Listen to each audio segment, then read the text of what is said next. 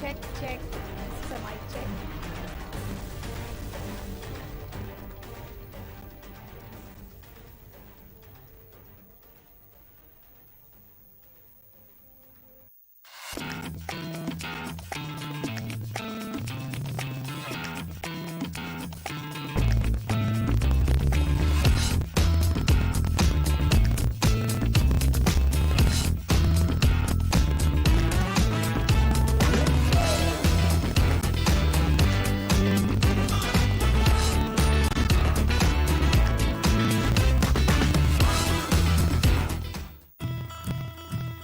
Teach me how to live, color my life with love, holding on to each other as we smile, as we soar. SSVM World School, making winners of everyone. SSVM.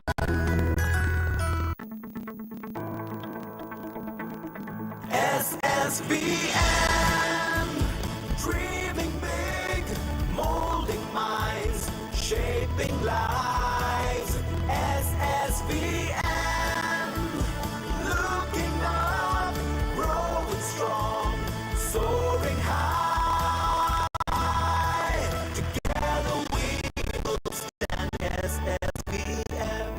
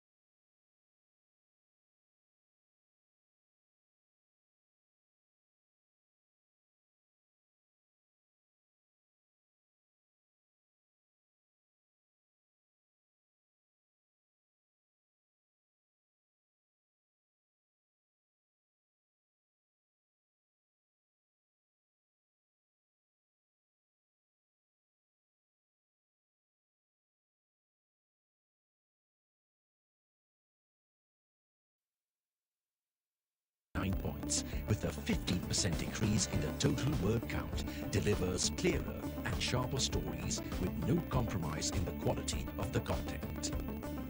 More space between the columns gives the paper a cleaner look. Bigger and impactful pictures bring the story alive. Infographics and more visual elements can be found throughout the paper. Quotes that capture emotions are what made our journalism credible. They are now taking a new form of contemporary design. Insert update of all your neighborhood news comes in a digitally integrated design through dynamic, in-brief, and nearby columns. Taking the center stage, page markers are now bolder. The editorial section is now made cleaner, bolder, and sharper with more emphasis on the magic of white spaces. A page aligned to perfection will give the readers the most enjoyable and organized reading experience. QR codes and digitally integrated navigation pointers will help the readers identify multimedia content such as online stories, interviews, videos, and podcasts. FAQs, profiles, science, money-wise have an enhanced look. The hierarchy of information can be easily identified with a shift in emphasis from bold to smaller headline fonts. News and Frames is taking an elevated magazine-like visual appeal with the use of vertical photos. The Sunday edition has been embellished to perfection with a design that is playful, vibrant, and trendy. Presenting Metrobus, Weekend, Downtown, Magazine, Friday Review, Opportunities, and Classifieds with an exciting new look. Our style of storytelling has been inspired by the social media landscape, which has enabled us to dive into a whole multiverse of possibilities on how visual impact can change the reader's experience. And our design will mark the beginning of it. So get ready to sit back, sip your coffee, and open our redesigned newspaper. It's not just a newspaper anymore. It's an experience.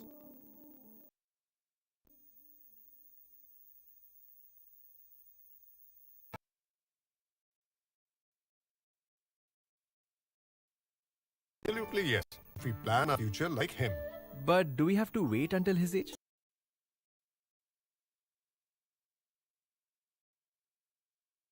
Deferred annuity, which regular income after some years. I see. LIC. LIC's annuity plans give and flexibility in receiving regular income. LIC हर पल आपके साथ.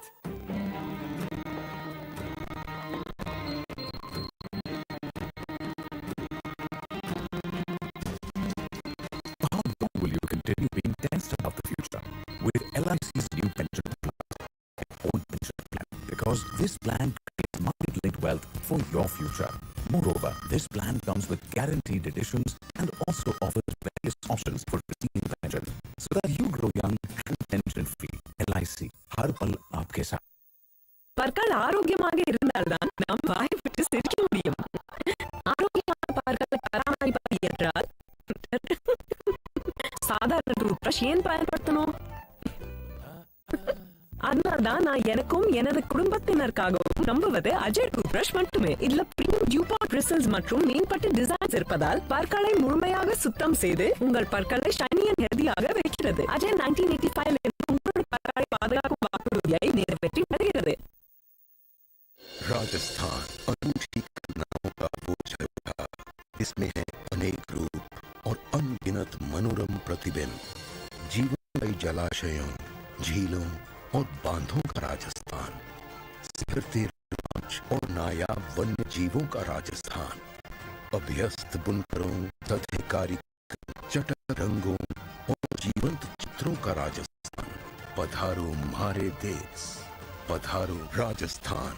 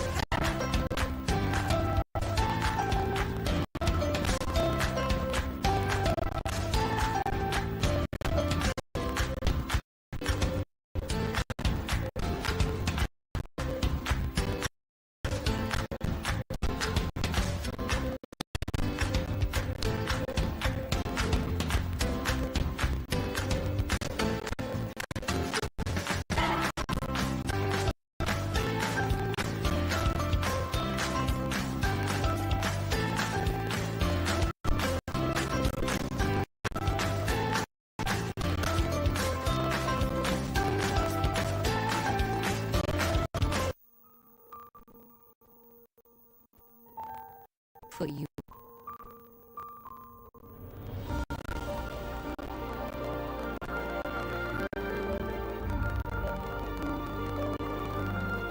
Make every moment a beautiful celebration with joy elements. Hindustan University is aspirants, giving them a grand platform to give flight to their dreams. One of the most sought-after universities in India, Hindustan provides space for learning and growing, not just as professionals, but as good human beings. Hindustan Group of Institutes was founded in 1966 by the late Dr. K.G. Verghese. Hindustan is home to learners from different parts of India, as well as those from around the world. Hindustan also has a variety of undergraduate, postgraduate, diploma and doctoral programs. There is never a dull day in the life of an HITS student. From your first day to your last, there is much to do, explore and cherish. Come to Hindustan and live your dream.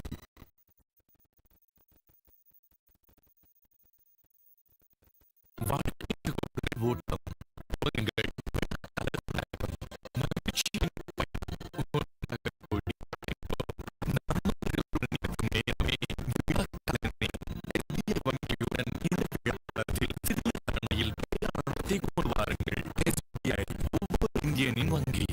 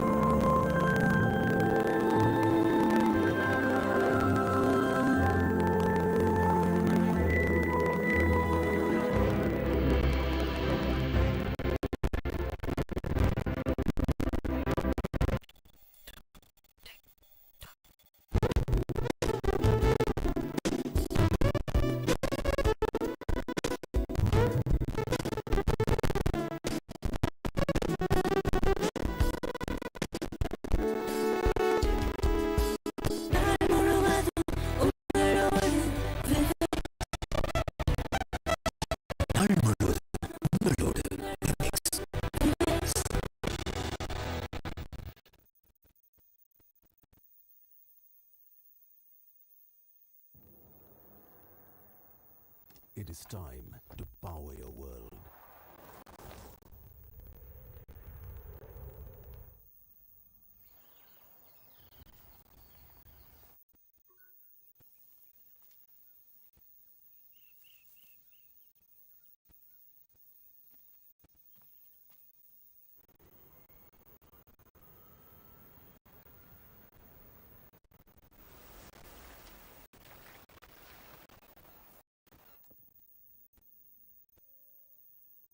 Hyundai Ioniq 5, the all-electric SUV. This festival, what are you gifting your loved ones? Imagine a gift that can bring your family together for years to come. Indian Bank has some best gifting ideas for you. That dream home your spouse has been waiting for. Get it with our festive home loans with low interest rates, no processing charges and quick sanctions. Just like our car loans. Yes, with up to 90% of on-road price, your father's next car is on us. Celebrate festival with Indian Bank. Indian Bank, your own bank, always with you.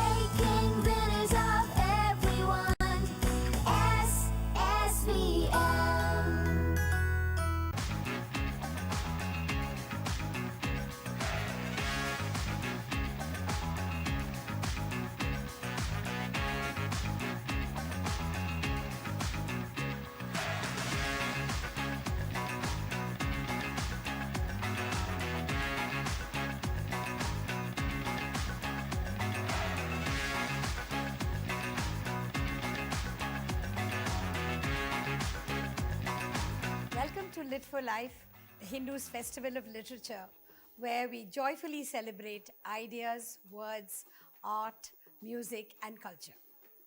After a 3-year hiatus caused by the pandemic, we are delighted to be back on the ground as a vibrant platform where distinguished creative minds from India and from across the world meet to discuss new writing and insights on a variety of subjects and themes.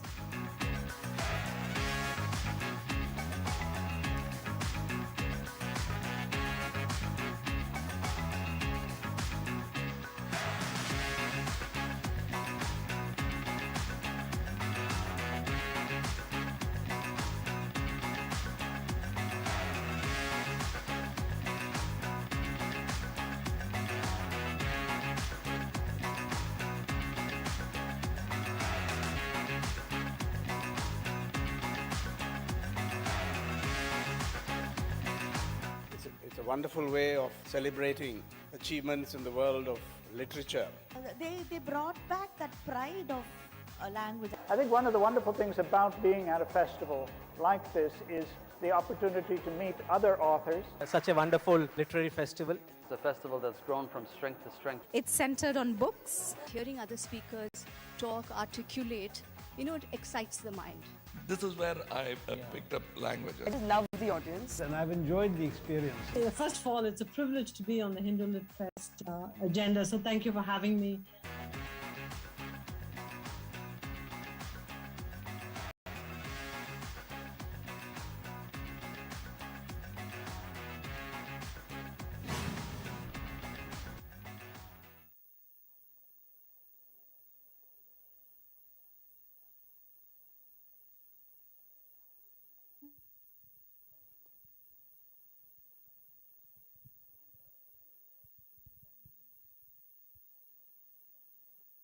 Good morning, ladies and gentlemen. Hello and welcome to the inauguration of the Hindu Lit for Life 2023, the sharpest literature festival in India. We'd like to request you all to please put your mobile phones on silent or on vibrate mode. Do not move around during the sessions as this may distract the speakers. For those of you who are active on social media, please do follow us at the Hindu Lit for Life on Facebook, Twitter, and Instagram. Feel free to take all the pictures and videos that you want, post them online so we can see how you're enjoying the festival here with us. Thank you.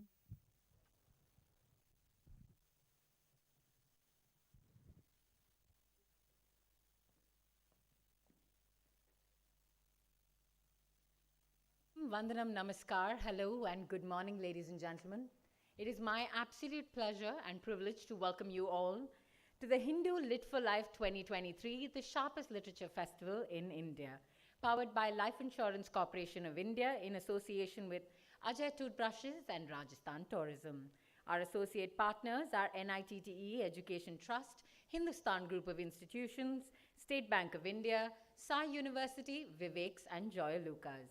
Our mobility partner is Hyundai, banking partner Indian Bank, author lounge partner VFS Global, realty partner Casa Grande, our knowledge partner SSVM Institutions, our bookstore partner Higginbotham's, our gift partner Anand Prakash, our water partner Repute.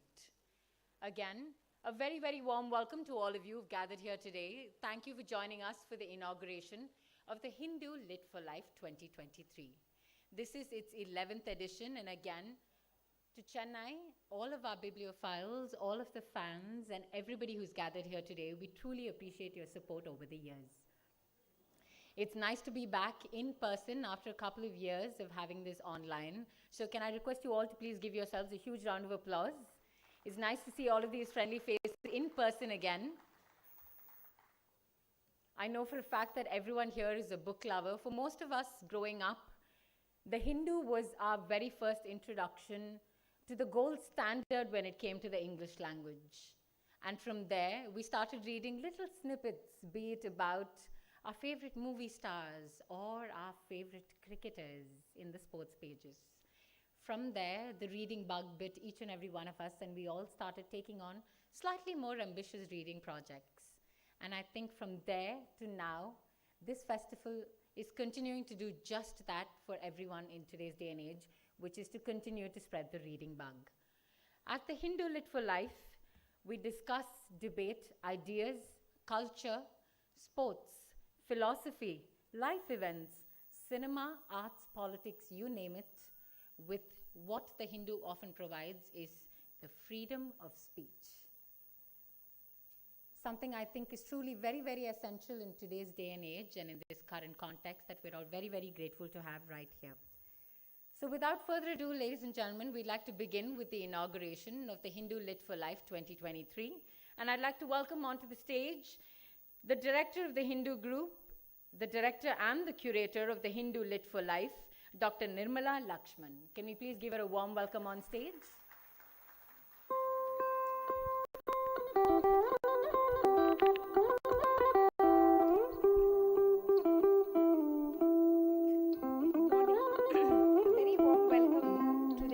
For Life, the Festival of Literature, where we celebrate words, ideas, and creativity.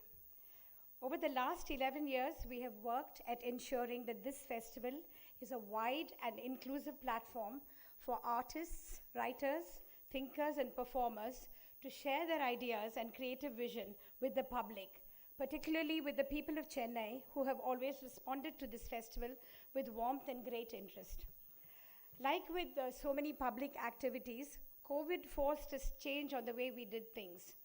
Although we successfully ran an online festival last year, this is our first post-COVID on-the-ground festival. And this is the 11th edition of Lit for Life, and we're delighted to be able to do this in person again. Coming from an independent media house, we carry with us the honest and fearless traditions of the Hindu, of adherence to democratic values, social inclusiveness, justice, truth, and a firm commitment to freedom of expression, which is the cornerstone of this festival. Justice Sanjay Kishan Kaul of the Supreme Court of India had kindly consented to inaugurate the festival this morning. Unfortunately, owing to a medical situation, he's not able to attend the festival in person, but is coming online shortly and will address the audience. We are tremendously grateful that despite just recovering from illness, he's appearing via Zoom to inaugurate the festival, and we deeply appreciate his efforts. Our warm thanks to him. What we have lined up for you here today in this auditorium and in the Kasturi Srinivasan auditorium next door are sessions by a galaxy of distinguished speakers and experts who throughout the day will discuss and present their ideas on a wide range of subjects, from award-winning fiction and non-fiction, including biographies, to sports, history, environment, film, theatre, social issues, and several other pressing concerns of our times. I'm very grateful to all our speakers for making the time and effort to be here at the festival. It is their work, their experience that holds up festivals like ours. We are very glad too that this festival provides the opportunity for festival goers to meet their favorite authors and engage with them directly. We are also organizing book signing here today, and one of the most joyful sights for us as organizers to see is scores of people buying scores of books, and we measure the success of the festival by parameters like these, which assures us that there is a future for the printed book, for reading and for literature. Lit for Life, while mirroring the values of the Hindu, attempts to go one step further by actively engaging with people directly. We hope to continue this journey in the coming years with an extended festival with more sessions and activities that the public can enjoy. And it is this participation and a platform of exchange that reaffirms our shared humanity, our shared visions, dreams and hopes, and makes us the sharpest literary festival in India. I'd just like to take a moment to acknowledge the wonderful support from our brilliant curators. This has been and is a tight creative team that firmly believed in the vision of the festival and has steadfastly delivered year upon year.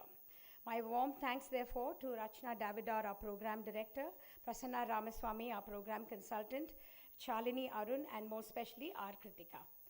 As always, there's no festival without any of them. A very special thanks to Suresh Balakrishnan, our CRO, Aparajita Bishwas, and the entire brand and events team who worked enthusiastically and tirelessly to produce this festival. They have been nothing short of amazing. The editor of The Hindu, Suresh Nambat, and senior editorial colleagues have been greatly supportive of all our efforts, and I'm very grateful to all of them. Thanks also to L. Navneet, the Hindu CEO, who's always encouraged the production and execution of Lit for Life as the Hindu's biggest marquee event. And of course, my deepest gratitude to all the sponsors without whom we could not have had this day. Year upon year, however, the biggest measure of our success as a festival is that people attend it, enjoy it, and tell us that they have been enriched. So thank you all for coming, and hope that this year too, Lit for Life will bring you joy, new insights, and light up your life. Thank you very much.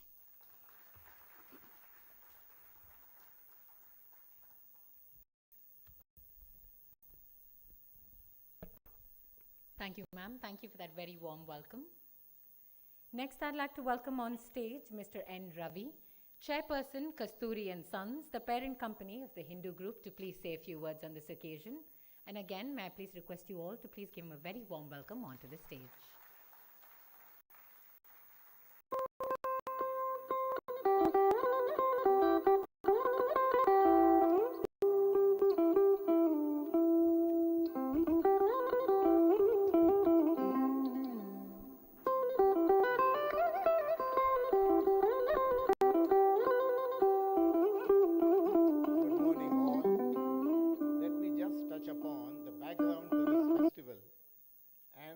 Hindus' engagement with books.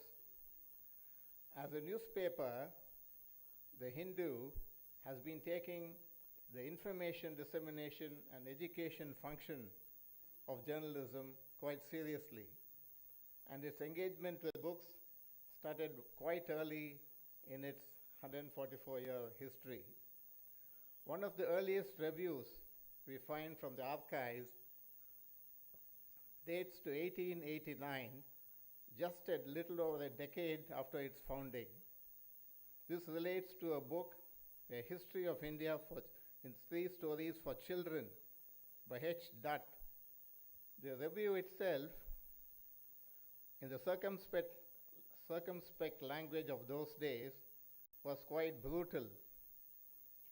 And I quote, "The idea is no doubt very good, but we must say that the author has not quite succeeded in carrying out the idea," the review notes. In the initial stage, publication and receipt of books for review was treated as news. Sometimes there was a critical assessment, but most often they described the contents and the subject in some detail. In the second stage, books were sent to academics and other experts for review, for critical assessment. In the third stage, the engagement with books was taken to a special supplement, the Literary Review, which continues to this day as part of the Sunday magazine. Now, the festival marks the 4th stage of the Hindus' engagement with books, where authors and book lovers meet, and there are talks on literary subjects, and also a wide range of people, including artists, actors, academics, and those active in the public policy sphere, are featured in conversation. Now that we are entering the world of books, let me flag an issue of some concern. Traditionally, no taxes have been levied on books on the ground that it would amount to taxing knowledge. However, now books seem to be fair game for the tax authorities. In the budget of 2019, a 5% import duty was levied on books, and the duty now has been increased to 10%. This mostly affects specialized books used in higher education and has pushed up the prices of books here in the Indian market. In fact, the prices of books in India used to be among the lowest in the world without any duty, and also because many publishers had brought in low-cost editions for the Indian market. But that might soon change.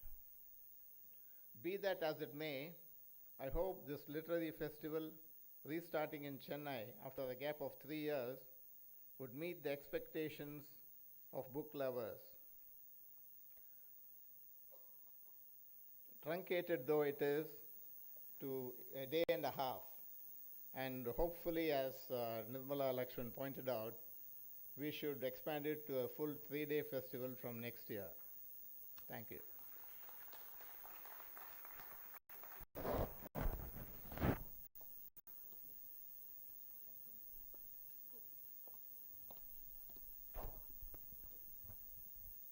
Thank you, Mr. Ravi. We're truly hoping that from next year on, it will be a 2 to 3 day festival. We're going to hold the two of you to that.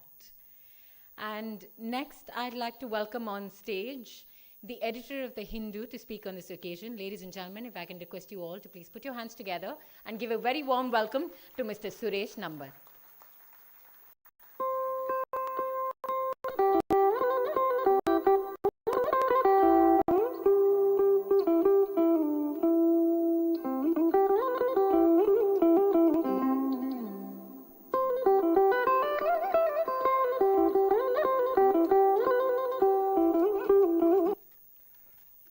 Good morning, everyone. The Hindu and literature go back a long way, and I say this not because I see journalism as literature in a hurry. The Hindu has always engaged with literature, including works written and read at leisure, from interviews with George Bernard Shaw and Jean-Paul Sartre, to introducing the best from the world of books as part of the offering of arts and culture, music and dance, and drama. More specifically, literary reviews in the newspaper began as 2 pages devoted to just books. The literary review became a special supplement in 1990, which was the first of its kind as part of a daily newspaper. From this, it was another big step, after 20 long years, to conceive of the Lit Fest in 2010. From a single session in the evening, the festival has expanded over the years to become a forum for engaging with books and ideas through discussions with authors and critics. As the name Lit for Life suggests, it now traverses an entire range of subjects and grapples with the issues of the day. If thoughts trigger action, it's equally true that actions breed thoughts. The best ideas are not generated in passive contemplation, but in everyday human activity.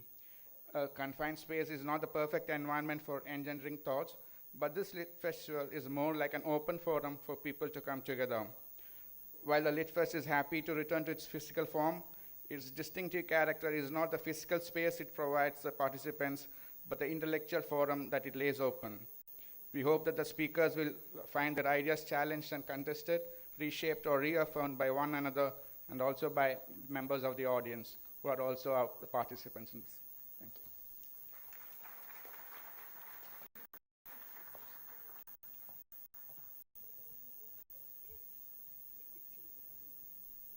Thank you, sir. If I can request you to please be seated on stage.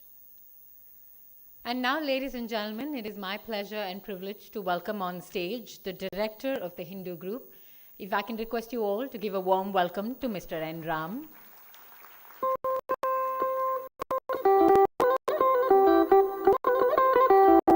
Sir, I would like to invite you to introduce the Honorable Justice to all of us here.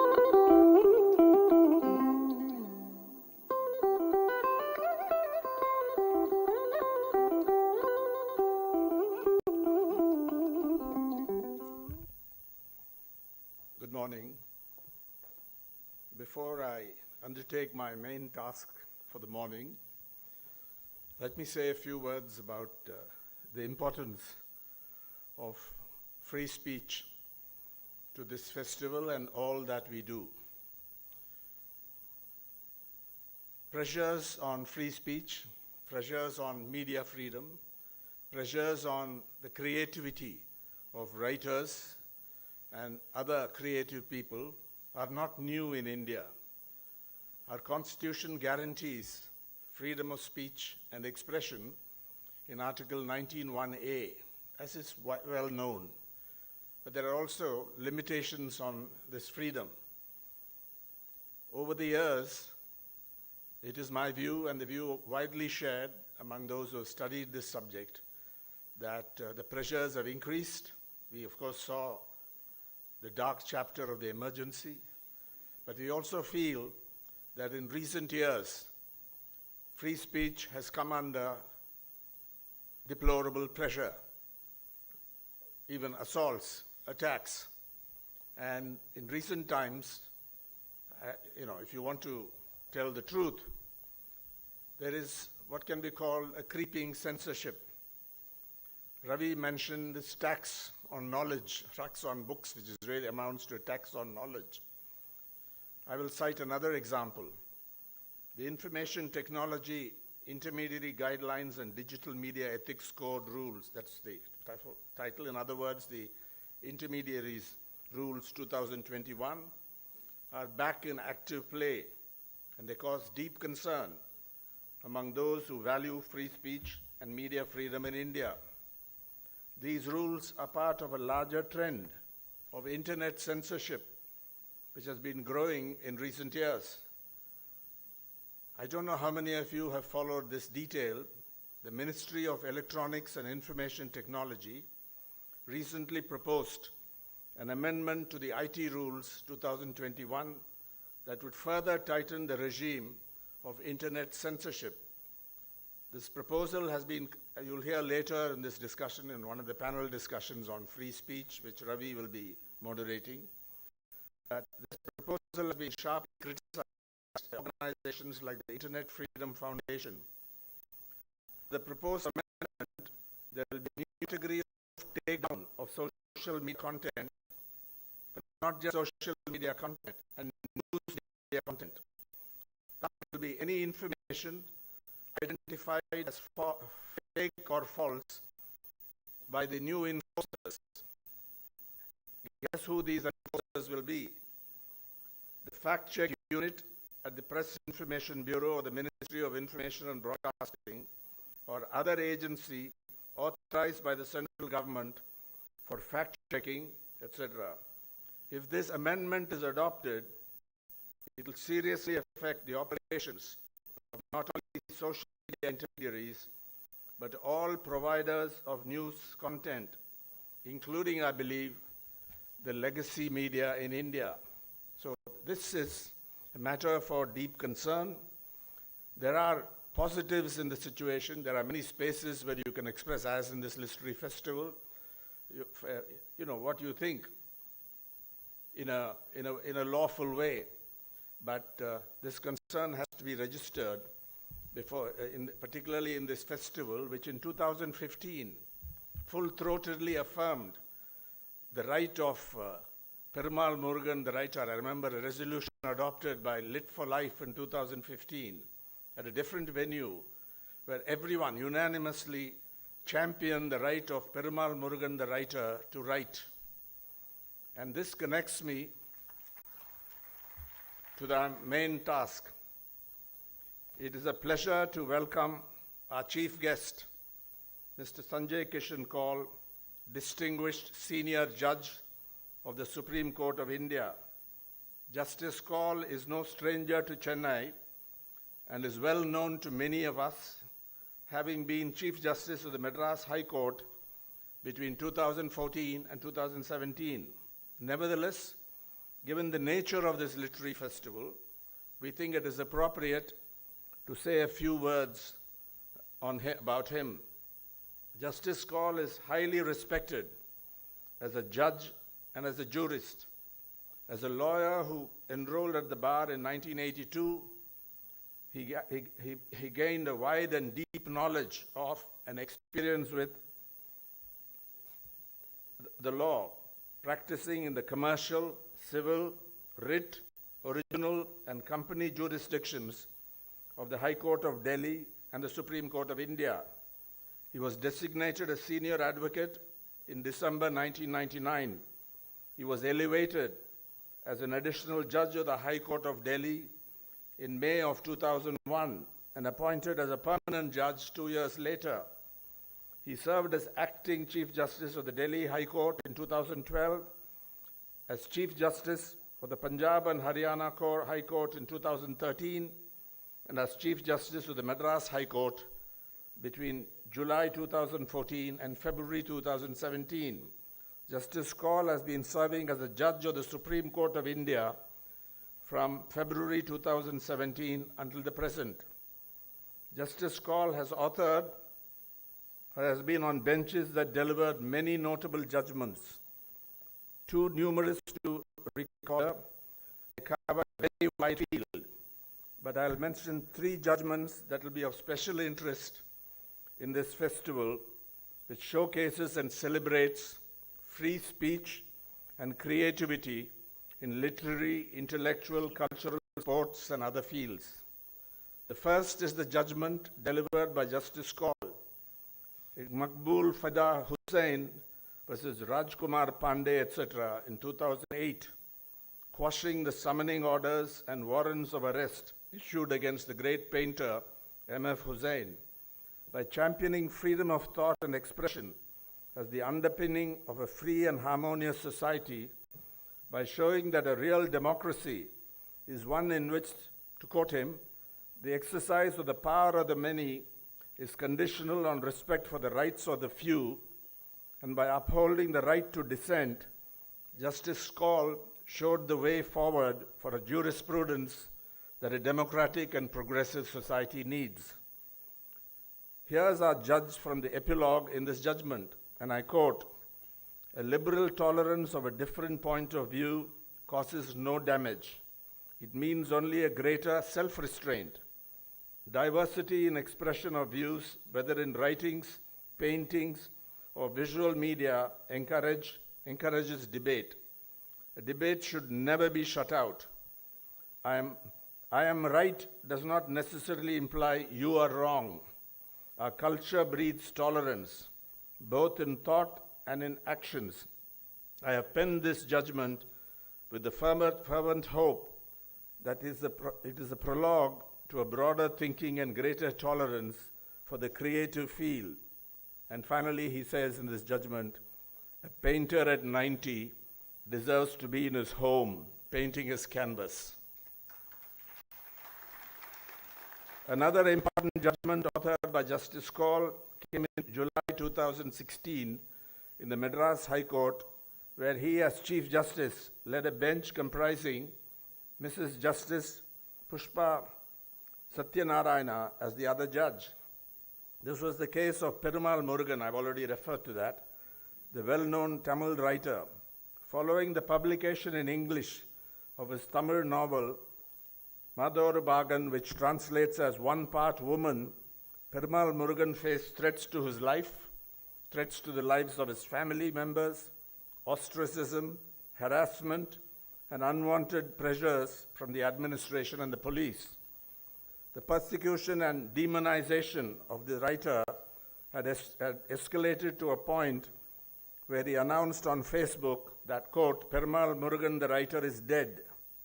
But Perumal Murugan, the writer, rose from the dead and has gone on to have a flourishing literary career after Chief Justice Kaul and Justice Satyanarayana championed his democratic rights. In a celebrated judgment concluded with the line, and I quote, "Let the author be resurrected to what he is best at, right." The final judgment I'll mention is the historic 2016 judgment delivered by a 9-judge bench of the Supreme Court of India in Justice K.S. Puttaswamy, retired, versus Union of India. The bench unanimously recognized a fundamental right to privacy guaranteed by the Constitution, within Article 21 in particular and Part 3 on the whole.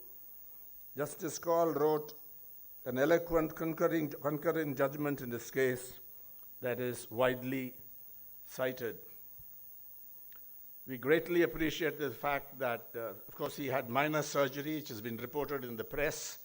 He was very keen to come here in person, but even Supreme Court judges have to obey their physician, against whose judgment there is no appeal. I have great pleasure in presenting Justice Sanjay Kishan Kaul, our chief guest and inaugurator.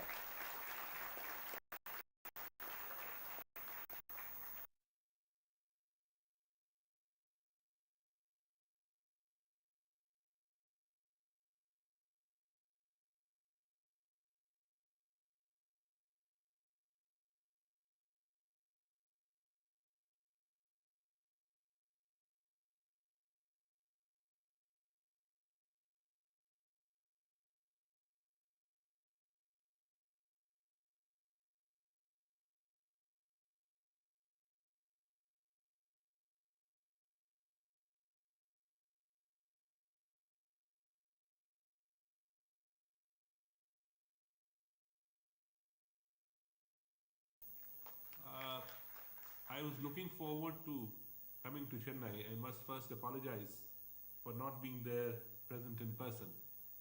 But at times, man proposes and God disposes.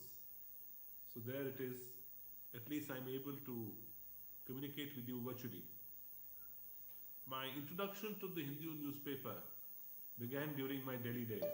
I was born and brought up in Delhi. Delhi was not short of newspapers, but I got an opportunity to read newspapers, not necessarily only for its news contents, but for its editorial, for its literary contributions, and frankly used to often read it at leisure after I finished my work. That habit continued through Chennai until date. So when my friend Enram had invited me to this event, I did not hesitate even for a moment. As my friends and family are aware, Chennai holds a very special place in my heart, and I had initially assumed that this event would give me the opportunity to visit the city again. I always tell others that my time as the Chief Justice of the Madras High Court presented some of the toughest challenges for me personally, but also gave me the most joy. It was where I learned to assume greater responsibilities and reinvigorated myself intellectually.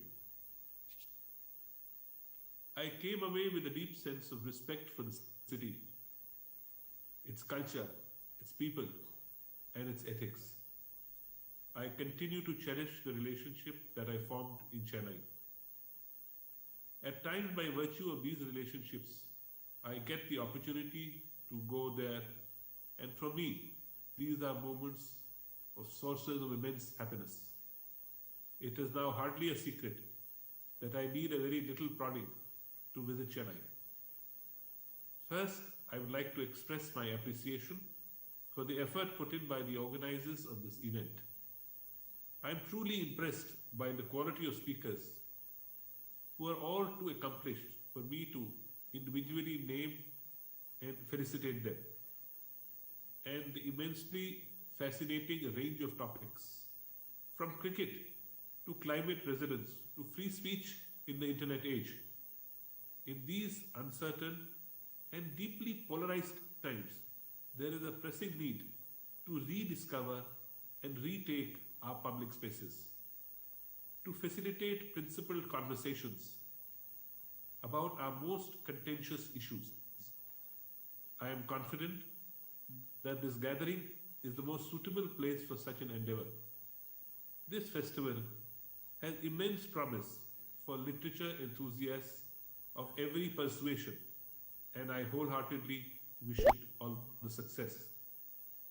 While deliberating upon my topics for this address, my gaze naturally fell towards the festival masthead, which proclaims that this festival, which was conceived by Dr. Nirmala Lakshman, aims to, and I quote, reflect the spirit of our times and celebrate free speech and expression. My mind instinctively went towards the experience as a judge in this city, dealing with one of the more publicized cases of my career, referred to by Mr. Enram, and how it shaped me as the person I am today. Before referring to the judgment of S. Taviniswansam, dealing with Professor Perumal Murugan's book called Madhura Magan, known in English as One Part Woman, my first journey as a judge began with upholding Khushwant Singh's right in his book, followed by M.F. Hussain, which is again extremely dear to me, and then Perumal Murugan.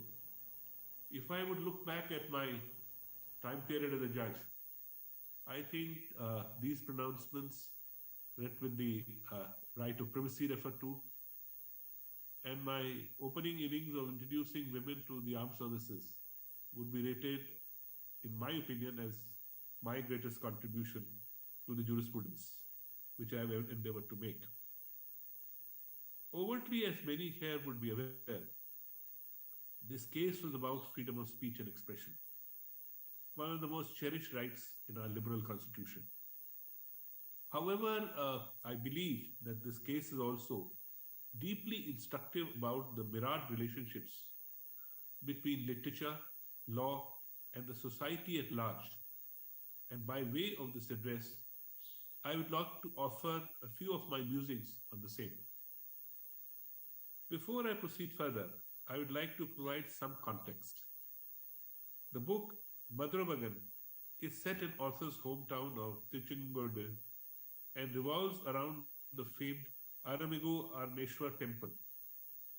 Its devotees believe that circumambulating around the temple will grant fertility to barren couples. The novel plays with this idea, and one such childless protagonist in the book is advised to participate. On the 14th in the book is on the 14th day of the Vaikasi Kara festival, which takes place in the temple. The controversy around this book centered around this very aspect of the book. Its detractors claim that the powers of temple were sacrilegious, denigrating, and with implication that the married women folk of the town participate in such an activity to beget children. In the immediate aftermath, such was the vilification of Professor Murugan that he famously declared on his Facebook account that the author Perumal Murugan has died and promptly withdrew all his books from circulation. The judgment rendered by the court, of course, rejected such allegations, noting that obscenity, while it may or may not have been present, was not the sole objective of the novel. It was instead an attempt to challenge established social mores, such as the stigma against sex and childlessness.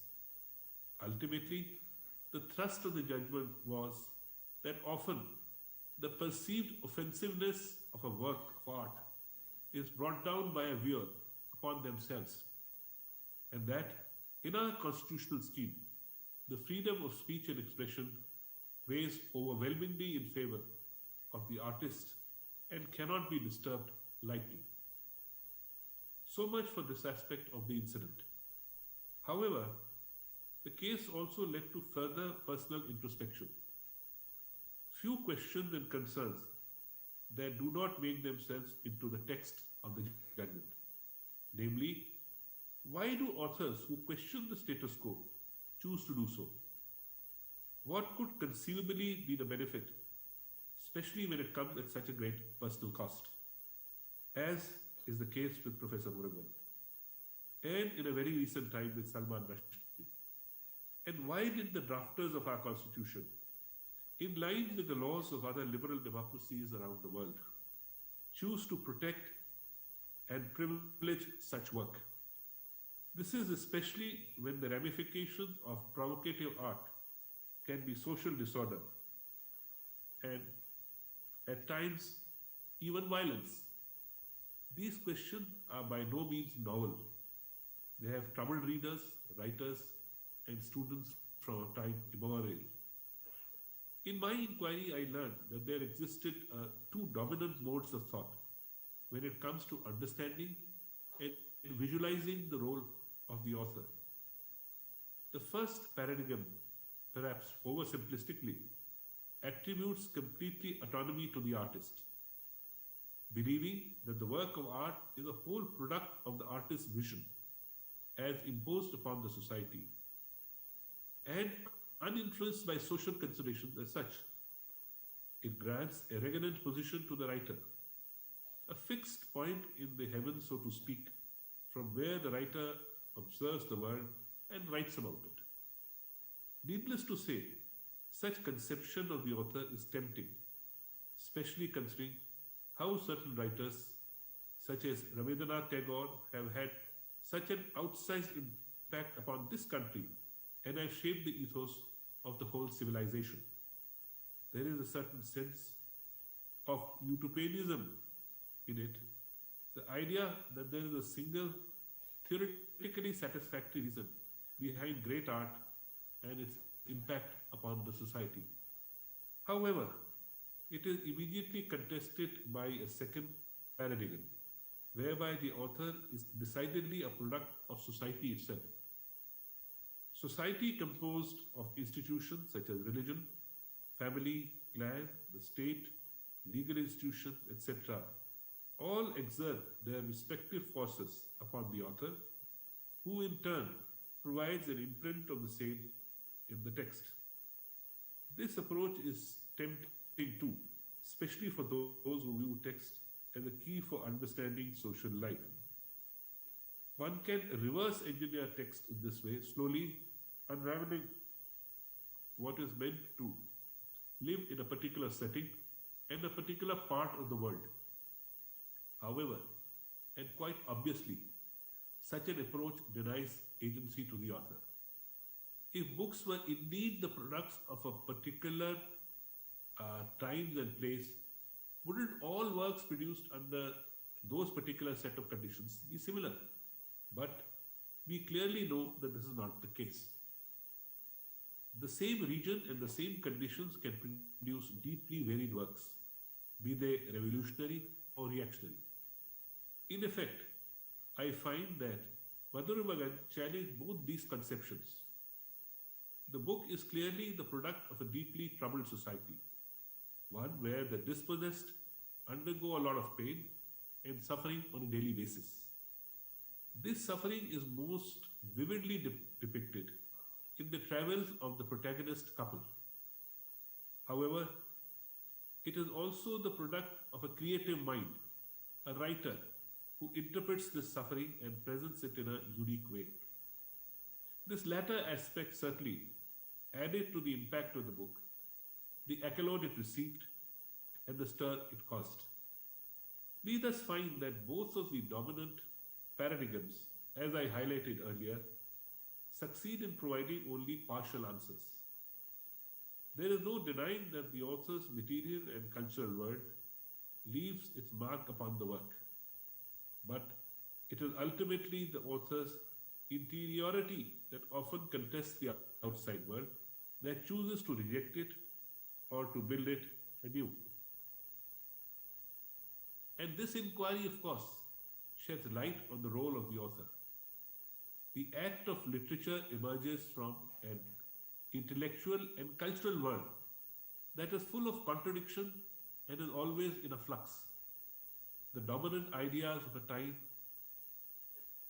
are also often contradictory as well, and as such, they are never univocal. One cannot wholesale adopt the prevailing idea of a particular time and call it literature. As Antonio Gramsci insisted, even within the most hegemonic in the ideological currents, there exists resistant voices and activities. Writers such as Professor Murugan have the capability to mold a new human reality from the clay, to reshape human society in their own image, chipping away at the existing social structure bit by bit. Today, academics recognize this function of literature as a form of self-fashioning.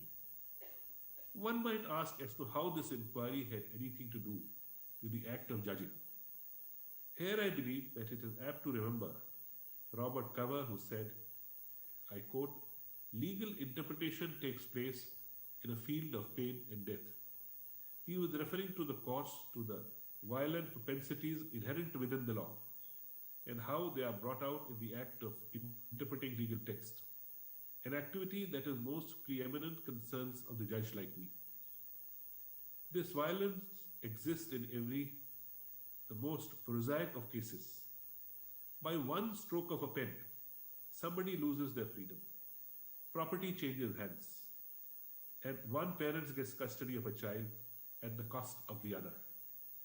This is not to say that the violence is unjustified. It becomes justified precisely because of the sanction that the social institution of law accords such violence. The implication of Professor Kavan's statement is that such as writers are involved in the making and unmaking of society, in a courtroom the judge becomes the author.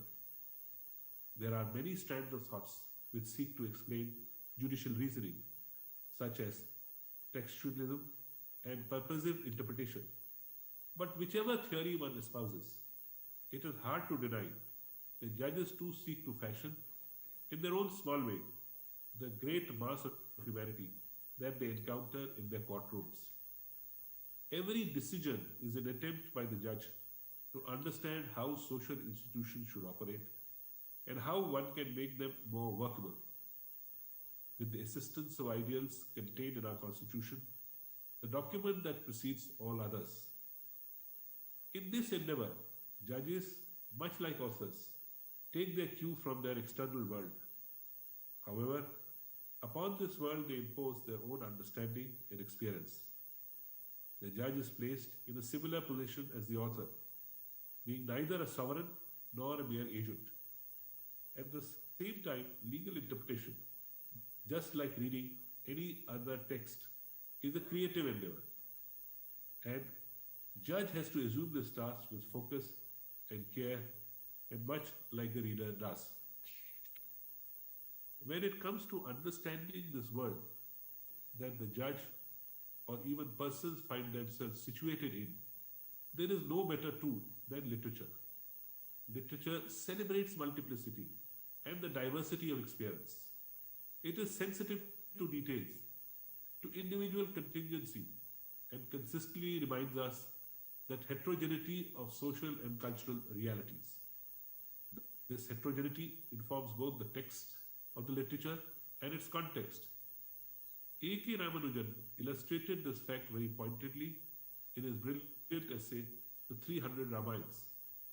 Unfortunately, this essay too received a lot of backlash from some fundamentalist groups. However, Professor Ramanujan showed that even within our most sacred scriptures, there is a diversity of perspectives and lived realities. This is apparent from the sheer number of languages in which the story of Ramayana is recorded, such as Assamese, Cambodian, Chinese, Gujarati, Tamil, Malayalam, Thai, Tibetan, and many, many more. Sanskrit itself contains more than 25 different tellings. What is most striking is that each of these renditions contains a departure from the other. In the Jain Ramayana, for example, composed by Vimalasuri, Lord Rama cannot even bring himself to kill Rama. This is understandably as in this story, Lord Rama is involved Jain, who cannot take another life. Thus, task of killing Ravan is left to Lord Ram's brother Lakshman. No doubt these narratives are different, but who can deny that the cast and setting of the play is the same? This is what connects all the stories to a common thread, a common grammar, and that is what makes all the stories Ramayana. This historical detail is one of the chief takeaways from literature. It illustrates the richness of human existence and of history as a state of flux. The Ramayana example I gave you earlier clearly shows how Jainism developed as a response to the dominant Brahmanism of the time. Similarly, scholars now understand that Thai Ramakiranto be an offshoot of the Tamil Ramayana, considering the similarity into the names of its characters. This makes all the more sense considering the common sea roots between the two regions. However, even here, the Thai Ramayana has major differences. Unlike the subcontinental or South Indian folk Ramayans, the Thai Ramayana places a major importance on the story's martial aspects. This is attributed to the fact that the initial Thai history is full of wars. Thus, the longest portion of Ramakindis is the Yuddhakand, or the Book of War. Thai people are immensely fond of Hanuman, not only for his devotion to his Lord, but for his marital prowess. This is the gift of literature to mankind, and what I believe to be the purport of our most exalted constitutional values: freedom, equality, and democracy. In this vein, I firmly believe that the next frontier of the Indian literature will be the Indian regional or vernacular literature, which has hitherto remained untapped due to multiple factors. The Supreme Court of India has also recognized the need to give an impetus to India's diverse regional languages, and a project has been announced by the Honorable Chief Justice to translate our judgments into Hindi, Tamil, Gujarati, and Odia. Recently, while hosting a delegation of students from MIT who wanted to go on a long trek to understand India, I found myself telling them that this exercise cannot be completed in 10 days or even a year. The starting point of such a trek should be to recognize the heterogeneity that emerges as one travels every 100 kilometers or so, be it in language, social practice, dressing, or food. After all, the French statesman Charles de Gaulle is reported to have said, "How can you govern a country that has 246 types of cheese?"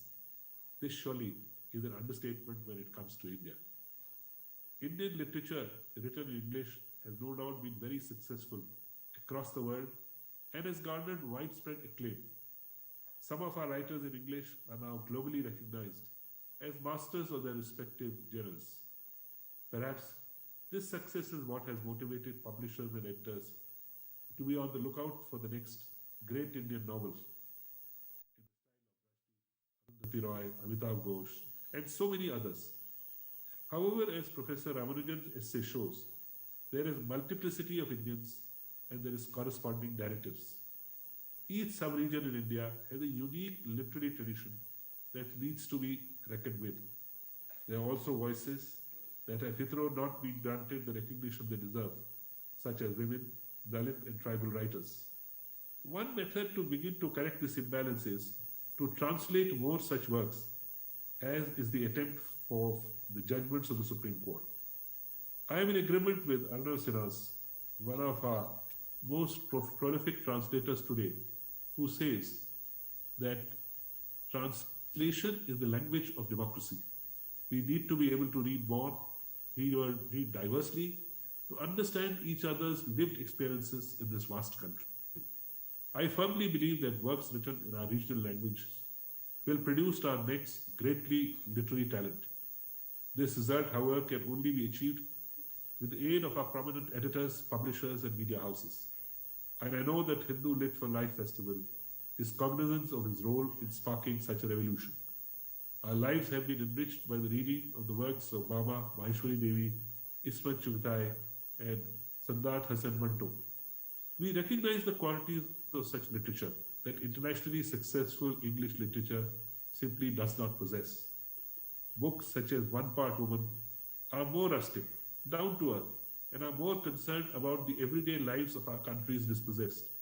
As such, they are more indicative of the lived realities of India's majority. I am certain there are many other such writers whose works have yet to reach us. In this regard, I am heartened by the widespread success of Gitanjali Shri's Tomb of Sand and the international accolades it has received. I truly hope that the moment will prove to be a precursor towards more and more works in regional languages hitting the global bookshelves. I would like to leave you all with a quote from Virginia Woolf. I quote, "Lock up your libraries if you like, but there is no gate, no lock, no bolt that you can set upon the freedom of mind." I thank the organizers once again for granting me this opportunity and for hosting such a wonderful and enriching festival. I wish the greatest of success for this edition and all other editions to come. Radri Vanakam, Jai.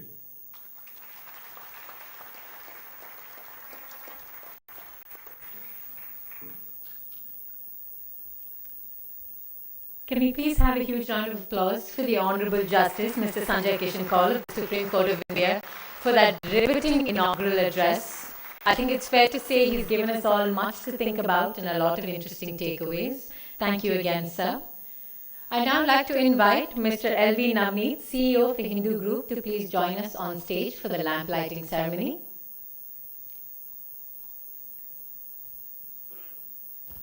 May I please invite Dr. Nirmala Lakshman, Mr. N. Ravi, Mr. Suresh Nambat, Mr. N. Ram, and Mr. L.V. Navneet to please do us the honor of lighting the lamp.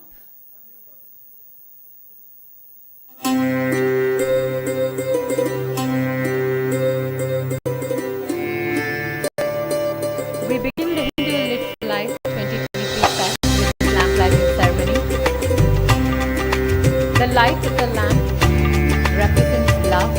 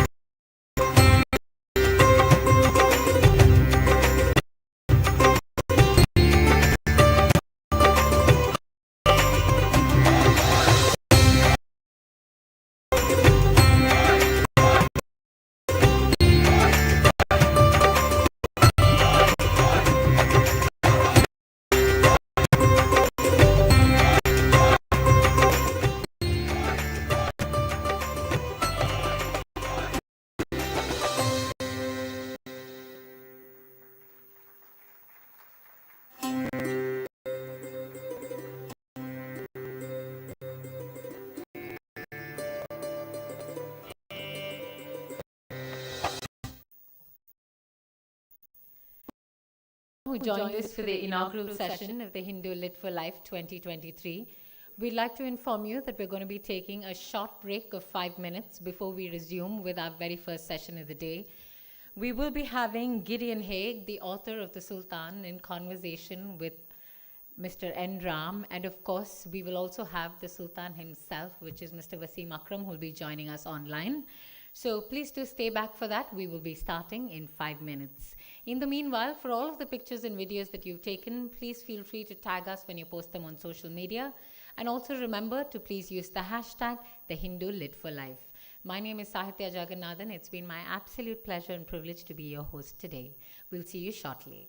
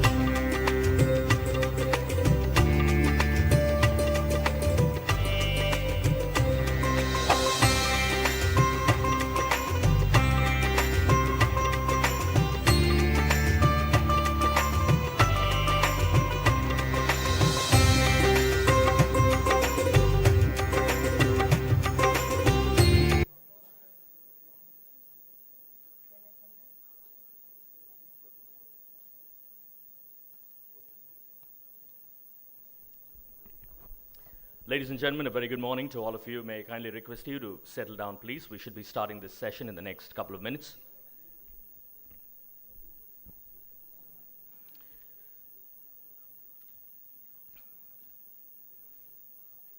It's quite incredible, isn't it? I mean, you talk about the Hindu lit for life, we talk about a variety of speakers, you talk about a variety of authors, and how wonderful it is, primarily being a sports broadcaster, that we are starting this early morning session with a fast bowler on stage. You talk about a fast bowler, he's no ordinary fast bowler, he's been probably rated as the best ever left-arm seamer ever. Big round of applause, ladies and gentlemen, for Wasim Akram. And it's quite fantastic that he's going to be here, of course, virtually, here in Chennai. The reason I say that is my mind goes back to the year 1999, that famed test match, India versus Pakistan. It's just an incredible moment. Obviously, a bit of a heartbreak for the Indian fans when Sachin Tendulkar got out, Nayan Mongia got out. That man, of course, took the catch of Sachin Tendulkar, later got rid of Nayan Mongia as well. But what was amazing is the love that the people of Chennai showered on him that day. That tells you volumes about what Chennai is all about, and that tells you about the knowledgeable Chennai crowd. Thank you so much, Wasim Akram, for joining us. Lovely, lovely to have you. Besides being the deadly fast bowler that he is, he's somebody who's got loads and loads of story to share with us. A fine storyteller in his own right. And of course, getting all those stories out for us is Mr. Gideon Haigh. Lovely to have you with us, sir. He's lived through the journey of Wasim Akram in the book very recently. So much that he's got out of him. Big round of applause, ladies and gentlemen, for Gideon Haigh, who's in his 40th year as a journalist, has contributed to over 100 newspapers and magazines. Lovely. Gideon, as they say, great to have you, mate, here in India. Lovely. Yeah. And of course, next up, may I request the pleasure of the company of Mr. N. Ram, who's the director of the Hindu Publishing Group. Needs no introduction at all, but besides everything and anything that he has done, an ardent sports fan himself. Thank you so much, ladies and gentlemen. Gideon, over to you.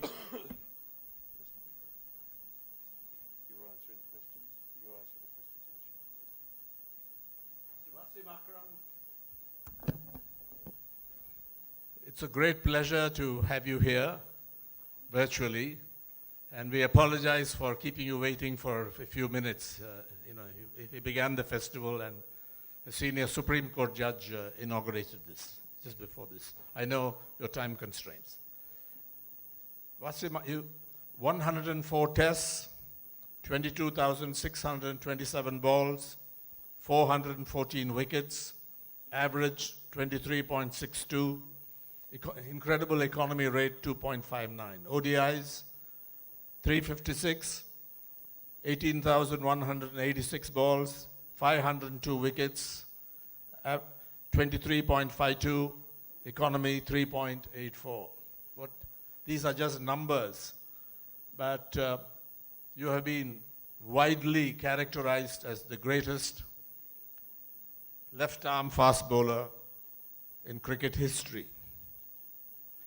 May I start with your recollections of that moment in Chennai, where in this book, Sultan, you said, I had been told that the Chennai crowd had a reputation for sportsmanship. What happened next, I still find very moving. Can you take all of us through that moment, Wasim? Yes, good morning, everyone, and assalamu alaikum. Gideon, good to see you again after a long, long time. And hi, everyone there in Chennai, one of my favorite places in India. I do miss coming there. I do miss the food. I do miss people of Chennai in general. It was, that tour was quite it wasn't an easy kind of ride. We had presidential security. We couldn't go out anywhere. But in general, the cricket white, it was one of the best tours I think I've been on. We got looked after beautifully by the Indian crowd, by the Indian administration at the time. We were very well looked after, like I said. But yeah, Chennai test is very special to me because against arch rivals, India-Pakistan cricket is a beauty of this beautiful game. They should play more often, in my opinion. But that series I played, I think 89, I played against great Sachin. When he came to Pakistan, he was only 16. And then I played the test cricket against him in 99 on that tour. So 10 years, we didn't play test cricket against each other when I was at my peak, when Vakar was at his peak. And of course, Sachin Tendulkar was at his peak too. But that obviously wasn't in our hands. But Chennai, I remember one thing, it was a long time ago, that it was a very, very hot kind of weather, and it was kind of a bare pitch that suited us in a way because we relied on reverse swing quite a bit, and we had one of the best spinners in world cricket at the time, Saklan Mushtaq, because nobody knew his Dusra delivery he invented at the time. Sachin read him well. I think after first innings, he read him well. Every time he bowled Dusra, Sachin went for this lap shot just behind the keeper. Very odd shot to play against the off spinner, against the Dusra, but he mastered it. I mean, that's why Sachin was one of the greatest of all time. And I remember how close the game was. I think they needed 20 odd to win. The great man was batting on 136. And I remember talking to Saklan just the ball earlier. Every fielder was on the boundary. Sachin was facing. They needed 20 or 24. I don't recall the exact numbers, but there weren't many. And I went up to Saklan. I said, look, he's reading your Dusra.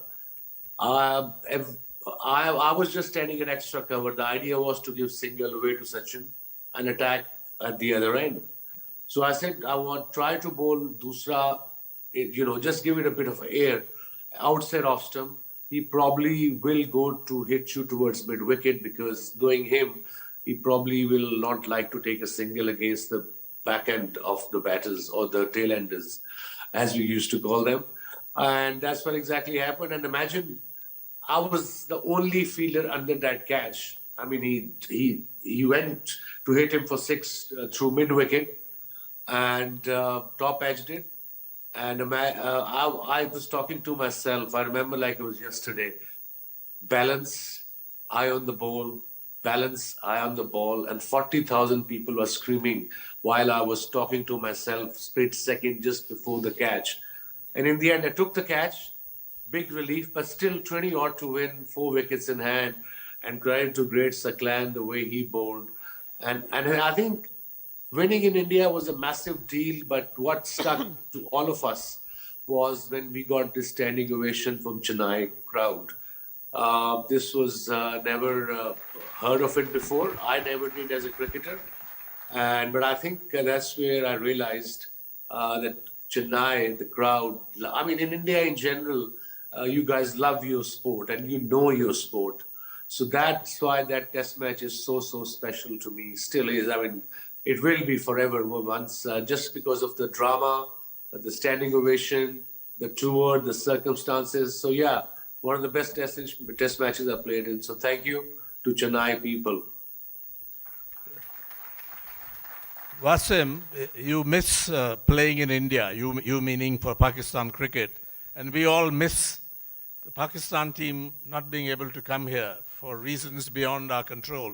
Do you have any hope that this situation will change and those memorable tours, although they face challenges, you're able to come and you speak in this book about this wonderful hospitality in Mumbai, in Chennai and everywhere after quite a difficult moment, I remember 1999. No, I have also special love for people of Chennai at the time because if anybody read my book, I think Gideon and myself, I think I spoke about that incidents happened with my late wife while I was flying to Singapore, and there was a stay in Chennai for refueling, and obviously she kind of she wasn't conscious. And when we landed, I was kind of crying, and obviously people recognized me at the airport. And we didn't have the Indian visa. We both had Pakistani passports. And the people in Chennai at the airport, the security forces, the custom people, the immigration people, everyone just said, don't worry about visa.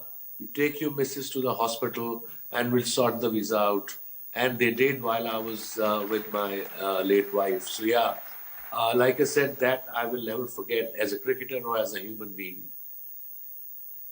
And coming back to your question about Indo-Pak cricket, you see Australia, sorry Gideon, Australia talk about England, Australia, Ashes, pressure. I said, okay, 70 million, 75 million people in England, 24 million people in Australia, and India, Pakistan together, if you mix it, it's about 1.5 billion people. So that's a different kind of pressure. Everybody gets involved. Everybody gets involved. Household, invite their friends before the game.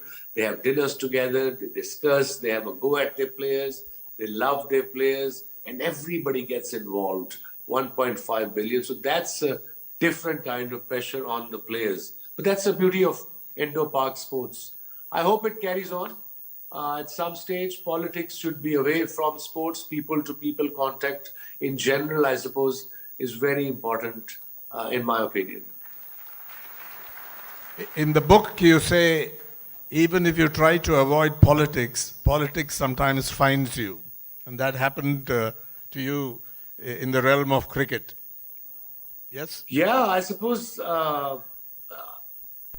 I don't know about nowadays, but in my days, that was the kind of the case. I mean, it wasn't an easy ride. You see, as a sportsman, you want to come, you want to play, and you want to go home. It wasn't that easy when we played cricket. I don't know why it was like that. Either it's part of a cricketing culture, that you have to know the chairman first, whoever comes in, because it all depends on him. If he wants you to be the captain of the side, if he wants you to be in the squad. So it's just, it wasn't that easy for me to just concentrate on my cricket or focus on my game. So that must have affected me, my game as well at times, probably because it was too much for one person to handle. Hopefully things are better now in Pakistan cricket. I'm not very involved with Pakistan cricket, although I kind of am, but not directly. But things are obviously little better, but still, the chairman, PCB chairman decides who will be the captain, or the vice captain for some odd reason. Now, coming to this book, I have the hardcover of Sultan, and the paperback is available in the bookstall here at the festival. I'm going to get it autographed by Gideon. Unfortunately, Wasim has to do it virtually. But, yeah, sure. But can you tell us, Wasim, how you found Gideon? I know the story is in the book, but people who haven't read the book would love to know what... I know Gideon as an exceptional writer, not just on cricket, a prolific writer, but a writer who is highly insightful. But how did you find Gideon? A very difficult person to deal with. Gideon, just kidding. No, Gideon had been exceptional, I must say. You see, it was very difficult for me to revisit or remember the incidents that I didn't want to talk about. And credit to Shanira, my wife, and of course Gideon, who was well prepared. Excuse me. He remembered more of my cricketing off the field, I suppose, incidents, because he'd done his homework properly. He was like breeze with Gideon and became very good friends, a great human being, and of course, one of the best writers in the world. I mean, he's thorough professional, lovely guy off the field, and of course, he writes very well too. Gideon, so congratulations, buddy. Now, if I may bring in Gideon in. Now, Gideon, obviously, you've done a book on Shane Warne. That didn't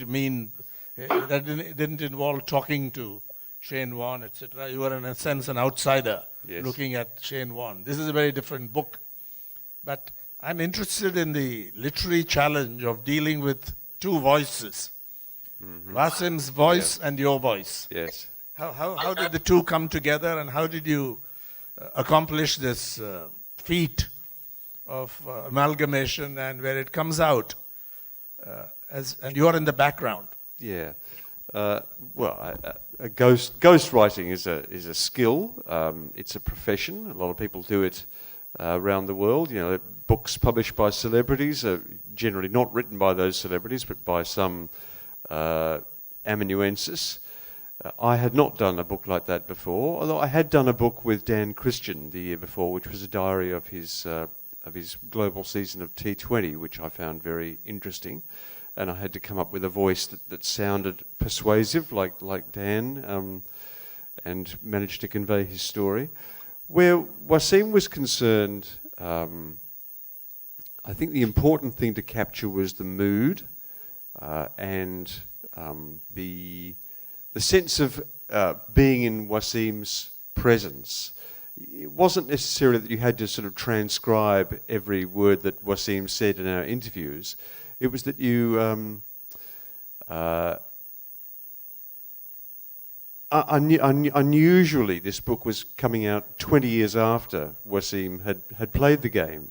So there was recollections of the... I don't think anything is to be gained by a monotonous recapitulation of every single game a player played. You could afford with Wasim to be more selective. You could afford to concentrate on those events that were genuinely key. You could take advantage of the fact that the 20-year time lapse had given Wasim some sense of detachment, some sense of context for his entire career. And Wasim was, once again, this is going to sound like a mutual admiration society, but Wasim was very, very easy to deal with, very reliable, very responsive, very thoughtful, very reflective, and very sensible, actually. And very courteous. Very courteous. Wasim, it's a sort of rather old world courtesy about Wasim. He's always very solicitous, he's always very engaged. He's a delight to deal with. There is also a great pride in Wasim. He's proud of what he accomplished. He's proud of his country. He's proud of his culture. He's proud of cricket. You want to see if you can convey that as well. A lot of this book was events befell a very young man.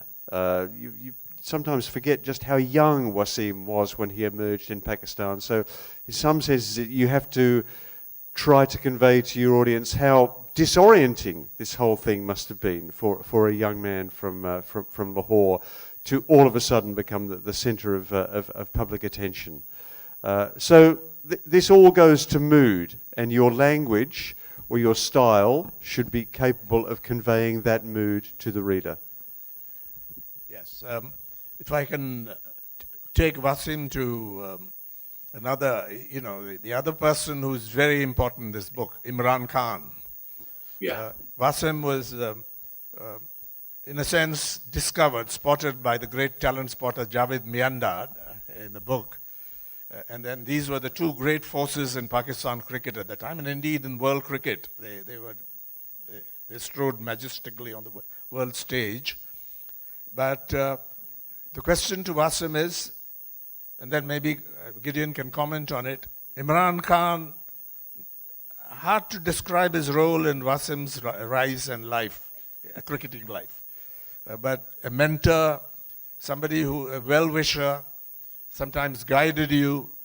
But how did it not evolve to a stage where he was the controlling force? Did he give you enough autonomy, Wasim, to grow as a cricketer? I remember this story when you had this terrifying moment when Viv Richards stood out of the dressing room and called for you, and you reached desperately to Imran for help. And Imran said, "No, it's your problem. Go and sort it out." So can you tell us about the importance of Imran Khan in your life, and how did you get enough space with such a dominant and charismatic figure? I just, a very good question. I think he was instrumental. Of course, Javed Bhai was before him. And when I met him in Australia in 1986, I think 85, March, when he joined Pakistan team for the mini World Cup where India won eventually. It was, and since then he took me under his wing as far as cricket concerned, as far as bowling in the nets concerned. You should plan this, you should practice this. And as far as most important training concerned, every day, he trained very hard. And that's the habit I got into early on with him. And another important person I think I also wrote in my book is Mudassar Nazar. He was the guy who was married to a foreigner, girl from Manchester. He lived in Manchester, played in league cricket for a long, long time. So he was the one who used to take us out to actually explain it to us. You have to learn the culture. If you don't drink, that's fine. But visiting a bar, it's okay. You can have your, soft drink or a juice or whatever. That's part of the Western culture, and all these things help. But coming back to Skipper, I think he just gave me love, unconditional kind of love, confidence, teaching me on and off the field, taking me with him to parties that I really enjoyed. I was like 20 years old and going with Imran to all the big parties. And I mentioned one party in Mumbai I went to twice and thrice at late Parmeshwar Godrej's place. What a great lady she was, Imran's very dear friend. And I was in awe of him in general, on and off the field, the way he conducted himself. I wanted to be like him on and off the field. I mean, on the field, of course, performance, off the field, of course, his social life. But obviously, reaching Imran's social life was a very difficult, in the 90s because he was, like you said, right up there.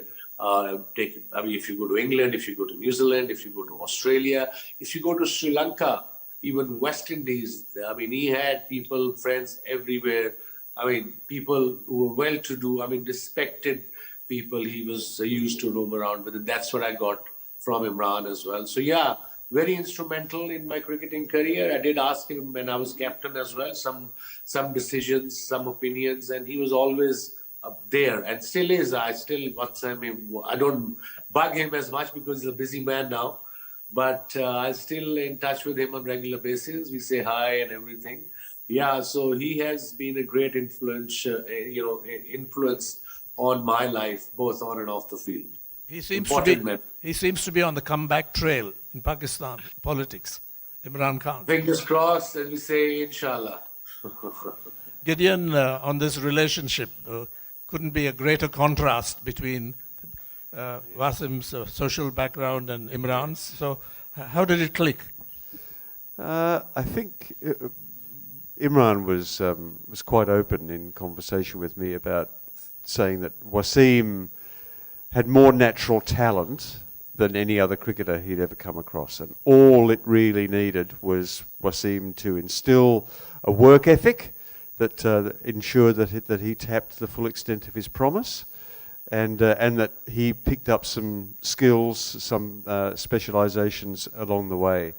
I must tell you that when I did finally talk to Imran, it was quite a memorable experience for me as well. Wasim had given me several WhatsApp numbers over the course of the preceding 6 months, and I'd ring them and they'd ring out because, of course, Imran is often changing his phone number. Finally, Wasim rings me one afternoon and he says, right, Imran is going to be on this number at 10 o'clock Pakistan time tonight. Okay, all right. 3 a.m. Melbourne time, that's fine. I'm up for it. So I ring the number at 3 a.m. There's no answer. I go, oh, okay. Then I'm just about to go to bed and I get a text message back saying, call this number in an hour. I go, right, okay, I will. So I ring at 4 o'clock in the morning and it is Imran. And it is quite extraordinary to hear that voice that you're so familiar with actually speaking directly to you. And the esteem and affection in which he held Imran. It was actually the night of the elections in Punjab in Pakistan, a key moment in Imran's political comeback. But he had time to talk about Wasim, and it was like that. Imran was straight back there, almost talking about Wasim in the present tense, and loving the recollection of it. Clearly, the kinship between the two men is acute, and I know Wasim still refers to Imran as skipper. Skipper in life as well as in cricket. Yeah, I still do. Whenever I talk to him, Gideon, I write him, hi skipper, what's up, how are you doing, and stuff like that. So yeah, once a skipper, always a skipper. You should remember that, Gideon. You still play cricket though. he gave you the second highest civilian honor in Pakistan, right? The second highest civilian yes, I honor. think so. Yeah, I forgot the name of it. My bad. What is it called? Sitara Imtiaz, guys. Now, coming to some difficult decisions. Sure. Three issues which are I think there's a remarkable honesty about this book. And since you came to it 20 years later, perhaps it gave you a perspective that's different from the usual, the run-of-the-mill ghosted autobiography of a writer. And what strikes me as a reader of this book, I've been through it quite carefully, is the remarkable honesty with which you deal with the issue, and you've convinced your collaborator, Gideon Haigh, that this is the truth. I think those two came together. And one is the issue of ball tampering, which is not a big deal as far as you're concerned, but there was a lot of writing on it, propaganda. The second issue, more serious, is the match-fixing issue. And the third issue is drugs, taking cocaine. All three are in the book. People can read it themselves because there's no time to, because he has to leave in some minutes, Wasim. But how did you convince yourself that I have to come out with this? And to me, it is entirely convincing.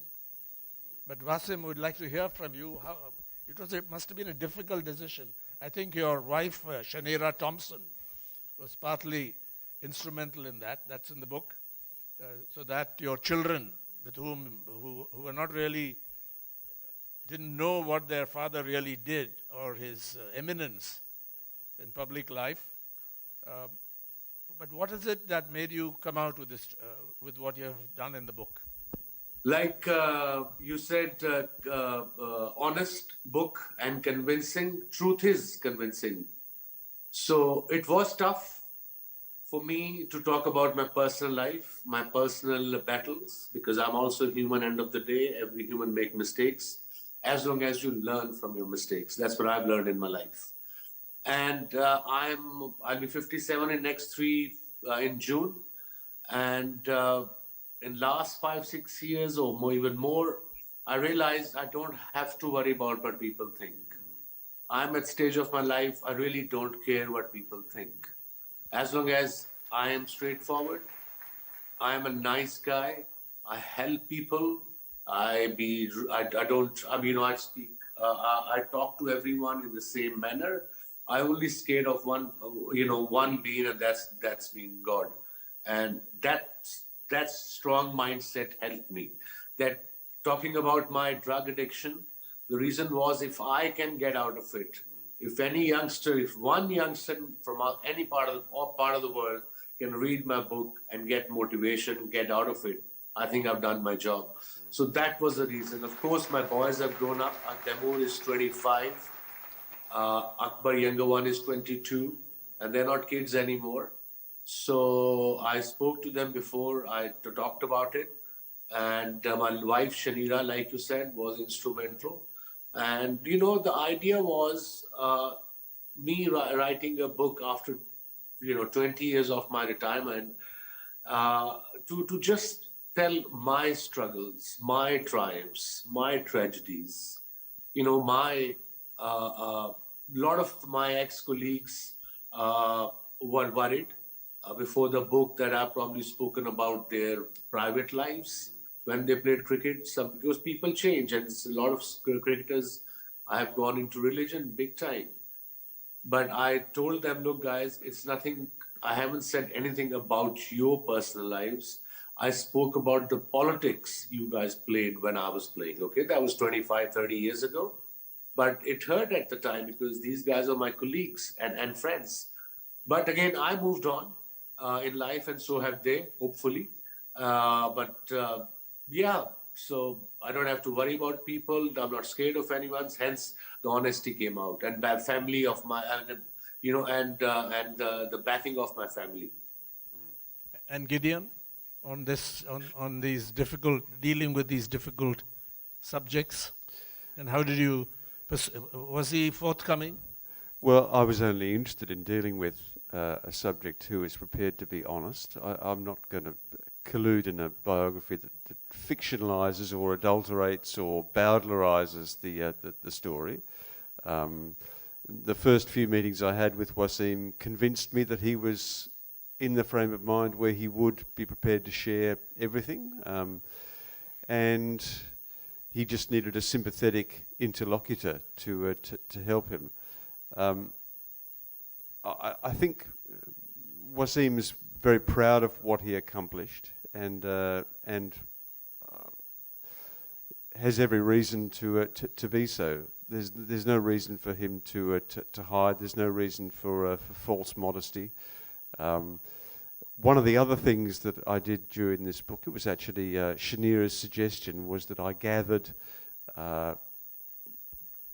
quotations from or tributes to Wasim from other players around the world, other eminent contemporaries, and to the invitation to do so, the response was always instantaneous and enthusiastic. Wasim is a cricketer's cricketer. If you love cricket, you cannot help but be excited by what Wasim has done. Explosive pace, left arm swing, hard hitting, charismatic, aggressive.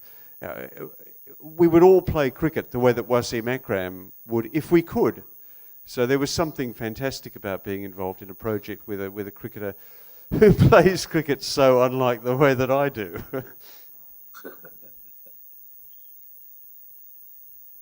Wasim, about young Pakistan cricketers and by extension Indian cricketers, what would be your advice to them today about the traps to avoid? Because there are so many traps out there in the cricket world. India, as much as Pakistan, has felt the impact, negative impact of these dealings.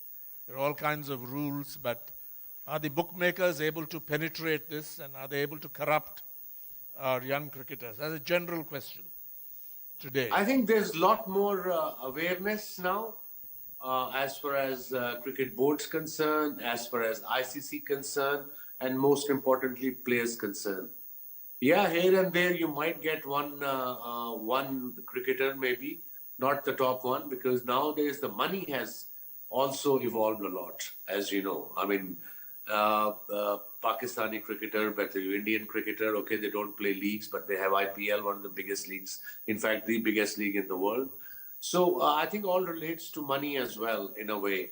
So awareness, before every tournament, there's a team meeting with the anti-corruption people. They show the team the videos and how the honey trap comes in, how will they get in touch with you, and stuff like that. There was nothing in the 90s like this at all. So I think that's also helping present cricketers, money and plus awareness, both.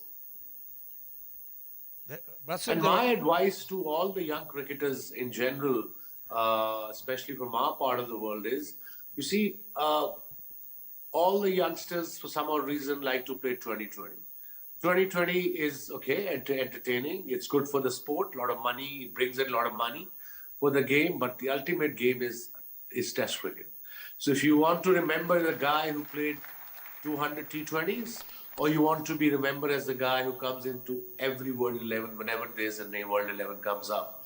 So that sort of goal set. I mean, concentrate on 4-day cricket and you will adapt to T20 format. It can't happen the other way. Wasim, from the book, there are 3 important women in your life. Your grandmother, you slept alongside her just before you got into the national team, straight out from there. Then Huma, your first wife, who was highly educated, very accomplished, very sophisticated, and often guided you from a professional standpoint also. And then Shanira. Can you say something about starting with your grandmother? Yeah, I mean, I remember, I miss her a lot. I mean, I remember when I was 7-year-old, I was the 3rd boy of the family, 2 brothers, then me, and then straight after sister came. So all the concentration of my parents or, be around my relatives went to my younger sister. And I was neither here, neither there sort of guy. I remember my grandmother used to tell me, "You are so innocent. What will happen to you when you grow up?" He was so worried about me. So I think I can tell her proudly that I'm doing okay. We used to call her Ammi, and we call our mother Didi. Very odd because Didi is a very Hindi, other thing, but the whole family called my mother Didi. So we just call her Didi, and to grandmother we call her Ammi. So yeah, she was great. She loved me. She looked after me. She used to give me money to go play cricket and eat on the way back. And then, of course, Homa, my childhood love. Miss her dearly. She shaped me the way I am today. She gave me two beautiful boys, Taimur and Akbar. And then, of course, Shanira Thompson, now Shanira Akram. What I learned from Shanira is be straightforward, be honest, and of course, if you make a mistake, own your mistake. It's the Aussie way, and that's what I learned from Shanira. And all three, and now I have the fourth one now, Ayla. She's 8 years old, and she's a little pocket rocket. So yeah, I'm looking forward to seeing Ayla and Shanira hopefully after this PSL. And I think I realized now it's time to take some time off, 3-4 months, just to be with my family. And yeah, I think every person, they have somebody important in their life. And I suppose mine are these 4 girls. Wasim, Gideon, in a conversation on the book, I recall, mentioned that something struck him quite deeply, that you told him that you hate people wasting food, sending food away. What can you tell us why? You didn't come from the poorest of the poor background. Your father was educated. I don't think you would have starved. So No. what is it that makes you so deeply upset when somebody wastes food? I think it's just the way the world is right now. Food is scarce in general. Things are, so expensive in general. Inflation is getting higher and higher. India, Pakistan, day-to-day people, daily wages are for them impossible to eat food, and we just waste food, and that takes me off. Even in this PSL with Karachi Kings, the special instructions to the whole team, even to the foreign players, that guys, eat your food. There's plenty of food there. Just don't waste it. There are a lot more people who deserve it, and it's a habit. It's a habit.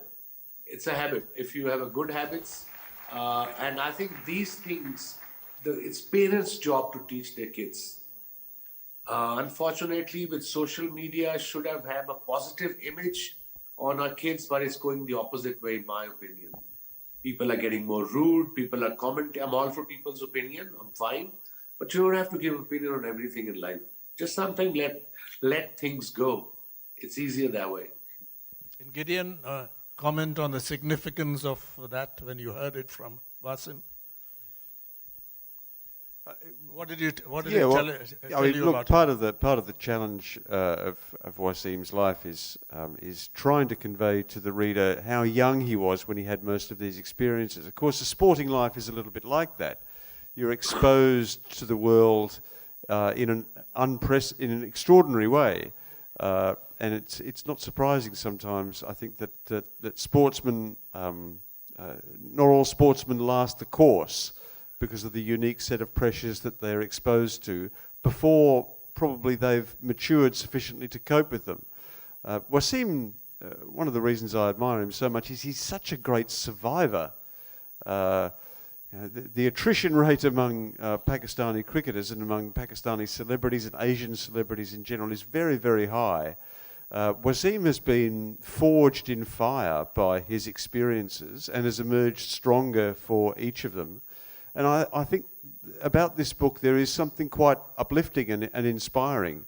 I don't think you need actually to have a cricket background to appreciate what Wasim has come through and come out the other side of.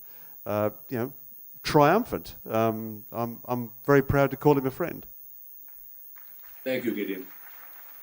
Wasim, are you satisfied with the book? Are you happy the way it's come out in this very unusual collaboration? Yeah, I'm actually after I was a bit anxious when the book came out, or about to come out. That how will it be received in in the world? What will people think of me? My personal, battles. But once it came out, then I got relaxed. Obviously, with Gideon being around me, with Shanira around me, I said it's okay. What will happen at the most? I think in that way nowadays. Zyada se zyada kya ho jayega? What will happen at the most? Nothing. So yeah, I'm so glad that I've got to know Gideon on and off the field. I mean, he's did a tremendous job, and of course my publishers, in Australia and in India too, and in Pakistan and worldwide. Let's hope people can inspire from my book. An average person came from not sporting background can be successful. That's the idea. It's for everyone. Wasim, thank you very much for this. We greatly admire you, your cricket, your character, the way you come through the struggle. And we are delighted that this has been, I think, one of the most successful, in literary terms, creative partnerships between you and Gideon. Gideon, it's an honor to be able to have this conversation with both of you. Thank you very much. Thank you, Gideon. Enjoy India, enjoy South Indian, enjoy food in Chennai. One of my favorite places to eat. I love food from South, especially from Chennai. So all the love, guys.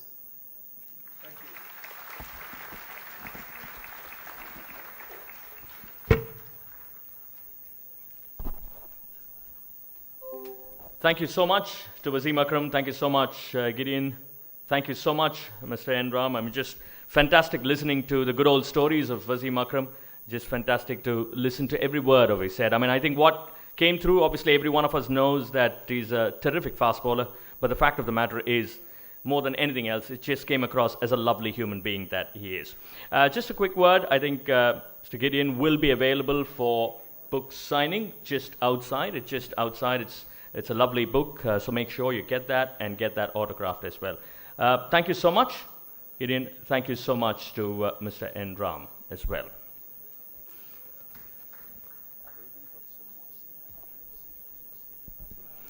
All right, ladies and gentlemen, I think we will take a 5-minute break before we start the next session.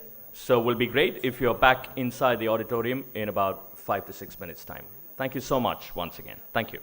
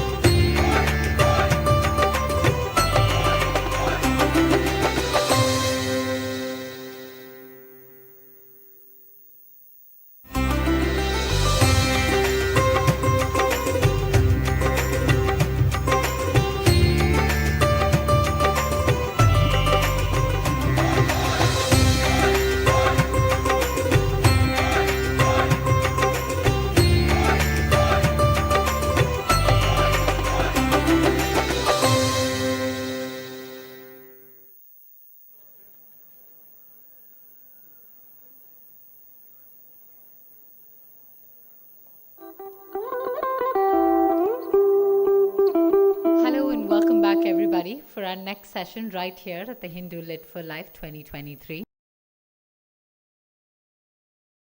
I'd like to inform all of you that outside in the activity center, there's a sticky note wall, and Joy Lucas requests that all of you just answer one simple question, which is that what reading means to you. You don't need to be writing a book yourself. You just need to respond with one word. 7 lucky winners will be chosen at the end of today and will be given 7 gold coins. 1 gold coin each, not 7 to each and every one of them. I can see a lot of you flashing those greedy smiles at me. 1 gold coin per person. I think that's generous enough. So in between sessions, do head on over to the sticky note wall in the activity center and please do participate. We'd love to see what witty responses you all come up with in just one word. And now, ladies and gentlemen, it is time for a next session, something that I've been waiting for a very, very long time. This session is about a book called A Country Called Childhood. And the author of this book is a multifaceted personality we've all seen over the years on the silver screen. She's an actor, director, writer, painter, photographer. And even before it was trendy for women to be given lengthy amounts of screen time, given characters with a great amount of depth, I think she was one of those actors that took it upon herself. And when you do read this book, you understand that that depth comes from her lived experiences. That depth comes from the life philosophy that she takes home from her parents, which is one of my favorite messages in the book. I mean, we've all seen her in Chashme Badur and absolutely loved it, and there have been so many other films, and she's been the recipient of countless awards and truly very, very deserving. Can I also say she's got one of the most enviable sari collections, and I love the fact that she's on Instagram and I get to lust after every single sari that she posts. And in case you haven't already taken a look, go take a look at her website. You will find some of her amazing poetry. I come from a family that doesn't necessarily understand Hindi, but I promise you I've translated most of it to them for the best of my ability, because there are some poems that have truly resonated with me in the place I have been in life. For that, thank you very, very much. Ladies and gentlemen, can I request you all to give a huge round of applause to one of my favorite actors of all time, Deepthi Naval.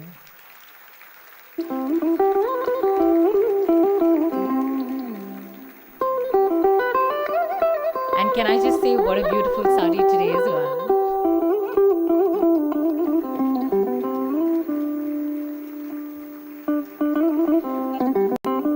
And ladies and gentlemen, to do justice to a woman as accomplished as Deepthi Naval on stage, we had to have with us the editor of the Hindu magazine and the literary review, the earlier editor of the Weekend, the Saturday magazine at the Hindu. She served on multiple panels on entertainment, art appreciation, luxury, and leadership. Ladies and gentlemen, can I request you to give a huge round of applause to the doe-eyed Rosella Stephen.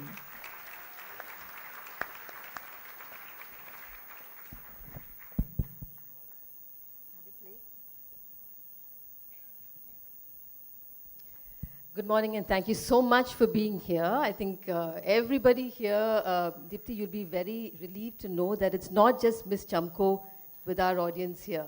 Yesterday, when they were talking to me about, meeting Deepthi, it was all, what about her poetry? What about her painting? What about her walks? What about, life in Kullu? And of course, right up to the new Kalki Kirkla film that the Goldfish. Yes, good. Yes. When is it coming in? Can you find out? So, it's varied, and we'll have a bit of that later when we open it up to the audience. But first, let's talk about this beautiful book that Deepthi has worked on for over 20 years. And believe me, when you read this, you'll wonder, you'll ask yourself, I asked myself, do I have this sort of a memory? I mean, how does she remember these things? And I had some deep questions for myself, because this was a big effort. You've, of course, had diaries. You've talked about it in the book as well. You've maintained diaries.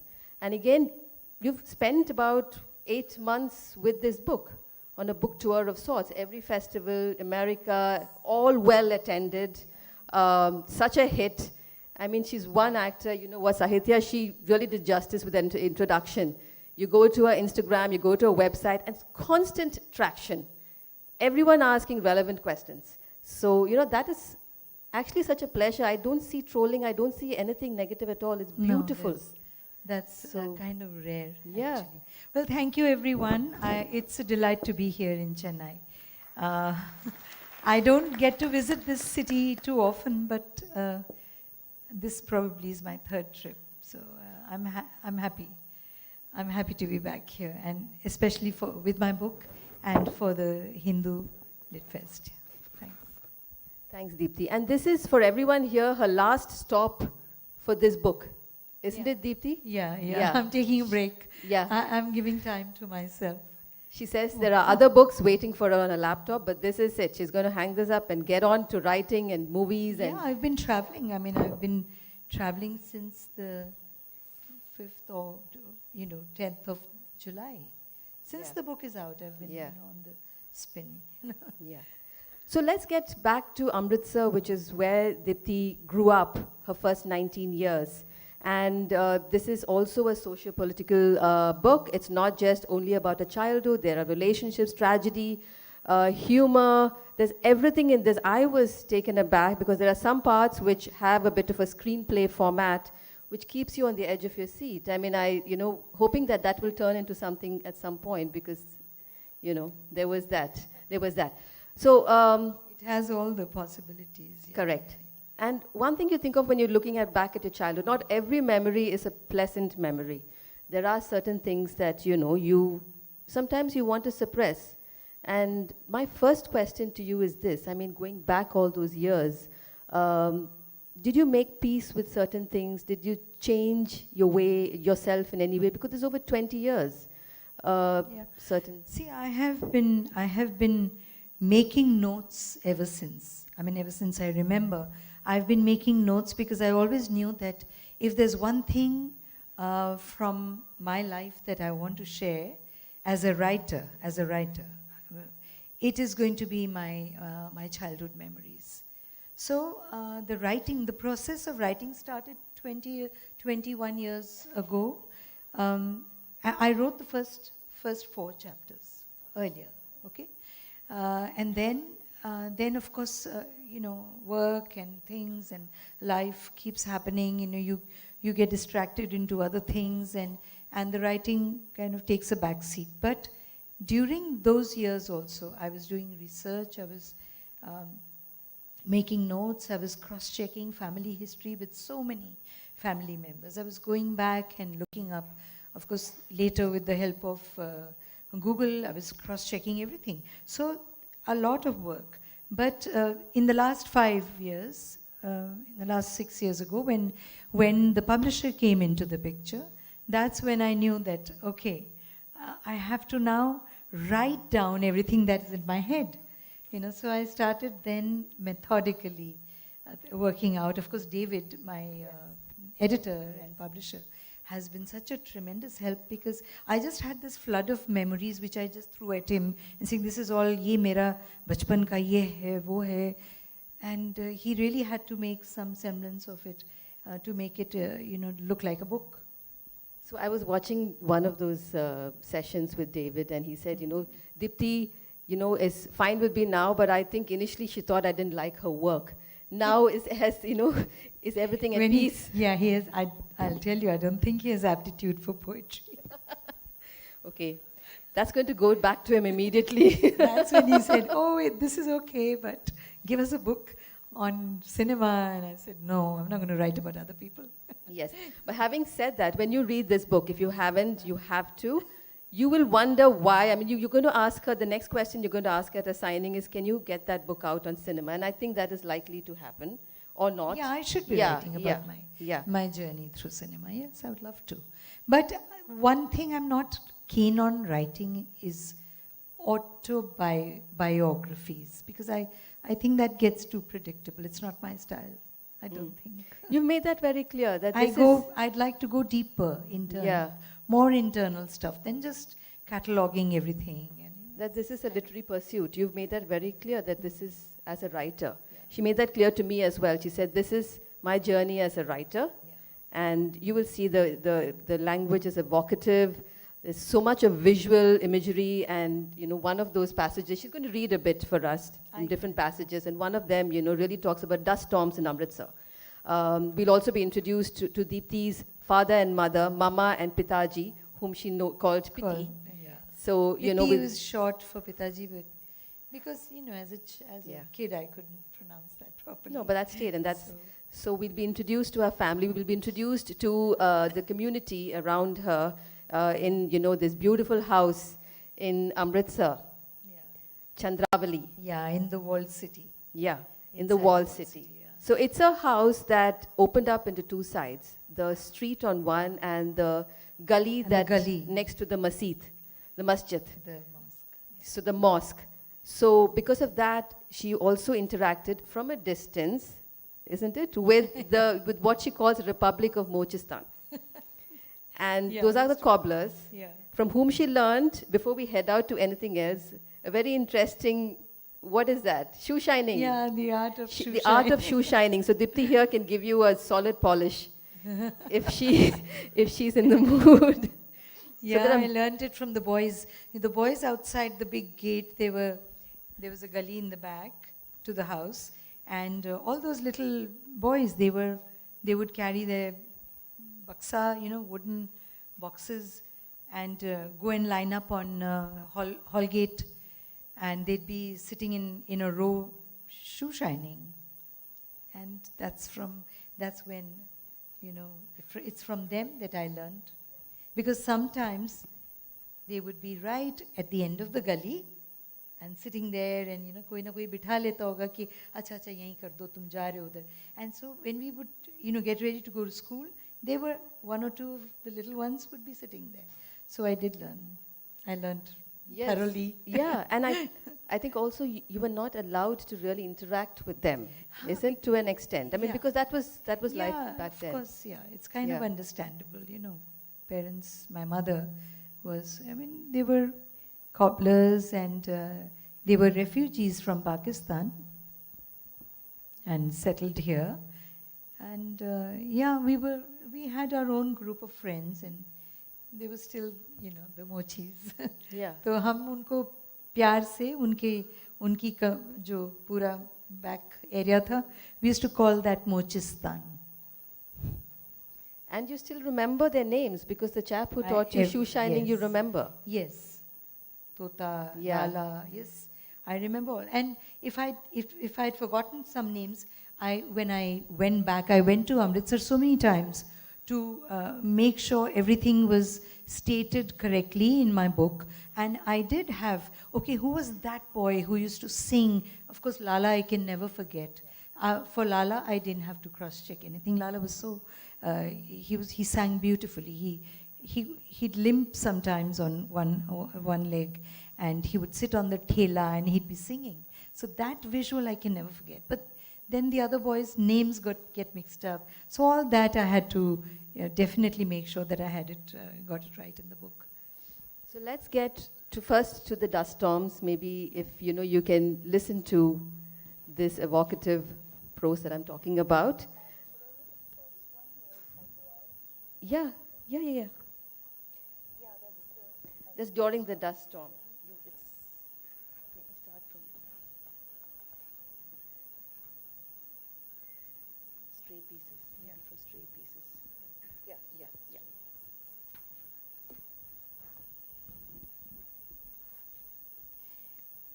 Stray pieces of paper littering the ground outside the bookbinder's shop fly up and float in the air. Bicycles fall in a slow, studied motion along the wall of the cinema hall. The wooden shutter of Gyan Halwai's shop tilts and slips out of its clamp.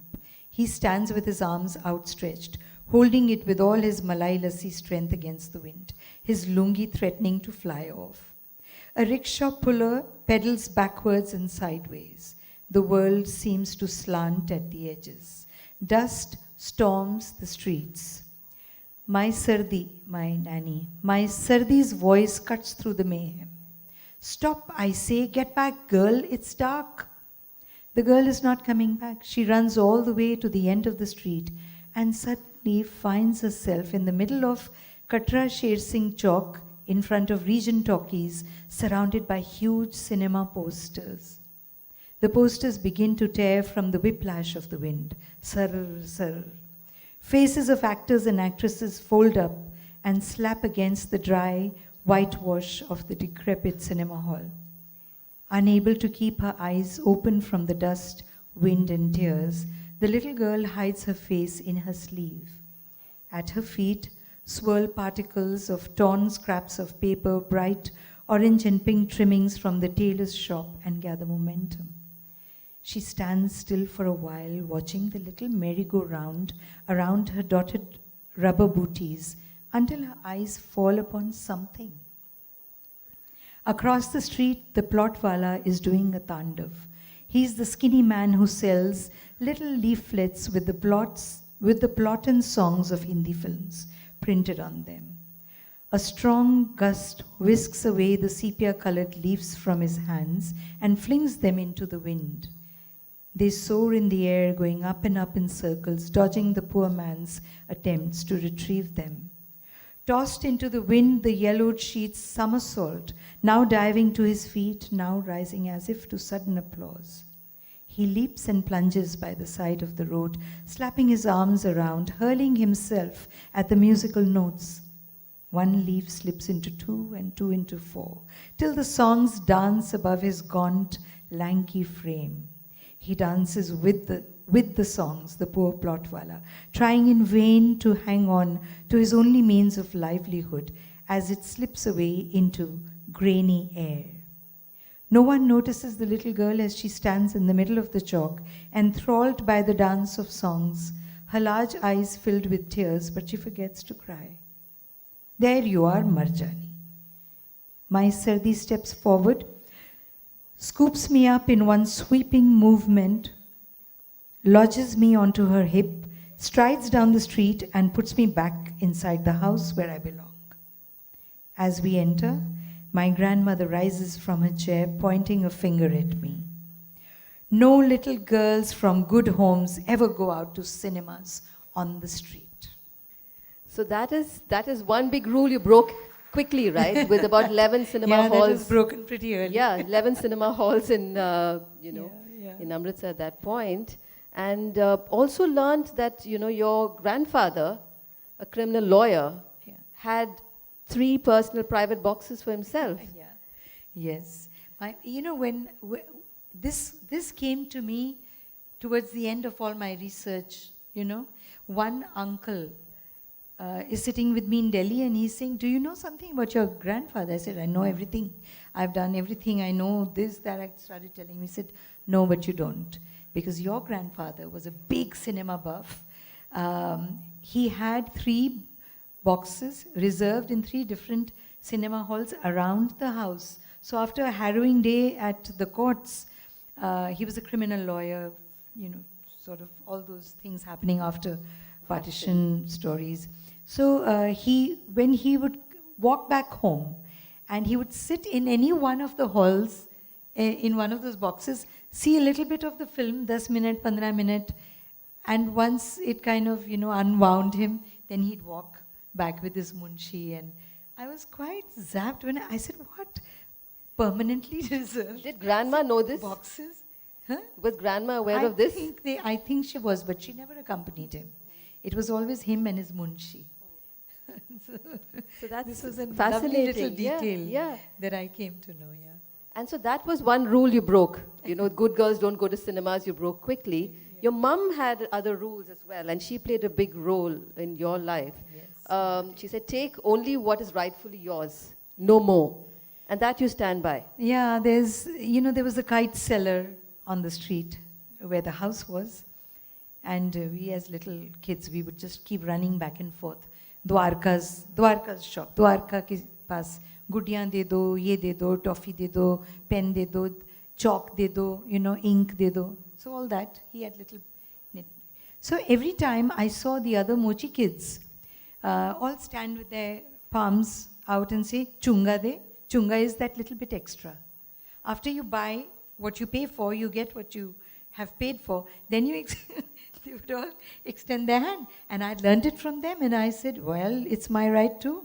You know, I mean, why not? And I'm standing there, and one of the days, I'm standing there saying Chunga De, and my mother, she's on a bicycle. She's coming back from a school where she teaches. And she's going back home, and she saw me with my arm, and she pulled me up in the courtyard, and she says, you come here. What are you extending your hand, standing there on the street for? I said, Chunga. She says, no chunga bunga. You paid for it, you got what you have paid for. Now, no. you have to settle for what is rightfully yours. No, nothing more than that.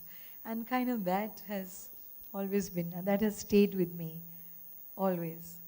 So it just, you earn it and you get it. That's the rule. Deepti's mother is quite fascinating. I mean, right from her early years in Burma, then of course Lahore, right? Lahore, yeah. My mother was born and brought up in Burma, Punjabi family, but she grew up there. She went to a convent school, and of course during the Japanese invasion during Second World War, that's when the families had to flee Burma and walk across to India, walk back. Then Lahore, finally settled in Lahore, and hoping that this will be their final home. That's when the partition happened. So they were twice refugees. Displacement was like, you know, sort of a way of life. Ban gaya tha. Yes. And there is a story in the book about the gramophone. Shall we talk about that? Yes, it's my favorite. You know, it's yes, because a grandma carried that gramophone through that journey. My nani. And had to throw away. She had to throw away the records because it was getting too heavy. They had to kind of get a little lighter to get past that, you know, that traverse that they had terrain. to cross the jungles. They had to walk over the hills, and it was a very treacherous journey. It took them a few months. And she was carrying, she insisted, she said, I can leave everything else behind, but I'm not going to leave my gramophone. And she got lost in between as well. Carried the gramophone, and then other family members, she wouldn't even give it to a coolie. Ki ye phenk dega pahad ke niche, and he will say, gir gaya, kuch ho gaya. So she didn't trust. But they convinced her to throw all the records. So that's my favorite part of the story, where she's crying. She's standing, you know, across the, on the hillside, overlooking the valley. और एक-एक करके वो records जो हैं, वो 100 of those records she threw away, crying like a baby. I mean, I heard that story and so many stories from Burma. Like I say in the book, that stories of Burma really have been the mythology that everybody else grows up with. You guys have heard Ramayana and Mahabharata stories, and I've heard nothing of that. I've only grown up with stories about Burma. And so that has been my, you know, the Buddhist ambience in Mandalay, all that's what I grew up with. So this was one of my favorite stories, by the way. It's a beautiful story, and you have that gramophone with you in your gallery in Kulu, which is where Dipti stays, lucky her, for much of the year. You know, you have that. It's not, I mean, it doesn't play or anything. There was a thing about whether I should get it repaired. I said, but then the velvet on that will have to be removed. Yeah, it will be changed. So I'm still double-minded. I don't know whether to repair it or leave it as it is. There's another thing as well you have, the hat stand. The hat stand is very much. And would you like to tell our audiences about that hat stand and the role it played when you were growing up? As I was growing up, this hat stand used to be in the veranda of the house as far back as I can remember. There was, on the other side of the veranda was my Piti's desk, with the typewriter, and on this side was on one end was the hat stand. So as a child, I would always try to climb on it. There was one rod across like that, and I could never really see my face in the mirror. So that hat stand, I've written about the hat stand, where I feel that was one, that mirror had seen my, your growth as well, how you're my growing, growing up years. Every little detail of what I was feeling was recorded in that mirror. what one felt, and over how I managed to finally, when I was tall enough, I was a small built child, you know. So when I was tall enough to get a first glimpse of myself in the mirror, and then finally when I'm wearing my first sari, how I stand in front of the hat stand, and then I'm admiring myself. Yes, it's fascinating, especially when your dad sends back those slips for you, and then you're all taking turns trying them out. Yeah, so let's start first with Chandravali, which had all these hidden passages and steps that led to nowhere, and you know that really played a huge role in your imagination as well, right? Yes, it was a huge house, several terraces, inner courtyards, and all these staircases, some of them going nowhere. They would end up in a deadlock situation. And that was very mysterious. It's very mysterious for a child. You know, I mean, and me with my imagination, it was kind of always overactive. So I had, So this house... it had its own history and also went through a very tumultuous... The house was built. There were two... it was built by a Muslim barrister. There were two brothers. One of them, the older brother, built the mosque, and the younger brother built the house. And then he had two wives, and there was this huge wall and this huge door, which was probably bricked up, you know, once the Pandits, my grandfather and another Pandit Devraj, they bought it and they moved into, when the Muslim family left for Lahore. So these stories about the house used to intrigue us as girls. You know, and then the mosque in the back, the azan, that I've also written about the first time I hear the azan. That was fascinating, because we were pushed into this music school by my mother. We had to learn music, we had to learn how to sing. And the azan sounded different. It was different notes. And I recall registering that ki ye to sare gama padani sa nahi hai, kuch aur hai. These notes are different. And then I used to start getting very fascinated by all that, you know. And that house itself, during the partition, went through a bit of, you know, yes, because, you know, struggle. when the partition happened, when the riots started, they started in Lahore first, and it took about four months for Amritsar to kind of galvanize and start to react. So first it was known that Amritsar is going to go to Pakistan. So the Muslims started to throw the Hindus out, and the killings and the burnings started. So this house was marked out, and they tried to burn the house because it was a Pandit home. And then, when it was announced that Amritsar is going to stay in India and Lahore is going to Pakistan, then the Hindus started marking it with the green color, saying this is a Muslim property. It was kind of crazy times. So anything was possible at that time. It was quite strange and weird and hugely tragic, because people had lost all sense of being reasonable. Innocent people died on both sides. Both the people, whether it was Hindus, Muslims, Sikhs, whatever, they all got caught up in this tragedy. Yeah, that's the way I choose to look at it. And you have always been very forthright about why it's important to be secular, especially with your background. Deepti studied in a Catholic school. Then, of course, there was this mosque and all of that. And the havans at home being an Arya Samaj household. So it was kind of, for me, it was simple. It was, the way I looked at religion was all encompassing.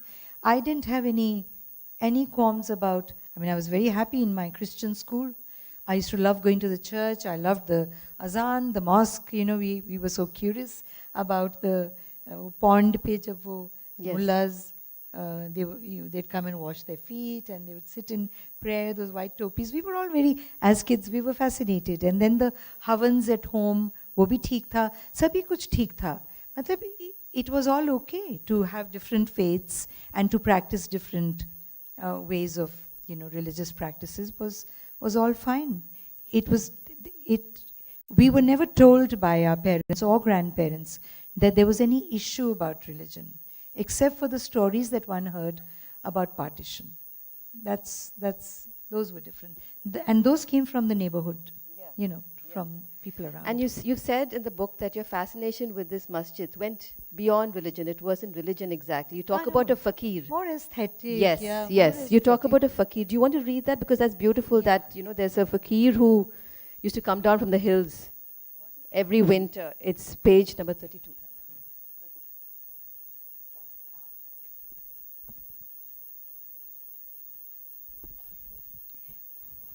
My fascination with the masjid, as is quite clear, had little to do with religion.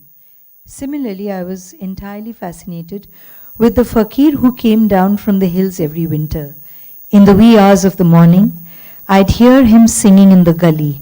It would still be pitch dark outside, and we'd be nicely tucked in our razais when, as if in a dream, his voice would filter in, wafting through the cold and the fog, faint and distant at first, and then closer and clearer, the words resonating through the still dark from the night gullies.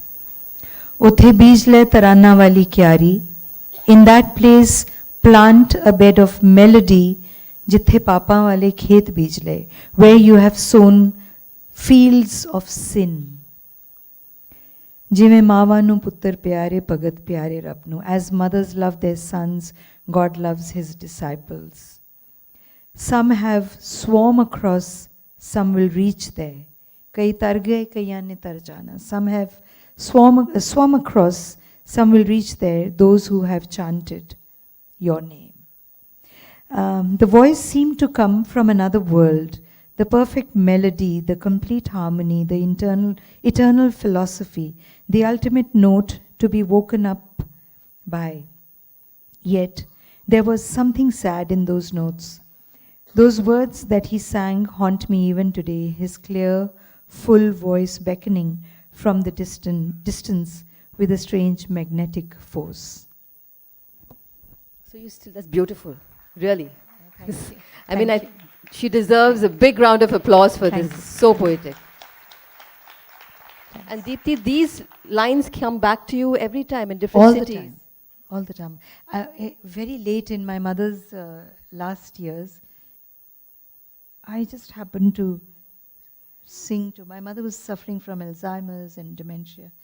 I just, and she was very vague one day. I was just sitting beside her and I was singing these lines and she started crying. She didn't know. I said, "Why are you crying?" She said, "I don't know why." Struck a chord. It was, it was a very, very difficult moment, yeah. So yeah, I stay with these words, yeah. Beautiful words, I think, for everyone here as well. Yeah. So we get into when you turned 13, very important year for Deepthi, isn't it? Because that was when you were a fun-loving, happy kid, and then suddenly became quieter, inward-looking, and two experiences when you were 13 also shaped your life later, isn't it? So yeah, if you want to just talk about that. One, of course, was about spending the night on a railway platform. Yeah, I mean, I'm sure people know that at 13 you can run away from home without thinking. No, Deepthi, we don't. Not all of us do. I'm hoping that other people have done stupid things like this too. Well, this was quite something. I mean, clearly the gods were watching over you. Yes. So yeah, I mean, I was as a child, because I was fascinated by cinema, movies to dekhna bahut. It was like, it was a must. It was such a strong part of my growing up years, watching a film and retaining what the film conveyed and remembering scenes, and of course the songs were forever on the radio. So as we grew up, most of the films were being shot in Kashmir. Sare gaane Kashmir mein picturized hote the. And I was, I was fascinated because being a lover of nature, which comes to me from my mother, anything that looked beautiful. I was always looking at those songs and those sceneries with so much fascination and wanting to be in Kashmir, wanting to go to Kashmir, and without thinking, I'm 13 years old, I'm a school-going kid. I take the train and I want to go to Kashmir. I take the train to Pathankot, and from there I will get a bus. I'm assuming that I will get a bus and it will take me to Srinagar. And uske baad to main Kashmir mein rahungi. So at Pathankot, the police guy caught me and they put me in the ladies' waiting room, and they informed my parents, and then the whole thing crashed. I mean, it was my dream. But you need to read the book to see what happens. I've described the whole night at the night that I spent. Painful memory, right? That was something you didn't. No, it was not. It was not. No. It is not a painful memory. I wasn't even aware of the dangers I had put myself into. I wasn't aware of it. So luckily I was also safe and came back home safe and sound. But I wasn't quite dari hui nahi thi main. I thought, he comes and cramps my style. Here I'm heading for Kashmir and these guys are sending me back to Amritsar. This is not fair. I mean, how can life go wrong like this? So, I mean, it was, I want you all to read this chapter. That time I was not traumatized. Maybe one split moment. Just a minute. Yeah. But I met this lovely old man who's singing Pahari songs on the platform. And who you had a moment with, because he was there even towards the end of the... And he's telling me, and I'm asking him, Pahad kitni dur hai yahan se? And he's telling me how they are just there, just beyond.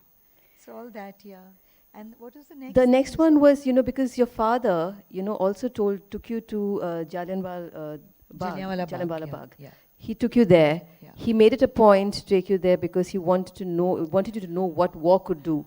At the same time, he also took you to Kemkaran because he wanted you to know again took you in an ambassador.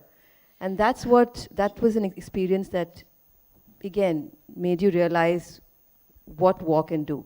So if you can read that passage. Which one? It's on 278. Oh, sorry, 280. Just towards the end, it was an intense emotional moment. Why this played a role? Because you, Deepthi, you've talked about all of... What's the page number? 280. Yeah. 280. You've talked about how, this has also informed your acting later on in life, all of these experiences. Yes, all these experiences. I've spoken, I talk about the two wars in the book. 62, the China War, which was a little bit in Ladakh, to thoda dur tha. But the 65 war was just 15 kilometers away. It was at the at the Kemkaran border, and Lahore being so close to Amritsar, the border being just 15 miles or kilometers, whatever, so close. And we experienced it like a real war. Even that we were kind of enjoying the war when the Sabri jets, Pakistani jets would come, sort of, they would be whirring overhead. Instead of running to the trenches, we were trained to run into the trenches. Jab bhi Sabre jets yahan aayenge, instead of that, we would run up to the terrace to see ye gaya, wo gaya, all the kids. It was an adventure. Yeah. So my father saw that we didn't quite get it, what war is all about, and he said that no, this is not what it is. He told my mother, I'm taking the girls to the border. I need them to see what war really is. And mom said, why do you want to put them through this kind of... He said, no, they should know the reality of war. And that's what, I try to describe that here.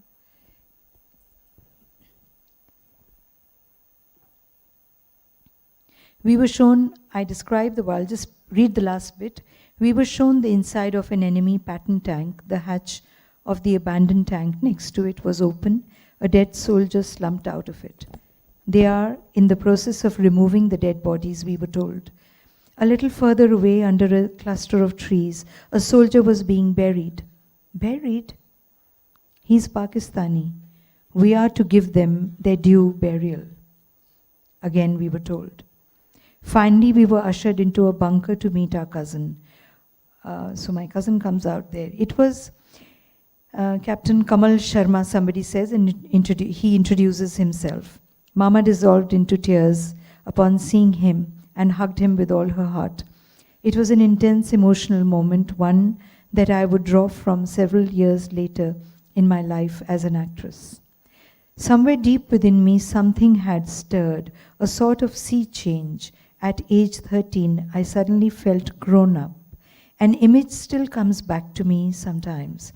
Against a smoky red war sky, stuck on an electric pole, the head of a buffalo, blown. Later, during my Hunter College days in New York, my friend Meenu Munawwar and I, we'd sit together recalling the war, she on the Pakistan side and I on the Indian side of the border, just about 32 miles away from each other, but sharing similar memories of the 1965 war. The same emotions, same fears, the same excitement. Both of us remembered the same metallic sounds emanating from Lahore and Jalandhar radio stations, both falsely claiming, Pakistan captures Amritsar and Lahore jit liya. Sitting on the corner of 68th Street and Lexington Avenue in Manhattan, we'd be looking out at the world, reflecting. Why war? Why? Why can't human beings just live and let live when life was so beautiful? Thank you. Thank you. So beautiful.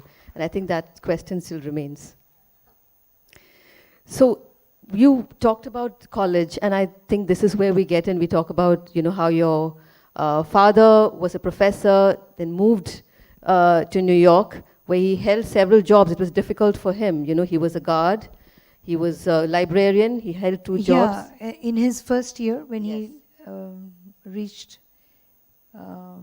New York, he had to start with something. He just left with $12 or something in his pocket. And of course, being a professional, being a teacher, head of the English department, he hoped to find a job. But initially, he was working as a librarian during the day and as an ordinary watch guard in a factory at night.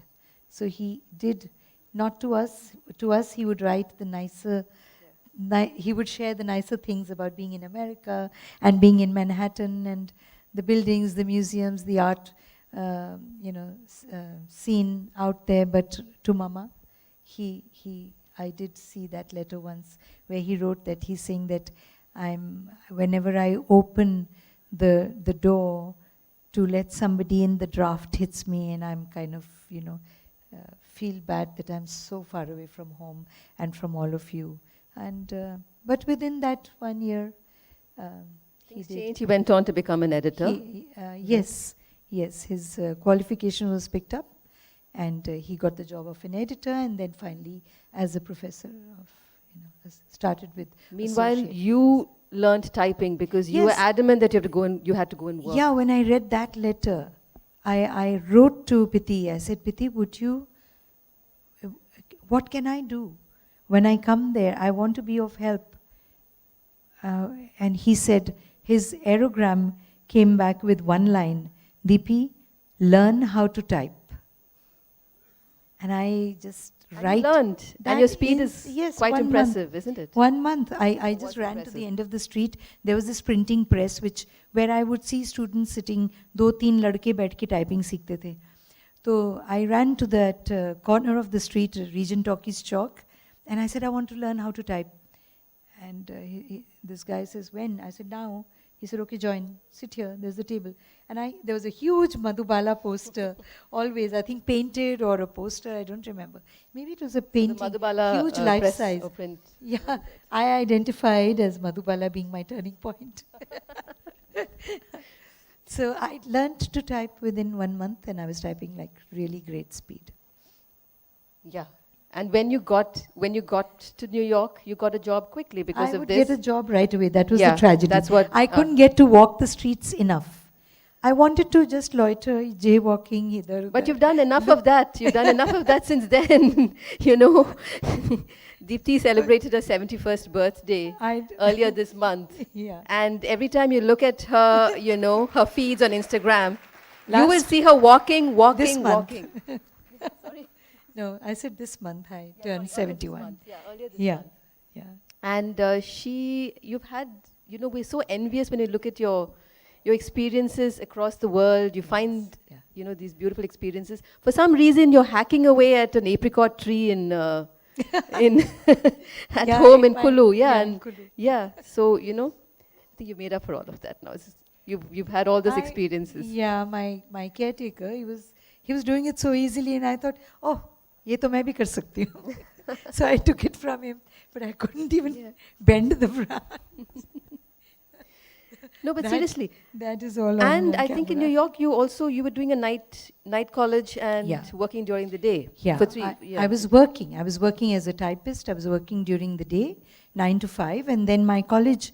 I was working in Midtown Manhattan, so the college is on 68th and Lexington. And then I would after work I would walk down for my classes, and I was attending night school. They say night school, but it's college. Yeah. And I was studying art. I studied painting was my major. I majored with painting, and studied psychology and American theater and astronomy. And American theater is possibly why when you came back, you were keen on parallel cinema, yes, isn't it? Yes, absolutely. Anything which was, drama oriented, Yeah. And if I'm not wrong, during the pandemic or even after, you went back and you studied again. You did a course? I went back to do a course, but Manhattan was so dead during the pandemic. I mean, I just couldn't relate to the place.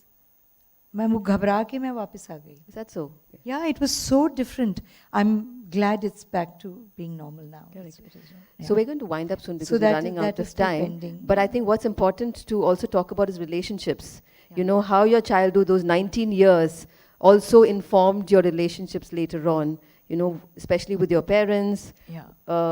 You know, what you realized when you were old. And it's lovely the way you it's like you're keeping vigil over your childhood, right? You take us to the early years when you don't know what's happening. You hear raised voices in a room. You hear the sound of something breaking, and it doesn't register. Then later on, many years later, right? Yeah. And then, you know, you realize my that my parents split very late in their life.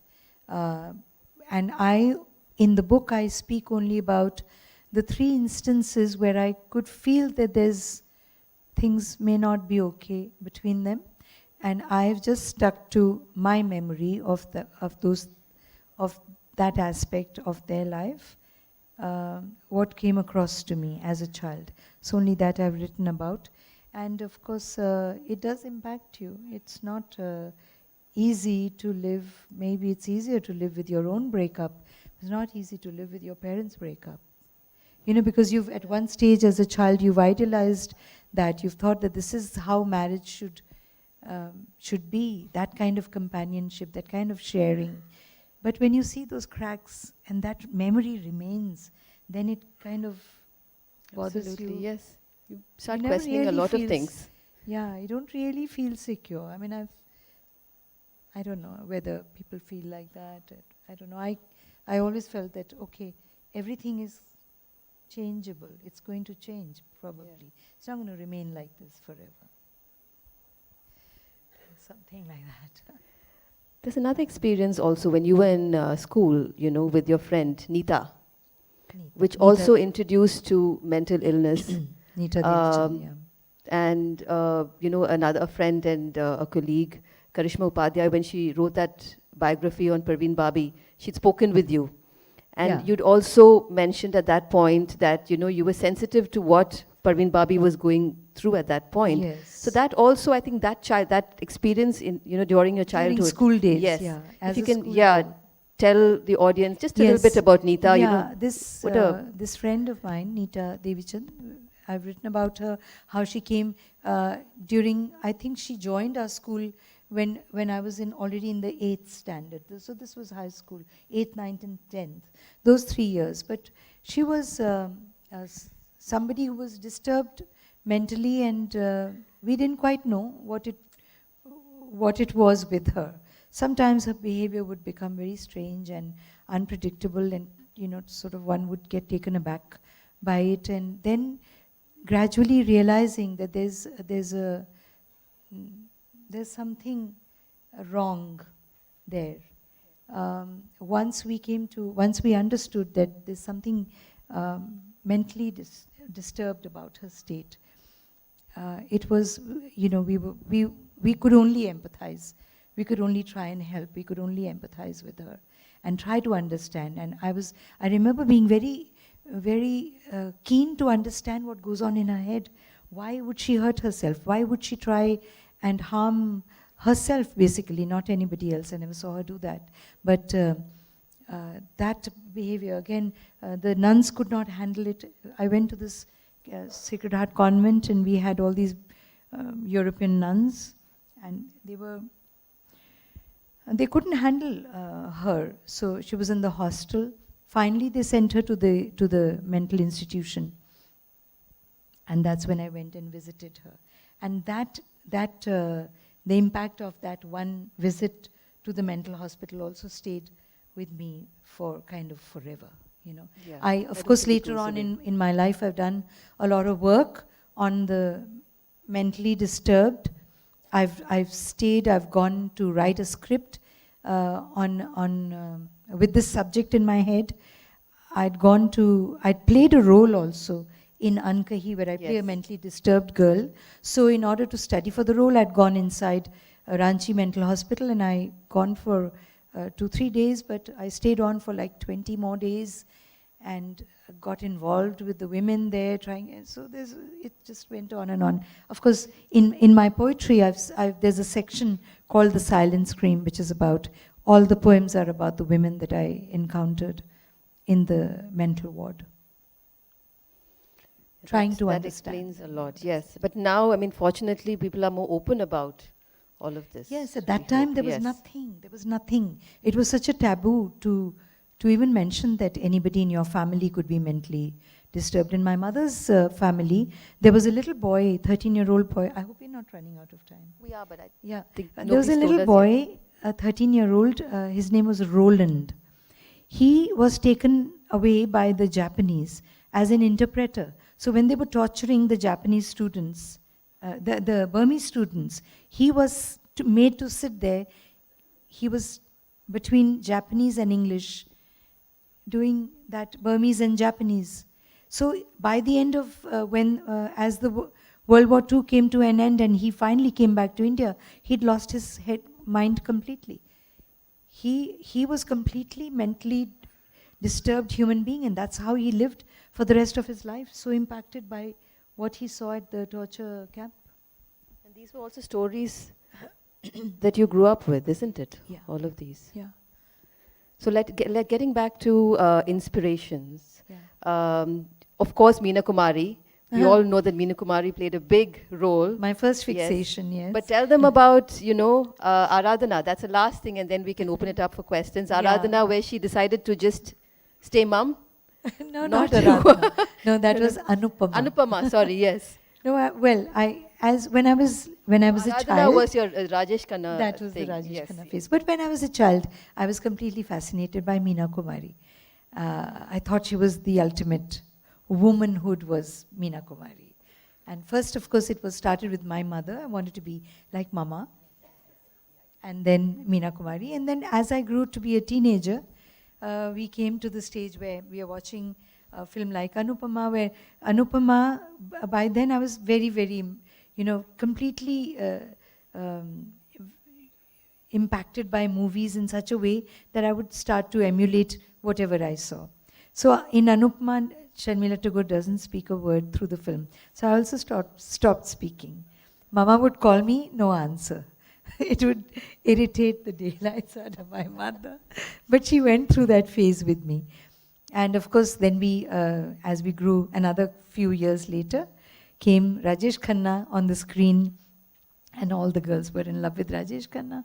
So it was a, That was the like Aradhana, yes. I've spoken a lot about the films that impacted me when I was a child. Yes. I've talked Ben-Hur, each and you know, every each film. of them. So I think there's no more Yeah. time, so you'll have to pick up the book. My meeting with Balraj Sahni, for Yes, example. exactly. Yes. I've spoken a lot. Yes, all of it is here. So when you get it signed by her Yeah, I'd and love read to, it later, have please do. questions. They're going to get very disappointed. We just have 2 questions. Okay, So, yes.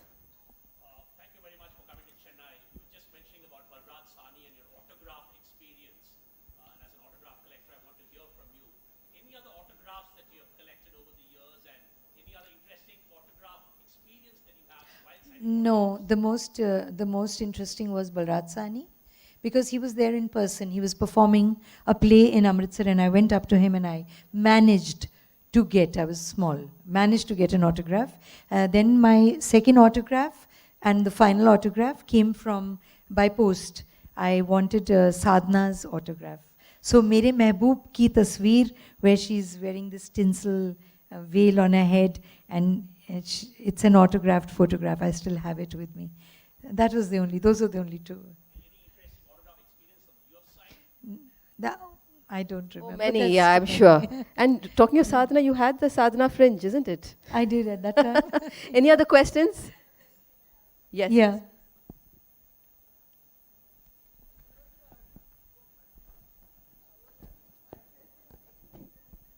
Can we give her a mic, please? Yes, please give her the mic. Can't hear you. When you were writing your book and recalling your childhood experiences, were the unpleasant ones coming to the fore more than the pleasant ones? No. No, not at all. No, mostly the pleasant ones. But I didn't look at life like that ever. These are pleasant. For me, it's the whole tapestry. I mean, it's the whole... I somehow... I was not conscious because ये अच्छा experience नहीं तो इसको मैं avoid करूँ या इसको मैं color कर दूँ. No such thing. It never occurred to me to camouflage anything. I've written this book with a lot of honesty. That's one thing I can That comes claim. right through. Thank you so much. Yeah. This was Thank such a you. pleasure. Thank you all for being here. Thank you. Thanks. So sorry we've eaten into Anita's and Gitanjali's time. Apologies, but you can meet Deepthi when she'll be signing the books outside. Thank you so much. Thank you, Rosella. If you keep this up, I think I'm going to be out of a job. But let me reiterate the fact that Deepthi novel will be available at the book signing area. So you can head on over to the Higginbotham store, pick up a copy and have her sign it. Thank you so very much for being here and regaling us with some incredible stories and memories. And like Rosella said, my, what memory. I'd like to know what she was fed as a child, because I would like to be able to remember things just the same way. Ladies and gentlemen, it's time for us to get started with our next session. I'd like to welcome RK back on stage to introduce our next set of panelists.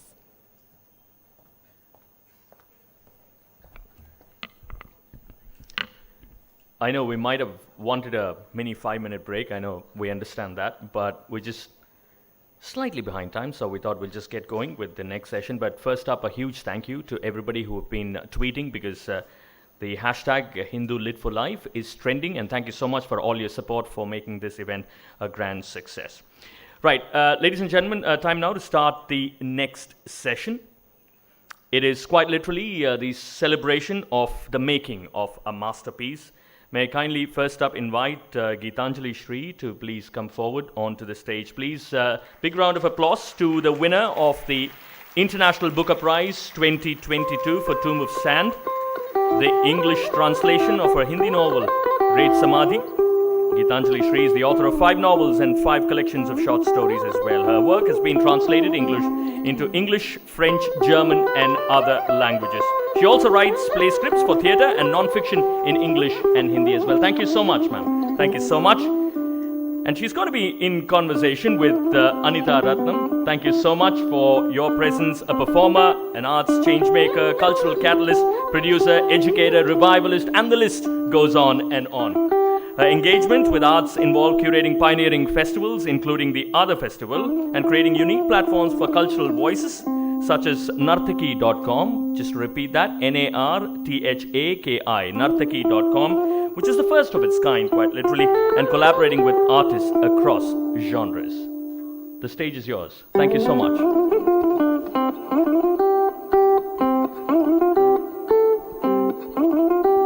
Good afternoon, everybody. Always the most difficult session, the one that happens just before lunch. But quite momentous, because it's an honor for me to have Geetanjali Shri here. This is perhaps for her a whirl, because I think she's lost count of which city she's in, and she's celebrating this moment that we all are celebrating with her. She says in her book, a story can begin from anywhere. I, of course, have accessed the book through the English translation, because I don't read the Hindi that she has written so poetically about. And in English, the translator Daisy Rockwell says, a story can begin from anywhere. A tale has no need for a single stream. It is free to run, to flow into rivers and lakes, and into fresh new waters. It's just those lines that we must hold on to when we read Tomb of Sand, translated beautifully by Daisy Rockwell from Geetanjali's Hindi Ret Samadhi. Braiding folklore, modern tropes, mythology, politics, patriarchy, ancient history, global warming, and feminism. It is an experimental tale that plays with language, form, and structure. It's also a classic page-turner, filled with unexpected twists and cliff-hanging suspense. But at its core, it is a story about a mother and a daughter. An 80-year-old woman who has a sudden lease of life through an unexpected friendship with a transgender Rosie, and flies in the face of convention, defying boundaries and inviting us to smash divisions. Being a dancer, the first image that came to me was, Geetanjali, you have performed. This novel is so performative, and I think your words have danced through this entire story. I was imagining you like with a childlike enthusiasm of Play-Doh squeezing through your fingers, making all these amazing shapes and chuckling all the time. What was the image, the one image or the one impulse or the one trigger that got you started on this story? Well, first of all, I want to say thank you to the Hindu Literature Festival for giving me a chance to be here in conversation with someone like you, a dancer, who I think will bring something else to the reading of literature. So I'm sure even if we have repeat questions, this new chemistry will give it some other turn. So I'm really very, very happy to be here and happy that all of you are here. The trigger. Well, I'll say two things. I mean, you said several things about the way I possibly wrote this, and you as a dancer saw something there apart from words that make a story or make a very straight story. And I want to say, you haven't asked me this, but that's a trigger as well at the moment. I just think that literature has got, people's vision of literature has got narrowed down too much to words and what they immediately convey. While I think literature is also about many other art forms. Something which people tend to forget. And I think in this work, and I hope in my other works also, I'm not employing words just to give a straight story. I'm actually trying to dance as well. I'm actually trying to create music as well. So, I think it is that which people like you have enjoyed, and it is that which other people have found quite grueling, in the work. Where are you going? Why is it going this way and that? And what's the story? What it's all coming to? And I think that is exactly the challenge I'm throwing out to you and the challenge that I threw out to myself. About the book, I will say the trigger for the book. See, I've been writing for many years. A wonderful thing has happened after my 5th novel, that I got the Booker and I got a global world opened up for me.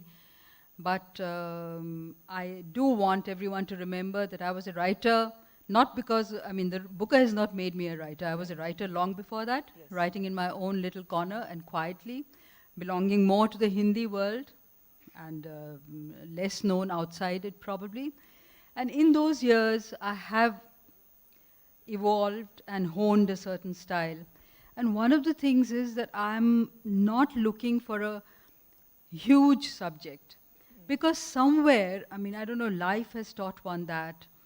The kind of sensitivity that's developed in me has taught me that.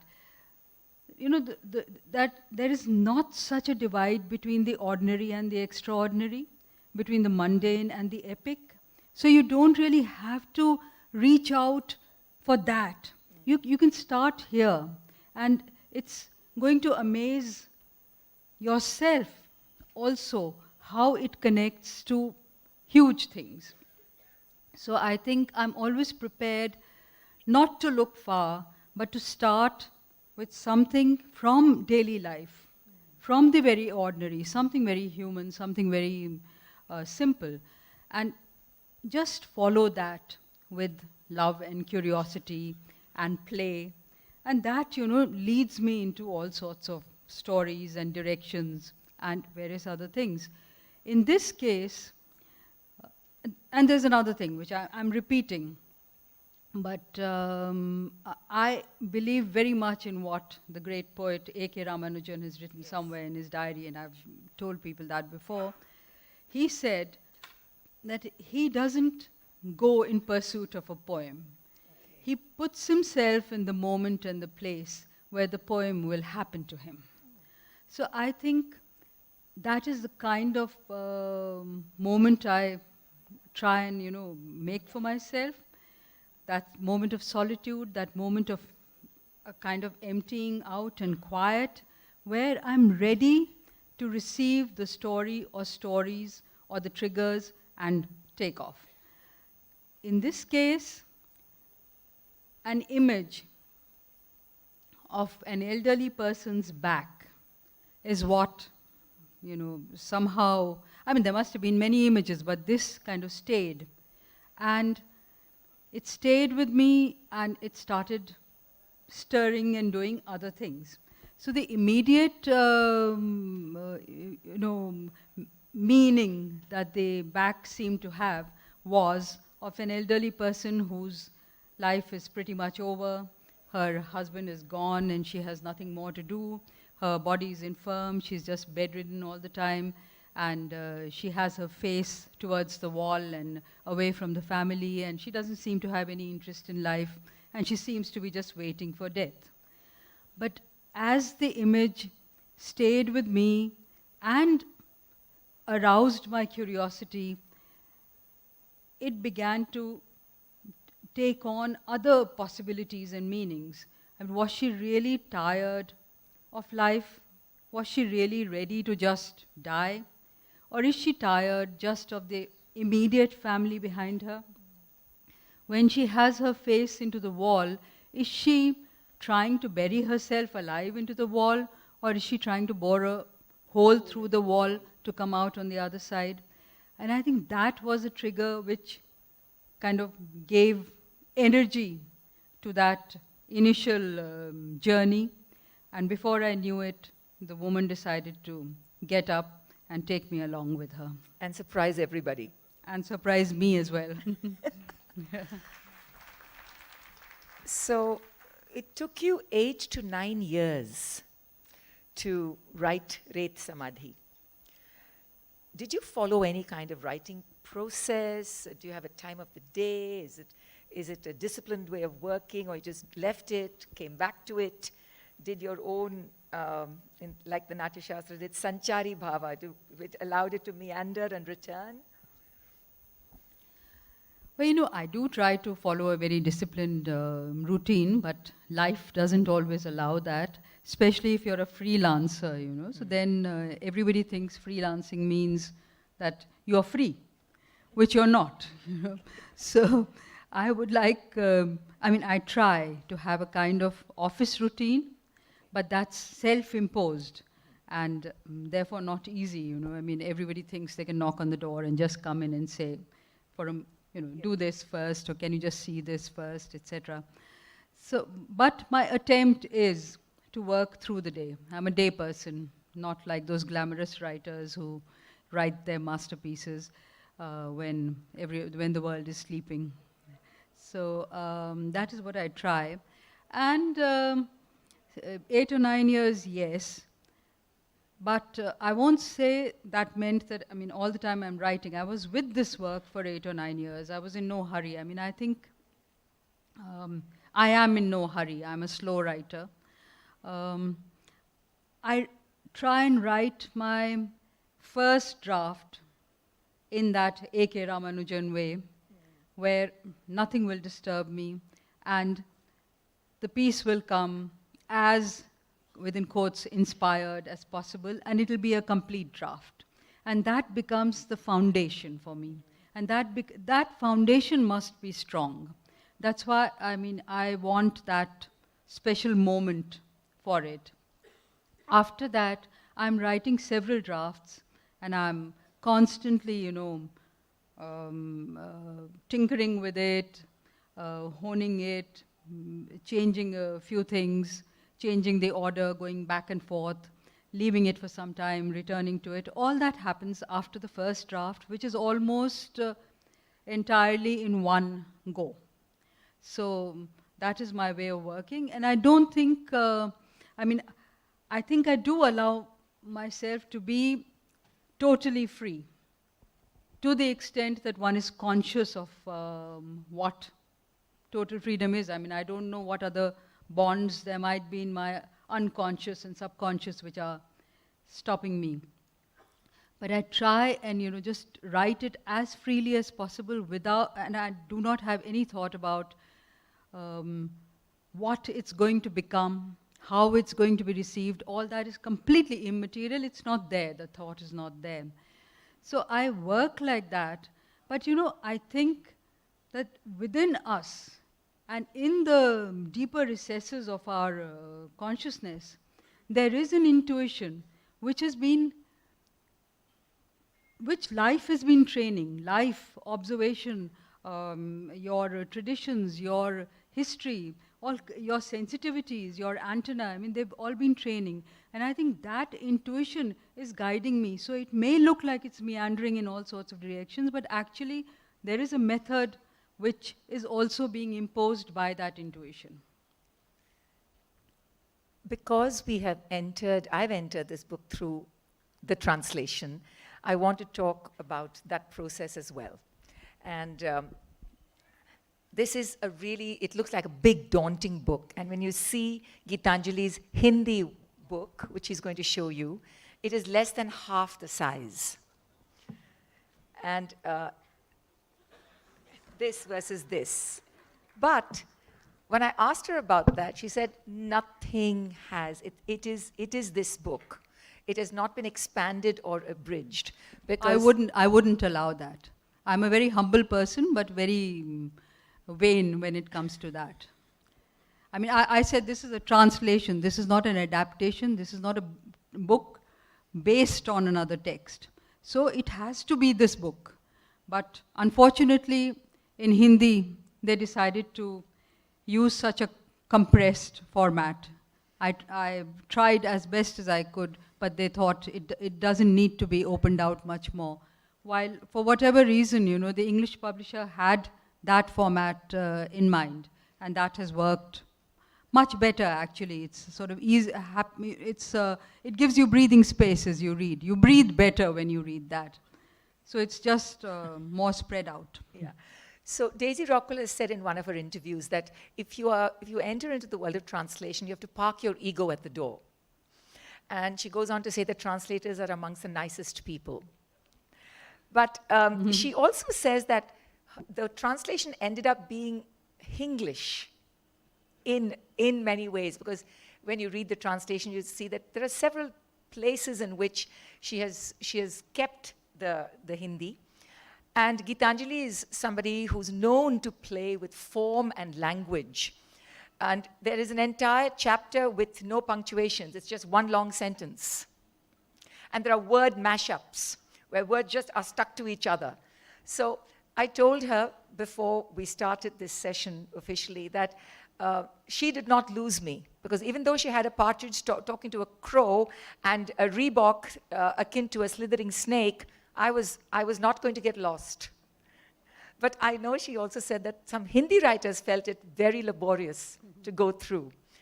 Daisy Rockwell has said that she had to watch Korean horror serials and films to get into a shamanic state, to actually be prepared to receive the language and the web of your imagination.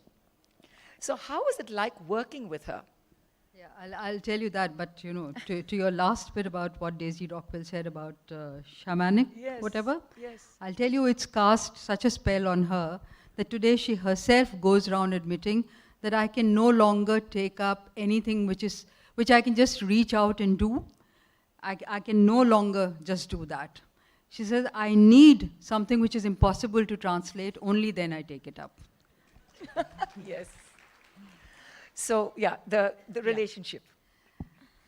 Well, you know, I mean, the relationship seems to be quite fortuitous, and I feel almost like saying that koi upar wala hai who decided that things were going to happen nicely for this book, because I could never have dreamt that this was going to happen. I told you I belong to the Hindi world. I was writing in Hindi. I had my set of admirers. I had my set of critics, still do, but I was okay. And then this book came out in 2018. And the first person who read it, I think the same month that it came out, was somebody from France who is very much into Hindi literature, has done serious work. She's a professor at Analco, now retired, and a translator, a linguist. And she read the book, and she wrote to me, I think in March or April, she said, I'm going to translate it and I'm going to look for a publisher for it. And the French translation was already underway.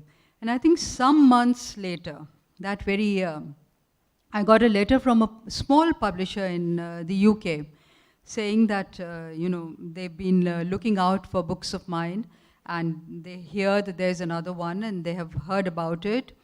Perhaps they've already got, reviews from some places. And they said, we would like to publish it in translation if I haven't given it to anybody else. So I asked some writer friends of mine, and they said, what reason have you to say no? Nobody else has asked you. So without knowing anything about where I'm going, I said yes. I said, I don't have a translator, you tell me. And they said that they'll get in touch with the translator who will send me a sample, and we can see if we can work together. Daisy sent me a sample, and I thought Daisy was somebody in the UK. I had no knowledge about her. And she sent me a sample, and I thought, well, anyone who can do that kind of quick translation with my kind of writing, has to be appreciated. And I said, I think we can work together. And that is how it started. And I did not know Daisy, but the kind of questions she asked, And I say, if you put together our emails, it will make a book several times thicker than the English one. So we were just at it, which gave me a lot of, trust and faith in her. But it also was so painful for a writer who doesn't sit and reflect on everything she's written. And suddenly it was like a researcher that I had to go back to my own work and answer why I used that word and why that name and what is the context for that and where does that come from. So even while it was giving me faith in this person, that here's someone who's really going into the details and the nuances, it was also extremely, excruciating for me. That is the process we continued with. She was meaning to come to India, but she never could because we fell in the pandemic years. So we did it entirely, without ever meeting, without ever having heard each other's voice. And I think it was only when it was longlisted for the Booker that Barkha Dutt did a Zoom session with both of us, and that was the first time we said hello to each other. And then when we were shortlisted, we were both invited to London. So that was about 4 or 5 days before the Booker announcement or Booker decision was to be taken. And that was the first time we met after the translation. So it was entirely over emails. In retrospect, I think however wonderful a language person Daisy may have been, if she did not have humor, if she did not have a kind of sensitivity for this kind of madness, the book could have been ruined. And I never, I just went into it without, I think I never thought about how far anything can go. So I was just handling the immediate. And she did, I think, a wonderful job of the translation. So that's why I say, Allah Miyan ne hi kuch upar se karwaya hai. So Daisy speaks very specifically about dhwani, which is the resonance of a language. So the Hindi, in this sense. And she was very, I think, cognizant and very, aware of the way Hindi sounds. So just for us, will you just read a paragraph from the Hindi, and I want to just translate it into English. So just from the beginning? Yeah, just the first, very first paragraph. This is the opening paragraph in the book.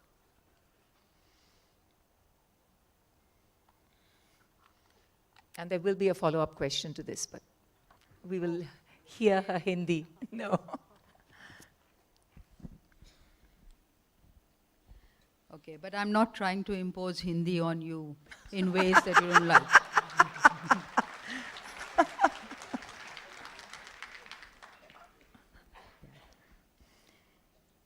एक कहानी अपने आप को कहेगी, मुकम्मल कहानी होगी और अधूरी भी, जैसा कहानियों का चलन है।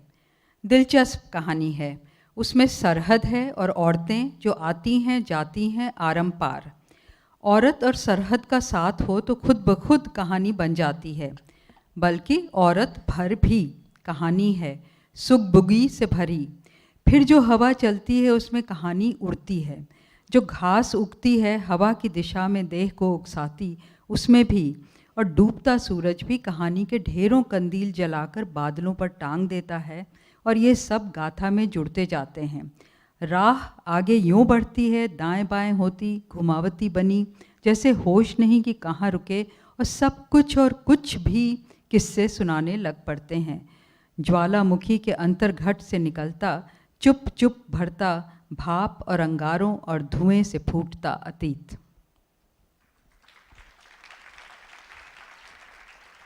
A tale tells itself. It can be complete, but also incomplete, the way all tales are.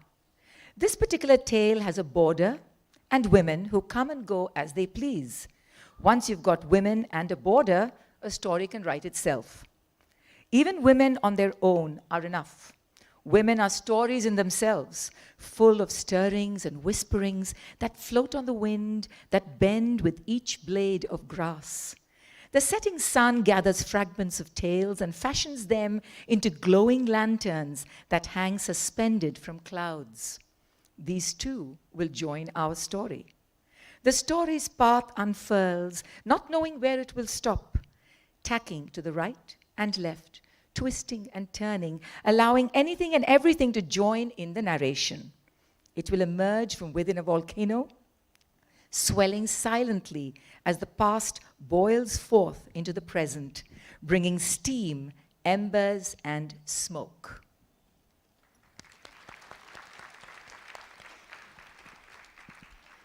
Daisy has confessed the most difficult paragraph of the section was where you compared a jalebi to the human brain. It took her the longest. Yeah, that's what she said. Yeah. Well, I don't quite know why, because, well, she could do the entire book and there were so many things in it. So I really don't know why that in particular. I don't remember very exactly what she said about that. Yeah. She just said it just took her the longest for the smallest part. But it's again, it's just for all of you who have not yet seen the book. It's these surprising interventions, and which brings me to, these kinds of detours and departures, the intersections of other kinds of narratives and stories.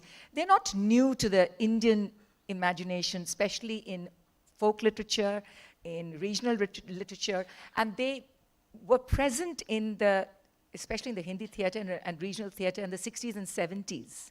So was it something that you were consciously or unconsciously just dipping into and letting yourself flow? Well, the truth of the matter is I'm not a very conscious person anyway. So I think whatever I do mostly in serendipity. So, so I certainly wasn't, thinking about it. I wasn't particularly aware of which tradition has what.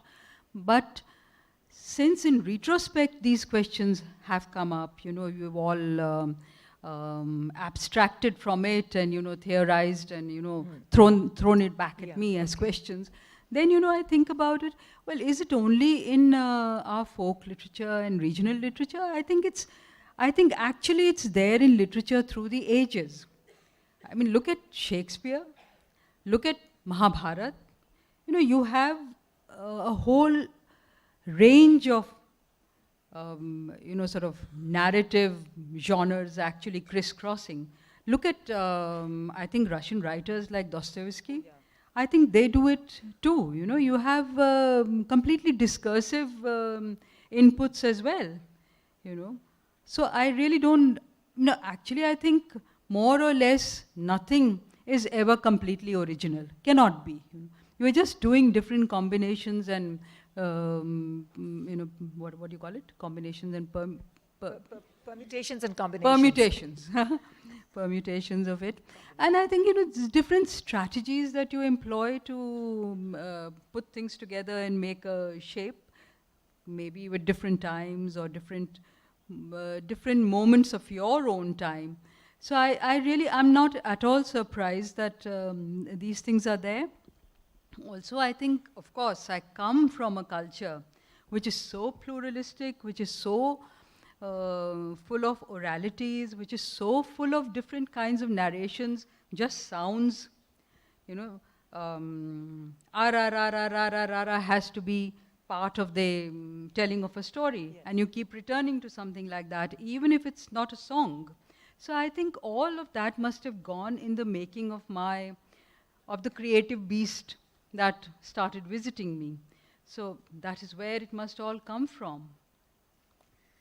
For many of us in South India, the partition is a chapter in our history. We don't have immediate personal family tales, and it was not until I went to Amritsar and went to the Partition Museum, and I saw some stunning examples of a large axe cleaving through a home. One side suddenly became in another country, and also then walked across to Jallianwala Bagh. But why do you think that partition literature or that moment in it keeps coming back to influence or inspire or color or tint so many writers? Well, I'll say two things, and I hope I don't forget one of them in the course of saying the other one. But North India does have a different experience of partition, so I'm sure South India, what we call South India, and doesn't have the same sort of feelings about it. But I'll also say that partition, we should not think of partition only as India-Pakistan partition. Partition is somehow, I would even say quite often a very tragic reality of just human life and endeavor, the world over. We've just filled our world with so many partitions of so many different kinds. And partition, by definition and in itself, needn't be something negative.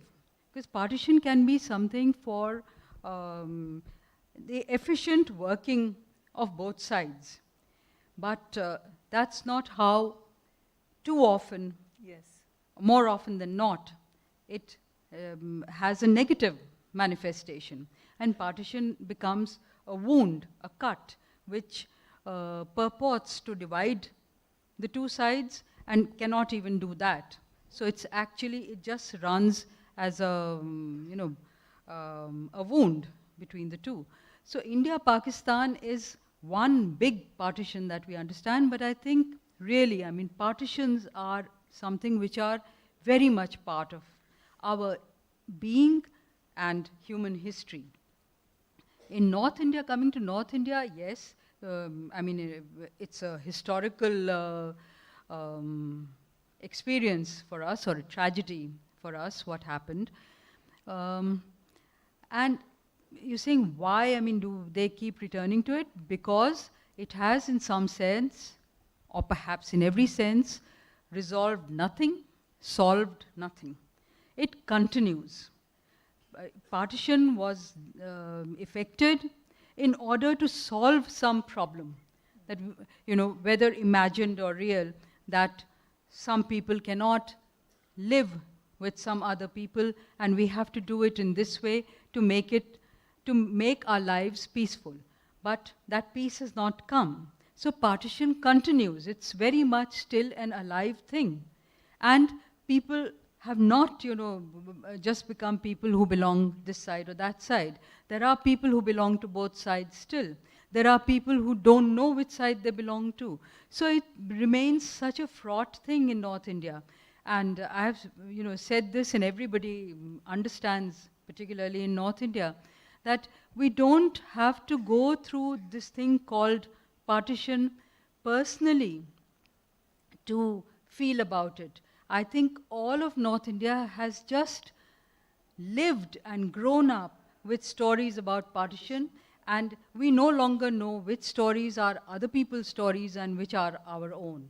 So we are echoing each other. That it's a communal pain that everybody has, for this thing called partition. So therefore, because it is not something which is finished and no more to be said about it, that people just keep returning to it. It's there. It's the part of our psyche. It's also one of the most theatrically set up sections in your work. I say theatrical because for those who have been to the Wagah border and who have seen the huge theatricality, it's a performative, it's a spectacle. And of course we sit on the India side, and you've laid it all out, and you've also channeled all the great writers of the partition. And there's a moment in which, Khushwant Singh's turban I can almost see unfurl with his characteristic energy, and it's snaking across the line.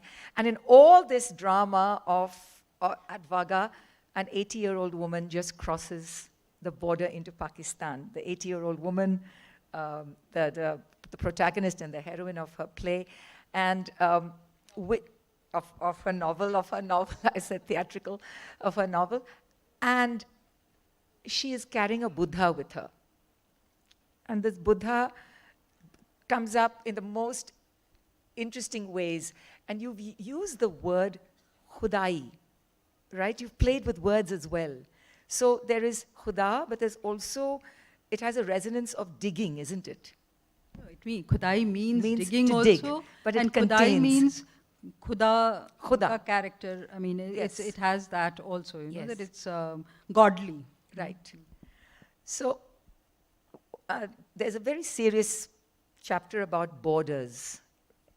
And the word in Hindi is Seema.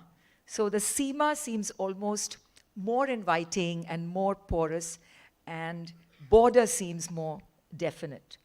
But it's a beautiful chapter. She says it's very serious, but for me it's very imaginative.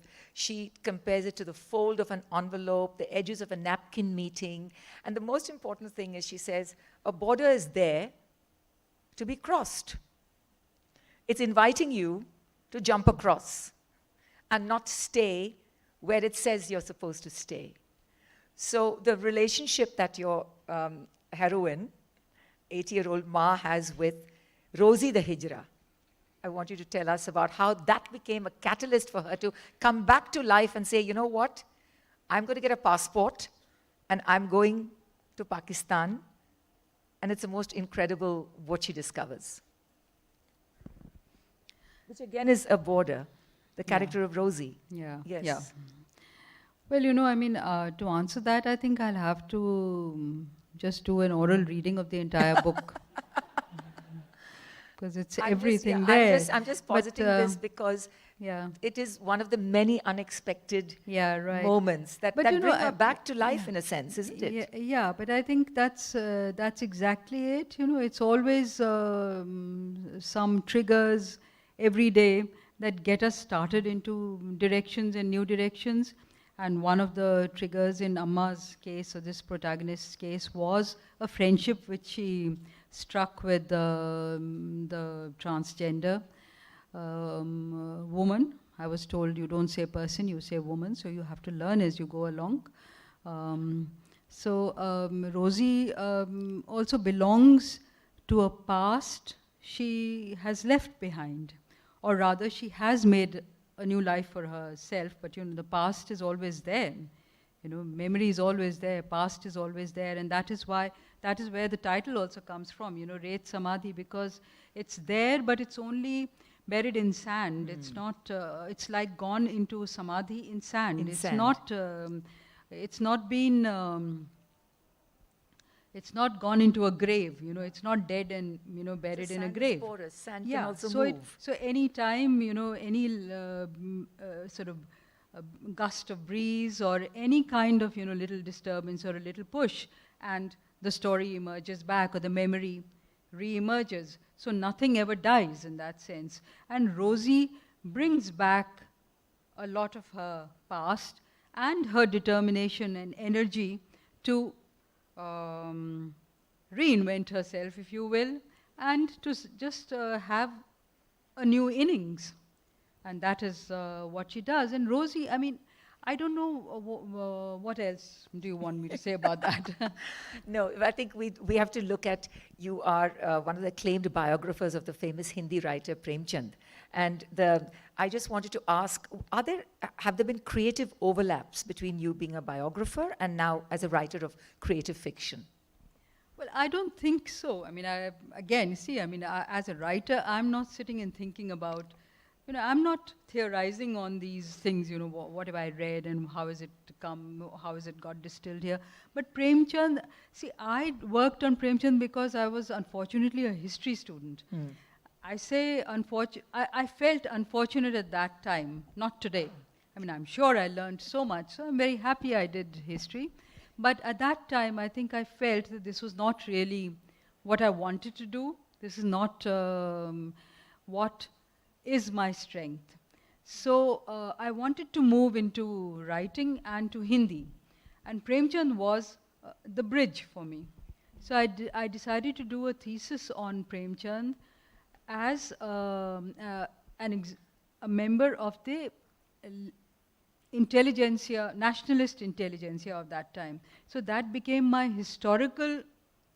subject, my history thesis, which would allow me to move to literature full-time, Hindi literature full-time. So I worked on Premchand, I did that thesis, I got my PhD, and I left history behind, and like Amma, crossed the border and forgot about that. So, but Premchand is a very different kind of writer, and in a very different kind of time. The pressure that he felt was completely different. Part of the national movement, you know, part of the intelligentsia which is looking towards a future of India where India would be free and India will have none of those horrible ills which have allowed it to become a slave country. So he was working with completely different impulses and ideals, that he has to reform society, I mean all of them. Yeah. At that time, that was one of the big ideals, that literature has to be geared to the purpose of social reform. So there was a certain kind of communicability which was important. To the, even taking the risk of making your work simplistic, but because it was important to get the message across. I belong to a different time where I can experiment much more happily, where I can even take the risk of not being understood by, you know, many people. I can say, you know, well, try again. I mean, somebody said to me, "Madam, I have to ask you this, please tell me," stopped me, you know, important, in Jaipur Literature Festival. He stopped me, he said, "Madam, no, just 2 minutes, I have to ask you. I have tried to read your book, but I cannot understand it. What shall I do?" So I said, "Just put it down." Yeah. So, but I can afford to say that. I mean, Yes. I think Premchand would never want to say that. He would want to explain, and he would want the reader to understand. I can afford to be a little more arrogant and say, look, I mean, if you cannot understand it, I didn't say it to him, I just said, put it down. But I can say, if you didn't understand the work, sometimes look at yourself and your understanding. Worry about that rather than looking at the author and saying, you know, your work, I can't understand it, you know. So I think, I mean, we belong to different times. So I don't see Premchand moving into my work. Yeah. In all the adulation and the celebration right now that you're in the midst of, you know, winning the Booker, is there something that we are missing about the creative arc of your writing? Because it's one book and a moment. It's a huge, huge moment. I don't know really how to answer that question, but I mean, see, it is one huge, huge moment. Okay, it's wonderful. But I do think we live in a world where we go a bit nuts about what we think is celebrity. There's too much hype about it. Well, literature is something, actually, I mean, I have to say this very carefully because I'm so, I feel wonderful that it's all happened in this way, that I got the International Booker, that Hindi got it first, and I mean that for the first time Hindi got it, that South Asian languages and literatures, you know, got this kind of light shed on it through me. So of course I feel wonderful about all that, but let us not forget that literature is about quiet. It's not about hype and, you know, celebrity culture. And ultimately, and this I say, I mean, I say it very matter of fact. I mean, it's nothing else, just a very matter of fact statement. Ultimately, what has to sustain is your writing. I mean, you can say everything you can about this book, and if tomorrow people say, okay, enough, and I never want to look at it again, and it's dead and gone, then, you know, what Booker? It doesn't matter. The writing has to sustain. And finally, if I may share a wonderful moment with you, I mean, I don't know what a celebrity really is, and I'm very glad that often people, when they meet me, they, well, anyway, the story is that I they say you don't look like a celebrity. No, I mean, when they meet, you are a celebrity. I'll tell you. So accept it. Yes. They want me to be a celebrity. They see, they're looking at the Booker. They're not looking at me. They're looking at the Booker. They're not looking at me. They're not looking at my work. Too many people are like that. So I went to a literature festival and someone came running up to me and said, "Ma'am, I have to tell you this."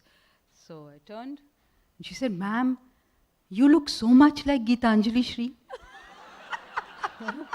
so, so I just didn't know how to react. So I looked at her and I said, first I just joked. I said, "I'm sorry." Then I also felt a bit uncomfortable, and she said, "No, ma'am, I had to tell you." So I said, well, I felt, she shouldn't, when she discovers who I really am, she may think I'm being very, arrogant or something. So I said, well, I am Geetanjali Shri. But the point is, this is a real, it's an indicator. So people are too much into, some kind of, I don't know what a star should look like, how a star should behave, how they should be walking in, how they should be, telling you off. And there is somebody called Geetanjali Shri who's supposed to be there, but this is not her. I'm happy. As we wind up, I have to say that literature festivals all over India have been privileging English over, yes? And there has been a very popular genre called Indian writing in English. And yet we know now the enormous vitality of Indian languages. You speak in one of your interviews about a cascade of words and sounds that you wish to hear and you wish to hear more of. So would you think that Ret Samadhi, now translated into English, would this be a really good omen for more and more translations of Indian language writing? It's already there, but would this be a push? Well, first of all, I would say, we should be careful not to pit Indian English writing against Indian writing. I mean, I don't think they are on two sides. I think, there is again, within quotes, a modern moment. We belong to that. It's an eclectic moment. We all belong to that, and there are things happening in Indian English, and there are things happening in other languages. The important thing to realize is that there are things happening in other Indian languages as well.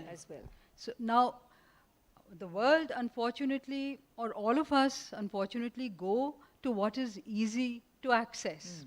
English has become easier to access. This requires a lot of hard work. You have to put in resources, all kinds of, efforts into translation, into good translations, bring those out, publicize those. I mean, a French translation, which is also excellent, has not got known in the way the English translation has. So we have to work much more sustainedly and quietly in these other directions. We have to realize the enormity of a situation where to read a work from Tamil, I have to go to English, and to read my Hindi, you have to go to English.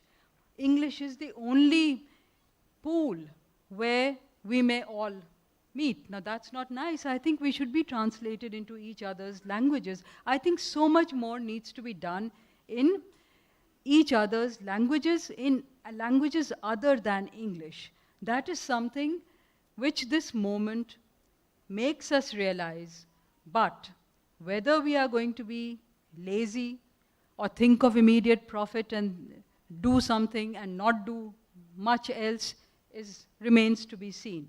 It really has to be a concerted effort, dedicated effort in that direction, and that might change things. I want to say something.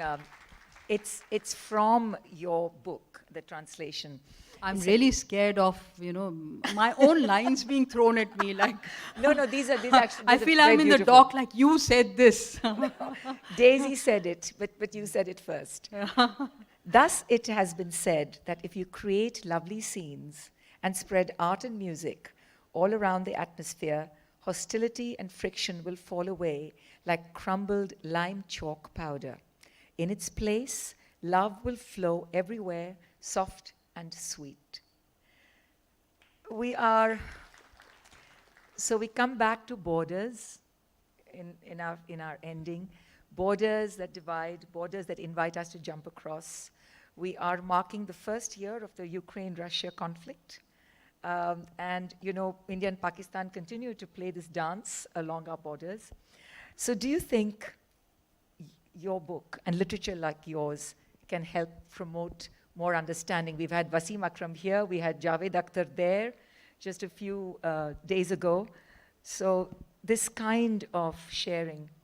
I think it is promoting more understanding. It is, see, it's a two-way process. It's not that the book is there and suddenly that understanding is created, because that they're both working on each other. There is that love, there is that desire to reach out already there, which the book is tapping into. The book gets created, and the book, gives something in return. So that space is already there, shrinking, maybe in jeopardy in all sorts of ways, because it does not have enough power and resources, to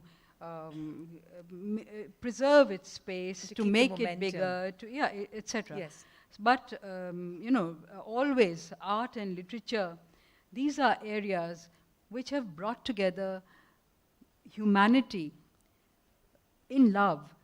It has brought together dissent in a space where it is not a matter of hostility. It's a matter of friendship. So I think that is what art and literature are about, and people want that. So certainly it is something to be strengthened, and we have all got to do it together. But if you're expecting anybody to, read a book and come out a changed person, then no. I mean, it is these things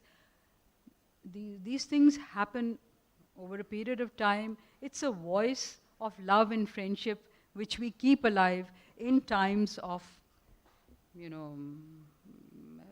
enmity and divisions and inhumanity. So Geetanjali Shri, thank you for this amazing book. It's been described as a love letter to the Hindi language. It's been described as a great boost to all octogenarians, that life doesn't stop at 80, that a mother is not a vessel or a vassal. And above all, it's a book about empathy, inclusion, love, and understanding. Thank you so much for being here. Thank you so much. I do want to say that, life doesn't stop even after death. That's one thing. But I also want to say, look, I did mean to say it right from the beginning, and I forgot. I am quite... I know all of you are celebrating it, and all of you are being wonderful to me, but I am a little embarrassed and awkward at the word masterpiece. I really am, and masterpieces, who knows how masterpieces happen, and who knows which work is going to sustain and remain a masterpiece. So I'm very uncomfortable that such a huge word has been used for this book. Are we taking a couple of questions or no? We are going for lunch. Okay, thank you so much for being such a wonderful, warm, attentive audience, and I hope you enjoy the rest of the day. Thank you. Thank you so much. Appreciate that. There was a sense of grace, poise, and honesty during the course of that entire conversation. Thank you so much to both of you lovely ladies for that. Right. So what we are going to do at this point in time is, it's about 1:42 on the clock there. So we come back at 2:30 post-lunch. 2:30 post-lunch. That's in about 45 minutes time for the post-lunch session. Thank you. Thank you once again. And may I quickly announce that Geetanjali will be available to sign books just outside in the area where the authors do their signing. Thank you.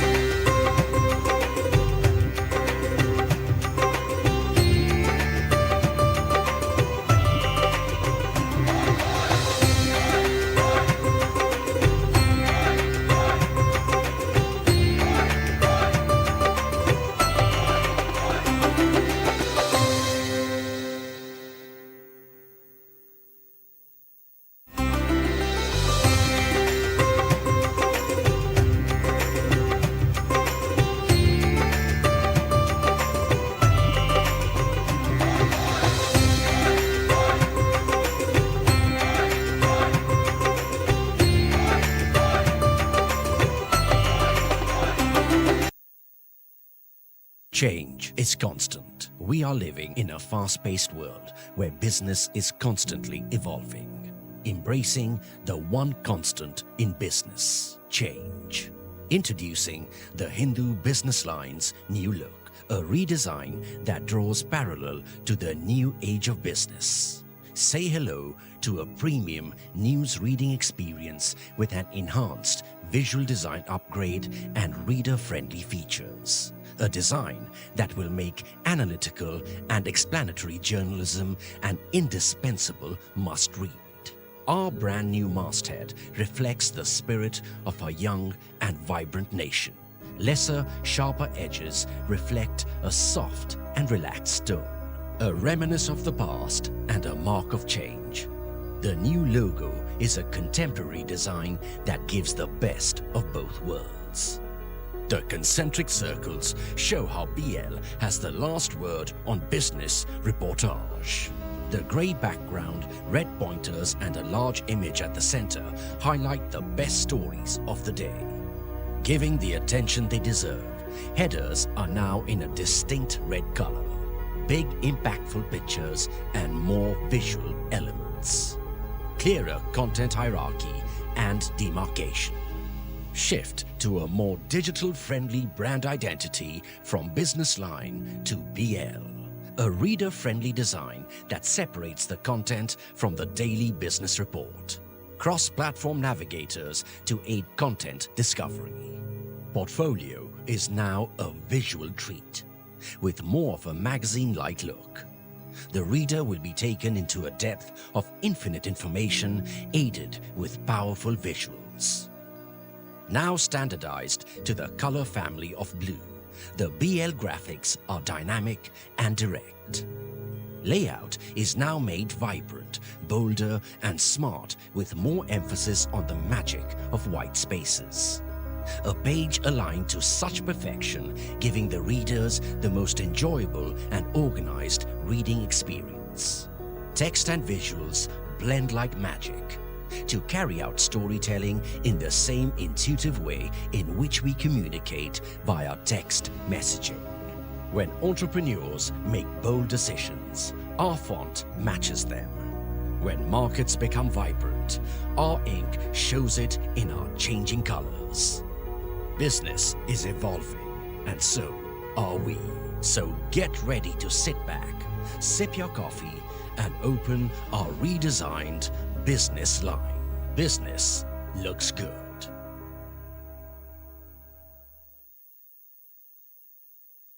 Every reader is an explorer of information, knowledge, creativity, innovation, and art. We at The Hindu have always made sure that the journey of the explorer is an extraordinary experience. So we heard what you want and we are delivering it. Introducing a smarter and cleaner news reading experience with an enhanced visual design upgrade and reader-friendly features. Our authentic and credible journalism remains intact. Now, our redesign matches it.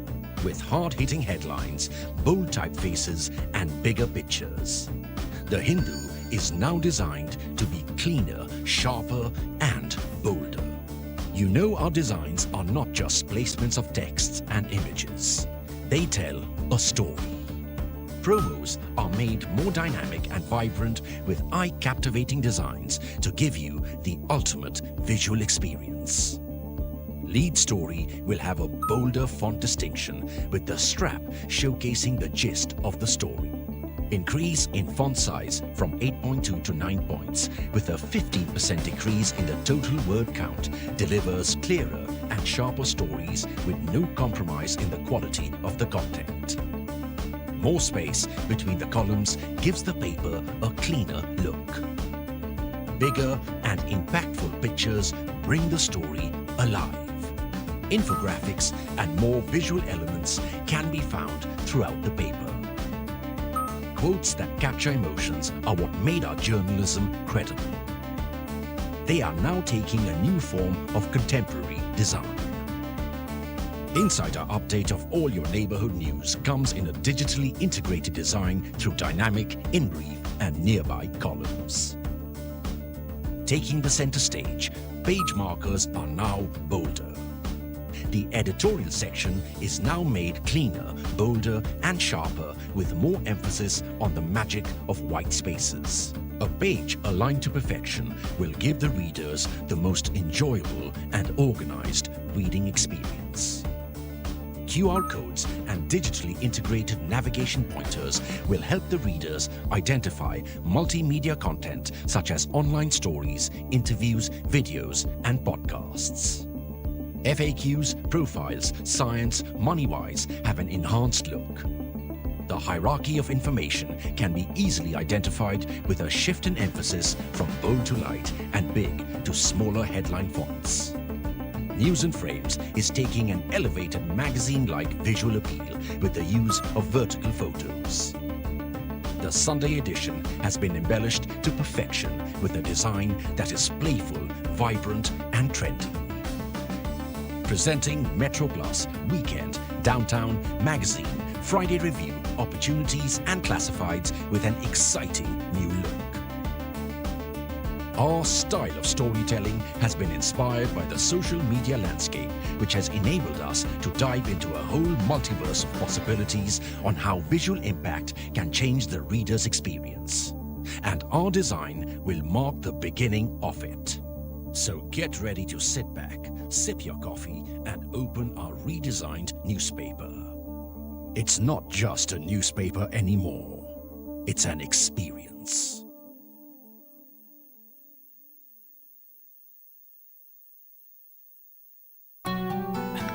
Yeah, Ajay, look at your dad. Will we be the same at his age? Absolutely yes, if we plan our future like him. But do we have to wait until his age? Absolutely not. We recently invested in LIC's new Jeevan Shanti, which gives deferred annuity, which means regular income after some years. I see. LIC. LIC's annuity plans give annuity options and flexibility in receiving regular income. LIC, हर पल आपके साथ.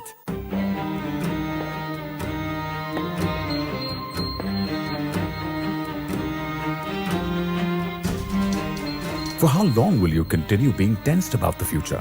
With LIC's new Pension Plus, make your own pension plan because this plan creates market-linked wealth for your future. Moreover, this plan comes with guaranteed additions and also offers various options for receiving pension so that you grow young and tension-free. LIC.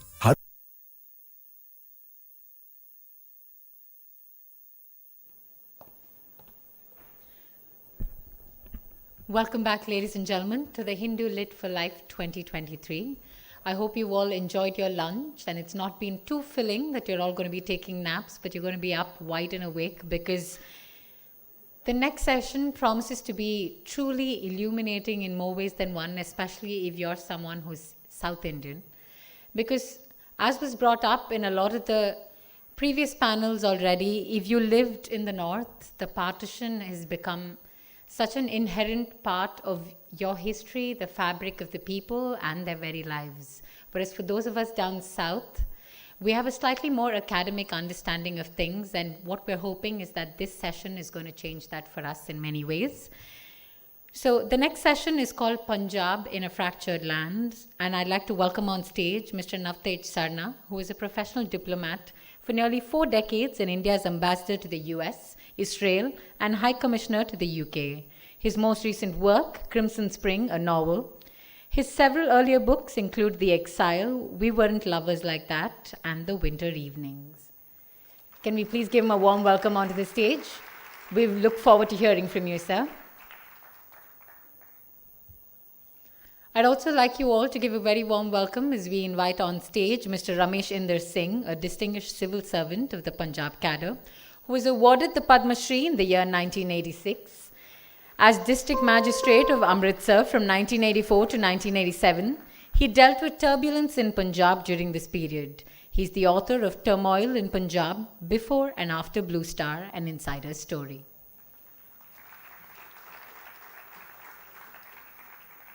Thank you for joining us today, sir. Next, I'd like to welcome on stage Amandeep Sandhu, the author of Punjab, Journeys Through Fault Lines, which is part reportage, part memoir, part contextual history. He's also written 2 novels, Roll of Honor and Sepia Leaves. Currently a Homi Bhabha Fellow, he's working on a book tentatively titled The Outliers, Sikhs Who Live Outside Punjab in India. Can we please give him a very, very warm welcome onto the stage? Thank you, sir. And finally, to moderate this accomplished panel, we'd like to welcome on stage Ms. Mandira Nair, a journalist with over 2 decades of rich reporting experience. She writes books. Foreign affairs and culture are her subjects of main interest and expertise. She's currently the Deputy Bureau Chief at The Week. She's worked with The Hindu, The Telegraph, and is a Charles Wallace scholar. Thank you for joining us. Over to you, Mandira.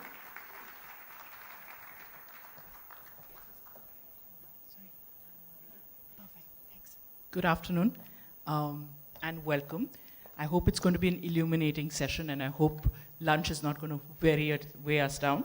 I would like to begin with, she said that we were introduced as Punjab in a fractured land and talking about partition, which we've all inherited. We're all Punjabis, and in some ways we represent different aspects of it. I'm a non-resident Punjabi, as is Aman, but everybody else has lived in Punjab and had Punjab in some ways. And I wanted to start off talking about these 3 incredible books, representing 3 different writing traditions in Punjab, and writing really about the fractured land that Punjab really is, especially in a point of time when you see Punjab now again on front pages of newspapers. And I wanted to start off with talking about, in the sense, and I wanted to congratulate Ambassador Sarnab, whose book, Crimson Spring, which is one of the most wonderful, evocative books and really will stand the test of time, has won another award. This is his second. It really is. It talks about historical memory. It talks about everything. It's sort of a book which leaves you and stays in your blood in a way. And in your hearts, and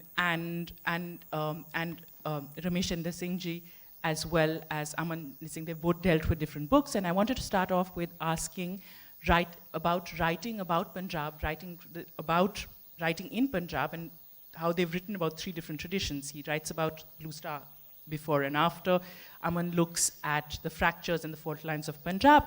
And I would start off with Ramesh ji and talking about writing on Punjab and Blue Star. It's about 40 years later. It's an event that people barely remember. My generation doesn't. I'm not listening. And why did you feel really compelled to write about it, and why you wrote this book? Well, one reason the book has come so late is that I was in service. I retired in 2009. Then I was again appointed as Chief Information Commissioner under RTI. So the conduct rules didn't really permit me. Secondly, the period was too close, emotions were still high. But by the time I retired, I found that there is so much of misinformation about what happened in Punjab.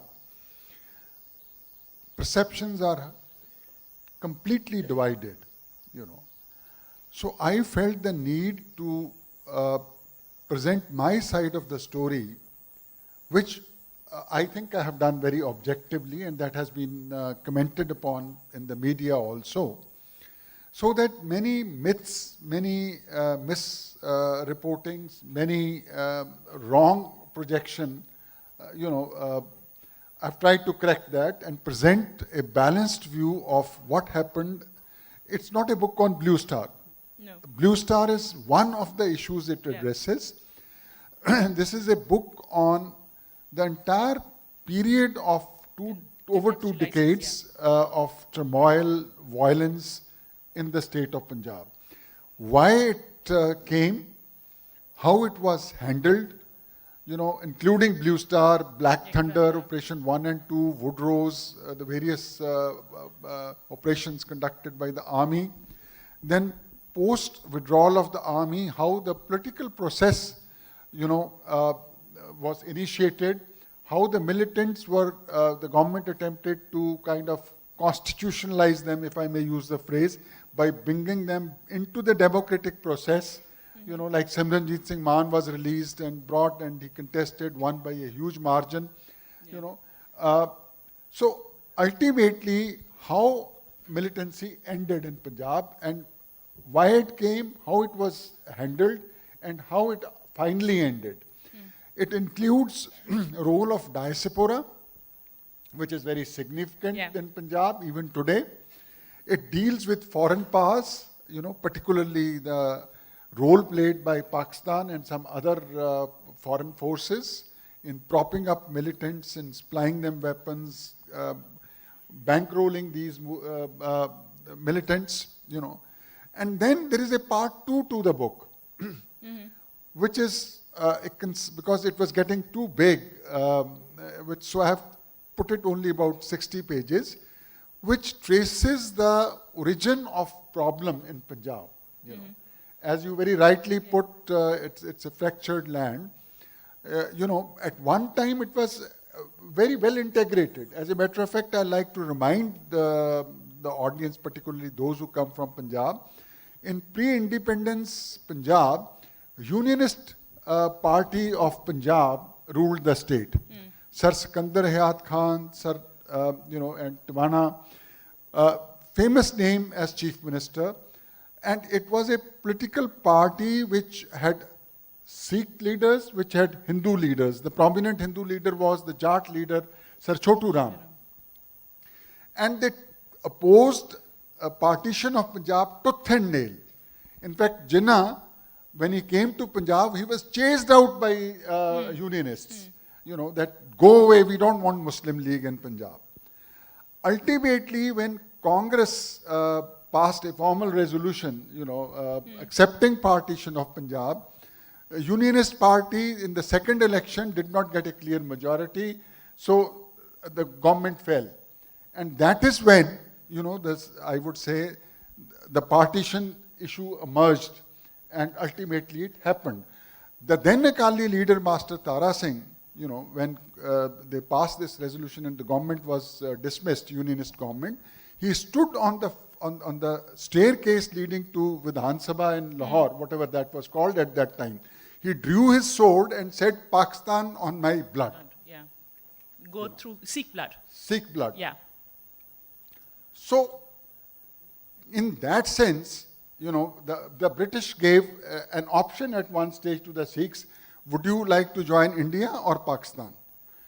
The Sikh leadership, particularly the Akali leadership at that time, they said, we will not go with Pakistan, but if you give Pakistan, give us our own place also. Ultimately, they came with India. In that sense, West Punjab is a gift of Akali Dal to India, I would say. You know, that's how the historians have also depicted. Because, mind you, the Sikh princely states, their territory, extended right up to the boundary of Delhi. Yeah. The present districts in Haryana like Mahendragarh, Narnaul, Charkhi Dadri, Jind, Tohana, they were all under various princely states of Jind, Patiala and Sangrur. So Jinnah had very cleverly offered that you join Pakistan, we will give you an autonomous region within Pakistan. Yeah. You know, but post-independence, the Hindu-Sikh unity, which was focused against creation of Pakistan, and to some extent excesses of various Islamic Mughal regimes, Afghans, and who invaded India. Actually, Punjab suffers from a geopolitical curse as gateway of India. Yeah. You know, starting from 8th century onwards, it has been invaded one after the other. There was hardly a period of 30 or 40 years before a next invasion did not come. So that has imbibed in the cultural ethos of Punjabis. They take life as it comes. Yeah, that's true. You know, today is today. There is a saying in Punjabi, whatever you can eat and enjoy, khade pite da laha, baki bulle shah. I mean, Ahmed Shah or the Afghans will take away the rest of it. Yeah. So the attitude, you know, which developed in Punjab, and it's not just Sikhs, I would say all Punjabis, was to live in the movement, you know. Yeah. And they react and respond to the situations. And I think the book does definitely bring in this whole contextualize this Yes. whole history of it. But I also wanted to now talk to Ambassador Yes. Sarna and ask him that his book is fiction. It's in some ways, it talks really about the historical memory we carry of Punjab, and it's about Jallianwala Bagh, and told through 9 characters. And I just wanted to ask you about writing Punjab and writing Fractured, and that was also a point of time when Punjab was fractured, there was turmoil. So Punjab, can you talk about writing about Punjab and turmoil in Punjab that exists? And Well, thank you, Mandira, and thank you to the Hindu Lit for Life for getting us all here on this stage. I think just a very quick broad brush thing before we get to the book, because very often to audiences outside Punjab, other parts of India, sort of we in Punjab have made a bit of a caricature of ourselves. Yeah. Everybody imagines that everybody in Punjab is constantly doing bhangra, holding a chicken leg in one hand and a patiala peg in the other hand.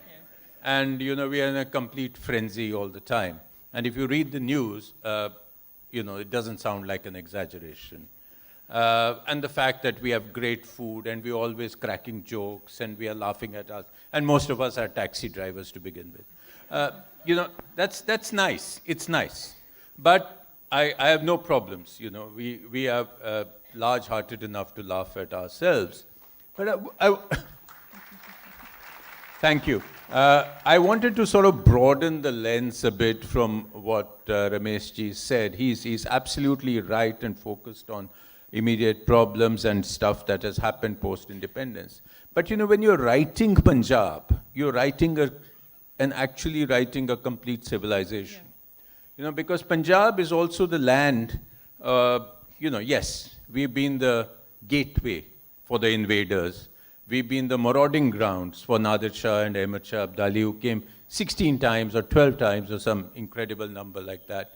And various invaders. But we've also been the land where, it's been known for its love poetry, for its music, for its language, whether you start from Baba Farid, the Sufis, the Bhakti saints, the Sufi schools. Nanak himself. Guru Nanak himself.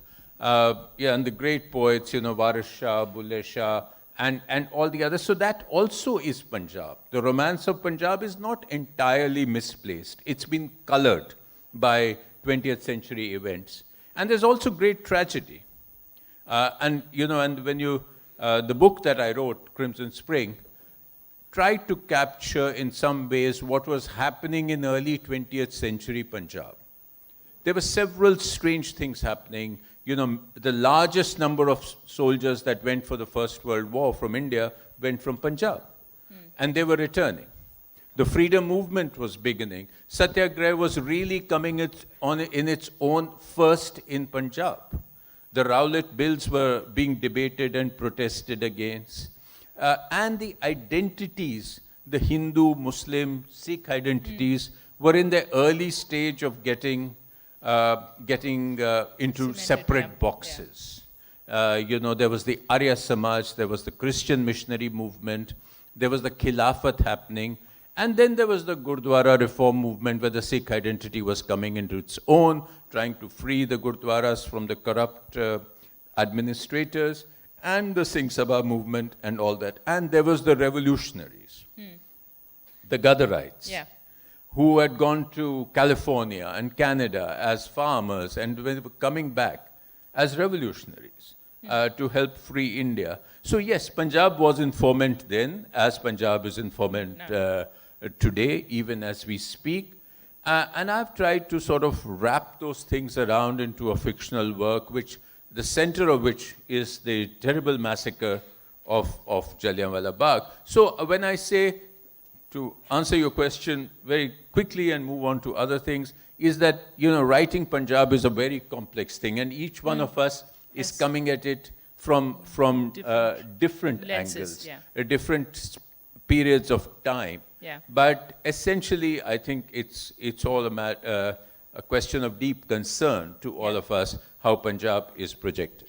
So I also want to bring Aman in because, in some ways, what Ambassador Sarna said, about this about the caricature that Punjabis are and the reality on the ground, and you come at it as a non-resident Punjabi, looking for what Punjab is of a story that you've heard, and looking at the reality of the ground. You start. So can you talk about that, and also can you talk about how you arrive at it at a point of time when farmers' suicides are just beginning? I think have started, but I think in 2015 is when the numbers start rising.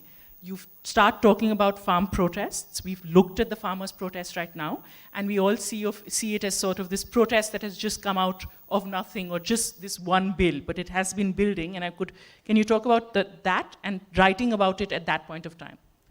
Thank you, sirs. It was lovely listening to you, and because we are a panel and we should also fight with each other a little bit, like it's. I take from Sarna sir saying that we were all these labels and how we are known in the world. I'll add another line of labels to that also, Of course there's Bhangra, but there's terrorism. Of course there is Sufi, but there is also Bhindrawale, Of course there is chicken, but there's also the highest Dalit population in a state. Of course there is turban and pagdi and all that, but there's also, at that time, the highest female feticide rate in Punjab. So I was troubled by these labels. And I was like, if I put them up, it actually happened in an institute. They called me to speak to them. And we put up all these words on a board, and we looked at it, what kind of a word map is this creating? And I don't understand this. I have to go to that region where I come from, which has come to me in my mother's stories in my childhood. And I lived in Punjab during the militancy phase, 83 to 90, with students who came from all over the state, mostly rural. And the stories we would hear about militancy happening in their villages, that boy was picked up, that guy was killed.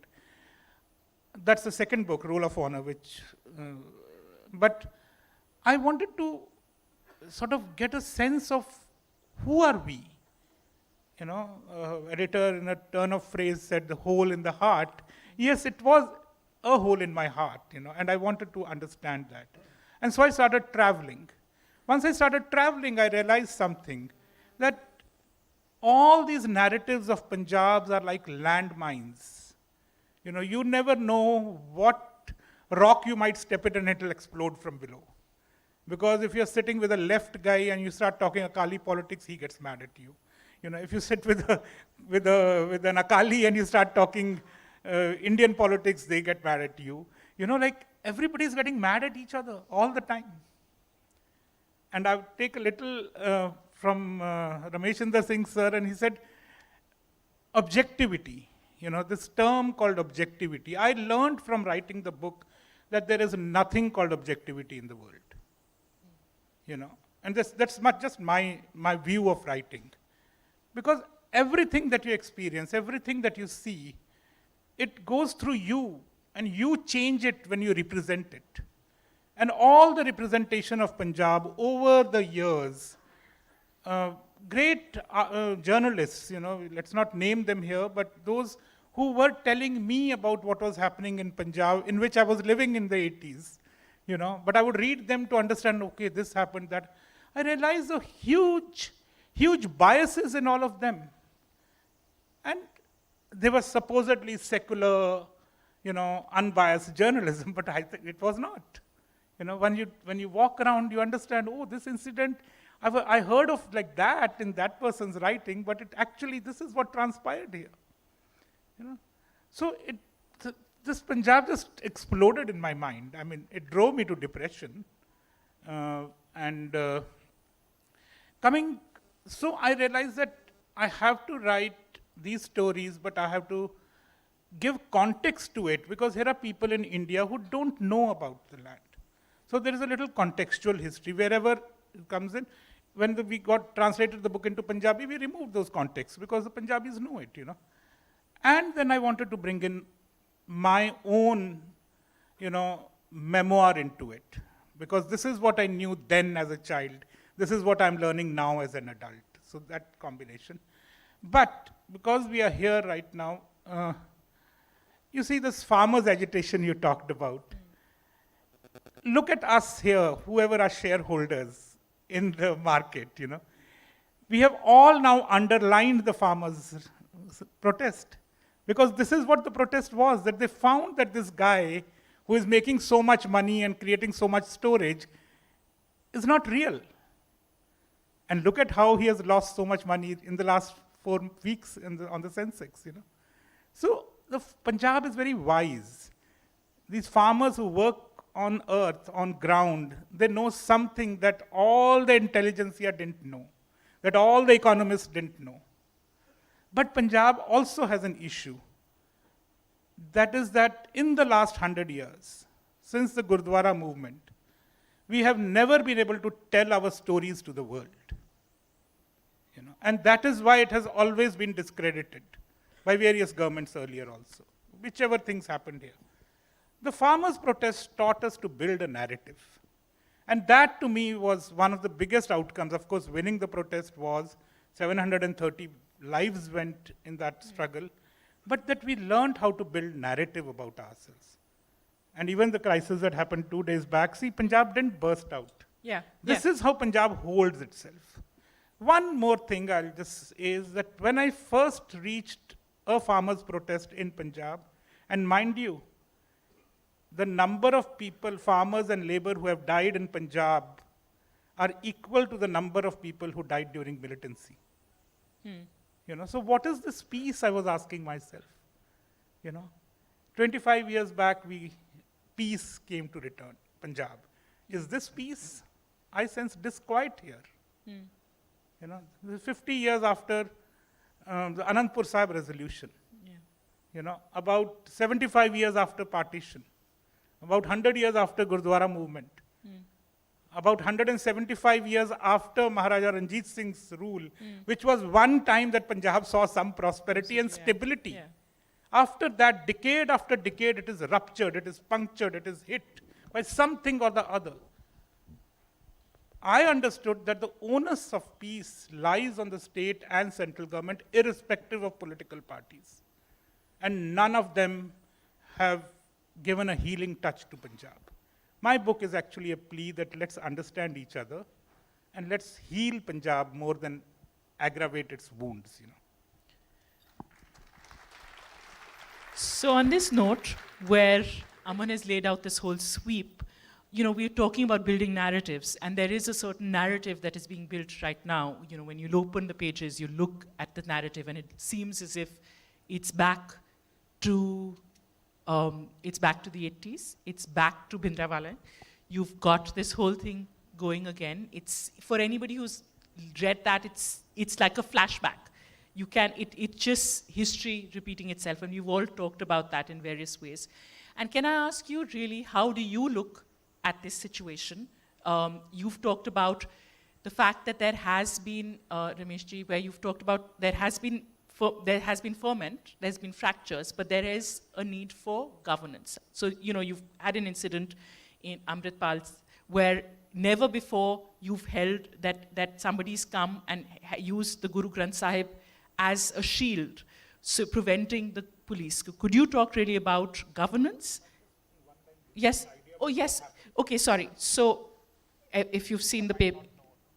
Yeah, sorry. So, in the last 2 days, there has been this agitation in Punjab where a group and where a leader called with Amritpal who's come in and basically held the police hostage and talked about Khalistan and talked about this thing, and he calls himself Bhindranwale too. It seems as if it goes back at this point of time. If you look at all the comments by all political parties, Congress has said that at the moment the government in Punjab cannot handle this. The BJP has also expressed its concerns about the stability of Punjab. It seems as if there is a narrative being built about Khalistan again, and that's where the story. That's the genesis of the question that I was asking. Well, let me make one thing clear, that Khalistan was never a dominant theme with the Punjabis. When I say Punjabis, I mean the bulk of Punjabis. It was a narrative which was created by certain vested political interests, supported by certain foreign powers. That way, even the farmers' agitation at one time was labeled as Tukde and Khalistani gangs, you know, and some of the media was playing it up, you know. The same way, during the 80s period, this narrative, you know, was consciously built and publicized. The background of this is that Punjab is highly, I would say, politically divided state. And political parties, rather than engaging themselves in nation-building exercise by bringing people together, have played the role of dividing people in Punjab, you know, polarizing them as vote bank share. He talked of, for example, Anandpur Sahib resolution. DMK demanded the same. Yeah. Bengal demanded the leftist same. But in Punjab, it was made out as if it's a demand of the Akali party to kind of, you know, disintegrate and separate from India. Same Anandpur Sahib resolution, which here I may clarify one thing, that Punjab, because of its historical background, has been historically anti-center. Yeah. Which meant Mughals and Afghans who invaded India and ruled from Delhi, you see. That ethos still continues, you know. So if they find that the central government is not responsive, they easily take to, you know, protests and agitations. So at that time, the central government dubbed the Akalis as, you know, anti-national on the basis of Anandpur Sahib resolution. And Akalis agitated that center, and it's a fractured federalism, you know. And the two sides fought almost for 10 years. Over 2 lakh people went to prison in agitations in Punjab. Then ultimately, when Longowal Accord was signed with Rajiv Gandhi, same Anandpur Sahib resolution was accepted by Government of India and referred to Sarkaria Commission, you know, for examination. I'm just giving you this illustration to bring home the point that politics has been one of the major factors in polarizing Punjabis and giving the impression that the demands of Punjab are not being met, which we have discussed. Now, coming to the present scenario, let me again clarify that Bhindranwala in his lifetime never demanded Khalistan. The maximum he had gone on record was that in case the security forces invade Golden Temple, that will lay the foundation stone of Khalistan. And post 84, Blue Star and the riots against Sikhs, the massacre, Delhi University conducted a survey in Punjab in 1985. Only 5% of the population, and that also youngsters, mostly in the rural areas, they said they support Khalistan. 95% of the people opposed it. So today also it is some byproduct of politics. It's not clear how Amritpal has emerged as a leader, because from the information available in public domain, he was basically a driver, taxi, running some kind of a business. I told you, taxi. Taxi driver in Dubai. And he was clean-shaven. Suddenly he disappears from scene for 2 years. And then lands up in Punjab in full Amritdhari Sikh format, copying Sant Jarnail Singh Bhindranwala and openly saying that we will take Khalistan and pleading its case. I have always held, and this is more true of Punjab, that there were various factors which led to violence in Punjab, but one single factor, those fault lines still persist. Yeah. They still persist in Punjab. But why Punjab or Punjabis resort to sword is that they do not tolerate injustice. Punjab needs good governance. And good governance has two components apart from many other attributes. One is an effective government. The second is a just government.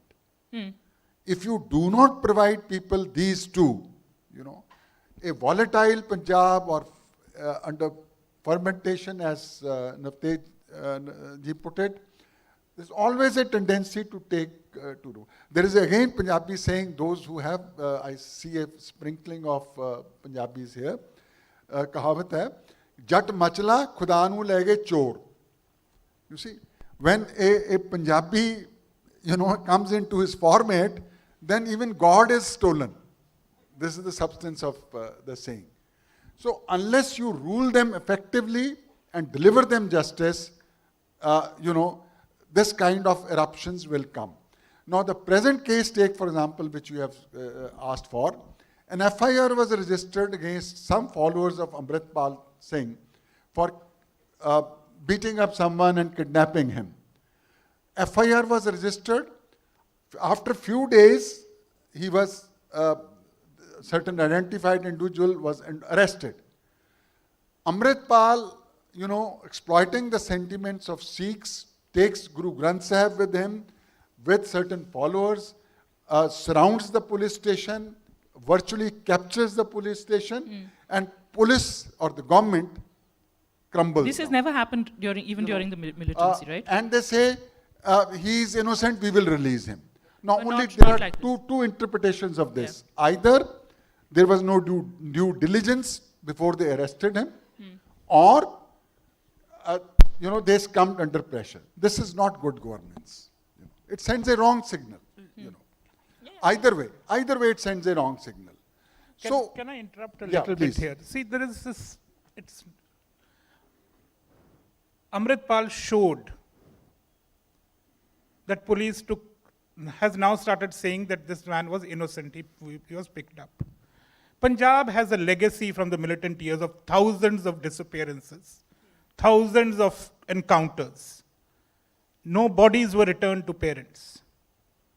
And if police is now saying, oh, we picked up the innocent guy, then police was perhaps picking up innocent guys even then. That is what their parents are saying. This is why he gets credence in Punjab. That he's showing how rotten the system is.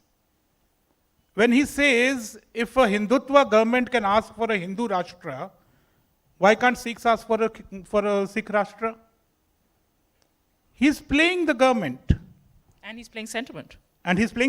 Well, I don't know how much of that sentiment is reflected on the ground, because, this is at least since 84 onwards. It's very clear that in 84, this bogey of Khalistan was raised.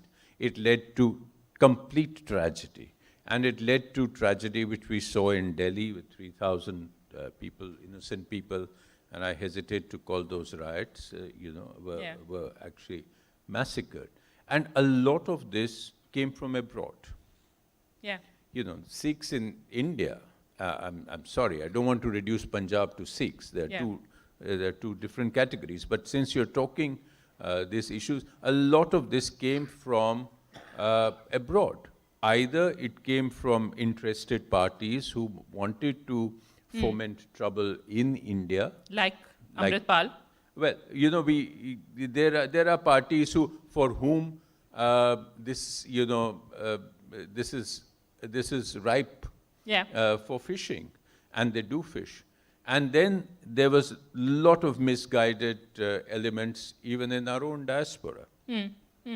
Because you can sit in the comfort of those developed countries and just put out stuff, and who suffers if something goes wrong are the people who live here. So, there's an entirely different dimension of politics and interplay here. But the point I want to make is, whatever is happening, we call it good governance or lack of good governance, we've seen what happened during militancy. I think Punjab, and I'm not just saying the Sikhs, I think Punjab has been uniquely unfortunate in the leadership that we have got. Yes, you said You know, there has either our leadership has been reduced to instruments, or our leadership has been unable to see what's good for Punjab. And this has happened not today, not 15 years ago, not 20 years ago. This has happened since you mentioned Maharaja Ranjit Singh. Yeah. Maharaja Ranjit Singh held together the mightiest kingdom in Hindustan. Yeah. From the borders of Afghanistan to the river Satluj, single-handedly for 40 years. And when he died, within 10 years, that kingdom collapsed and was annexed by the British because everybody was fighting with everybody else. So the Sikhs were fighting with the Dogras, and the British were going inside, and the Jammu guys were coming in, and all sorts of things. Everybody killed each other. Nobody else we didn't need outside help. So, which is what we have been doing now. What is happening today, if there had been proper governance, if there had been, then, elections were the answer. If elections produced a party in governance, they would rule for a certain amount of years. But we are so eaten by corruption, we are so eaten by infighting, that you really can't blame somebody else to coming and taking advantage of it, and that's exactly what's happening.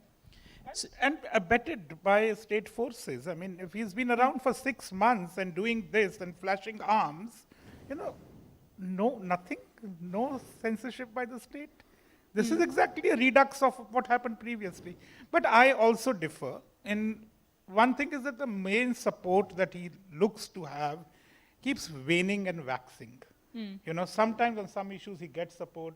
Recently he picked up an issue about benches in gurdwaras, and the community just turned away from him because, gurdwaras are anyway going empty. Youth doesn't go there. It's the old people who go and they can't even sit. They're not like some sofas there, like I'm now traveling around India, I see very Spartan benches, and those are required. Yeah, of course. But there have been Punjab-based issues like this huge one against the distillery, and the AAP government has been completely ineffectual in Punjab. Remember, the vote for AAP was not a pro-AAP vote. It was after the farmers' protest, it was an anti-Akali and anti-Congress vote. All the stalwarts fell. But there is a huge amount of disgruntled youth in Punjab, for which state has not created jobs, whose education is poor, they can't even go anywhere, they can't clear the IELTS and all that and go abroad. And they are angry. They're angry with the state. As Sir said, justice and governance, yes, that is required. But sadly, no party I see is really interested in Punjab itself. They are all interested, as Sir said, is in their own winning. That is not going to solve Punjab, and that's not going to heal Punjab. But, so, you've talked about...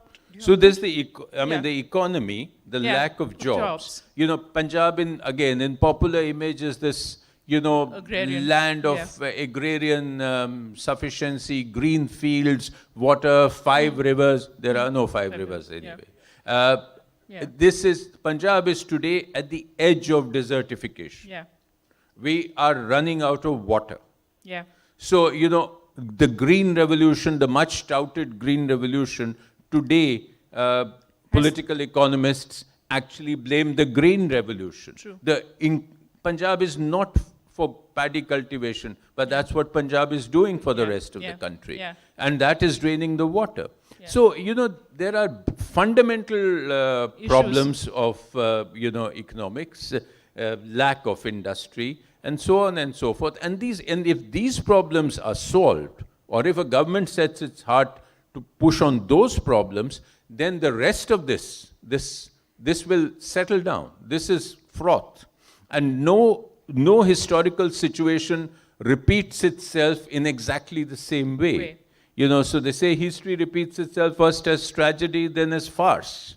And this is exactly, you know, let's hope this is farce. Yeah. Because, you know, this is not 84. This is not, you know, that government at the center. This is not the people. This is not, you know, we have lived through 84. We know what can go wrong. And remember, in history, the last 100 years history, Sikh culture, North Indian culture has a very valorous history of wars and battles because gateway invaders and all that. But in the last 100 years, whenever Punjab has protested non-violently, it has won. Wherever its protest has got violent, it has lost.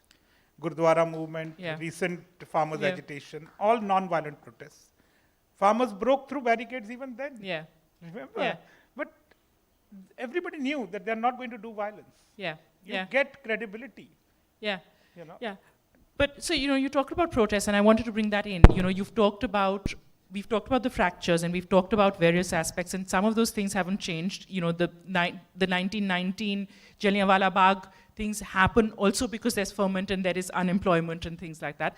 I wanted to talk to you really about and talk about this one aspect about the fact that while there is this image of Punjab, and you've talked about this, there's also cancer. Punjab is the Punjab farmers borrow about, I think, over 3 lakhs, while a Maharashtra farmer would borrow 10,000 or something. So the amount of borrowing and indebtedness in Punjab is far more. And I wanted to ask you really about this aspect of,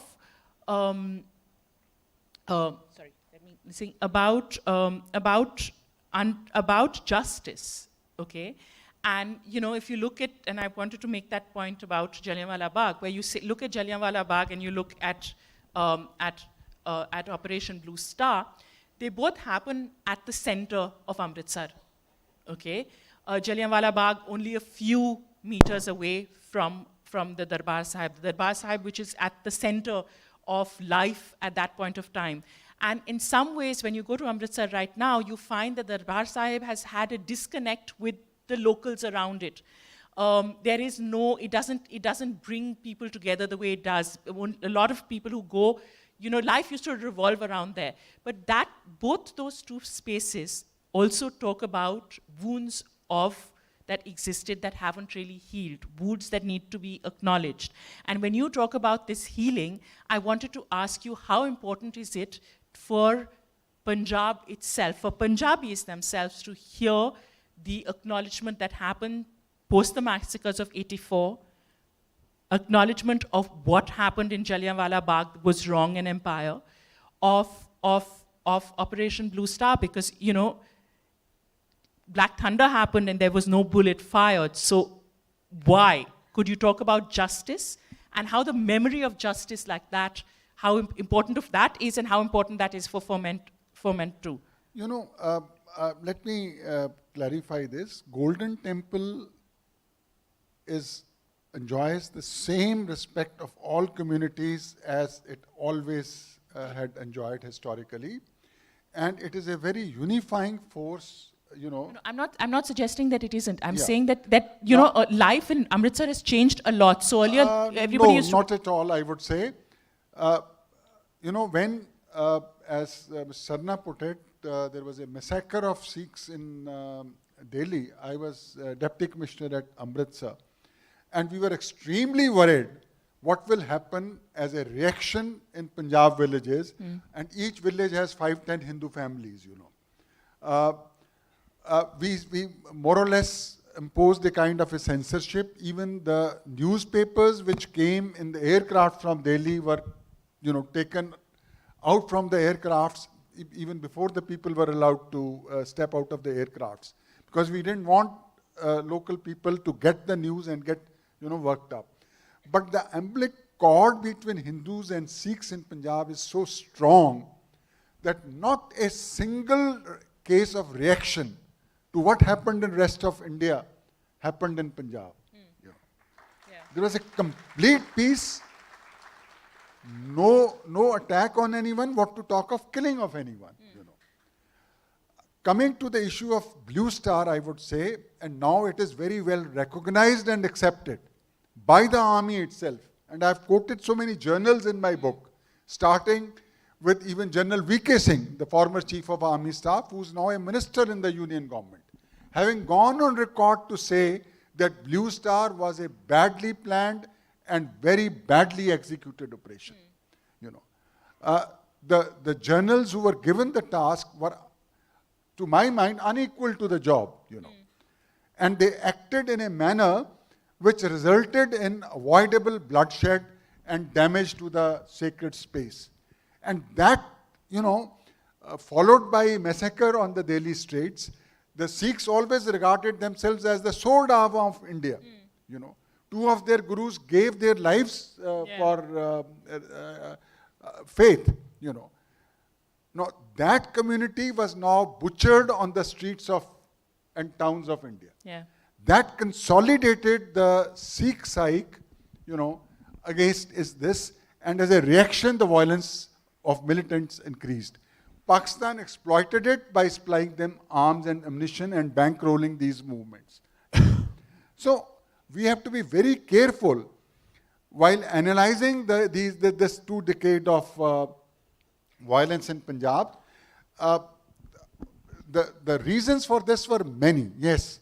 For 2 years, starting from 82, the Akali agitation, you know, continued. 26 meetings were held by the government of India with the Akalis. 4 of these were presided over by Prime Minister herself. But my question really was if about... I can cut in here, if you don't mind, and bring in the issue of justice that you mentioned.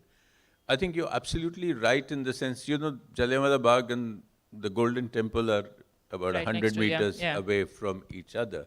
And it's quite ironical that, you know, you have this wound in the psyche of Punjab. And the heart of Amritsar. Yes, it is, you know, in the fact that Jallianwala Bagh, yes, you know, even nobody today can defend it. Even the most hardcore British, you know, defender of the Raj today, in today's age, cannot defend it. But yet, every year on 13th April, you will see articles about what about the apology? What about the apology? The apology is not coming, you know. But it's okay in the sense. But yes, if there is an open acknowledgement, you know, I don't know how, there has been, but still we feel it has never been enough, you know. So a real, sort of real heart-bearing. Yes, but, you know, because, you know, it's very difficult to take countries back to the days of the empire and accept the burden of guilt. It's not happening. You know, these calls are coming from all over the world. They're coming from the Caribbean, they're coming on slavery issues, they're coming on reparations, they're coming on stolen diamonds, including our own. And, you know... Another Maharaja Ranjit Singh. And yes, but that's, you know, it's very difficult that loop will ever be closed. So, in that sense, this will remain a point of pain in Amritsar's memory, in Punjab's memory, in India's memory, you know. And same, I think, is what happened in 84. You know, the Operation Blue Star was a huge wound on the psyche of the Sikh community. And, you know, so no matter how many journals are written, etc., it's going to be very difficult to obliterate that wound, you know. But time helps, that's all. But yes, you know, the issue of justice, the issue of acknowledgement, you know, and you must, again, if you're looking at the psyche of Punjab, you must see what Punjab is today. It's a postage stamp Punjab, you know. And not very long ago, 150 years, 170 years ago, this Punjab kingdom extended from where to where. I'm not saying you can replace it. The time has changed, the things have changed. Even in the 20th century, Punjab was a very different thing. It was cut by partition. It was trifurcated after. It has huge amounts of issues about language, about water, about sharing, etc. So all those things, you know, mulled together always do create this sense of injustice. Whether right or wrong, I'm no one to judge, but Yeah, an example from 3 days back, there's this World Book Fair, it's a literature festival. In Delhi, publishers from all over come and they have a process by which you apply here and all that. Punjabi Academy Delhi, which has done stalwart work for the last 50 years and has always got its pavilion at the book fair. Last time, the NBT owed some money to them, and these guys this time asked, should we apply again? They said, no, we'll adjust it against that. So they didn't apply. And finally, the money was returned and they didn't get a stall. Now, it's a little thing, it's a little bureaucratic thing. But the message that goes back to Punjab is, oh, see, they're discriminating against us. Why do we have to create situations like these? And this is what the callousness, the apathy of the governments, and I'm saying whichever governments. Punjabi Academy now for 2 years doesn't even have a head, and this is the AAP government in Delhi. There's an AAP government in Punjab. I'm just saying the everydayness of apathy that you experience there, it has gone into your bones now in Punjab. So justice has to start from not only acknowledging, but actually taking action. I don't get this idea of compensation for death. Why have death happen and to give compensation for it? But the Indian state, and it is not, just to broaden the perspective, it's not only Punjab. This happens in Northeast. This happens in Bastar. There's an approach by which the Indian whole setup, bureaucratic as well as political setup, moves. There has to be some amount of empathy there. There has to be kindness there. There has to be a sense of, we are very, very different people. Each of us has some grudge, some pain points. There have been things that have happened all over the country. But can we at least dialogue with each other? In some ways, can we heal each other? Because otherwise, all these attempts in building military and fighting with Pakistan is not going to take us anywhere, really. We are a poor country. We need education. We need healthcare. This time, the budget does not have a line on unemployment. No money made for it. Yeah. And that's the biggest crisis right now in the country. True. So I just think that the whole system is gone awry right now. But at least as writers, I feel we should articulate them. Hopefully somebody will take it somewhere. So can I know we have 5 minutes, but I want to also ask if there is this audience, but I want to talk about this idea, coming back to writing in Punjabiyat in Punjab. I don't want to end on a note of hope. I want to end on a note of hope, because Punjab has managed to survive regardless. Punjab, whether it is the memory that we carry of a once Punjab that we imagine. All the Punjab, or everyone, all of us here who are sitting here who've inherited Punjab have inherited a Punjab that exists only in our memories or in our hearts or somewhere, but it doesn't exist in reality, right? But there is an aspect of Punjabiyat.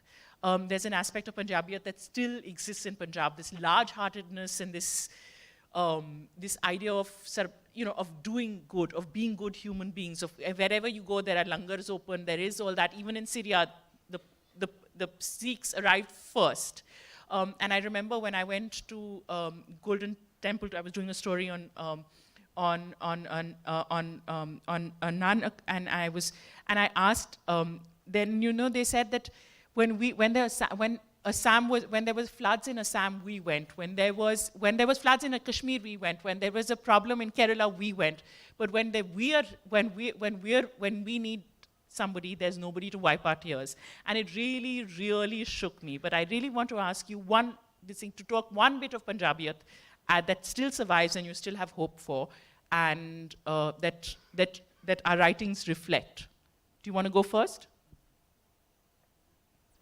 One bit of Punjabiyat is... Which that is going to survive. I think talking about Punjabiyat, that it will survive, whether it is because of defiance, of protest, of non-violence, of, in some ways... I think the Baba Nanak concept of Sarbat da Pala, and that is not only a Sikh idea. Yeah.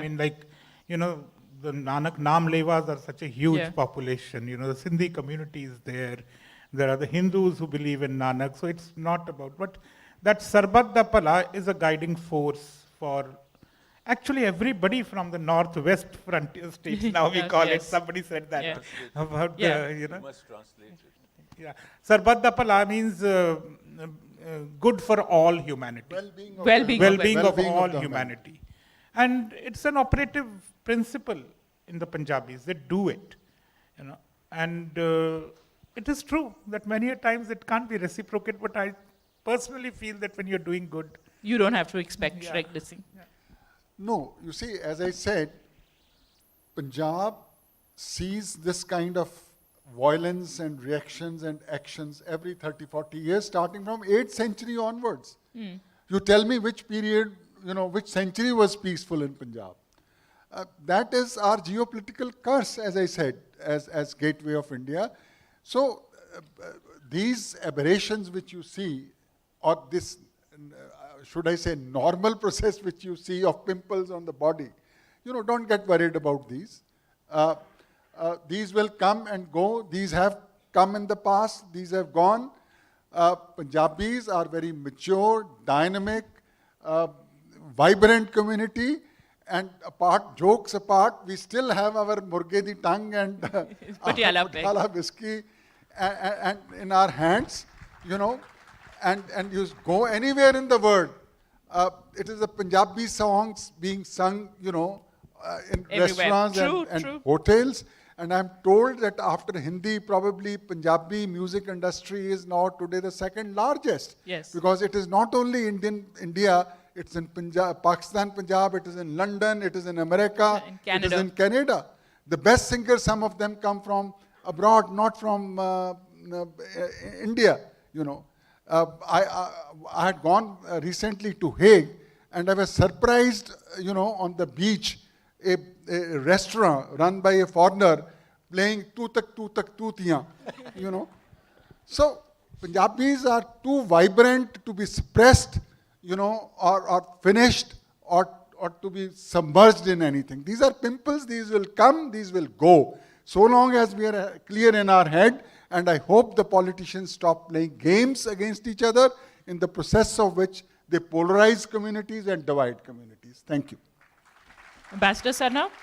Well, I think absolutely right. I mean, the chicken wing is there, but a very interesting figure came out recently in a national food survey, nutrition survey, that Punjab is the state with the least amount of meat consumption. Nobody here is going to believe that. But this is true. It's a national nutrition survey. Only 10% of the men eat meat, and only 4% of the women eat meat. You wouldn't believe it, looking at the in fact, it is not even in the top 10 liquor-consuming states of the country. Yes. Yes. It is 13th or 14th. Yes, but there are lots of liquor shops, and it's more and every day. It uplifts the mood every time you drive. You know, it adds to your spirit, literally speaking. But it is, I think what has been said, I agree with entirely all the aspects of Punjabiyat. I think there are two things I'd like to add. One is a part of what was already said. One is the global recognition of Punjab for its spirit of service. It's today globally recognized. And it is like work that has been done in Turkey, work that has been done in Syria. I remember being in the United States at the time of 9/11. And the community, the Sikh community, was extremely worried of reactions from Americans, because people could not make out, what is this turban? Who are you? Are you Turkish? Are you Afghani? Are you Irani? Are you what? And you got dirty looks at traffic lights. But today, that will not happen. And that's entirely because of the way the community has worked abroad in answering humanitarian crisis. So I think there is hope for all of us. Thank you. Thank you. Can we take some questions, since we have some Punjabis outside this thing? I know we are splitting. The lady first.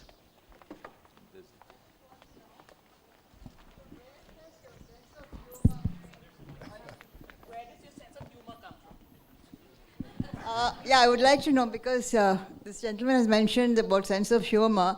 So, because as a writer, I write a lot of humorous articles and known for my humor in my articles. So I just want to know from where that has originated and how you're able to sustain it in these times of crisis, political or whatever. I personally, or the community as such? No, it's always the Sardar. They always talk of Sardarji's jokes, and you don't take it seriously. This is what I really appreciate in you. I think that comes from self-confidence.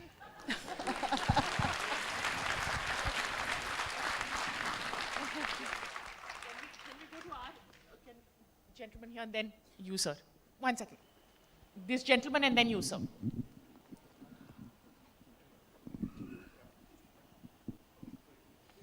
It's on.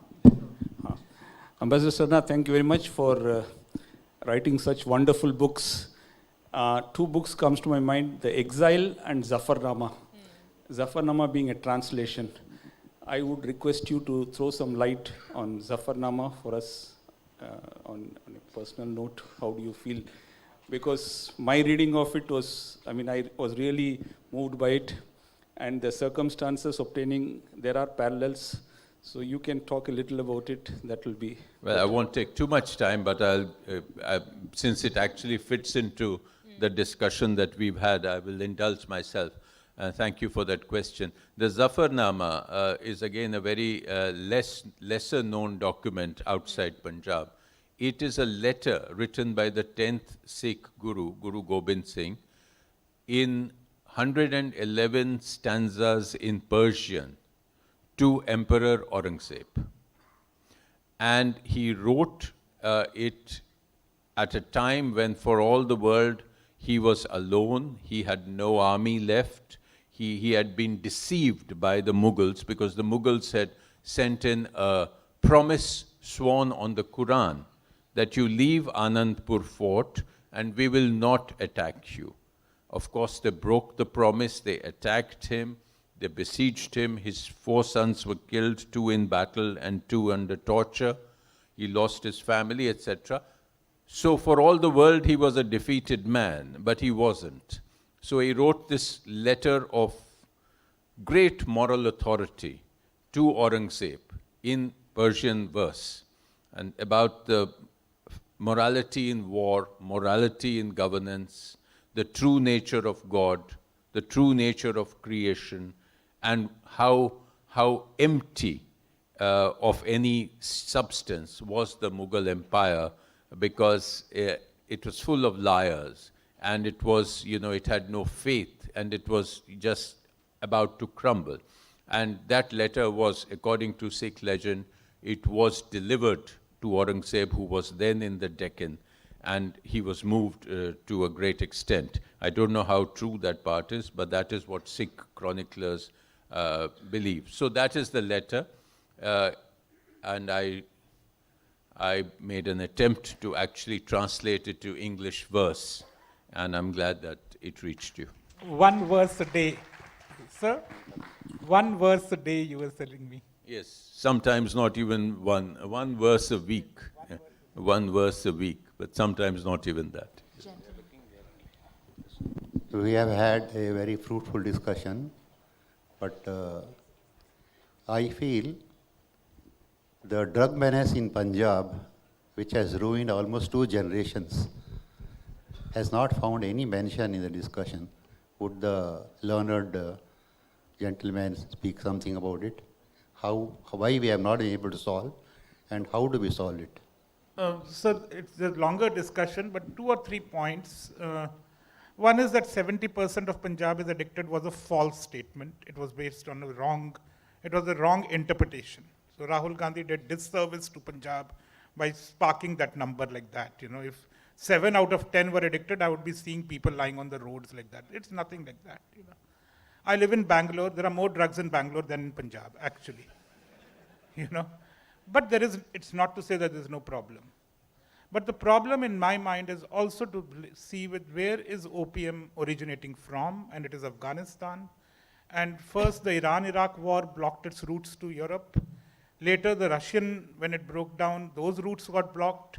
And so they're all going out through Pakistan, Karachi, or through India, Delhi, and Bombay ports, you know.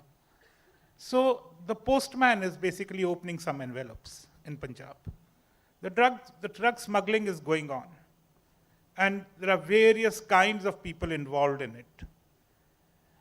But yes, it has become an issue, and I actually see it as a hopelessness of the youth of Punjab especially, because there is, as we have discussed, there is a dismal situation.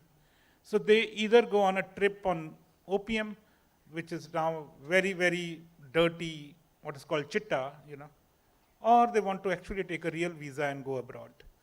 Drugs are not the issue. Drugs are a symptom of the real issue.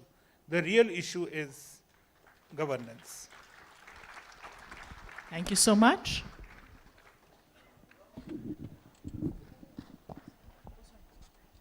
Comment, please. Why Punjabi cinema and theatre not made into mainstream?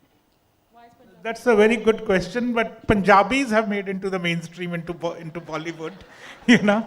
There has been a lot of progressive theatre as well from Punjab, and there was a very fine person called Paji, we used to call him, and he used to take his troops to Bihar and UP and play, but that was mostly leftist theatre, you know. And the other kind of theatre now, actually, not only theatre, but the essay form of writing, you know, and many other classical forms of composition in writing itself have really gone down now, and that's another tragedy. We'll talk about it another time.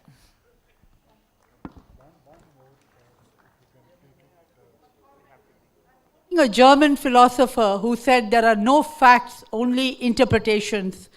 In the context of our times, again he coined the word zeitgeist, Nietzsche, Friedrich Nietzsche, zeitgeist. In the context of our times, there are 100 facts, 1,000 interpretations, and 10,000 misinterpretations.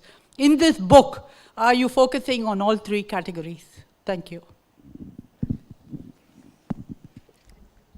Ma'am, thank you for that question, but we've come to the end of this session. So with that, we've come to the end of this session. Can we please give all of our eminent panelists a huge round of applause? Thank you for navigating such topics with incredible sense of humor and for enlightening all of us. There was so much to learn and so much to take away from this session. We'd also like to thank the moderator, Mandira Nair. Thank you once again for ably moderating that session. We'd like to inform you that we're taking a 5-minute break, following which the next session will resume.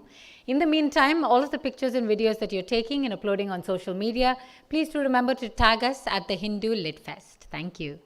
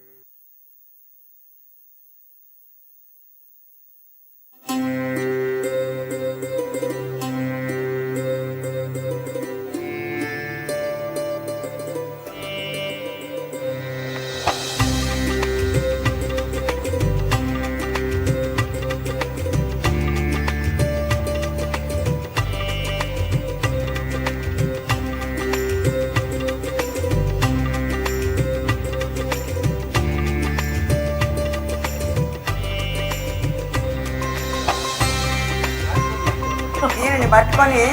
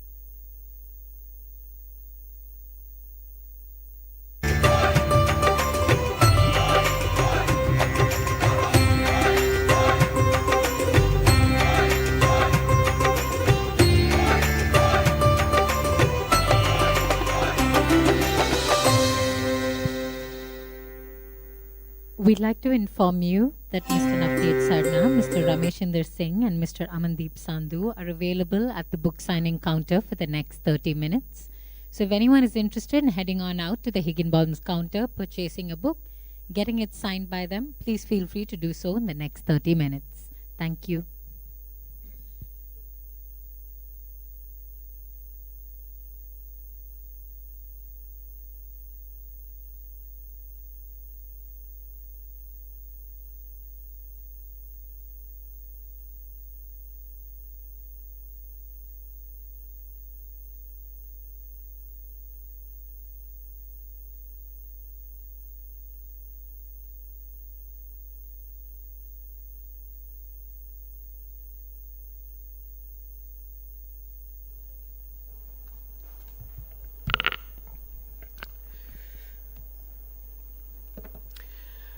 Truly a wonderful discussion, to be very honest, because I was just sitting there in the backstage listening to all the speakers.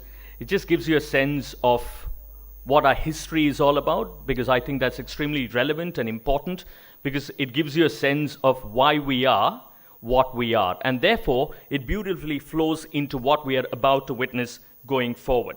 The next session is about the last heroes, the foot soldiers of Indian freedom. Simply put, obviously, when we talk about freedom fighters, it's some of those famed personalities that come to our mind, but it is more than just that. It's the common man who lent all of his towards supporting the freedom struggle and everything that he strived for. Many of those faces, or most of the faces, are absolutely unknown to us, and that is exactly what the book tries to bring to us through Mr. P. Sainath. But to officially welcome Mr. Sainath, may I kindly request Ms. Kavita Muralidharan, who's a bilingual journalist from Tamil Nadu with 2 decades of experience covering a range of issues from politics to culture to cinema. And more importantly, she was a part of the team that launched the Hindu Tamil and heading its reporting section. And she's currently an independent journalist that is contributing to major print and online news magazines. Thank you so much, Kavita.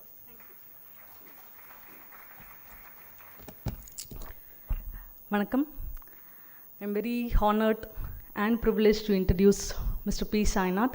I've known him since 2017. I started working with Pari at that time, and I had the privilege of working with him. So it's really a honor that I'm doing this. I really don't want to say anything about Sainath that's not available on the internet. There's quite a lot of material available on the internet, but there are few things that I like. I mean, he's been the rural affairs editor for the Hindu, and all those things are there. So there are few things that I really wanted to highlight about his work.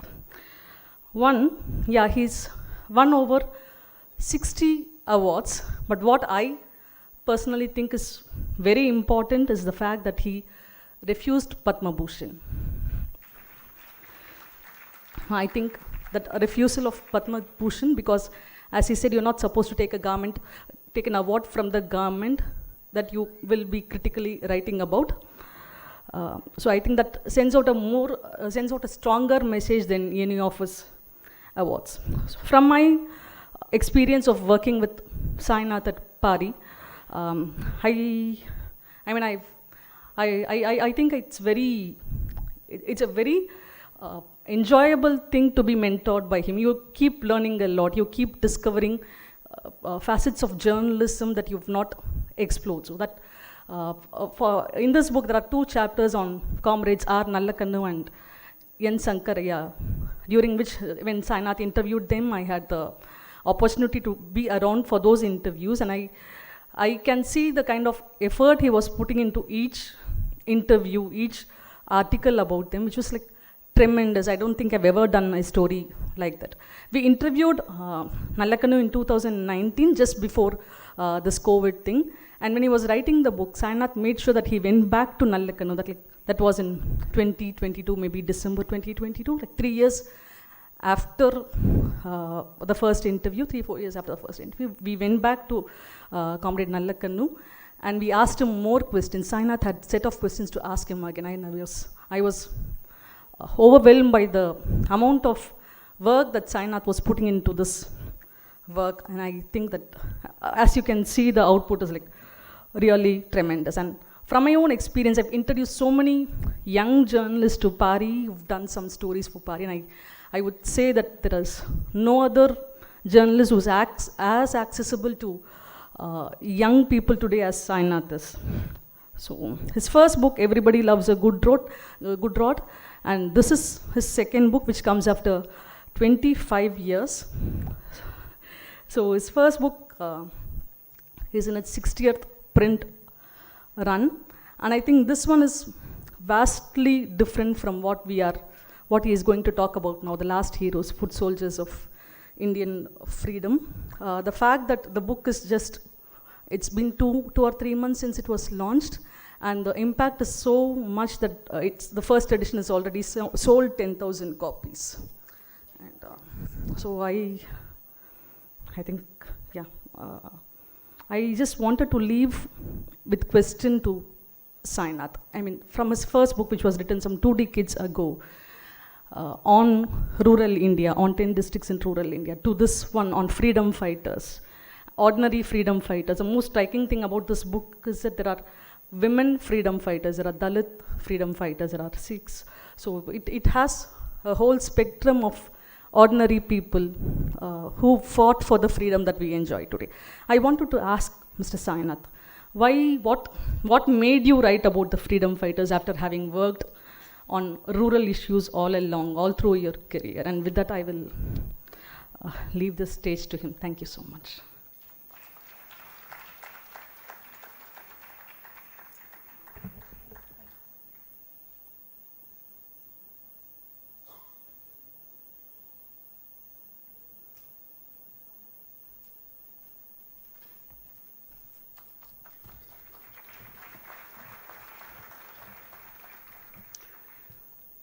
Thank you so much. Let's get into it straight away. The question that Kavita has posed me, why did I write this book and why now? The first reason I wrote this book is for the people in it. The youngest, in 5 years' time, 5 to 7 years' time, there will not be a single person who fought for India's freedom still alive. The youngest freedom fighter in this book was 92. The youngest alive today, there are 8 of them still alive. The youngest is 98, the oldest is 105.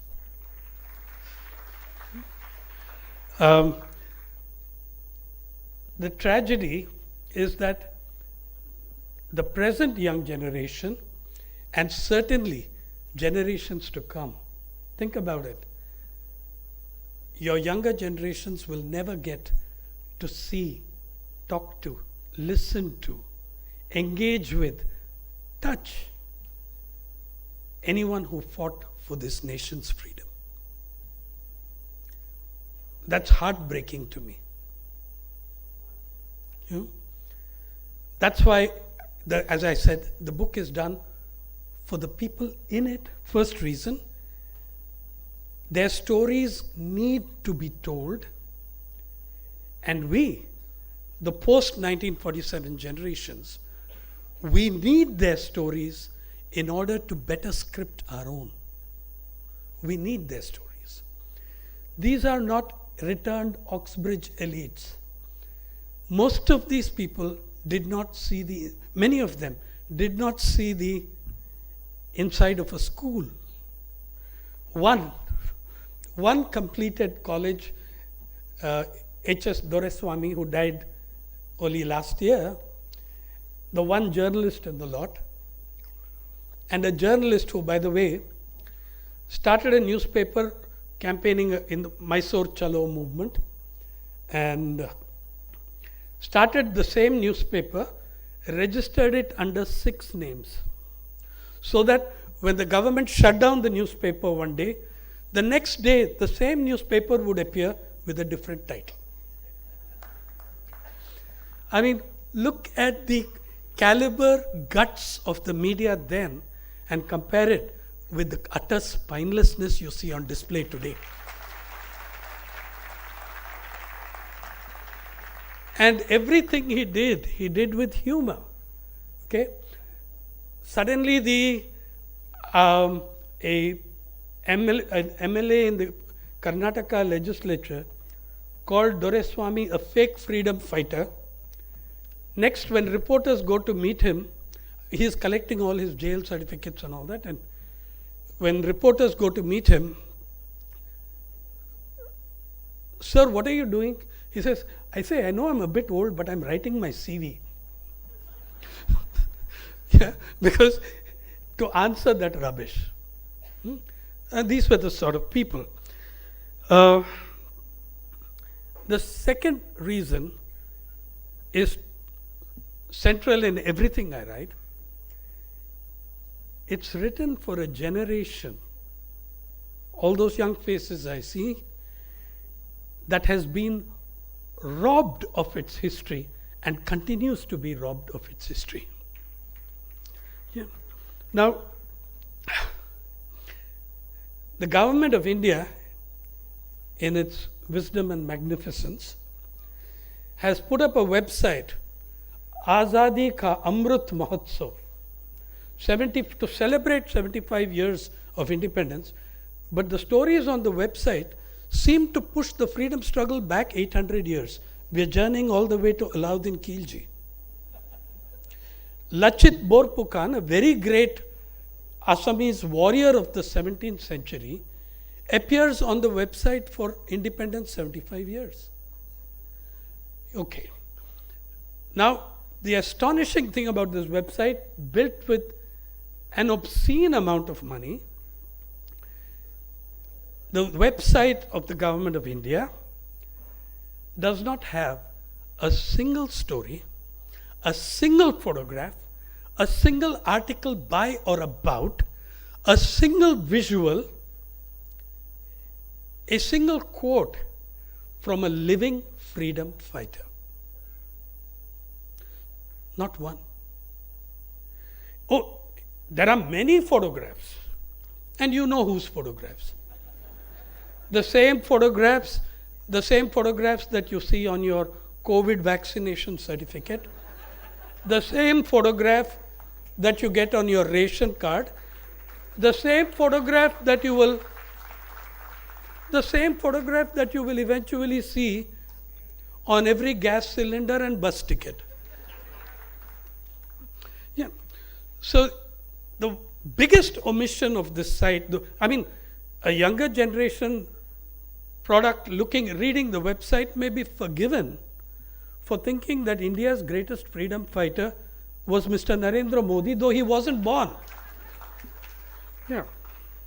There are articles on drone technology. There are articles, questions and answers. Did you know about Shiva temples in South India? What this has to do with 75 years of independence, I don't know. I mean, let's not even try answering that question. But the most shameful part, you can score that website. It's got tons of material. It says nothing about British colonialism. So what the hell was your freedom struggle about? What was your freedom struggle about? You fought for something, you fought against something. What is it? I mean, kids reading that have no notion what British colonialism did. And it's a few minutes I'm going to take to tell you what it did.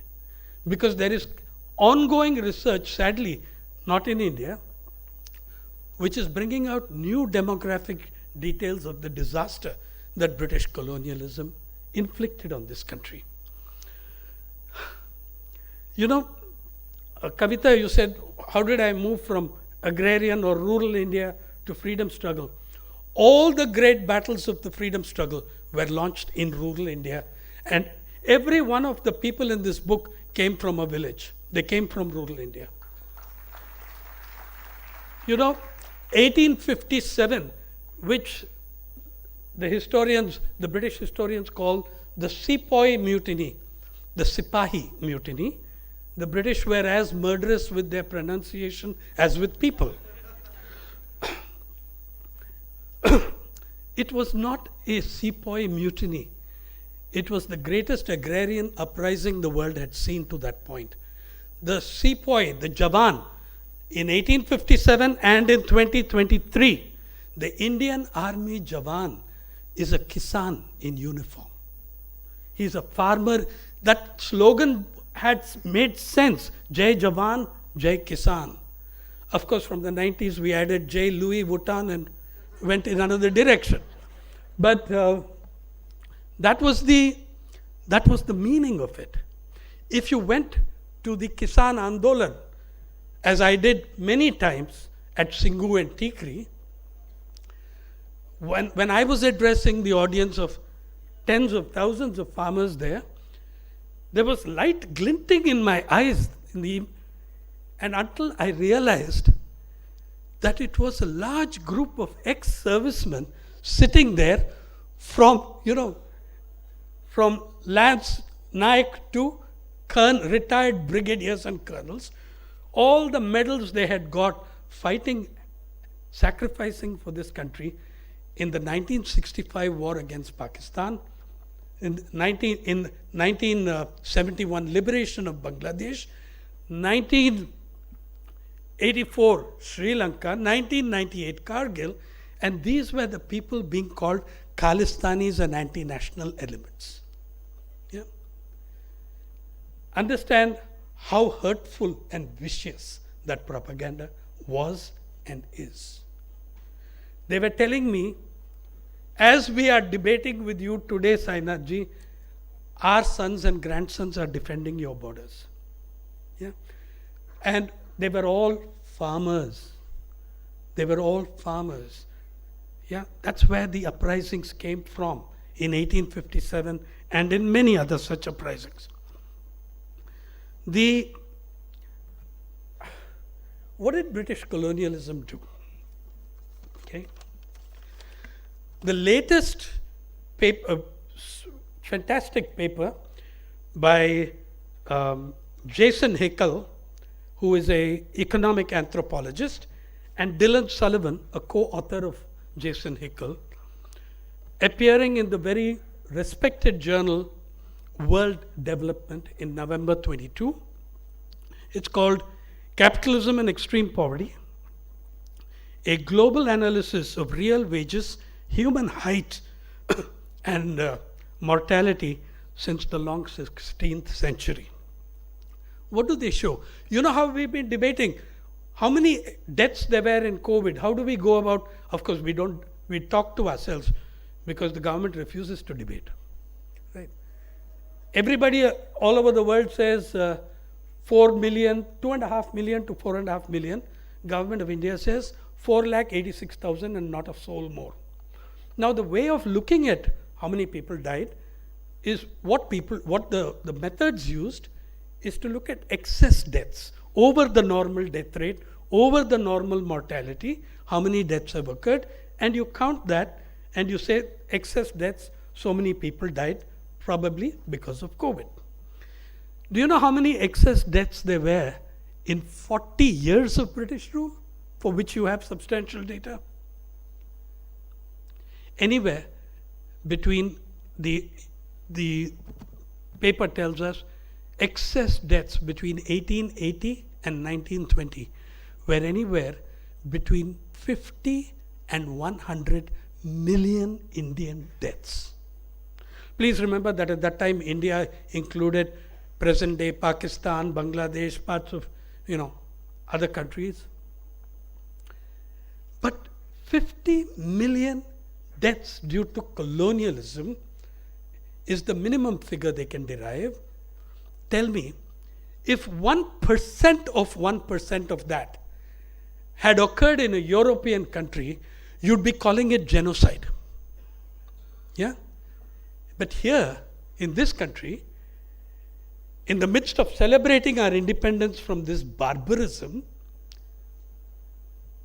we lower the national flag to mourn the death of the symbol of the colonial power, the English monarch. Yeah. I mean, it is utterly shameless. It's a brazen insult to your freedom fighters. Do you know that another thing that we humiliated the flag in, and which every one of these freedom fighters feels humiliated? The flag is not just a piece of cloth on which you paint the colors you fancy. It's a national expression. That expression of your struggles, of your university, of your unity, of your diversity. That's what your national flag is. And part of the national flag's requirement is that it is always made of khadi. We changed that. We changed the flag code so that it could be made of polyester to fulfill a government program, Har Ghar Ka Tiranga, a flag in every house. Do you know what that meant? Including to khadi weavers in Tamil Nadu, it meant bankruptcy. There are whole villages in this country whose weavers make money twice in the year. Republic Day, Independence Day. When you switched to polyester, you completely wrecked their lives. In Tamil Nadu, on August 9th last year, there was a march from one of those villages 6 hours away from Chennai into Chennai, carrying their khadi flags. How could you do this? It means that the freedom struggle as fought by ordinary Indians means nothing to the powers that be. Yeah. The same British rule, okay, a quote from the paper, somewhere in the vicinity of 100 million people certainly died prematurely at the height of British colonialism.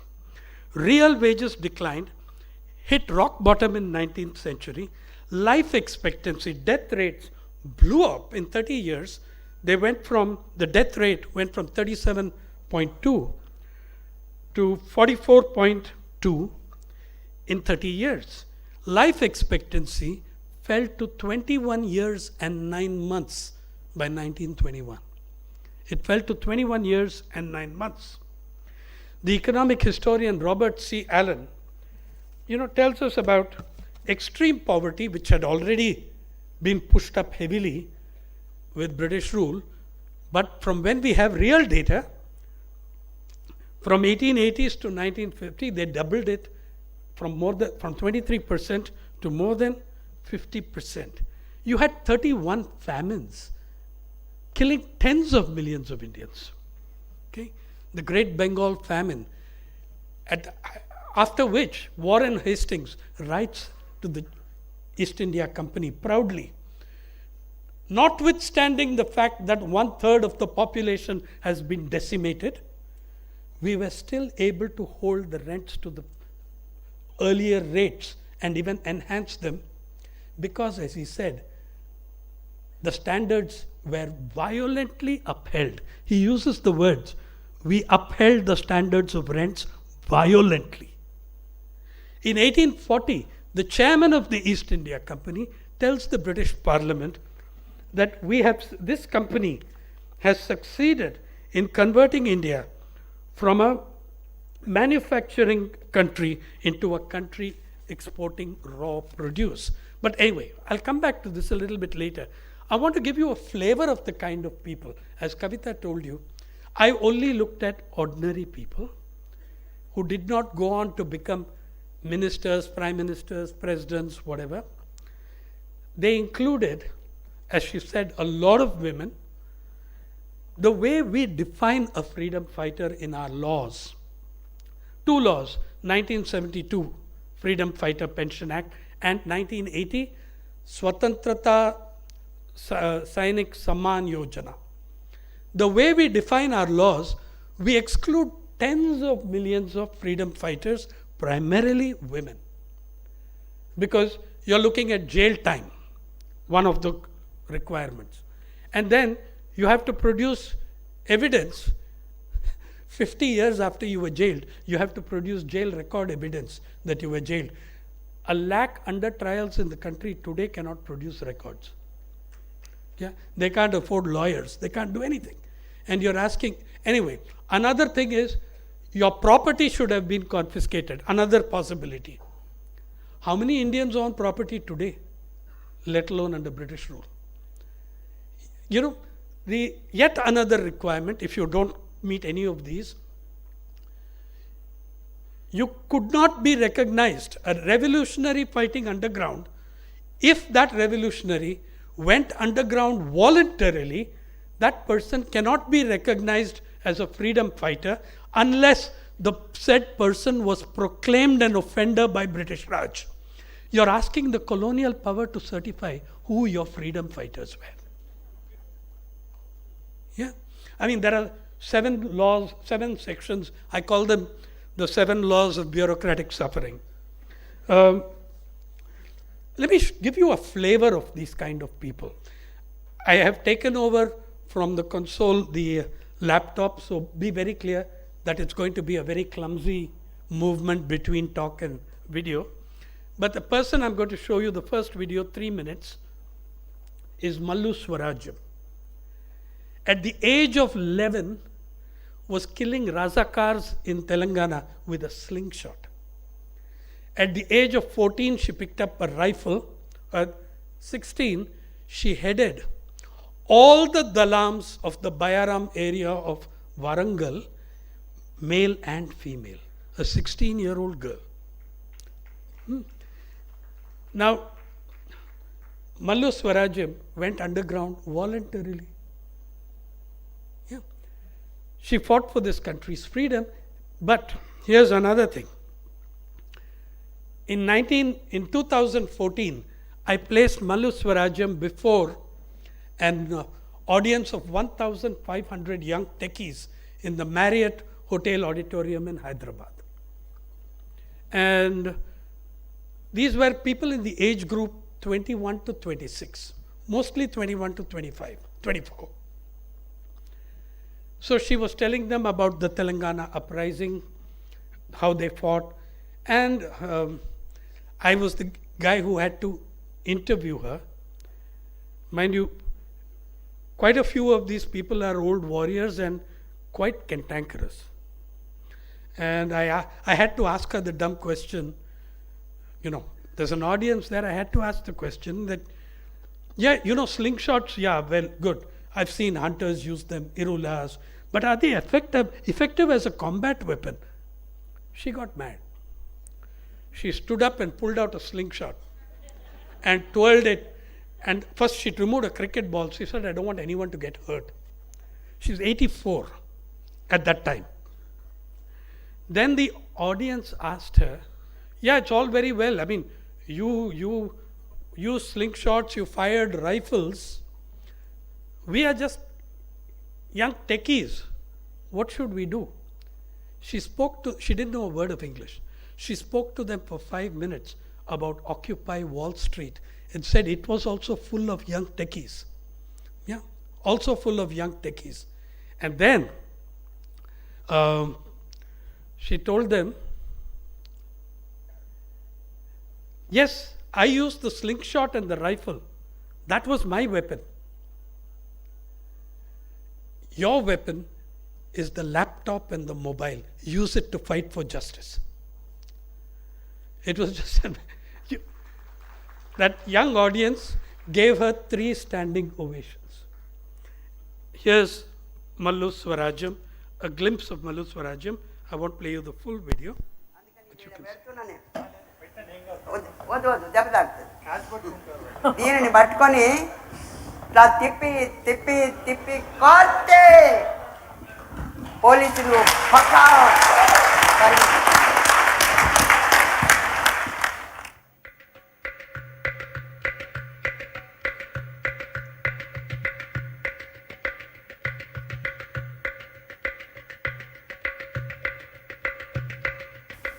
ఆనాడు 4,000 మంది అమరులైన సామాన్యమైనటువంటి రైతులు, హరిజన గిరిజన జనం మా కళ్ళ ముందే ప్రాణాలను అర్పించి పోరాడుతూ ఉంటే ఆ పోరాటంలో తుపాకులు అందుకొని రాళ్ళు అందుకొని వర్షాలు తీసుకొచ్చిన చూపించడానికి మీకు ఆడవాళ్ళు మగవాళ్ళు ఆ ఫ్యూడలిజానికి వ్యతిరేకంగా ఊరుకు ఊరు ఏకమై గడీల మీద ఇలాంటి ఒడిశాలలో ఒక రాయి, ఇందులో బాల్ ఉంది, బహుశా ఈ బాల్ కూడా గట్టిగానే ఉంది, మీ దగ్గరికి వస్తే దెబ్బ తాకుతుంది, అందుకని ఇది ఇక్కడ పెడుతున్నా నేను. వద్దు వద్దు దెబ్బ తాకుతుంది. దీనిని పట్టుకొని ఇట్లా తిప్పి తిప్పి తిప్పి కొడితే పోలీసులు పక్కా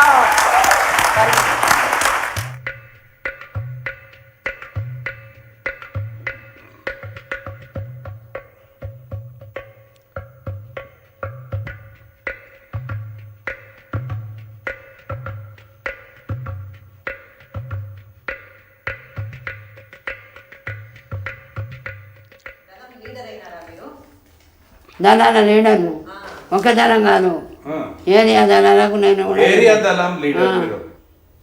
camp తోలిరు. That's her. The last. I did make a mess of it, but anyway, I'll get back to the videos a little later. Just to give you a flavor of that character, Mallu Swarajam. There are, it's okay, I'll move it back. There were other equally fascinating characters. There was Bhagat Singh Jugyan in Hoshiarpur, Punjab,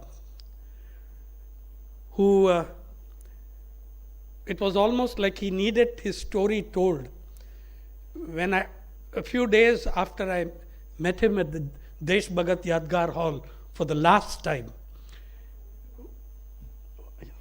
I'll ask you, it was like, his friends told me, he died shortly after, and his friends told me it was almost like he was satisfied that his story had been told. Bhagat Singh Jugyan was expelled from school at the age of 11, and a letter was issued calling this 11-year-old kid a dangerous revolutionary. What did he do? He topped class 3 in 1939, just as World War II had begun, and he topped class 3 and won a prize, 1 paisa coin. It meant something. In those days, you had half paisa coins also. Okay, so you could buy something with it. So he went on to the stage, and the Munshi, who might be the district education officer today, patted him on the head and told Bhagat Singh, little Bhagat Singh Jugyan, not to be confused with Shahid Bhagat Singh. Congratulations, bete. Abhi nara lagao. Shout. Hitler, Murdabad, Britannia Zindabad. So the little fellow marched up to the front of the stage and shouted, Britannia Murdabad, Hindustan Zindabad. he was thrashed in full public view with that mulberry stick. I can't pronounce it. He was thrashed in full public view, thrown out of the school, expelled, and letters issued that he should not be admitted to another school. He went on to become an underground revolutionary. And the last thing he told me, the last thing at the Desh Bhagat Yadgar Hall, when we were discussing how depressing the situation was from the days of the British Empire and the sun that never set on the British Empire. I asked him about the present situation. He gave me a very awful, depressing report and ended it with, but bete, have no doubt about it, the sun will set on this empire too. Yeah. And by the way, speaking of that sun never setting on the British Empire, when I was a school kid, this shit used to still come in our textbooks. Yeah. And I much preferred the Irish revolutionary version of that. You know, my granddad got expelled from Ireland in 1916 and joining the Irish struggle. The Irish did not subscribe to the sun never sets on the British Empire. Their version was, the sun never sets on the British Empire because even God can't trust those bastards in the dark. That was the Irish version, and I entirely subscribed to it. There was Mallu Swarajam's counterpart in Maharashtra, Hausabai Patil. One of the most amazing and colorful stories that, and I'm saying another thing that has been lost in the textbooks and in the revisionist history and in the invented histories, is that we've forgotten, as journalists have forgotten, how to tell stories. Storytelling, which remains long after all the number of statues you might build, which have very little significance in memory really. Okay? So Hausabai Patil's story begins when, at the age of 17, she is being brutalized by her husband outside a police station. In front of the Sangli police station, behind the Sangli railway station, her husband is thrashing her and the police are calmly sitting inside the station. I mean, husband beating wife, perfectly normal, maybe national sport, who knows. You know? And then the husband picks up a rock and says, now I'm going to smash your skull. Then the cops come out. You know, husband beating wife is fine, but if you're going to kill her on the doorstep of the police station, there will be questions to answer. So the cops intervened. There were arguments, counter-arguments. Hausabai begging her brother, take me with you, I can't go back with this man. Brother, being good Indian brother, says, no, you belong to your husband. And all this sort of stuff going on. Finally, they reconcile the couple and say, now just get out of this area, get onto the bloody train and go back to your damn village. And Hausabai says, how will we do that? We don't have any money. This fellow spent it all. So the cops escort them, put them on the train, give them tickets. She says, I don't know whether the police paid for the ticket or not, but they put tickets in our hand, and we went. And the police returned to the station to find that Hausabai's comrades in the underground Tufan Sena had looted the police station of all weapons, ammunition, and money. Yeah. And I asked her, what is your biggest memory of that event? She says, that scoundrel comrade, he hit me too hard. He was not her husband. He was just another underground fighter. And the whole drama was staged to bring the police. She said, he hit me too hard. I said, yeah, didn't you tell him to stop hitting you so hard? She said, I kept yelling at him to stop. And he was saying, no, it's got to look authentic, only then they'll come. I mean, these are the sort of characters who fought for your freedom.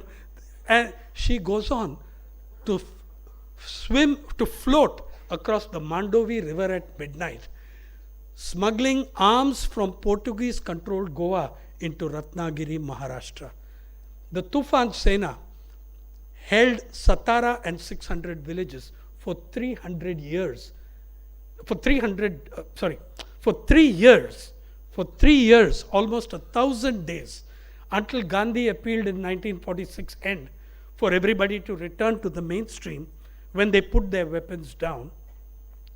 They held those 600 villages against the British, and the British could, when I asked the head of the Tufan Sena, who's also a character in the book, when your underground government, it was called the Prati Sarkar, he got mad.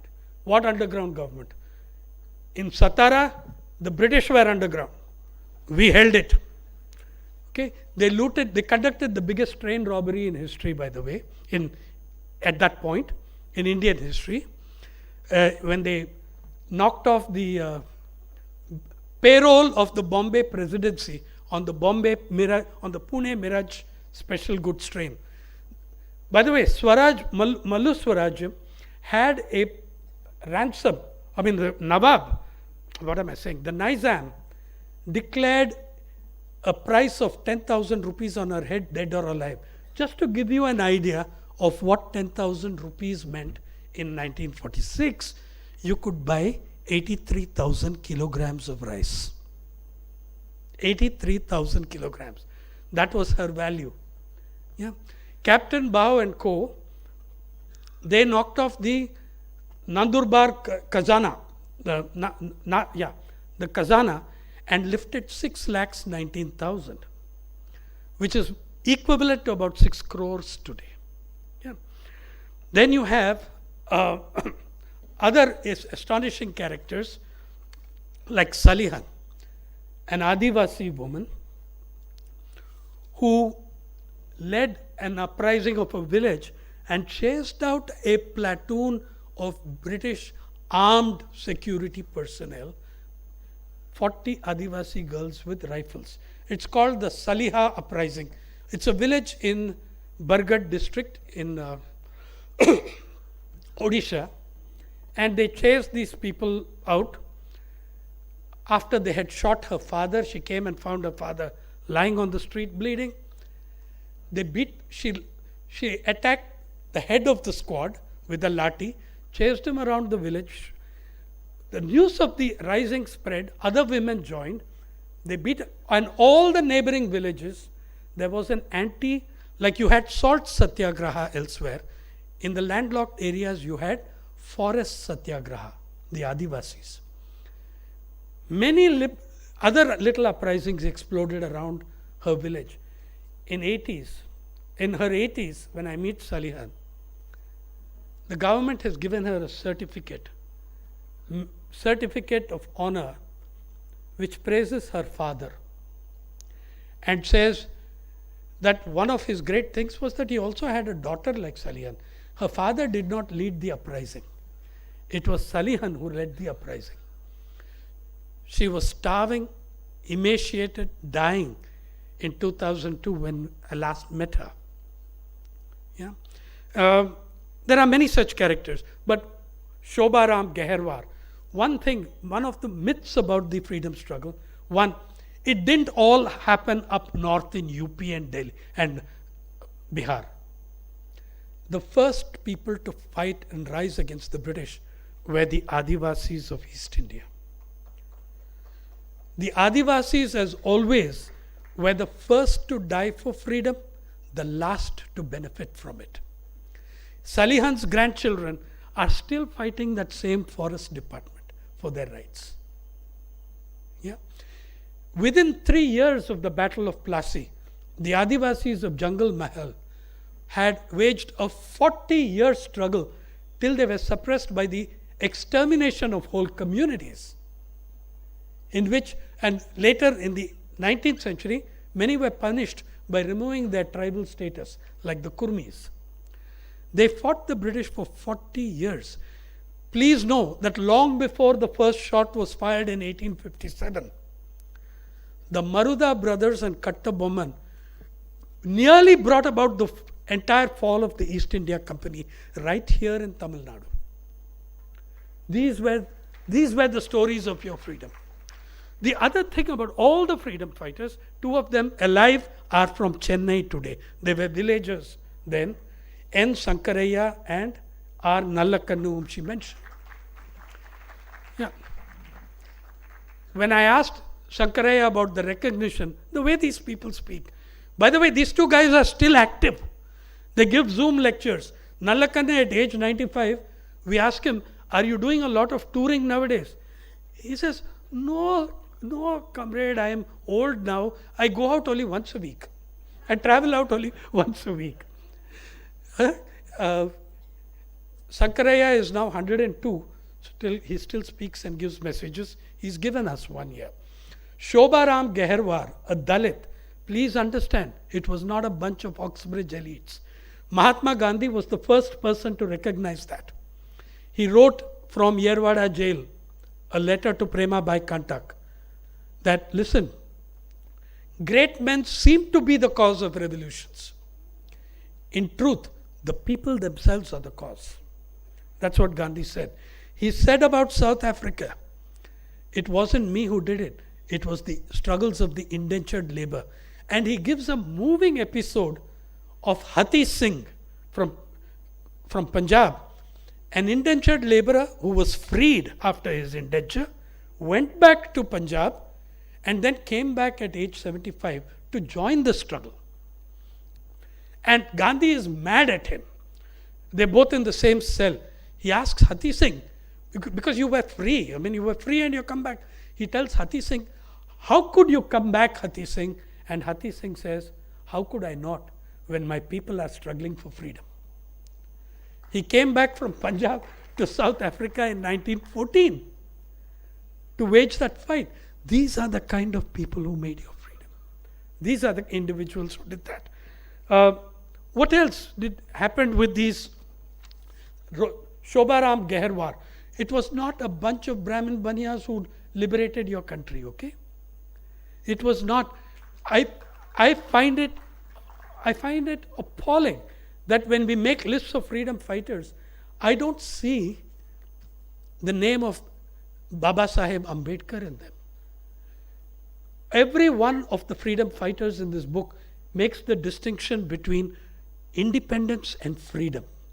Captain Bhau, the head of the Tufan Sena, told me when I was congratulating him on his achievement, he said, we fought for 2 things.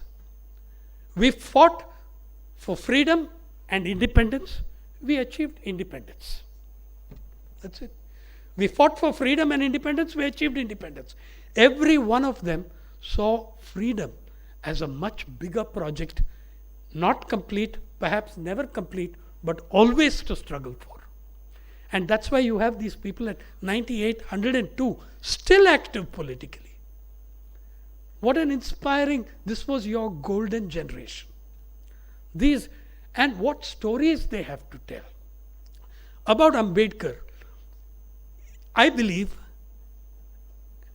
that the Indian Constitution, with all its many faults, with all its many drawbacks, and there are many, is still the finest distillation of the idealism of our freedom struggle. And if the chief architect of that constitution cannot be recognized as a freedom fighter, I find that shameful. Because difference, freedom and independence. Ambedkar launched the greatest battle for freedom and human dignity on the face of this earth, a battle that still continues. Yeah. So there is a character in the book who is a Dalit, and he really destroys all our present day debates in 5 lines. He is a completely unique character in every way. His name is Shobharam Geharwar. He is in Ajmer, and he's a self-declared Gandhian, self-declared congressman, but hastens to tell me, Congress matlab asli Congress, which means he's a dissident. And then he said, I asked him, so he said, you came in a jeep, take me to the city square. I want to garland Baba Sahib. It was April 14th, Ambedkar Jayanti. So I took him there, and as he garlanded Baba Sahib, quaking, I asked him the question, how do you, a Dalit, choose between Gandhi and Ambedkar? He got mad. He said, why should I choose? You choose. Those principles of the Mahatma I admire, I follow those. Those principles of Baba Sahib I revere, I follow those. Who is anyone to tell me to choose? And this I learned from these 15 characters, including one completely insane village. These characters told me, don't pigeonhole them. They were open to many political influences except one, who never participated in your freedom struggle. And Shobharam Geherwar will tell you, Shobharam Geherwar will give you 2 minutes about what he thought.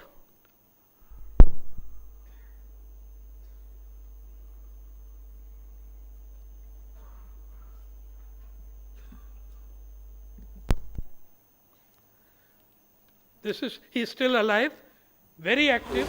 हम जो है बम बनाते थे इधर. What happened to that?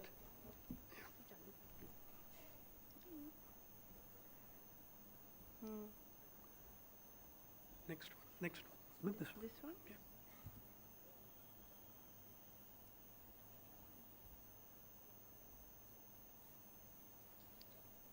It's not coming there. हम जो है बम बनाते थे इधर.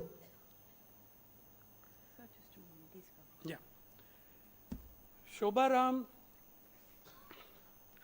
he is living for one thing, just for one thing, to protect your national heritage. The Freedom Fighters Bhavan in Ajmer, he took us there and he told us, look around you. All the bloody land sharks of Ajmer are waiting for this building. They're waiting for me to die. They've offered me crores of rupees. But this belongs to the people. हम जो है बम बनाते थे इधर अजमेर के अंदर है पहाड़ी में. हम लोग सप्लाई करते थे बच्चे. हाँ बम्बई ले जा रहे हैं, सप्लाई ले जा रहे हैं, कहाँ ले जा रहे हैं, कहीं छोड़ भी दिया हम. तो कहते भाई खुद तुम आओ, तो हम तो पकड़े जाएंगे बड़े आदमी, तो मतलब बच्चा जान के छोड़ भी देगा. चंद्रशेखर आजाद और एक और था, वो फैक्ट्री देगा ले जाके फिर उन्होंने बोली कि हमें छाप के शेर के बच्चे हैं जो उन्होंने बोली के साथ ये अच्छे बच्चे हैं, ये मरने से नहीं डरते. बोल के देखते थे और वो चिट्ठियों को भी अब डाक को पहुंचाना बड़ा मायने रखता था. तो हमारी टोली बनाई उन्होंने, हमें ट्रेनिंग दी कि भाई इस माफिक से आपको ये चिट्ठी फलानी जगह पहुंचानी है, बड़ौदा में देनी है डॉक्टर अम्बेडकर को. स्वतंत्र थाने में वो पूछता नहीं, ना कोई किताब है जो पढ़ेगा कि हमने इस आले की कैसे स्कूल नहीं करते. क्या मालूम, ये सब खा गए देश को करोड़ों रुपए. अभी तोबा नहीं. स्वतंत्र संग्राम में आरएसएस इसमें उंगली भी नहीं कर सकती.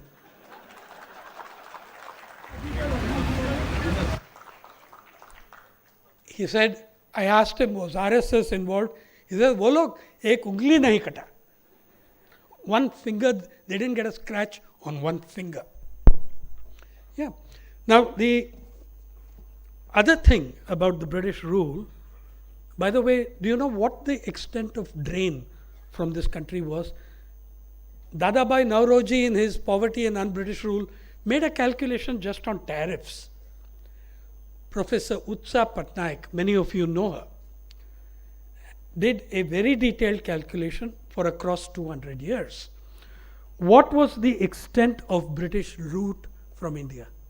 You know how we keep promising ourselves in 5 years' time, 3 years' time, 10 years' time will be a $5 trillion economy. British rule looted 44.6 trillion US dollars. And that is about 3,400 trillion rupees, by the way. Trillion has 12 zeros. I can't fit it in my head.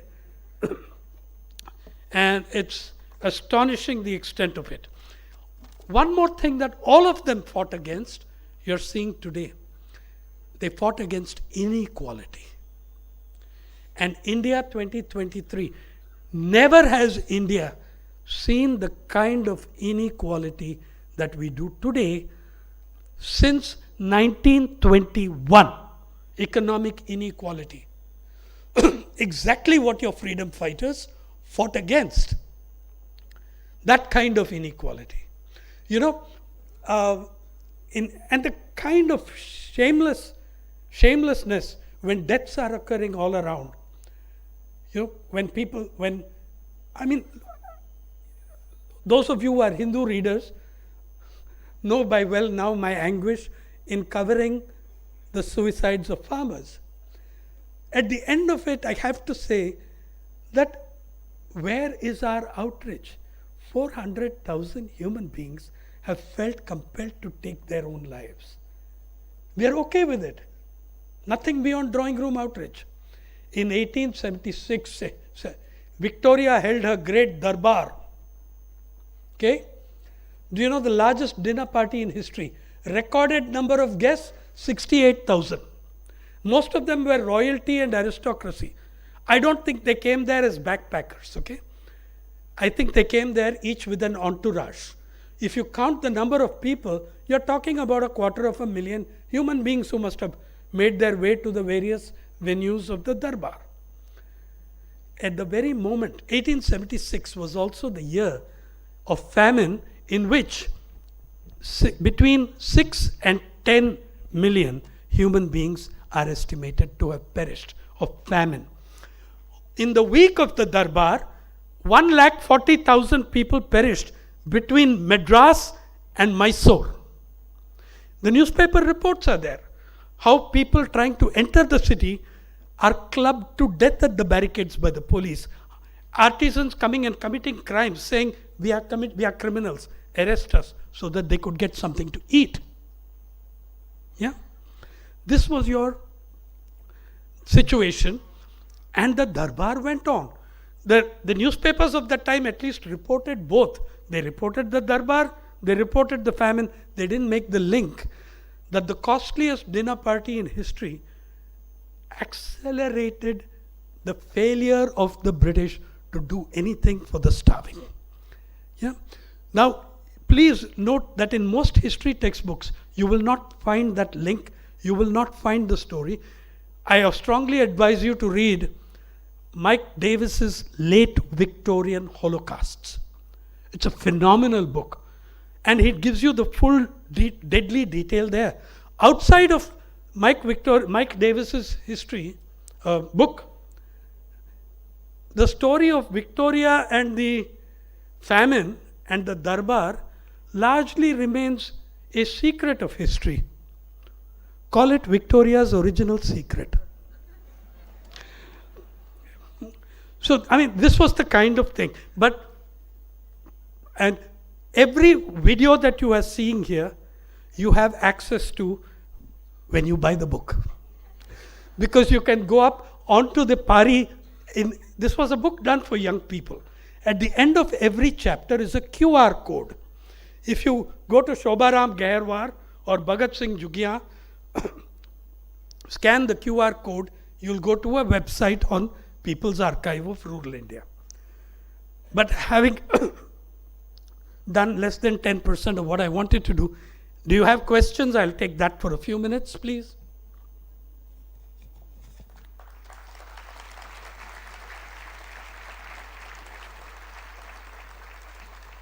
Thank you. Yeah.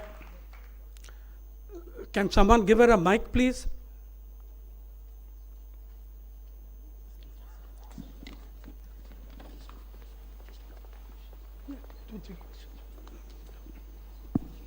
I think the freedom fighters were very clear when they distinguished between freedom and independence. Yes. Now, we did get independence, but freedom of expression included is completely lost.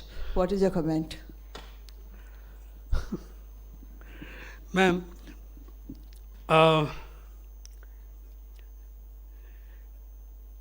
yeah, I was, by the way, when the government of when India's ranking in the World Press Freedom Index plummeted to 142 in 2020, government of India was very angry.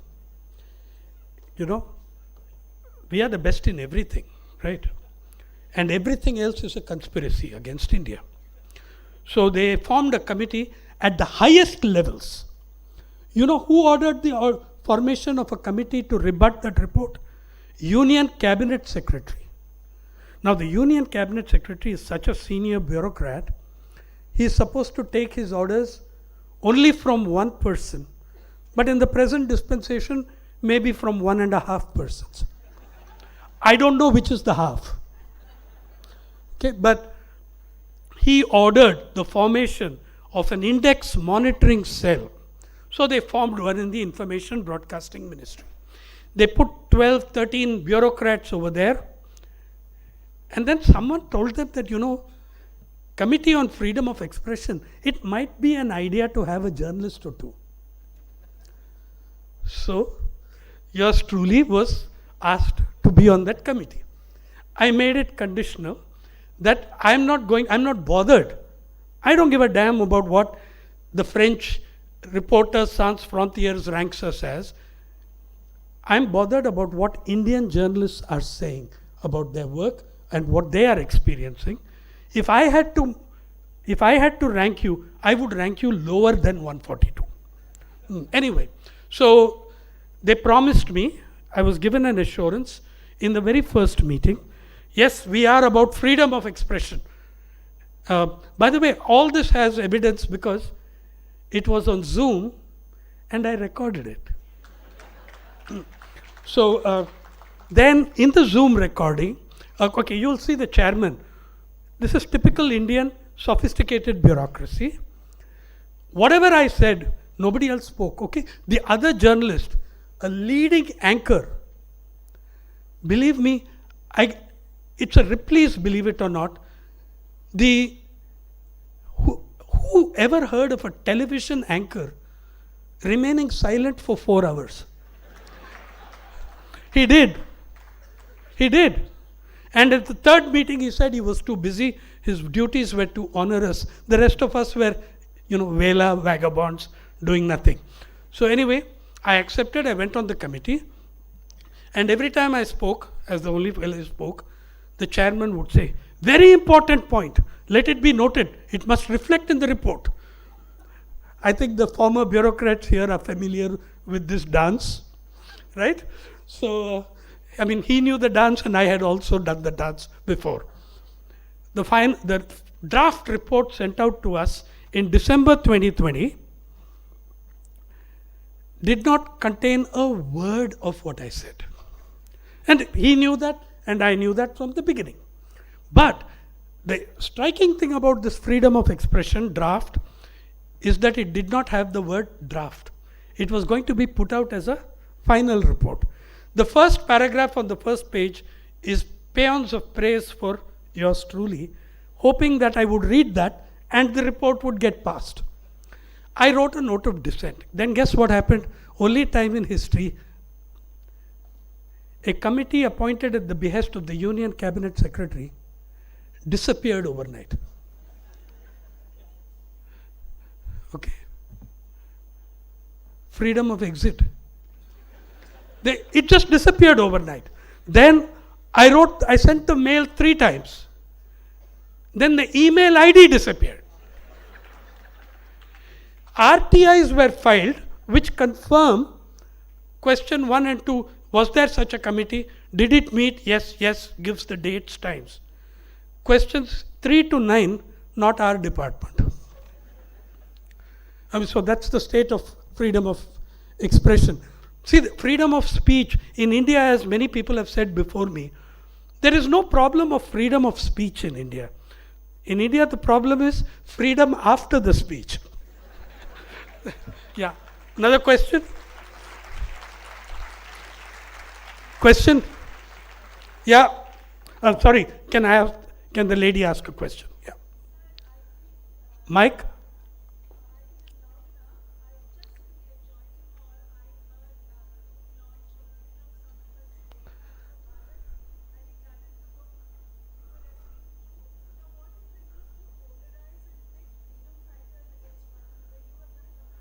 I didn't refer to his book at all.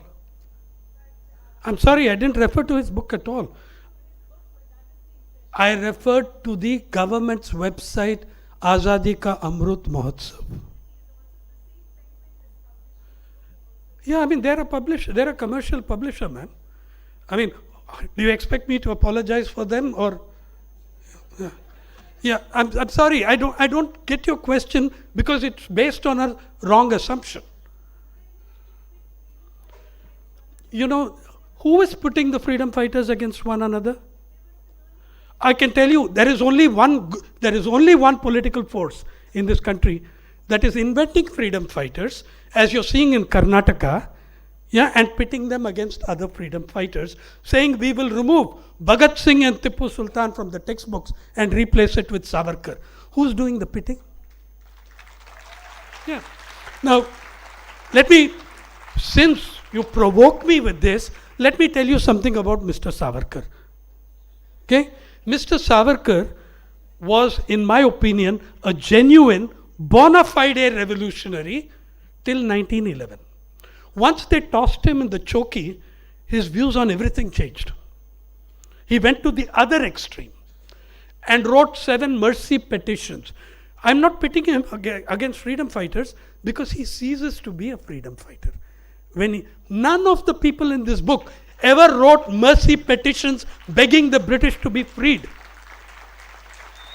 You know, the contemporaries of that jail, Gurmeet Singh Lakhon, the man who founded the Desh Bhagat Yadgar Hall in Jalandhar, he wrote letters, mother dying, father crying, all that sort of stuff.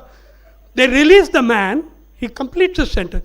Within 1 week, he's back in the Andamans, because he goes and blows up British barracks at the railway stations. He gets out only to resume the war against colonial powers. He doesn't go crawling on his knees, begging for mercy from the British monarch. Then Mr. Savarkar comes out. In 1926, a book appears, The Life of Barrister Savarkar.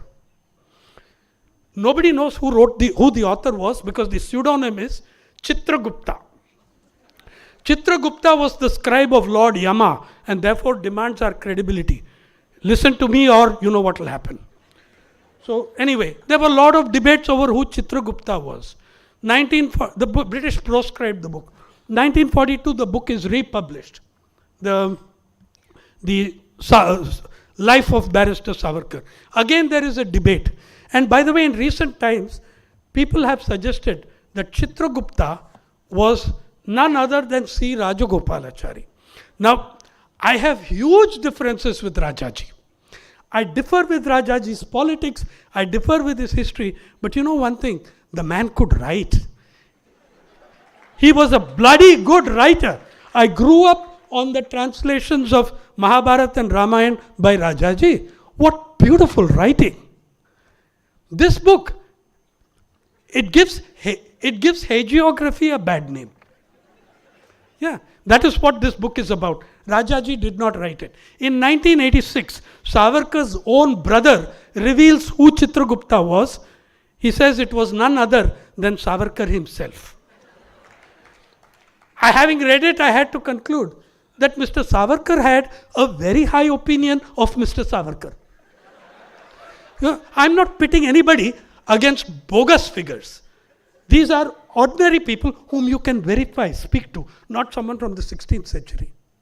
You can check with these people. You can speak to them in your city. Speak to Mr. Nalakannu, speak to Comrade Sankaraya.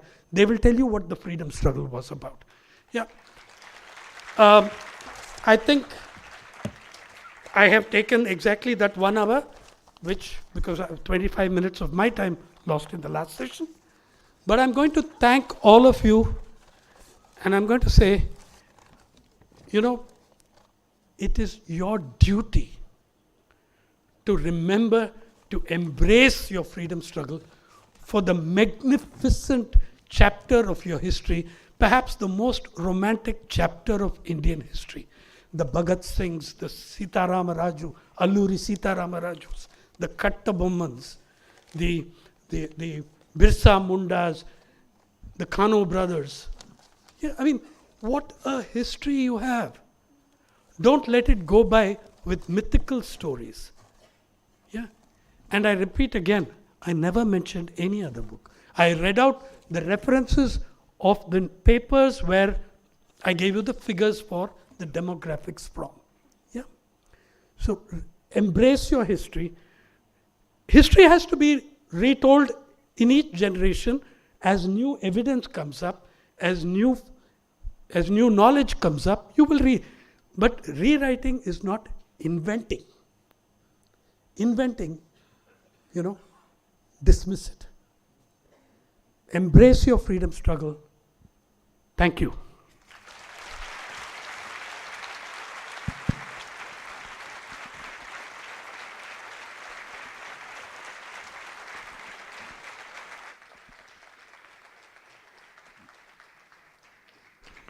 Thank you so much, sir, for an engaging speech. My personal apologies to people who haven't been able to field your questions. We're just running out of time. I guess I've got the toughest job on hand to, you know, just make sure that things are on time. But lovely, thank you so much. Didn't feel great to interrupt what has been an engaging lecture. Right, and we should be starting the next session very, very soon. Kindly be seated. We should be starting the next session very, very soon. And Mr. Sainath will have some time to sign a few copies of his book. He will be parked outside, so feel free to go and have a word with him and get your book signed as well. Thank you. We should be starting very, very soon.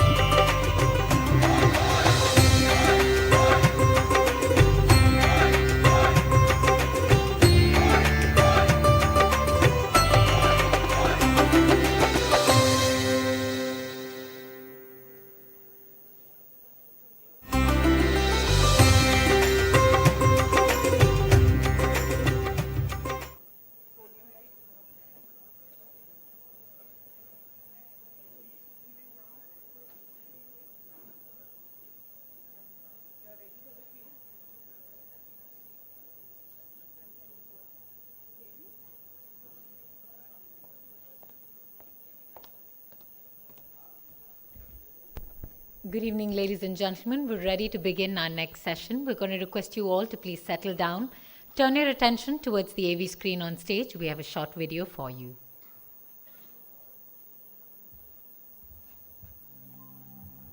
ଆଉ ଆମେ ତ ଅଳଙ୍କାଣ୍ଡିଆରେ ସମୁଦ୍ର ଶେଷରେ ପଡ଼ିଛୁ, ଆମକୁ ବହୁତ ଭୟ ଲାଗୁଛି।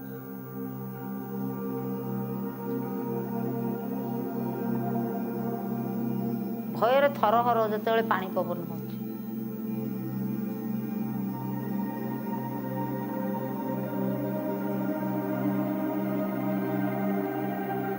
ମୋ ନାଁ ହେଲା ବେଙ୍ଗଲତା ରାଉତ।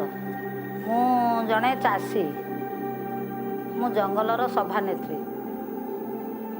ଆମ ତଣ୍ଡାହାର ଗ୍ରାମ ନଦୀ ଚାରିପାଖ ଘେରଉ ହିଁ ଆମେ ଅଛୁ। ପିଲାଦିନେ ଯେଉଁ ବର୍ଷା ହେଉଥିଲା ସେ ଠିକ୍ ଟାଇମ୍ରେ ଋତୁ ବି ଥିଲା, ବହୁତ ବଢ଼ିଆ ଭାବରେ ବର୍ଷା ହେଉଥିଲା। ଏବେ ଯେଉଁ 1999 ମସିହାଠୁ ଯେଉଁ ବର୍ଷା ହେଉଛି ସିଏ ଟାଇମ୍ରେ ବର୍ଷା ହେଉନି। ସିଏ ଯେଉଁ ଲଘୁଚାପ ହେଉଛି କି ବାତ୍ୟା 2-4 ଦିନ ପରେ ଆସୁଛି, ସିଏ ଏକା ଥରେକେ ସମସ୍ତଙ୍କୁ କ୍ଷତିଗ୍ରସ୍ତ କରିଦେଉଛି। ଆମର ବର୍ଷା ଦିନେ ଯଦି ଲୁଣ ପାଣି ଉଠୁଛି ପୁରା ଧାନ ପୋଛି ନେଇଯାଉଛି।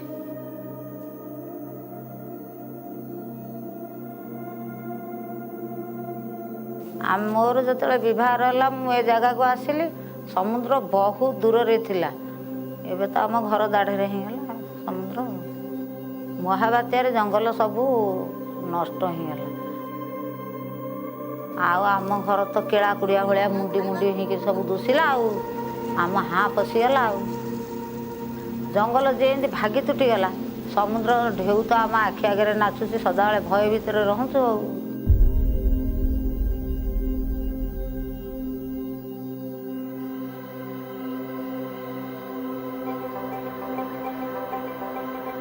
ନଷ୍ଟ ହେଇଯିବା ଭିତରେ ତାପରେ ଆମେ ସ୍ୱୟଂସହାୟକ ଗୋଷ୍ଠୀ ମିଶିକିରି 10 ଗ୍ରୁପ ଆମେ ସେ ଜଙ୍ଗଲଟାକୁ ତିଆରି କରିଛୁ। ଆମେ ସକାଳୁ ଆମେ 20 ଜଣ ଲେଖା ପାଳି କରିଦେଇ ଗଛଟା ବଡ଼ ହେବା ପର୍ଯ୍ୟନ୍ତ ଆମେ 10 ଗ୍ରୁପ ତା ପିଛରେ ଲାଗିଥାଉ, ତାକୁ ବଞ୍ଚେଇବା ପର୍ଯ୍ୟନ୍ତ। ବାତ୍ୟା ଯେବେ ଆସୁଛି ଜଙ୍ଗଲ ଆମର ଉପକାର କରୁଛି, ଦରିଆ ପାଣି ରୋକି ଦେଉଛି।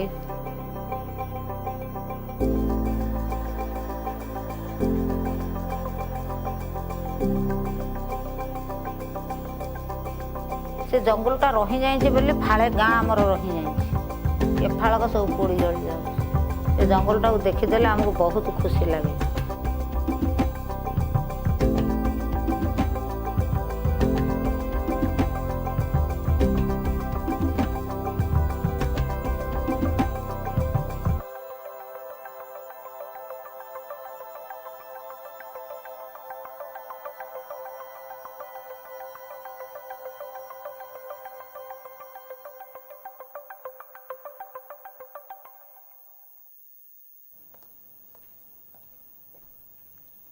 So far today we've been speaking at great lengths about human resilience, but as this video must have told you, I think we're going to be talking about building climate resilience. And anytime we're discussing climate resilience, I think it's only fair that we have an eminent panel on stage, and please allow me a moment to introduce them to you. If I can request you all to put your hands together for the founder and CEO of the Council on Energy, Environment and Water, Dr. Arnaba Ghosh, who is among the world's 20 best climate think tanks. He is an internationally recognized public policy expert, author, columnist, and institution builder, and he serves on the Government of India's G20 Finance Track Advisory Group. Thank you for joining us here today, sir. We truly look forward to hearing from you. If I can request you to please be seated. The film you all saw earlier was made by Drogba Films, and we'd like to welcome on stage the founder of Drogba Films, a filmmaker and an independent journalist, Mr. Sean Sebastian.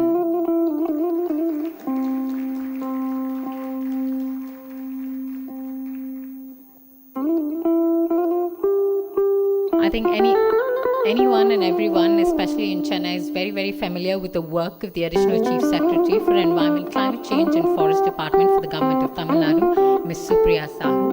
Can we please give her a warm welcome on stage? In her present assignment, she's been instrumental in setting up India's first Tamil Nadu Green Climate Company, a not-for-profit venture of the government of Tamil Nadu to steer climate action in the state. Thank you for joining us, ma'am. And to moderate this discussion, I'd like to welcome on stage Ms. Sahana Ghosh, who is the contributing editor at Monga Bay India, the India Bureau of the Global News Platform, and a member of the Oxford Climate Journalism Network. Thank you once again for moderating this. Sahana, we'd like to inform you that we have 60 minutes, including 10 minutes reserved for a Q&A session. There is a timer present right in front of you. Over to you. Thank you. Good evening, ladies and gentlemen. Today we just saw faces of climate resilience. These women that we saw, they were smiling now, but in 1999 when the Orissa super cyclone struck, there was a lot of salt water intrusion. And we saw how protecting natural forests and ecosystems actually play a great role in building climate resilience, which is the theme of our session today. Now, in building climate resilience, what we would also like is to define climate resilience.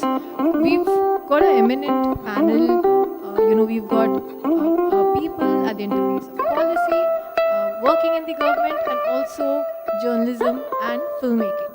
So we've got a cross-section of a panel here that works on building climate resilience. So in defining climate resilience, my question to Arunabha is, when on social media I saw when you were introducing these series of short films, you spoke about hopes and powerlessness.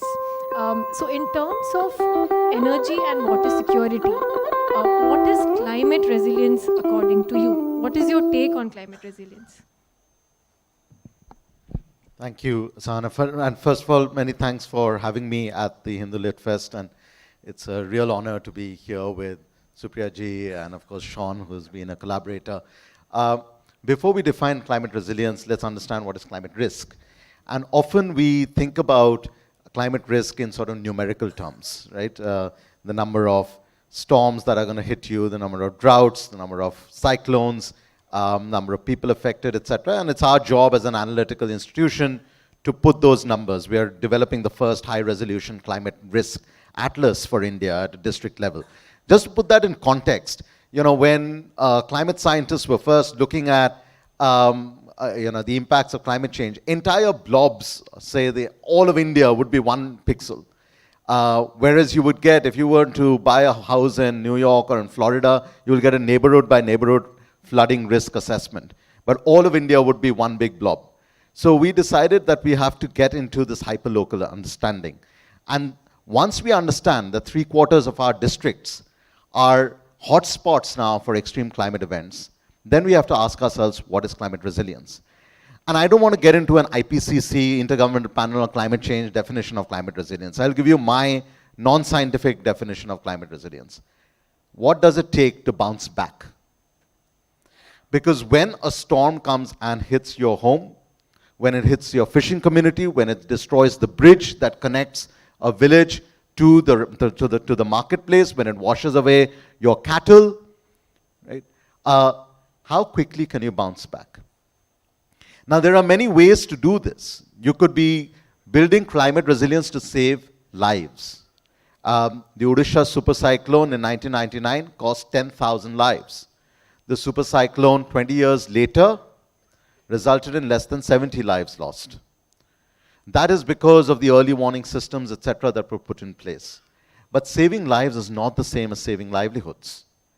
And that's why we wanted to understand what is it that communities on the ground, the faces of climate resilience, are doing. Why? Because if we only express this in a form of hopelessness, of loss, of damages, then the response is also framed exactly that way. Let me give you some relief, some succor, some shelter, right? But it does not actually bring you back to where you were, let alone take you forward.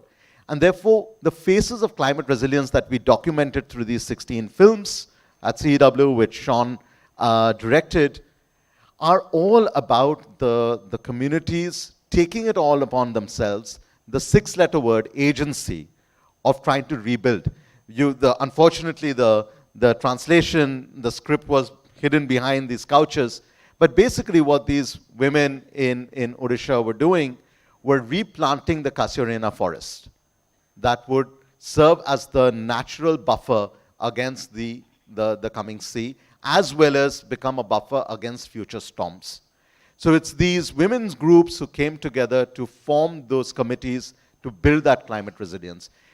For me, climate resilience is how you can bounce back, how fast you can bounce back, and whether you have the agency to do it yourself. Thank you, Arunabha, for that explanation. Now, going on to Sean. Sean, Arunabha spoke about bouncing back. That was his non-scientific take. Now, as an independent journalist and as a filmmaker now, what is it that you see on the field as climate resilience? What is your version of climate resilience? Good evening, one and all. It's an honor to be here sharing the dais with an esteemed panel who are experts in the field. So I am here in the capacity as the director of Faces of Climate Resilience. As Arnava mentioned, these are 16 short documentaries shot across 5 states in India, 5 climate vulnerable states in India, which are mapped by CEW as part of the climate risk atlas. So that's how we began the project. What is common between the story of a few self-help group women in Orissa planting a forest as a buffer against future storms, and the story of a village development committee in drought-hit Rajasthan reviving a dying pond? And what is common between a small town in Kerala devastated by the flood, the government making the small town more climate resilient, and the story of a Himalayan state where youngsters are reviving springs. So I think all these, one common factor in all these are the climate resilience aspect. So it's not much of a knee-jerk reaction, but it's more about being prepared. So when we went to the field, when we met people on the ground, it was an extensive journey across India. It was a journey worth remembering. Sometimes we say the films are important, output is important, but as a team, it was a very enriching and eye-opening experience for us as we traveled across the country. We went to homes which are homes in Kerala, the low-lying areas of Kuttanad, let's say, which are flooded 365 days. When they are waking up to a puddle of water every day. And then several realities, to the forest fires in Uttarakhand, and the drought-hit Rajasthan, an urban slum in Mumbai struggling against the flooding, let's say. So there were diverse stories. So to come to terms with it, most of the people had a realization that climate change is real. It is beyond their control.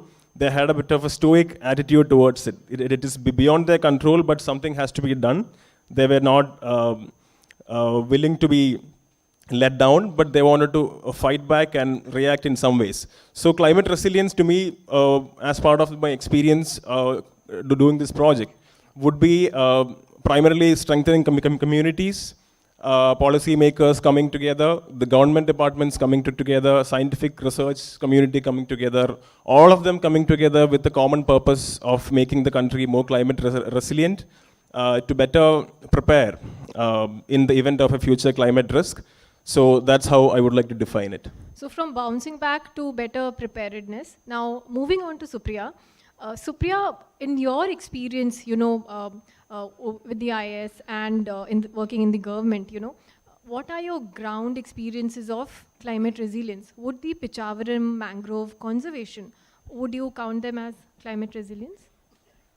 Thank you very much. I would like to thank Hindu and for inviting me here. Also, a big honor to be here with Arunabha, with whom we are collaborating to develop our greenhouse gas inventory and decarbonization pathways, and to be with Sean. Wonderful films.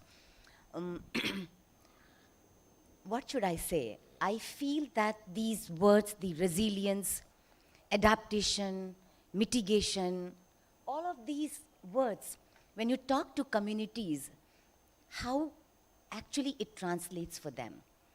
I think there is a greater need for us to demystify these jargons that we are using in climate change entire scenario. You know, when people talk to me and they say, what are the adaptation measures? What are those mitigation measures? I really wonder, because I think the boundaries are blurred between these interventions that we are talking as of now. It has to be all together.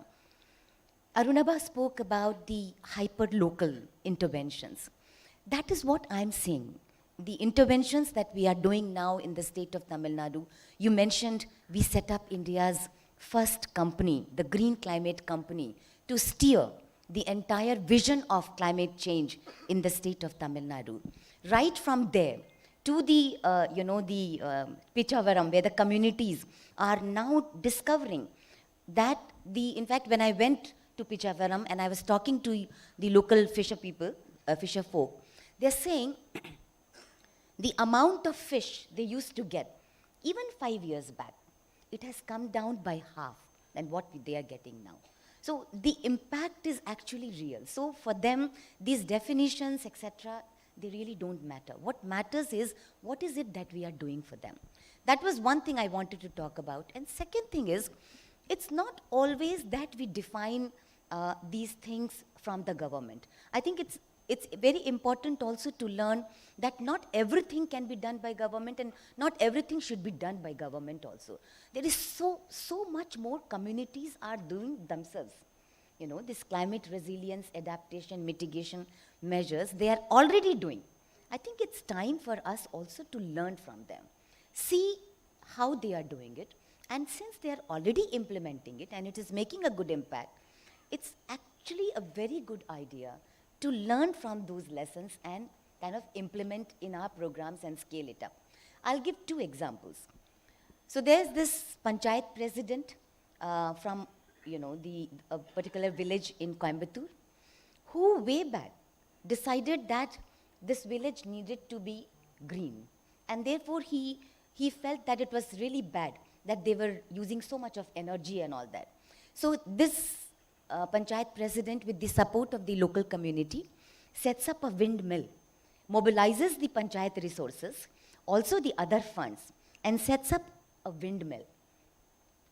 Today, this Odandurai village in Coimbatore district not only is completely green, but also supplies energy to the grid of the Tamil Nadu Electricity Board. So why not we learn from such examples? Second example I wanted to give was about the community of fisher folk in South Tamil Nadu, especially Ramanathapuram, Tanjavur, Pudukkottai coastal areas. As we know, Tamil Nadu is a coastal, second maybe largest coastline in India, or maybe third, 1,076 kilometers of coastline. Every day you find that fishermen, they are getting turtles in their nets when they are going for fishing. But because of the awareness that has been created and because of their understanding of sustainable fishing, every day I get from my officers videos where they cut open their net to release dugongs or turtles or endangered sea animals. Nobody has asked them to do that. We have only just spread a bit of an awareness. So I think these are the areas where we need to learn and kind of implement. And for me, that is what actually resilience means. Right. So, we heard about demystifying all these jargons, which I can tell you as a science journalist is our everyday job. And also you spoke about how we need to learn from communities. And we heard about preparedness and we heard about bouncing back. Now, learning from communities, it's a perfect segue for me to get into the next section where we are going to talk about documenting climate resilience. So my question is for Sean. Sean, could you maybe share 2 to 3 key takeaways, your learnings, while you were documenting, these phases of climate resilience? And do you think documenting these phases of climate resilience also helps bridge the science policy and climate action gap to some extent? Yeah, exactly. I think right from the beginning of this project, the idea, this project came from CEW team. And then when we held the initial discussions, our initial idea was to tell these stories through the lived experience of people. We didn't really want to give a scientific expert commentary, talking about climate change and its impact, but we wanted to show the people, we want to go to the ground zero and then document what's happening. But then if you look at the larger media narrative and discourse on climate change over the last 50 years or so, the media has been doing a great job in sensitizing people about climate change and the risk it has, the kind of economic losses, the social divide, the inequalities it is creating. The impact is well set and well documented. So we didn't want to go the usual route of climate change reportage, but we wanted to flip the side and seek out for stories wherever there is a resilience, wherever there is resistance, and attempts by the communities to kind of bounce back. So that's how we conceived the project from the initial stage onwards. So for that, we sought the help of local journalists, community organizations, social workers, because finding these stories were not easy. To find economic losses, to find people who are suffering from the impacts of climate change is relatively easier than finding stories of resistance and resilience. So our initial idea was this, and that's how we went forward. So each of these 16 films have a central character who he or she is affected by the climate change, and then how they as a community is taking action. Either community or in certain situations like in Kerala's Idiki, we have the government making the bridge and the approach road which was devastated by the floods more climate resilient. So these were the approaches. That's how we went forward and documented these stories. So I think that there needs to be a shift. Of course, the climate change related reportage is really important because that's the only way we know the impact of a climate risk. But there needs to be a change of the structure from climate change as in the areas of climate resilience should also be equally explored. So that's the entire philosophy of how this project kind of evolved. So to answer your question about the importance of documentation of climate resilience. So many of these stories are local stories. They are rooted in a village. Probably it's just one village. Probably it's just one self-help group who is doing a commendable work, which the policymakers or the government departments or the researchers might not be aware. So the entire idea about the importance of documenting these is that some of these initiatives could be implemented elsewhere. The group of women in Uttarakhand, managing forest fires can be implemented elsewhere also, wherever there is a forest fire, for example. And some of these initiatives can be scaled up. A district administration could find this initiative and then, maybe pilot it elsewhere. So the documentation of these things are crucial to bridge the existing gaps in climate action. To connect community action with the policymakers, to connect community action with the government, and then, to drive and shape the larger the discourse on climate resilience. This documentation is really important. So our project is just an initial step towards that direction. Much more work needs to be done. I'm certain probably we'll explore the role of media in that in the next session. So ideally, the documentation is really important, and to go ahead, it is also important to show people stories of hope, stories of livable future, and kind of slightly shift from the gloom and doom around climate change reportage, and then show these amazing characters who are doing what they can. But I also wanted to add one more point. Because all these films kind of sort of heroize the characters, the communities, giving a voice to them. But then while we do so, we should not sit in our comfort zone and then get goosebumps of these initiatives. But we also should not, we as a community, as a government, as a nation, and as a global citizen we cannot as individual, we cannot absolve of our responsibilities. Each of us have our own roles to play. While we heroize this character, in fact, the truth is that their story is more of a survival. Though we can call them climate warriors, still their story is a survivor. They need to move forward, they need to go ahead. For that, they're doing what they can. So I think for me, that's the importance of documenting these stories. So get your point, Sean, why it's important to document these stories. And like you said, it's so difficult to find stories of resilience, right? It's far easy to show, the hopelessness. And of course, that's an important aspect of climate change as well. But coming on to Supriya now, from what Sean said, at the government level, Supriya, how does documentation of these efforts help you out? And do you also see that, when you get to know of more of these instances of climate resilience or these solutions, in the areas that you are in, how do you translate that? How do you move ahead with those interesting case studies? So 33 years of my service, I can say with confidence that government is not really very good at documentation. Really, we are not good at documentation at all. But then, because I think there's so much of time that goes in the policy formulation, implementation, looking at the details of what we are doing. I think it is very important that documentation itself should be looked at in a new light, in a new perspective.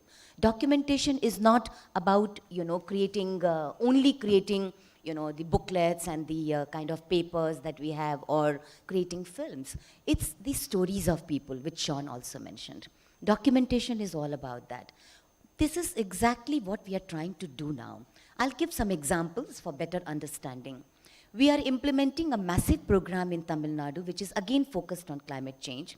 We have 3 missions in Tamil Nadu. So one of our missions is Green Tamil Nadu mission, where we are trying to enhance our green cover from 23.7% to 33%. That's a humongous task, and it will take about 10 years for us to do. We have already completed 9 years. Completed 1 year. What we are trying to do here is, it has to be a people's movement, and that is what will make the program a success. So in order to document this particular initiative, we are asking anybody and everybody who wants to plant a tree to take a mobile, take a picture. We have a website. You just go to the website and upload the picture, and it documents your effort of what you have done. So it gives the latitude, longitude, and the time that you planted the sapling. We are also developing an AI-enabled model, also putting the data in blockchain to make sure that you are able to see the progress that your sapling is making. For me, finding value in what you are doing is actually a very good way of documentation. The second thing which we are trying to do is, second mission that we have is the mission which is called as the Tamil Nadu Wetlands Mission. First of its kind anywhere in India. We are very proud about it because I think wetlands are great warriors for climate change. Not many people realize, but again jargons, but it is important to talk about it. They fix much more carbon, maybe 6 times. Arunabha will know the statistics better, but 6 times to 8 times more carbon than the forest. But how many of us realize the value of wetlands? We see them every day. Do we realize that if wetlands are not there, we are not there? If forests are the lungs of our planet, the wetlands are the kidneys of our planet. And if the kidneys don't function, the planet will not function at all. That is something which we are trying to tell people. So again, when it comes to documentation, what we are trying to say, make sure that people are connected to every wetland that we restore. Pallikarnai Marsh is one of the largest, biggest wetlands anywhere in Asia. And at this point of time, it's in the heart of the city, 700 hectares of marshland, a beautiful marshland. It's right in the center of Chennai city. We have eco-restored it, and we have made sure that people go there every day. So we have opened it, made an eco park, make sure that people upload their pictures, they enjoy their walk over there, and the birds that they see, they take pictures and they upload it. For me, I think there cannot be a better documentation than people themselves documenting it for posterity. Thanks, Supriya, for that. So we heard Sean talk about the challenges in finding these stories of resilience, right? And then we heard Supriya speak about how getting the people to document the efforts they are making, finding value in what they are doing.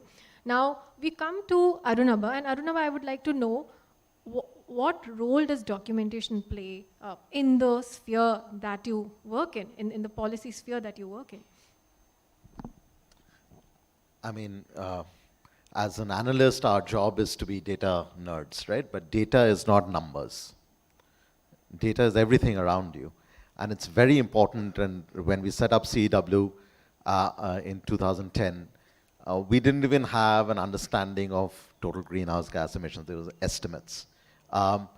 So we didn't know how many people didn't have access to electricity. So we conducted the largest survey in the world on access to electricity down to every household, how many hours of power, whether the transformer is burnt out, whether the wire has been cut. Only when you get granular like that are you able to then provide policymakers with the information that they can leverage. But that is one type of data collection. The other type of data collection or documentation is actions on the ground, and this is what we were trying to do with these films, right? And in the previous session, Sainath ji talked about, he was referencing these people he had documented, and they were saying, do not bucket us, do not slot us. And this is often the problem. When you go as a climate scientist, the expectation is you will provide numerical data. When you go as a filmmaker, they will say, oh, the expectation is show a film. Now, I have tried to do both, and what I see is when I present the numbers, they'll say, oh, but this is, technical stuff, we don't understand. When I show the human faces, they say, oh, these one or two anecdotes, what's the point of that? The whole world is falling apart. And the problem is that we are treating this as subject-object problems. So the most important thing about documentation is to actually take it from the point of view of the subject. And that is why, what is the lived experience of an auto rickshaw driver in Idukki district, Cheruthuni town in Kerala, right? That auto rickshaw driver is not rebuilding the bridge that we have documented, right? The auto rickshaw driver's life and livelihood is impacted by the 2018 floods. So he is the subject here, right? But in our data collection or in our disaster response, he often becomes the object, someone we have to take pity on, right? Only when you see it from the point of view of this human being, do you realize actually the building of the bridge is the hardware of that infrastructure. The storm surge and the analysis of it is the hardware of the climate models. But it's the software of that human life that we have to document. Humanizing that. That is why we are humanizing climate risk, but also humanizing climate resilience. And there are many more ways to do it. We, in 2021 summer, we launched a cartoon series called What on Earth. So again, we're one of the world's leading climate think tanks. What are we doing? Producing cartoons. Every Wednesday, we have a cartoon on sustainability that comes out, right? There's a different way to relate to it. There are films. We took one of our scientific reports last year, which we had written for the whole world. We were tasked by the UN Environment Program to write the entire world's scientific report called Stockholm Plus 50. We took that entire scientific report and gave it to a young poet and said, make this into song. And he made it into a rap song, right? A 300-page scientific report converted into rap song. That song was played all over Stockholm. Sean's films we have taken to Sharm el-Sheikh in Egypt. The World Economic Forum, the bastion of global capitalism, is showcasing these films as faces of climate resilience. But we have not stopped collecting the numerical data as well. I would just want to say that the greatest crisis facing the world is not climate change. It is the second greatest crisis facing the world. The greatest crisis facing the world is a lack of empathy, a lack of understanding of the lived reality of people of other colors, of other cultures, of other genders, of other geographies. And all our international negotiations, national policies, etc., will fail against this second greatest crisis if we don't let the subject be the subject and not become the object of our pity. Thank you, Arunabha, for that. Now, how do we let these faces come alive? Especially as an analyst, like you said, you're straddling both worlds, a think tank doing cartoons. How do we mainstream sustainability? It's back to, when the pandemic hit, we were all locked down, and I said, all right, now there were all these calls around build back better. There were these nice, sweet videos of Julia Roberts' voice telling us to embrace nature. So what does that even mean? Right? Because at the end of the day, when we were stuck in the middle of the pandemic, people were losing jobs, people were losing livelihoods, people were dying, right? Whether out of disease or out of poverty. So we said, look, there is the seeming impossible trinity of jobs, growth, and sustainability, especially in an economy like ours. Right? If you look at developed economies, their energy curves are flat. Of course, the energy curves are 10 times greater than ours, but the energy curves are flat. So for them, energy transition is a switch from a gas-powered plant to a solar power plant, but the consumption patterns are flat. For us, we are 1/3 of the global average. There's no advanced economy in the world that has grown, has high human development index without high energy footprint. So what we have set out to do as a country, nobody else has done before. We'll be the first country in the world to build out more renewable energy infrastructure in this decade than its entire electricity system. But how do you mainstream sustainability? It doesn't just come from, big plans for renewable energy, big plans for green hydrogen, big plans for e-mobility. We work on all of that, and those are exciting. The real story about bringing sustainability from the margin to the mainstream is, again, to see how do people's livelihoods get impacted. So let me give you an example. Little over 10 years ago, I went around the country, particularly in southern India, documenting in a little notebook distributed energy, people, how they were consuming energy, because we had not electrified all villages at that time. I came across this landless farm laborer in a forest, living inside a forest in Dakshin Kannada district.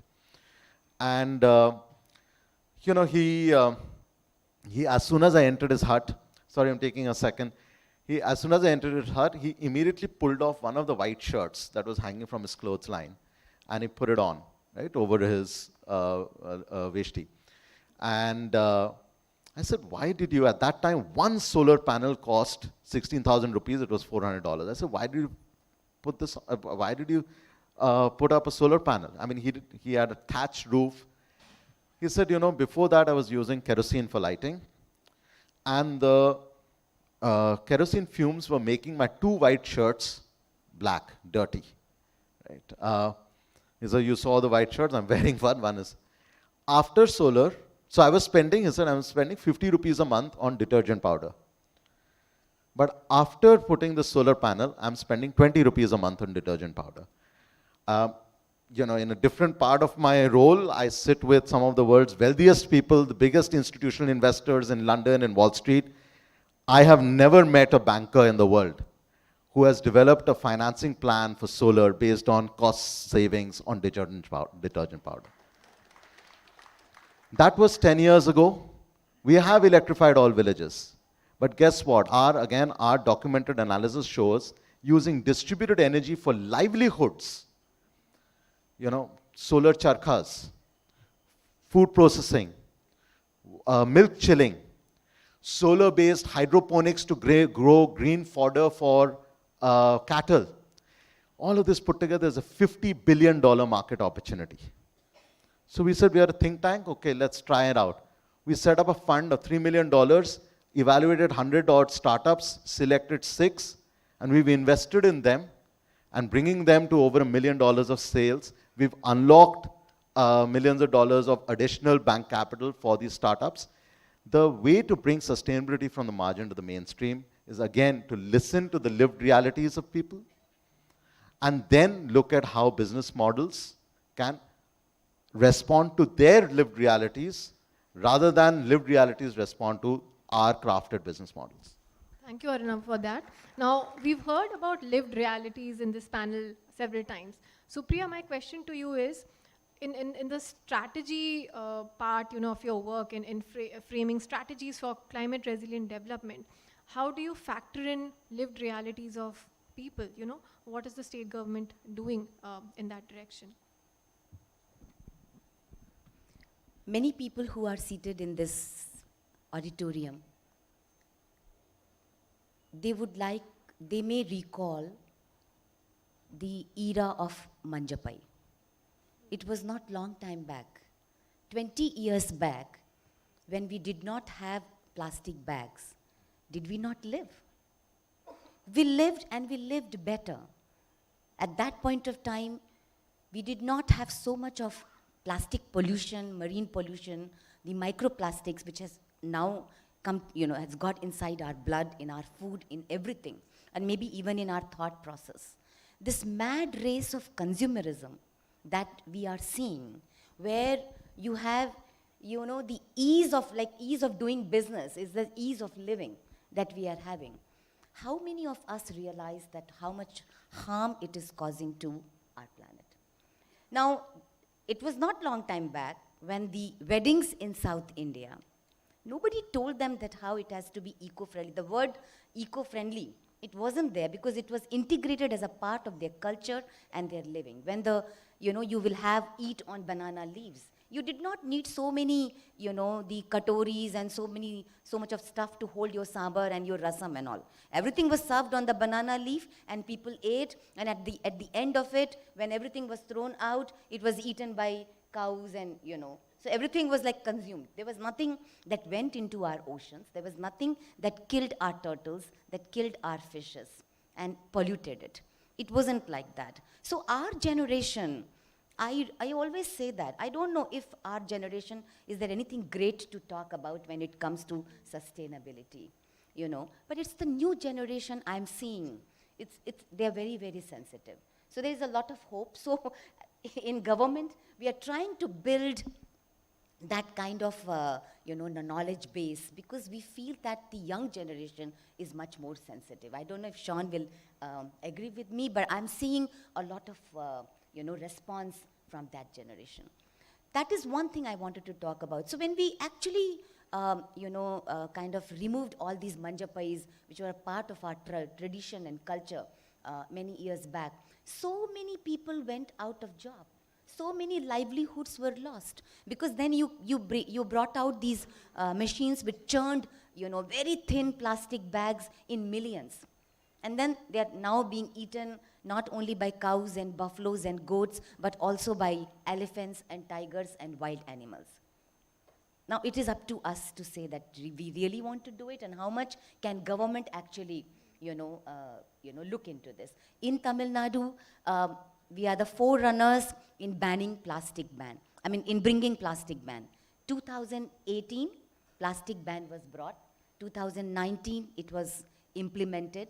It is being implemented even today. We have closed down more than 180 plastic manufacturing units which were manufacturing all these 14 items of banned plastic things, including straws and things like that.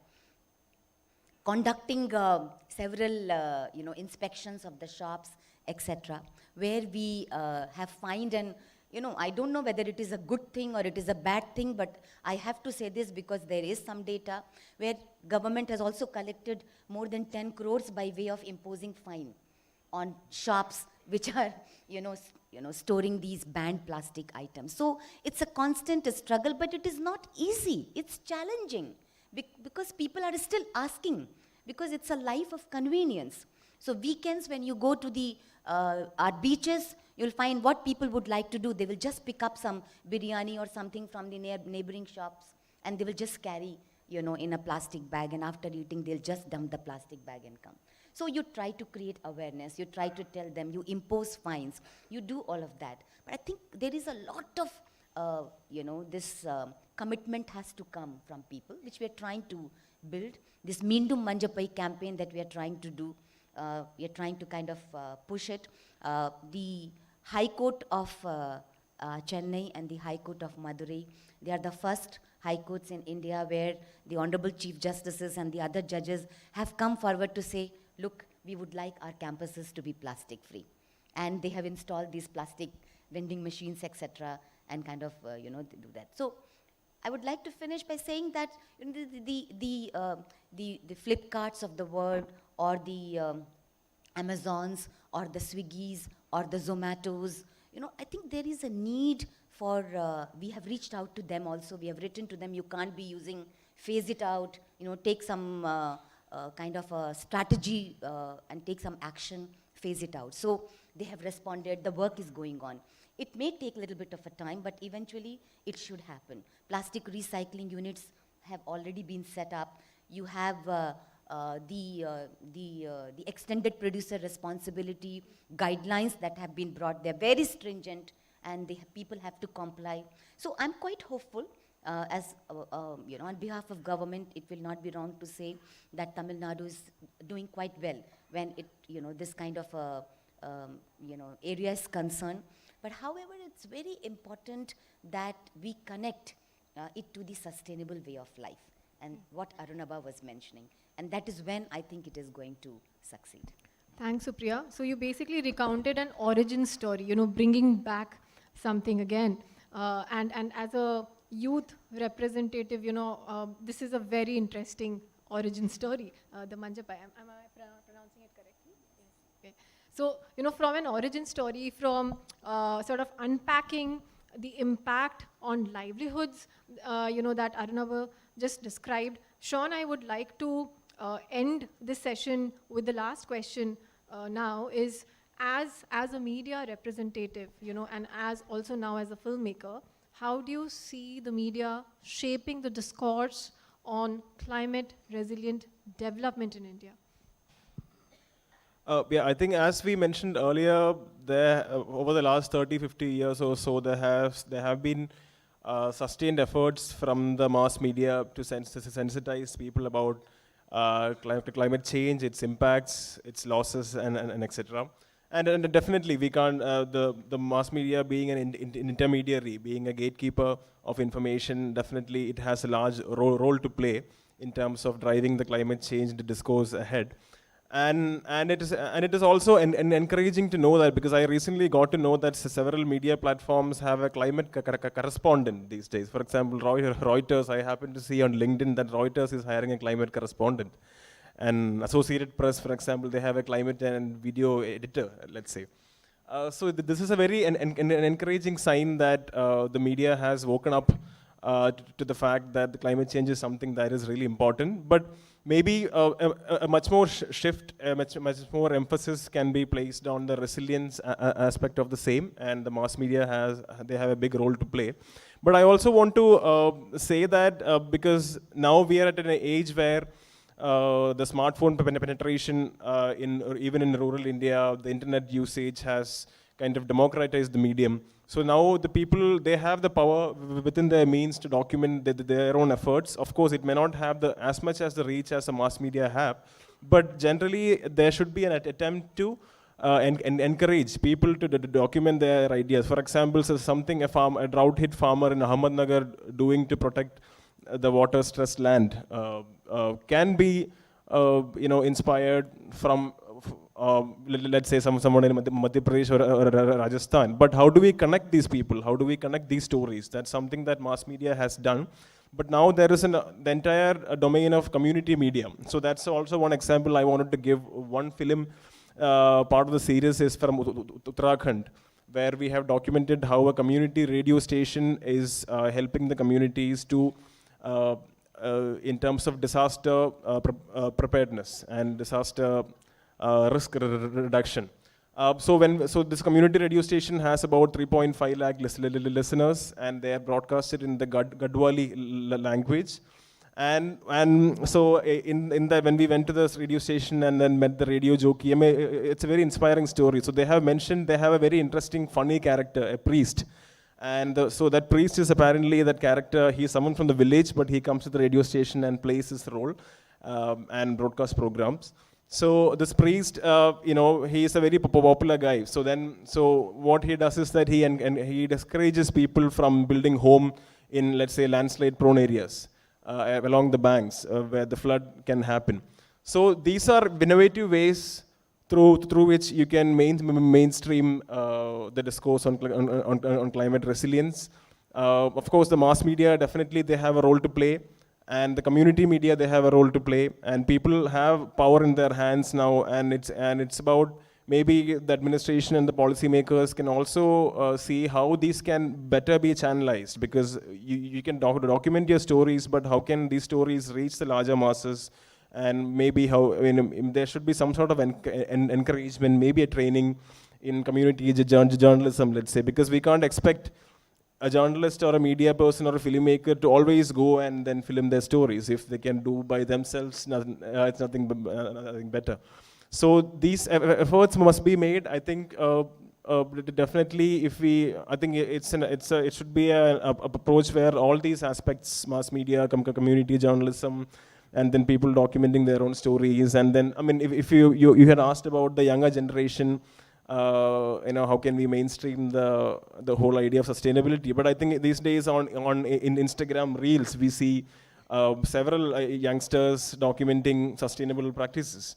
So these are all very encouraging signs, and let's hope all of them come together to create the result that we are seeking. Thank you, Sean, so much. So basically, you're talking about community media, you're talking about citizen journalism as well. And Supriya, you spoke about people using cell phones, encouraging them to use cell phones to document the value they find, in small efforts that build climate resilience. You spoke about an origin story, beautiful origin story that you shared with us. And Arunabha, you also spoke about unpacking the lived realities and also the impacts, and analysts, nerds be damned, they can also do outreach through cartoons and rap songs as well.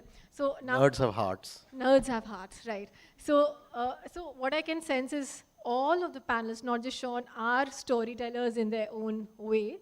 And for these storytellers, I would now open the audience Q&A session. We've got 8 minutes. Yes, I see a hand there. Yes, please.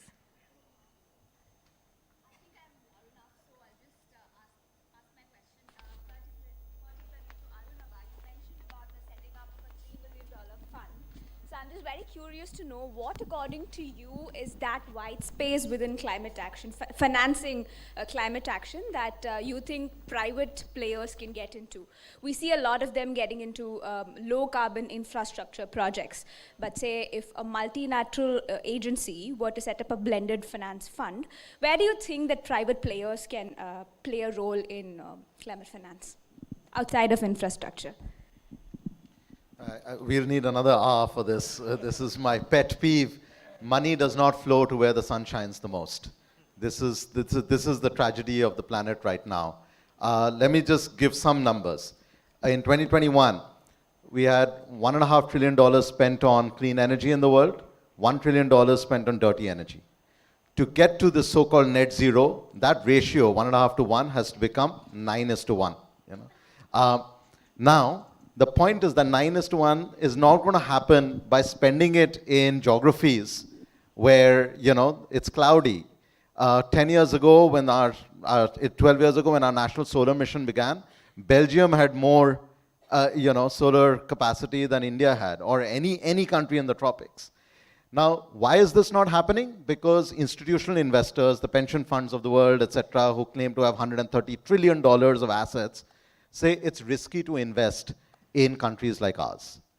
So a few weeks ago, I asked the head of one of the largest institutional investors in the world, I said, how much risk between your developed country level of risk and our emerging economy level of risk are you willing to tolerate? What's the delta? He said 0. I said, okay, if it has to be 0, then we've got to massively de-risk your investment. And that is the role of multilateral banks. Right now, we'll have a new World Bank president in a few weeks, but the whole problem is that the multilateral development banks have not been leveraging their balance sheets to de-risk the investments of institutional investors. And more so, it's definitely not going to these small projects that I was referring to. So unless trillions flow to the billions of people in the global south with blended finance that you referred to. I can talk more about that later. we will keep having money flowing to where the sun does not shine. Answered with great brevity. I'd love to pick your brain and take this offline. But can I, though it is not addressed to me, but Please, can I please. just add to her question? So here is a good example from Tamil Nadu. Government of Tamil Nadu has announced setting up of its own green climate fund, which is the size of the fund is 1,000 crores with a green shoe option of another 1,000 crores. So government of Tamil Nadu will put in 100 crores to begin with, and the private investors are welcome to set up projects. We are setting up through the Green Climate Company. We have already set up a kind of a project appraisal mechanism, as well as the Chief Minister announced setting up of a single window clearance mechanism for green projects. So they are welcome to Tamil Nadu. So we have time for just Community- one more question. Yeah. Community resilience planning depends upon the context. You take an example, Chennai, we could not come out any plan. We are often, Chennai is affected by adjacent rivers and ocean, storms on so many areas in shortest time. But we are yet to find out the community involved climate resilience for Chennai. So what is your opinion about that? From one person from Tamil Nadu is speaking, what is the government has the plan? We have no plan, it seems to be have. They have only short-term planning, but what is the community involvement? How community could involve to develop the resilience? Very That true, is my sir. question. Yes, very true, sir. So what actually we need to be doing, in fact, you may be aware that at this point of time, the group is already, an expert group is already working on the flood mitigation, etc. And a lot of work is happening to make sure that the flash flooding which is happening in Tamil Nadu should not happen. And a lot of action has already happened. But what needs to be done is basically involving all the resident associations, especially on the, making sure that this particular sector, which is transport and housing, decarbonization of these two sectors with the involvement of community. So we have framed some programs and policies, and some pilot projects have already begun. We will be expanding this in very, in few months now, from now. Thank you. We have the last 3 minutes. So last question. Yes, ma'am.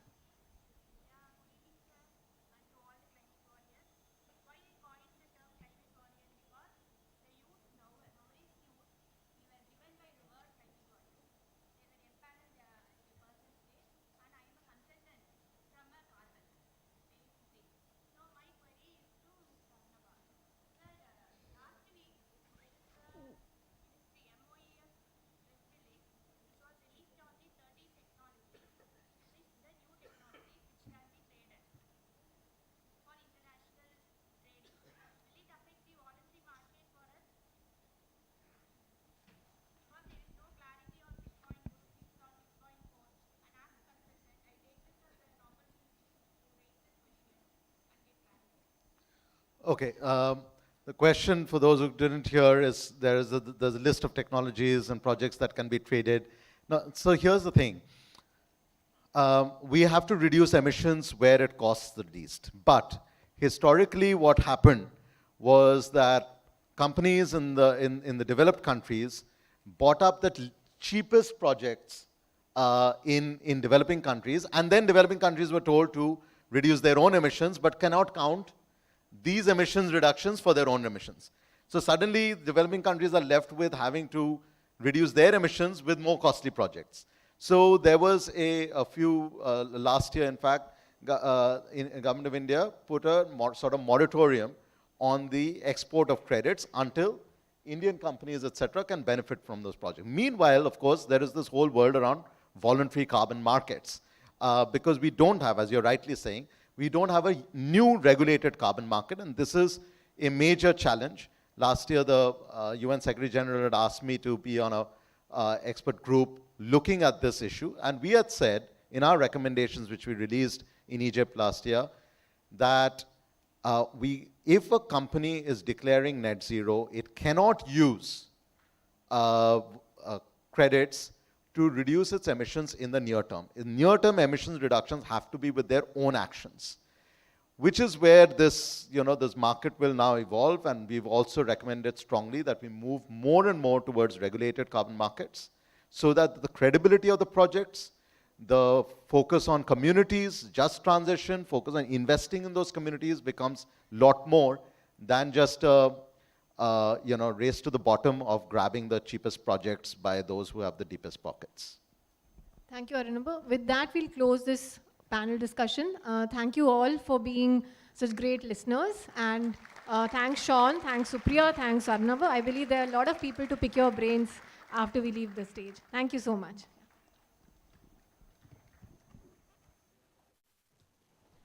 Ladies and gentlemen, can we also give Sahana Ghosh a huge round of applause for ably, very deftly maneuvering and navigating that panel discussion. Thank you so very much for keeping time. More importantly, we loved all the research that you did for asking them the questions so we could have the answers that we needed. Thank you once again. Now, ladies and gentlemen, it's time for our next panel. I'd like to welcome RK back on stage to do the honors.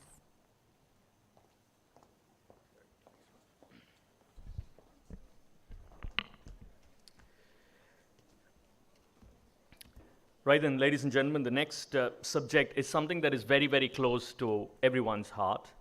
And it's a phrase that we've heard more often than not.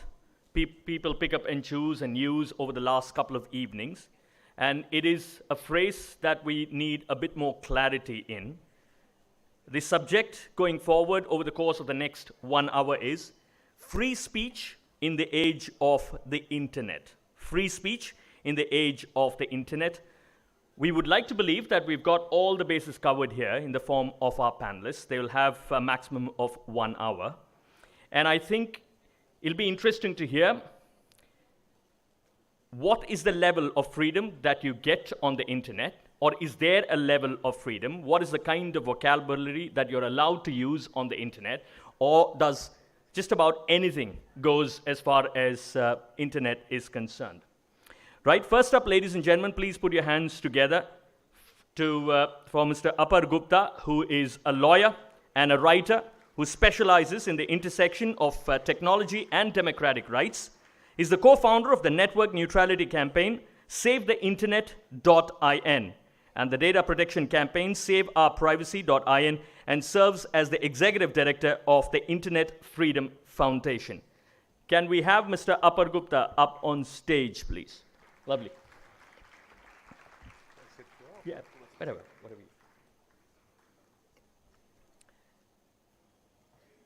Next up, may I kindly request Ms. Dhanya Rajendran, who is the co-founder and the editor-in-chief of the digital publication, The News Minute. She's somebody who is engaging actively on the internet as well. A graduate of the Asian College of Journalism, her body of work focuses on politics, human rights, gender-based violence, and disaster coverage driven by ground reporting and storytelling. Big round of applause, ladies and gentlemen, for Ms. Dhanya Rajendran. Next up, ladies and gentlemen, Mr. T.M. Krishna and Music Academy, a match made in heaven, to be honest. A preeminent Carnatic vocalist and public intellectual who speaks and writes about issues affecting the human condition and matters of culture. One of the more outspoken individuals that we've had in the recent past, of course, is the author of A Southern Music, a Carnatic Story, and Sebastian and Sons. Watch out for that one, or people who have already read that have always gotten fascinated by the makers of Mridangam, which won the Tata Lit Live Award for the best non-fiction book in 2020. In 2016, of course, he received the Raman Magsaysay Award in recognition of his forceful commitment as artist and advocate to art's power to help heal India's deep social divisions. Next up, ladies and gentlemen, please put your hands together to Suhrit Parthasarathi, who is an advocate who practices at the Madras High Court in Chennai. He holds a degree in law from the National University of Juridical Sciences, Kolkata, and in journalism from the Columbia University, New York. Apart from the open editorial pages of The Hindu, his writing has appeared in Caravan and Open magazines, The Indian Express, the Economic and Political Weekly, and the websites of The New Yorker, The New York Times, and, interestingly, the ESPN Cricinfo as well. And last but not the least, may I invite Mr. N. Ravi, who's the chairperson of Kasturi and Sons. Thank you so much, sir. Wonderful having you.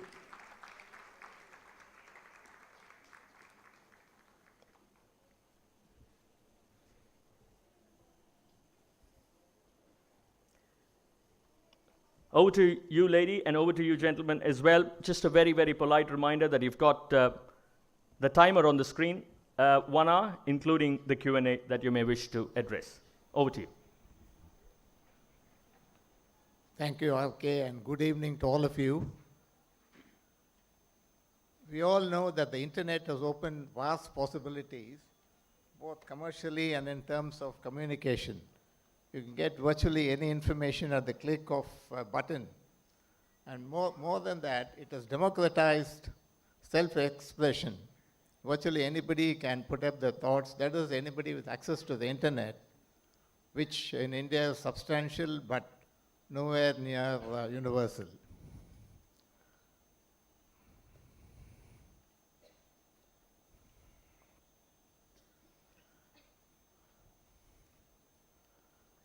Overall, the internet has been a force for the good, though there have been instances of fake news and false narratives spread on the internet. Speech on the internet is, of course, subject to ordinary law of the land. In addition, under the Consolidated Information Technology Rules introduced in 2021, it is subject to state actions such as blocking of websites and orders to take down specific content from internet platforms. An even more restrictive and arbitrary rule has been proposed that would empower the Press Information Bureau and other government departments to declare something as false news and order removal. We have a panel of distinguished experts who will discuss the space available for free speech, both on the internet and more broadly in the public space. Before I go to the panel, let me just list some of the areas from where the threat to free speech comes. In the first place, we have laws that are unreasonably restrictive and are so broad that they allow easy misuse. Secondly, we have governments charged with implementing laws, abusing their powers to target critics. This has happened with governments across the political spectrum, most notably in Uttar Pradesh and in Delhi, with the union government being in charge of the police. But it has also happened in states ruled by the opposition, including West Bengal, Rajasthan, Telangana, and Tamil Nadu. The third source of the threat is the intolerant mob of different kinds, ranging from terrorist organizations, regional linguistic groups, and most notably, religious fundamentalists. The mob resorts to street action and violence, but also invokes a restriction under the criminal law and uses the criminal justice system, all of which has a chilling effect on free speech. The fourth source is, of course, ideology. A liberal democratic ideology committed to diversity allows for free speech with just the possible exception for hate speech in a limited extent. A majoritarian ideology that is intolerant would restrict speech that comes in the way of its spread and implementation. Thus, when illiberal laws, abuse of state power, an intolerant mob, and a dominating ideology combine, we have a toxic mix. In this milieu, how effective the courts are in protecting free speech is for the two lawyers in the panel to address. Apart from these two lawyers who have defended free speech in courts, we have also two other experts, creative personalities, one creative personality and a journalist, who have faced mob power in their activity and have faced them with courage and undeterred by any kind of threats. Now, let me start with Parthasarathy would give a broad overview of freedom of speech in India, the space for free speech. Good evening, and thank you, Mr. Ravi. Consider the sort of following news item from about 3 weeks ago, where a person from the state of Haryana who had posted a morphed image of a statement made by the state's chief minister onto a Facebook page.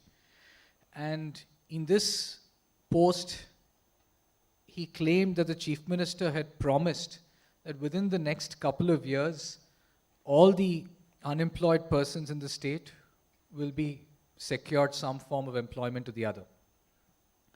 Now, this person, for having posted this morphed image, was arrested, of course, later let out on bail, with the condition, on the condition that he will cooperate with the investigation. Now, to consider the fact that something of this sort leads to the initiation of a criminal complaint and leads and sets in motion the criminal investigation process, in normal circumstances we would consider this staggering. But I think we really only need to Google the words tweet, FIR, arrest, and you'll see a plethora of results pop out. I mean, every day there are arrests made for the most inoffensive, most benign forms of speech and expression. And securing bail, securing your liberty then becomes the prerogative of the privileged. I mean, those of, amongst us, those of us who can approach the constitutional courts, the high courts or the Supreme Court, and in almost all other cases, securing liberty becomes an incredibly arduous task. Now, to begin with, I don't think this is a problem that is entirely new to the internet age, in that it is to a certain extent predicated on the cultural mindset of our country, on the kind of constitutional safeguards that we have, the way in which those safeguards have been interpreted by the courts over the course of the last 75 years. But the internet does in many ways exacerbate some of these pre-existing problems. But to consider why it is a problem today, or why the internet exacerbates these problems, we must, I think, understand the historical background for this a little bit. And one of the arguments that's often been made is that there's been an element of colonial continuity when it comes to our free speech jurisprudence.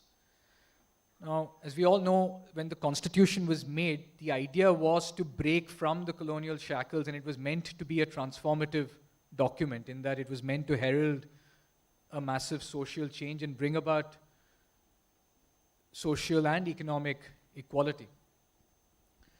But when we look at the drafting of the free speech clauses itself, what we find is that, in fact, one member of in the Constituent Assembly, Somnath Lahiri, described this as a constitution that had been drafted with the police constable in mind, or as a police constable's constitution, in that the free speech clauses were effectively a way, or provided a mechanism for the state to restrict speech, as opposed to ensuring that speech can help democracy thrive in our country.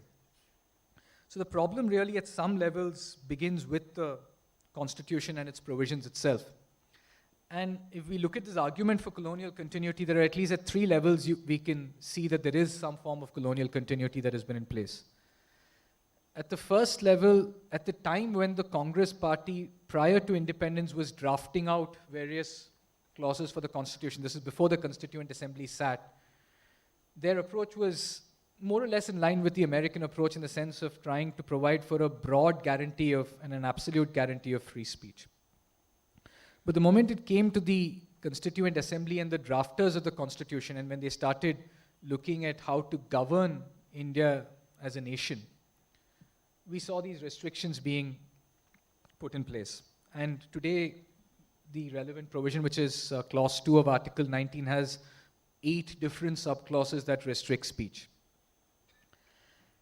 And at the second level, when we look at some of our laws, and the very fact that the Indian Penal Code, which was drafted in 1860, which continues to remain in force, and the various different speech restricting provisions in the IPC have not been changed. A number of them have been left unaltered. You have the blasphemy clauses famously in sections 153A and 295A. You have criminal defamation. You have sedition, which we'll come to a little later. All of these continue to remain on the books of the Indian Penal Code and in our statute books.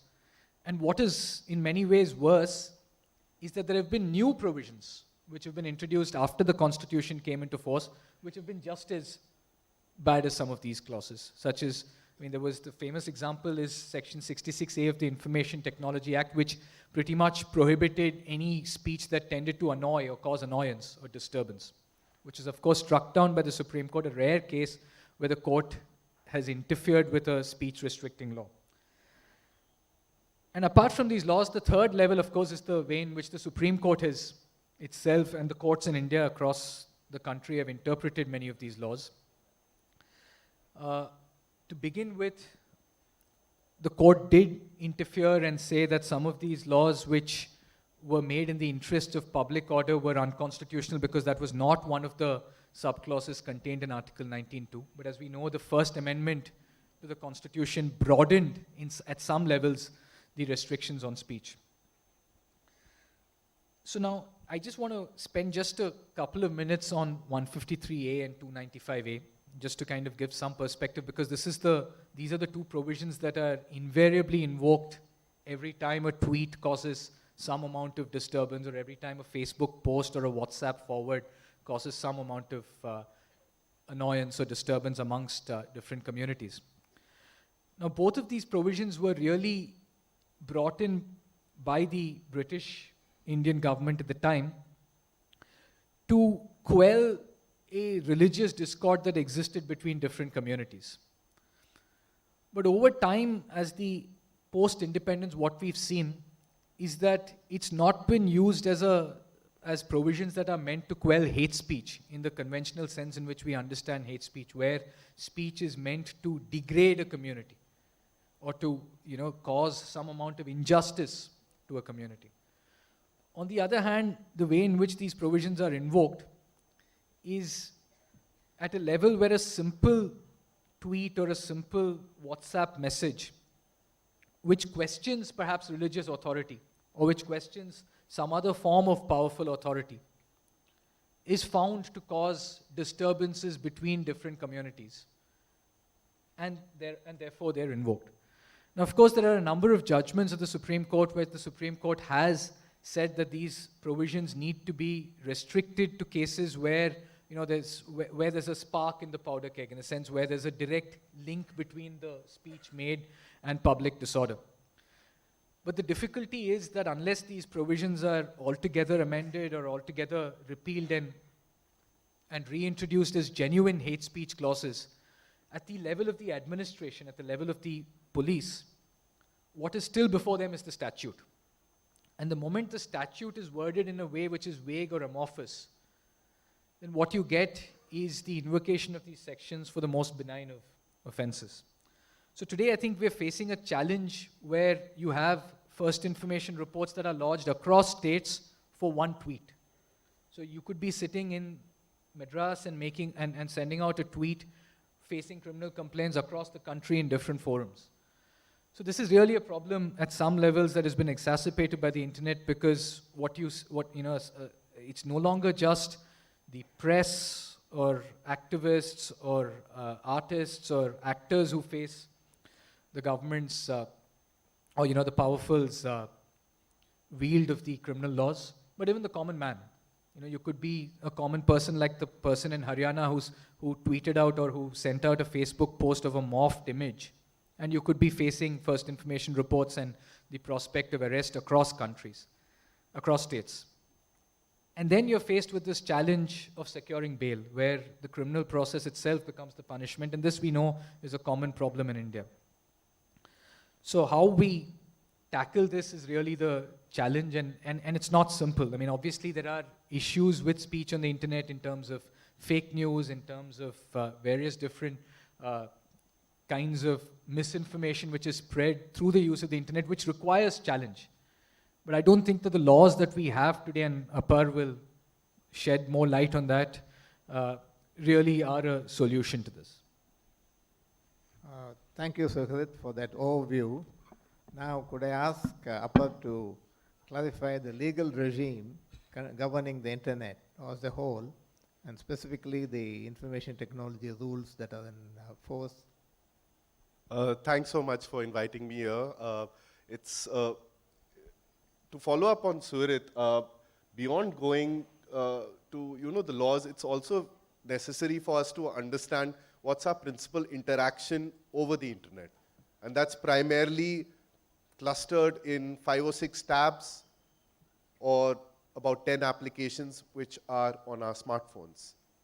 Quite often, the decisions which are being made are not only being made in police stations and courts, but are being driven through larger architectures of what speech is permitted, what is taken down, what is amplified, what is before us.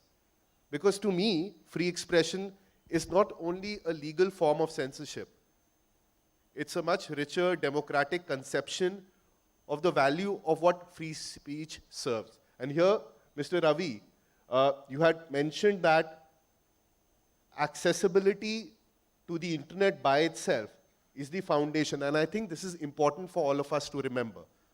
Because this is sometimes used as an argument that India had about 0.4%, 2% in internet penetration in 2003 as per the National Broadband Plan. And today, in cities such as Delhi, has about 257%, which means that there are more than 2 connections for every person. And I would imagine a similar numerical value even in Chennai, where there would be more internet connections than the recorded population here. So it is important for us to consider that more people have access to the internet, which means that they have the ability of receiving information which they did not have in decades in which all these press freedom cases were occurring and all these censorship actions were occurring. But this should also prompt us to look at whether this access is evenly distributed, how it can be taken away, and access to what? Access to content or information which engages, educates, and deepens the public well of understanding. And I think this is a larger question of free expression that we need to consider. Here I think what also becomes important is to consider government policy. Why have the IT rules become what they have become? And in fact, I was lucky enough to be part of a case called Shreya Singhal, where in 2015, the Supreme Court did adjudicate on the IT rules in a very different avatar. In fact, it's a very different avatar of Vishnu, which it is now. For it regulates entire sectors which were not contemplated to be regulated under the IT rules. What are the IT rules?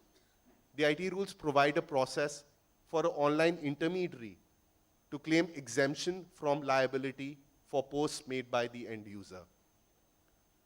This is very technical lawyer speak to mean that your telephone company or online social media platform cannot be held liable in a court of law or in a police station for the statements made by you or made by me by using their services.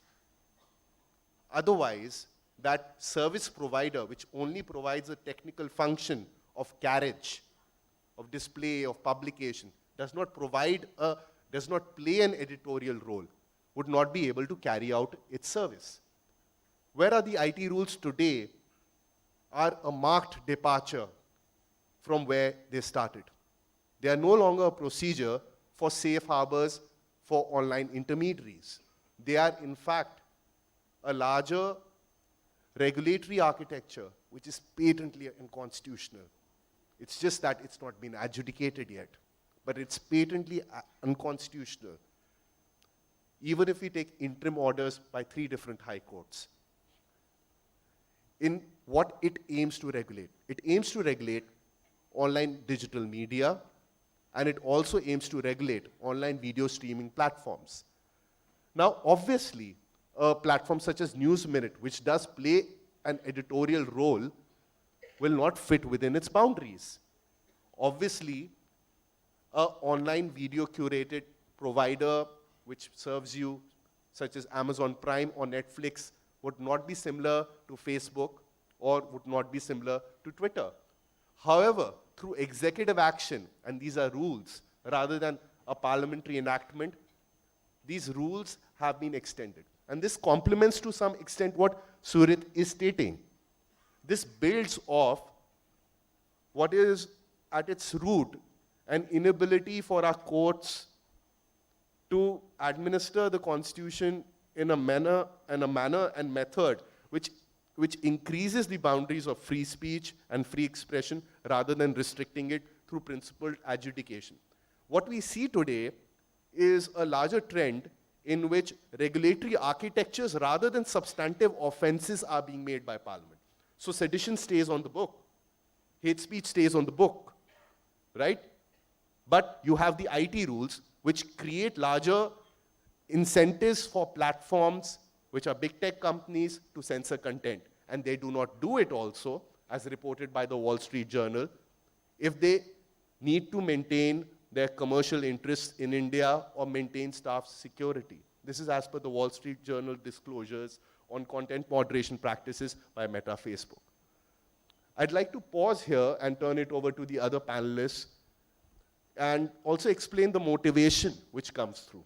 Yes, access has grown, but what type of access?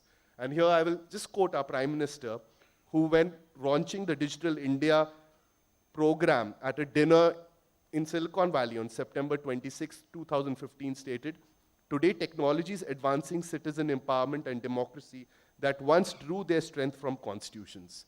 The plain texts here imply that technology is developing independent of the constitutional framework. And in some ways it's true, because the regulatory frameworks are not tethered to our constitutional values of free expression.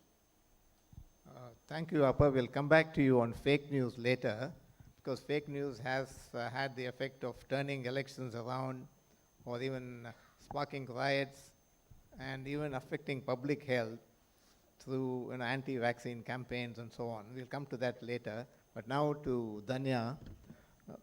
Danya, as editor, you must have faced the power of the mob and numerous injunctions and court cases. Could you tell us about your experiences with running the media? So I would want to start with an example. For the longest time, I did not know that Mohammed Zubair works out of Bangalore. I always assumed Mohammed Zubair is the journalist with Alt News. So I always thought he must be working from their Kolkata office because that's where Alt News is based out of. Then I think last year, Zubair got arrested in June 2022.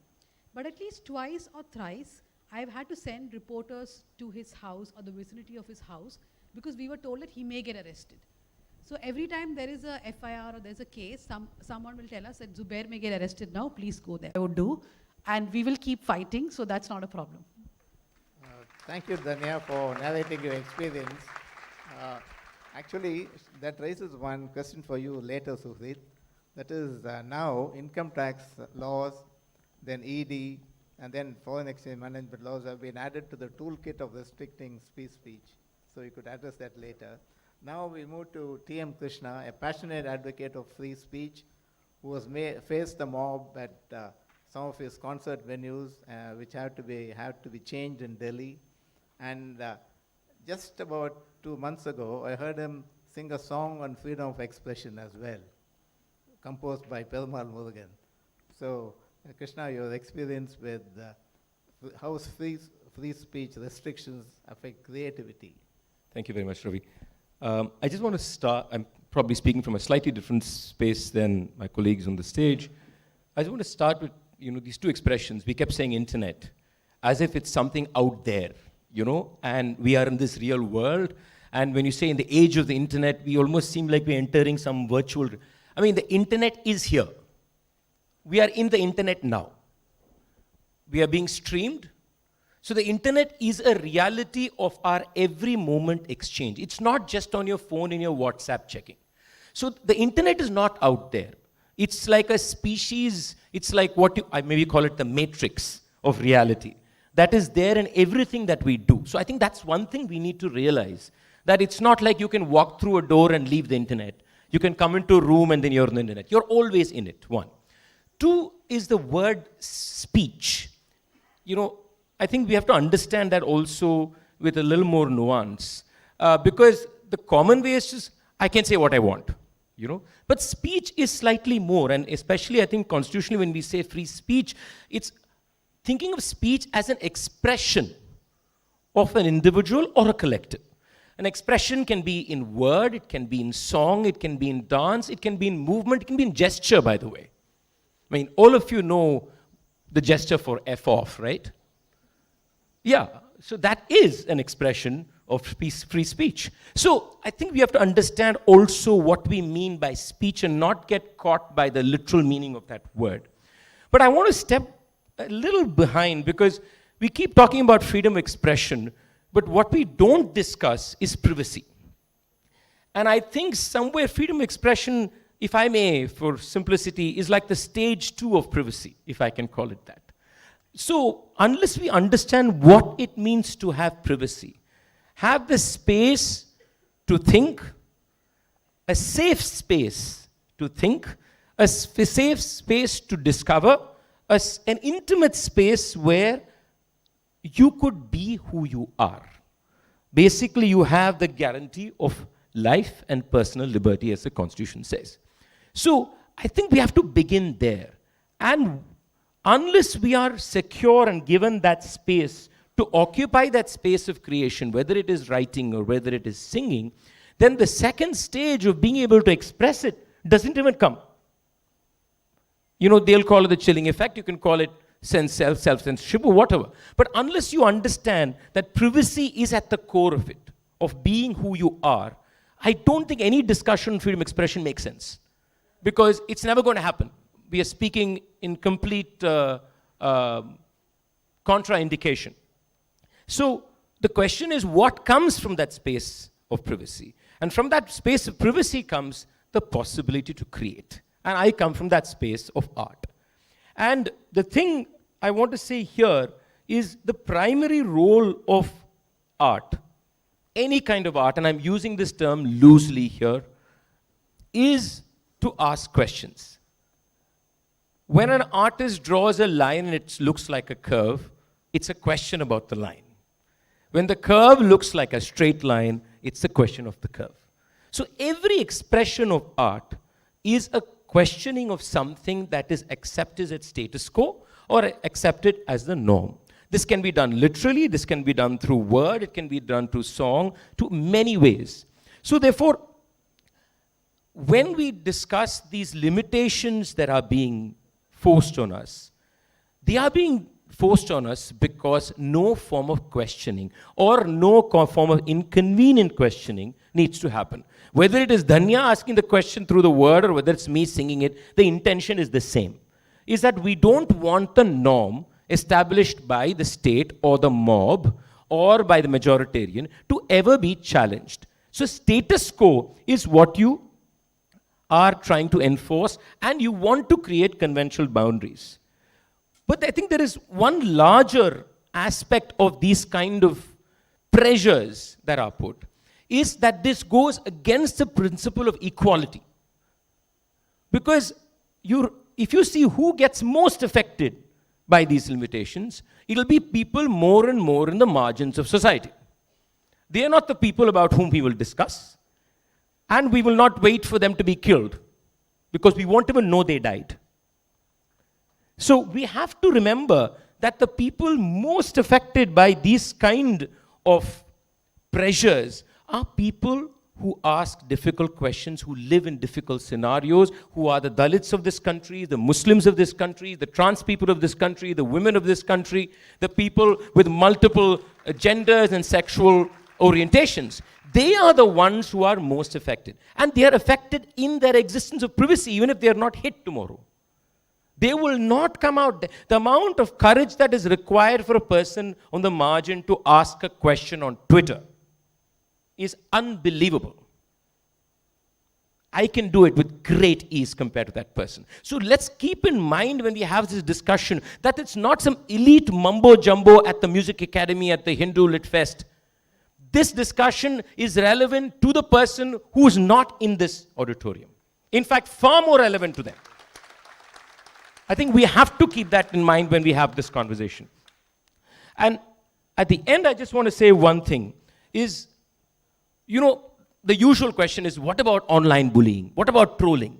You know, if you have no rules, if you have no way to regulate these horrible personalities who, you know, abuse people, how the hell are you going to create an ethical society? That's such a screwed up way to think about it. You refuse to change the way we live our life every day.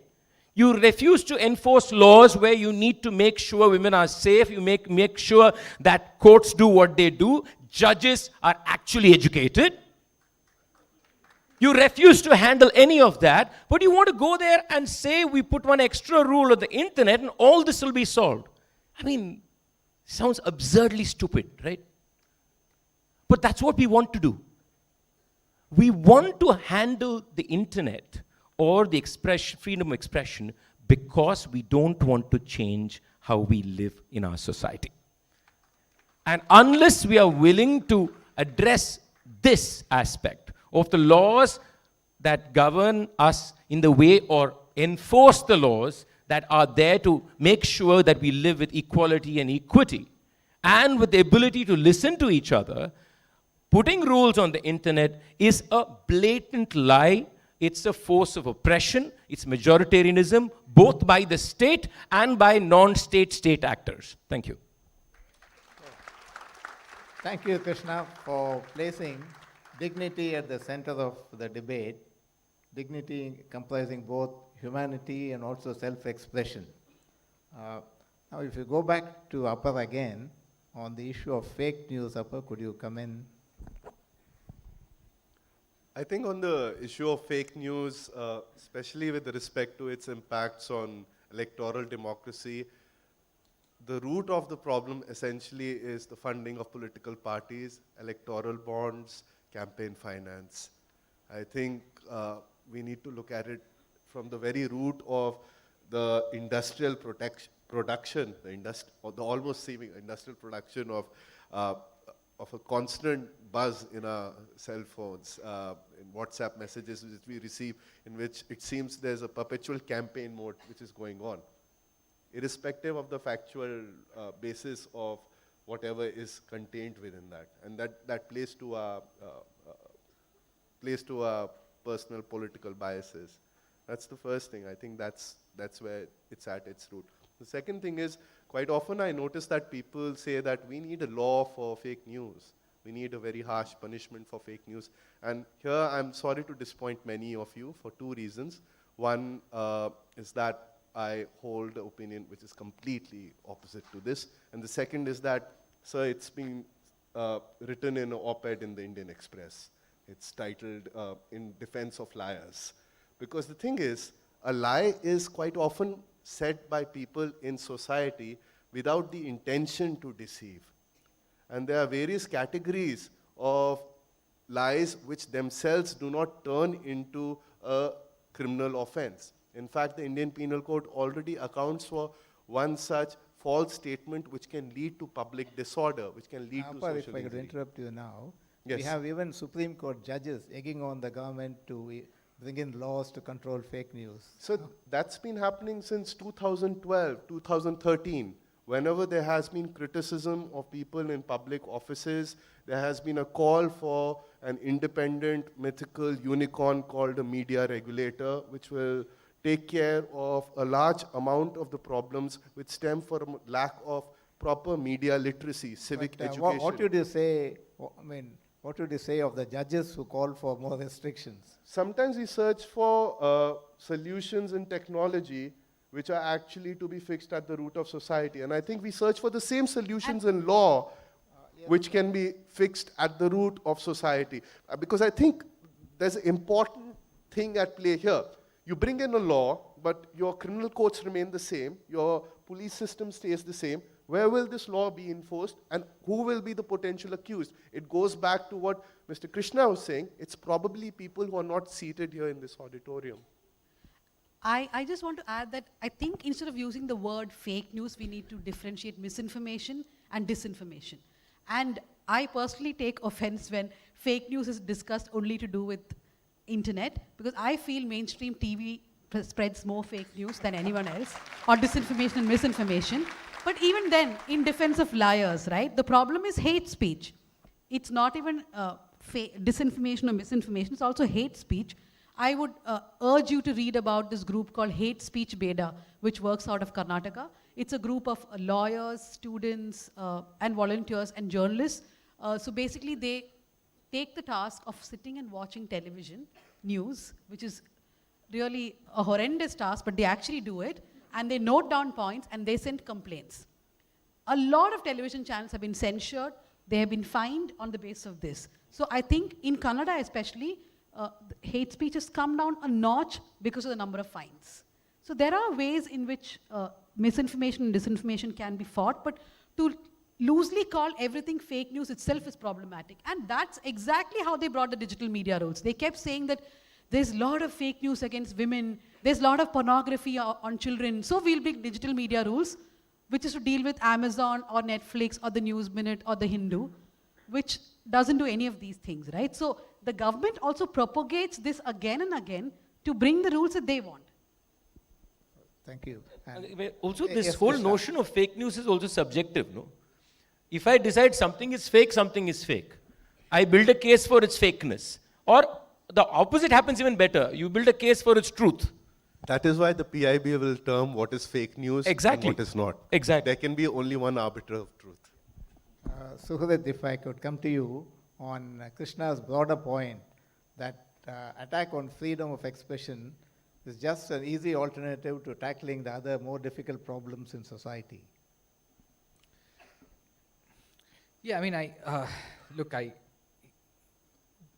throughout our history, I think we've had cases where governments, people in positions of power have sought to restrict the freedom of speech and expression. And I think to take Krishna's point further, it sort of also includes an attack on freedom of thought, really, right? I mean, at the center of this guarantee in Article 19(1)(a) is a freedom of thought and conscience.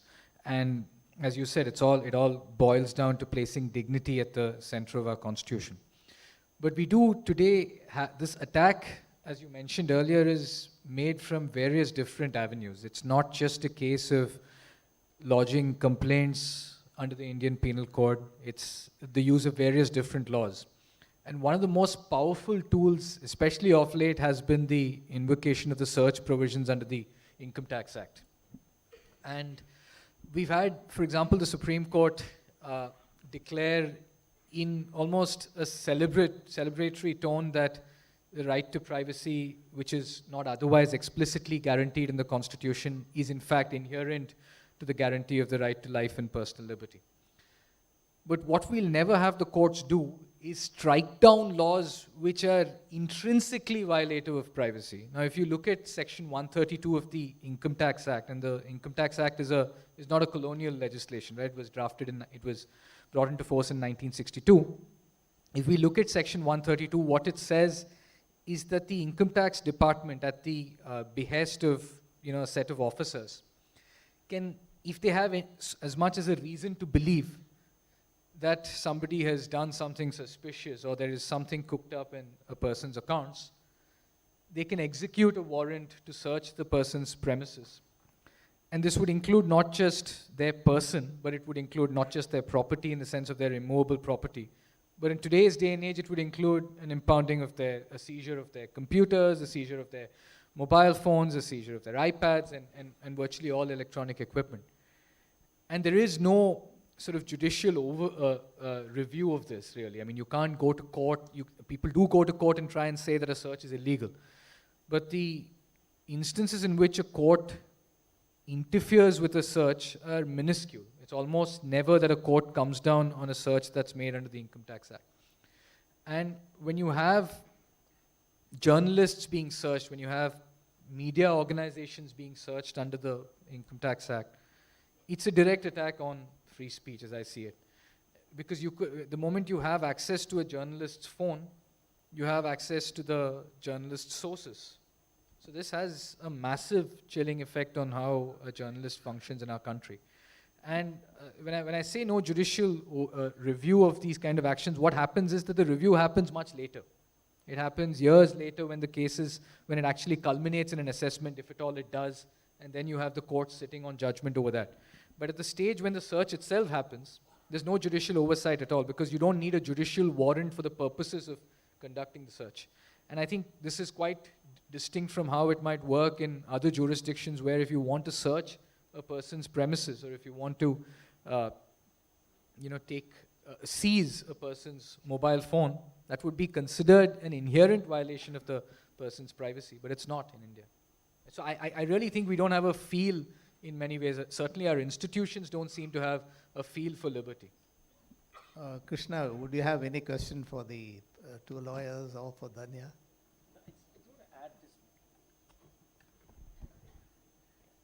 Thank you. So I want to add one more just cultural nuance to this, like what is considered offensive, for example, right? So say a critique of the chief minister or the prime minister through song, okay? Another thing we forget is that there are different ways critique happens, say musically, okay? How I would, say, sing a song critiquing the prime minister or the chief minister is entirely different from another form of music. I remember at some point of time, I think it was a Ghana singer in Tamil Nadu who had written a song that critiqued Jayalalitha, right? And he was arrested. Now, keeping everything aside, there's one fundamental thing about Ghana as a form. Ghana as a form is one that developed among people who have been kept on the margins of society. So the lyrics are going to be at your face, calling you out for exactly what you are. Now, I practice an art form of immense privilege. And therefore, with the privilege, the way I would, say, compose a song, or the words, the vocabulary I will use, will be very different. Now, the chances that I will get away with a song, whereas the Ghana singer will never get away, is very high. So, now what is offensive here? So there are certain aesthetic qualities that are there to multicultural practices and artistic practices, ways of speech, linguistic diversity, dialectic diversity. Now, all this is under threat. Let's remember this. Every one of this is under threat. So even you're being even told, even if you do want to ask a question, speak in a homogeneous manner and ask only certain questions in those manners. That is what we are actually saying. So all this talk of Indian diversity celebration is just mumbo jumbo.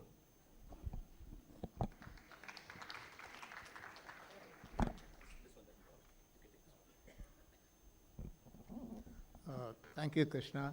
Now, Appa, coming to you on one of the points raised here,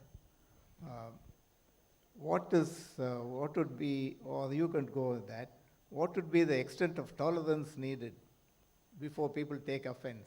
What kind of restrictions would be considered reasonable?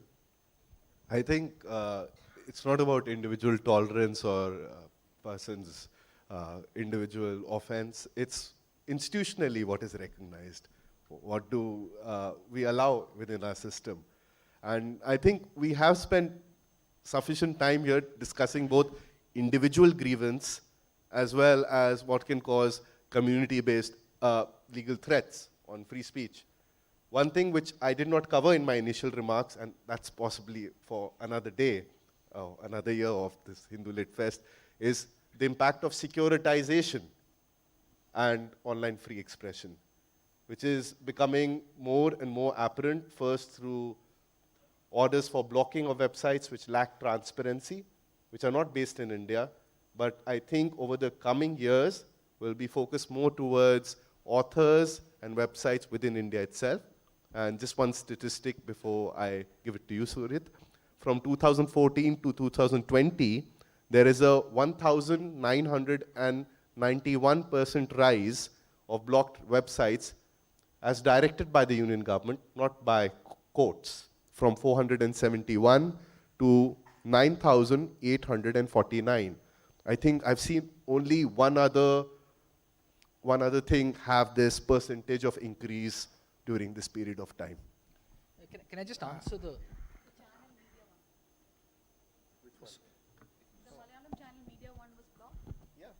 Yeah. Yeah. Madhyamam. No, Media One, the Malayalam channel, also was blocked because it belongs to the Muslim group. And so a sealed cover was given that it is against national security. We don't know why the government is objected to the channel. Yeah, but what's structurally different is that that's licensing of television in which security clearance is needed from the Ministry of Home Affairs, and there's been a historical problem with Media One. There's been a running issue there with what's happening with online website blocking. A website like Media One may not even get a notice from the Ministry of Electronics and IT that it's being blocked, and it may not be given a chance of a hearing, and the order itself may be secret. And Yes, Can I just say on tolerance, since you raised the question on where the line should be drawn on tolerance, I don't think there's a line that needs to be drawn on tolerance. I mean, tolerance really is the underlying factor when it comes to protecting liberty. But you have different jurisdictions and different countries deal differently with hate speech in the sense of what qualifies as hate speech. I mean, the European approach to it is to be less tolerant of hate speech as opposed to, say, the American approach. But there are, I think, sort of philosophical and legal arguments made on how hate speech ought to be defined. And in India, I think we've not quite engaged with those arguments enough. For example, there's the work of Professor Jeremy Waldron, who says that hate speech really refers to those utterances which incite hatred or discrimination against people based on their collective identity. I mean, to give you an example, if you were to say that, if you were to question, say, some of the tenets of Buddhism, that by itself would not amount to hate speech. But if you were to describe every Buddhist as an amoral person, or if you were to say that every person of a certain community is an anti-national, then perhaps it might qualify. But a mere questioning of a tenet of a religion or merely calling into question certain practices, that by itself would not qualify as hate speech. So I think there are lines that can be drawn. It's not as if these things are incapable of bright line definitions. It's a question of finding those lines, and it's a question of writing those lines into statutory law. It's not merely enough if the Supreme Court pontificates saying that a certain thing is, a certain statute needs to be interpreted in a certain way. Ultimately, the way in which we bring about change will obviously have to go beyond the courts, and it will have to be written into our legislation. Thank you. Now we go to the questions from the audience. You can have both reactions and questions addressed to specific panelists. But meanwhile, Upper has a plane to catch, and anytime you can leave, Upper. Sir, here, to your right. Yeah. So my name is Aditya. My question is sort of fairly broad, so I can't point any one of the panelists and ask them this question. So my point was about, you raised a few concerning points, Suhrit, about the IT departments having powers that are unbridled with respect to what's going on in a country right now. But this is actually carried from one state to another state power throughout India's history, as Apar had pointed out. Change is the only thing that has been constant as far as governments go. And we have had incidents that uniformly have occurred, whether it is emergency, so on and so forth. I don't want to point out one single incident of an abuse of state power with respect to laws and so on and so forth. And Dhanya also respectfully pointed out like there was an incident against a certain community where they were like pushed down. And you also spoke about tolerance, and I'm getting to my question. Institutionally, what is recognized? So this tolerance word has been thrown around a lot. For instance, I have been at the receiving end from Sri T.M. Krishna himself.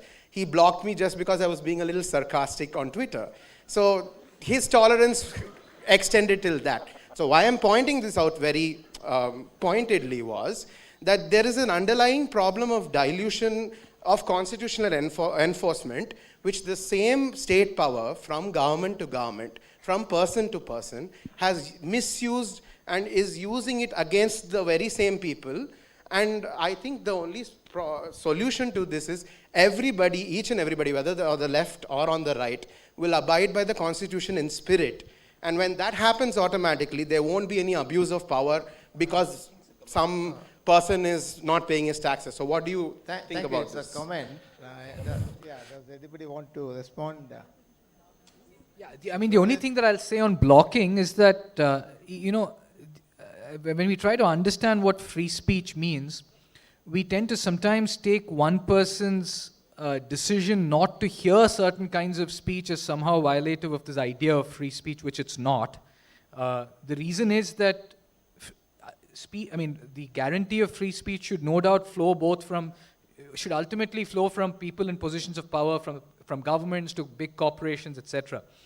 But if Twitter were to block you, for example, you're talking about an altogether different story where your free speech rights are violated. But I think each person on Twitter might well have the prerogative to decide who they want to hear and whom they don't want to hear. So it's not a violation of that value in that sense. Oh, thank you. Next question. I defended you.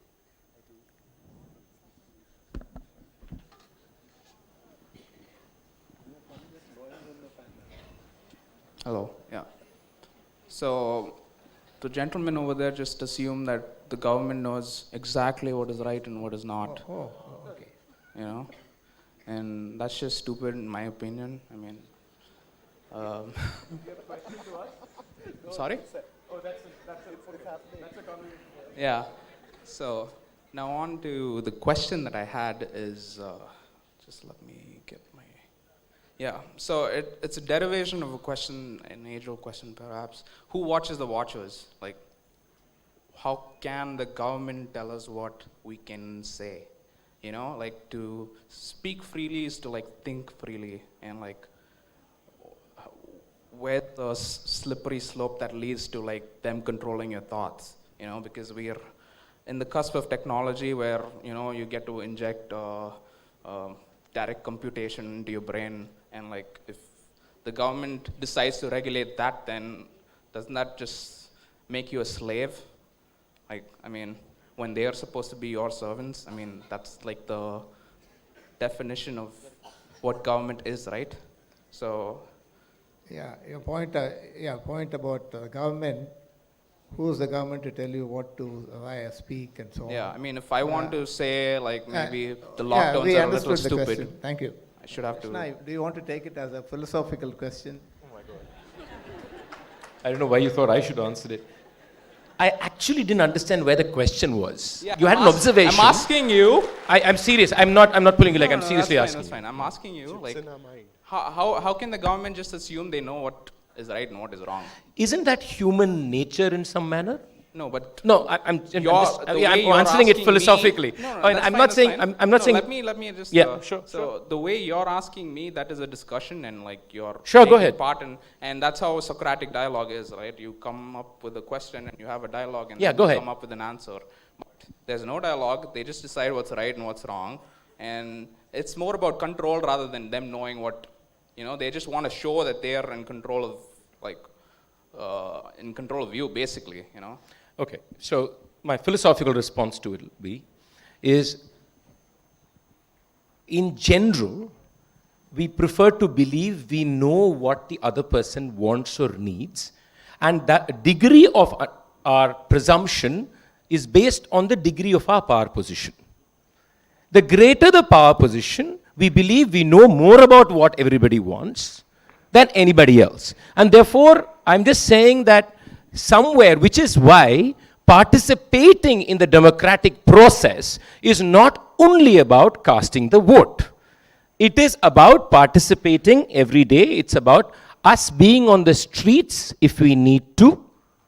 It's us about making sure that we are participating as everyday life. And that's where I think we have failed as a democracy, because we don't have a culture, a social culture of democratically participating in what this idea of India is. That would be my overall. I think people want to be We can maybe told cut. what they're- Shall we take this offline after we finish? Because there's another question there. Sure.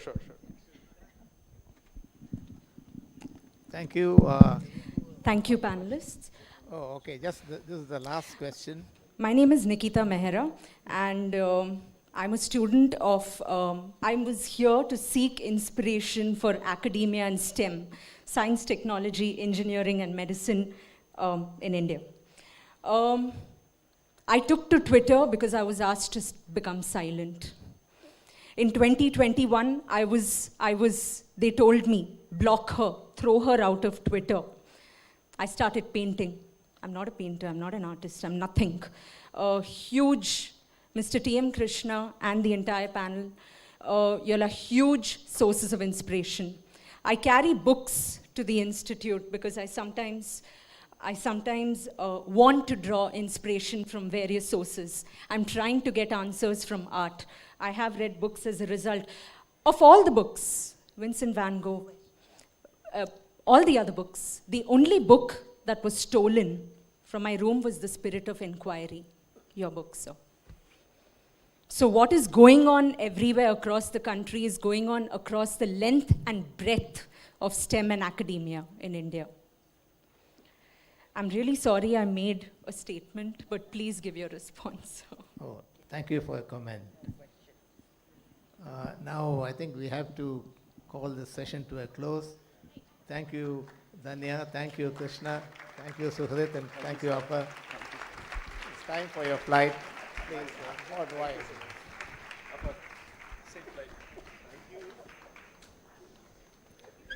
I love the fact that Mr. N. Ravi was so mindful of the flight that Upper had to take. Hope you make it in time.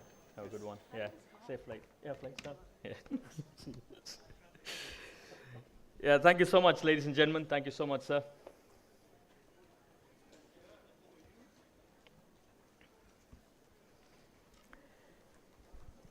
There's a lot of passion, there was a lot of honesty, different angles, and I guess with the kind of panelists that we had, I definitely expected different opinions, and that is exactly what we got. Lovely, thank you so much to everybody. If I can request you to settle down because we should be starting the final session in just a few minutes from now. And probably just about the right time for me to thank the sponsors for the Hindu Lit for Life 23, which is powered by Life Insurance Corporation of India in association with Ajay Toothbrushes, Rajasthan Tourism, associate partners being NITTE Education Trust, Joy Alucas, State Bank of India, Sai University, Hindustan Group of Institutions, and Vivek's. Mobility partner Hyundai, banking partner the Indian Bank, author, lounge partner VFS Global, realty partner Casa Grande, knowledge partner SSBM Institutions, bookstore partner Higginbotham's, gift partner Anand Prakash, water partner Repute. Not too far from the start of the next session, may I kindly request ladies and gentlemen to take your seats so that we can start at this point in time. And what that final session is all about, it is over to Sahitya Jagannathan.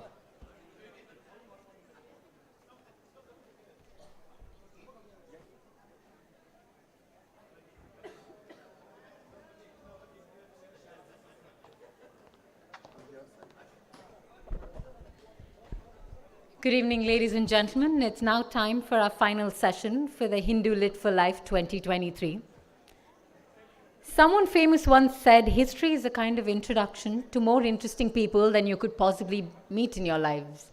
Well, clearly that person has never been to a Hindu Lit for Life fest, but that's a conversation for another day. If I can get you all to answer me with a show of hands, for most of us, our introduction to history, as children, especially in India, is to learn a set of dates, events, and names by rote, and to regurgitate that at an exam so we can all score high marks. That was my first introduction to history. Was that your introduction to history as well?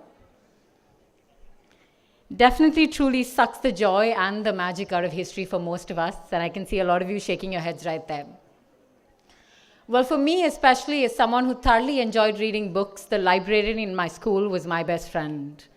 And as a teenager, I was introduced to a dog-eared copy of The White Mughals, and that was my introduction to Mr. William Dalrymple's world. And today, I'm a journalist and television presenter, and I tell stories for a living, and I've got to say thank you, sir. Thank you for introducing me to history, the art of storytelling, and helping me fall in love with such interesting characters from our past. As you can tell, I can be on the stage fangirling for how many ever hours you give me, but it's about time I introduce one of our own to join us on stage to do the honors. Ladies and gentlemen, he's a businessman who set up Prakriti Foundation about 25 years ago. And through the Prakriti Foundation, he's been bringing to stages, especially in Chennai and all across, stories through dance, music, and theater that aren't often told. He's quite the storyteller himself as well. So if I can get you all to please put your hands together and join me in welcoming onto stage one of our own, Mr. Ranveer Shah. Thank you, Sahitya. This is not about me, but our last speaker, who I've been very graciously asked to introduce, who really doesn't need introduction. If I were to read the litany of the prizes he's received so far, which I'm going to try and do now, it's going to be a mini lecture, and that will be my space. William Dalrymple has won the Wolfson Prize for History, the Duff Cooper Memorial Prize, the Hemingway Prize, the Ryszard Kapuscinski Prize, the Vodafone Crossword Book Award, the Scottish Book of the Year Prize, 3 times longlisted and once shortlisted for the Baillie Gifford, winner of the Arthur Rose Medal of the Council on Foreign Relations, winner of the Sykes Medal of the Royal Asiatic Society, the President's Medal of the British Academy, and a finalist for the Kundell Prize for History.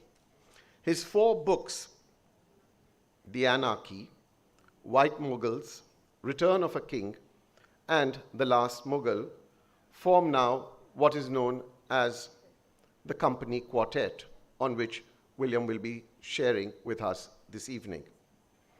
His multi-award-winning books have come about as a result of his meticulous excavation of history.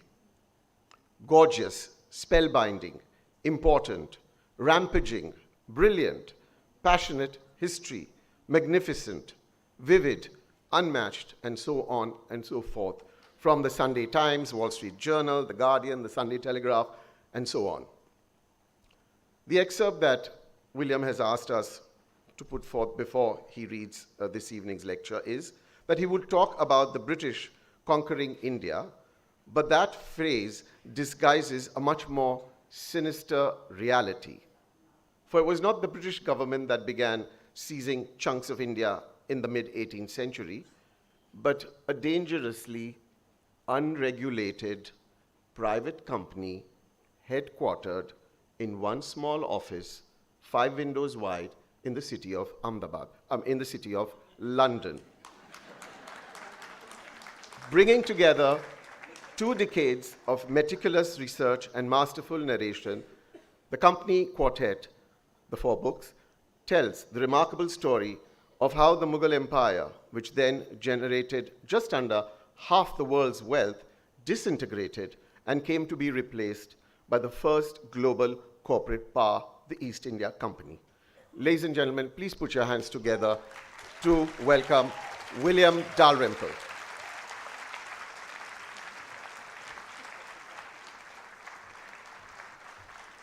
I don't know what Ranveer was thinking when he made that slip, because the story of the East India Company is one that could never happen today. Imagine a private corporation in bed with the government, each giving each other backhanders and opportunities. This is why we study history, just to make sure that it can never happen again. Anyway.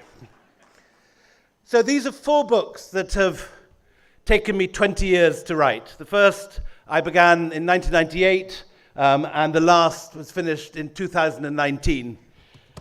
And what was extraordinary in those 20 years was to see this subject, which seemed slightly obscure when I began working on it, come center stage in 2 ways. First of all, there's been, I think, an awakening in this country, but also in Britain and in Europe, about the full implications of what colonialism is and what colonialism did, in a way that was not understood for many, many years. The full implications of what it means to be colonized, to take another country, to use it for your own means. But in this case, which is so insidious, it is done by a corporation, owned by shareholders, run by directors, for profit. There's no other reason for this corporation to exist. And at the same time, in those 20 years, we have seen the world increasingly dominated by vast corporations that exist only to make a profit, owned by shareholders. When I began work on the first of these 4 books, Google had only begun in a garage. Amazon was in a garage.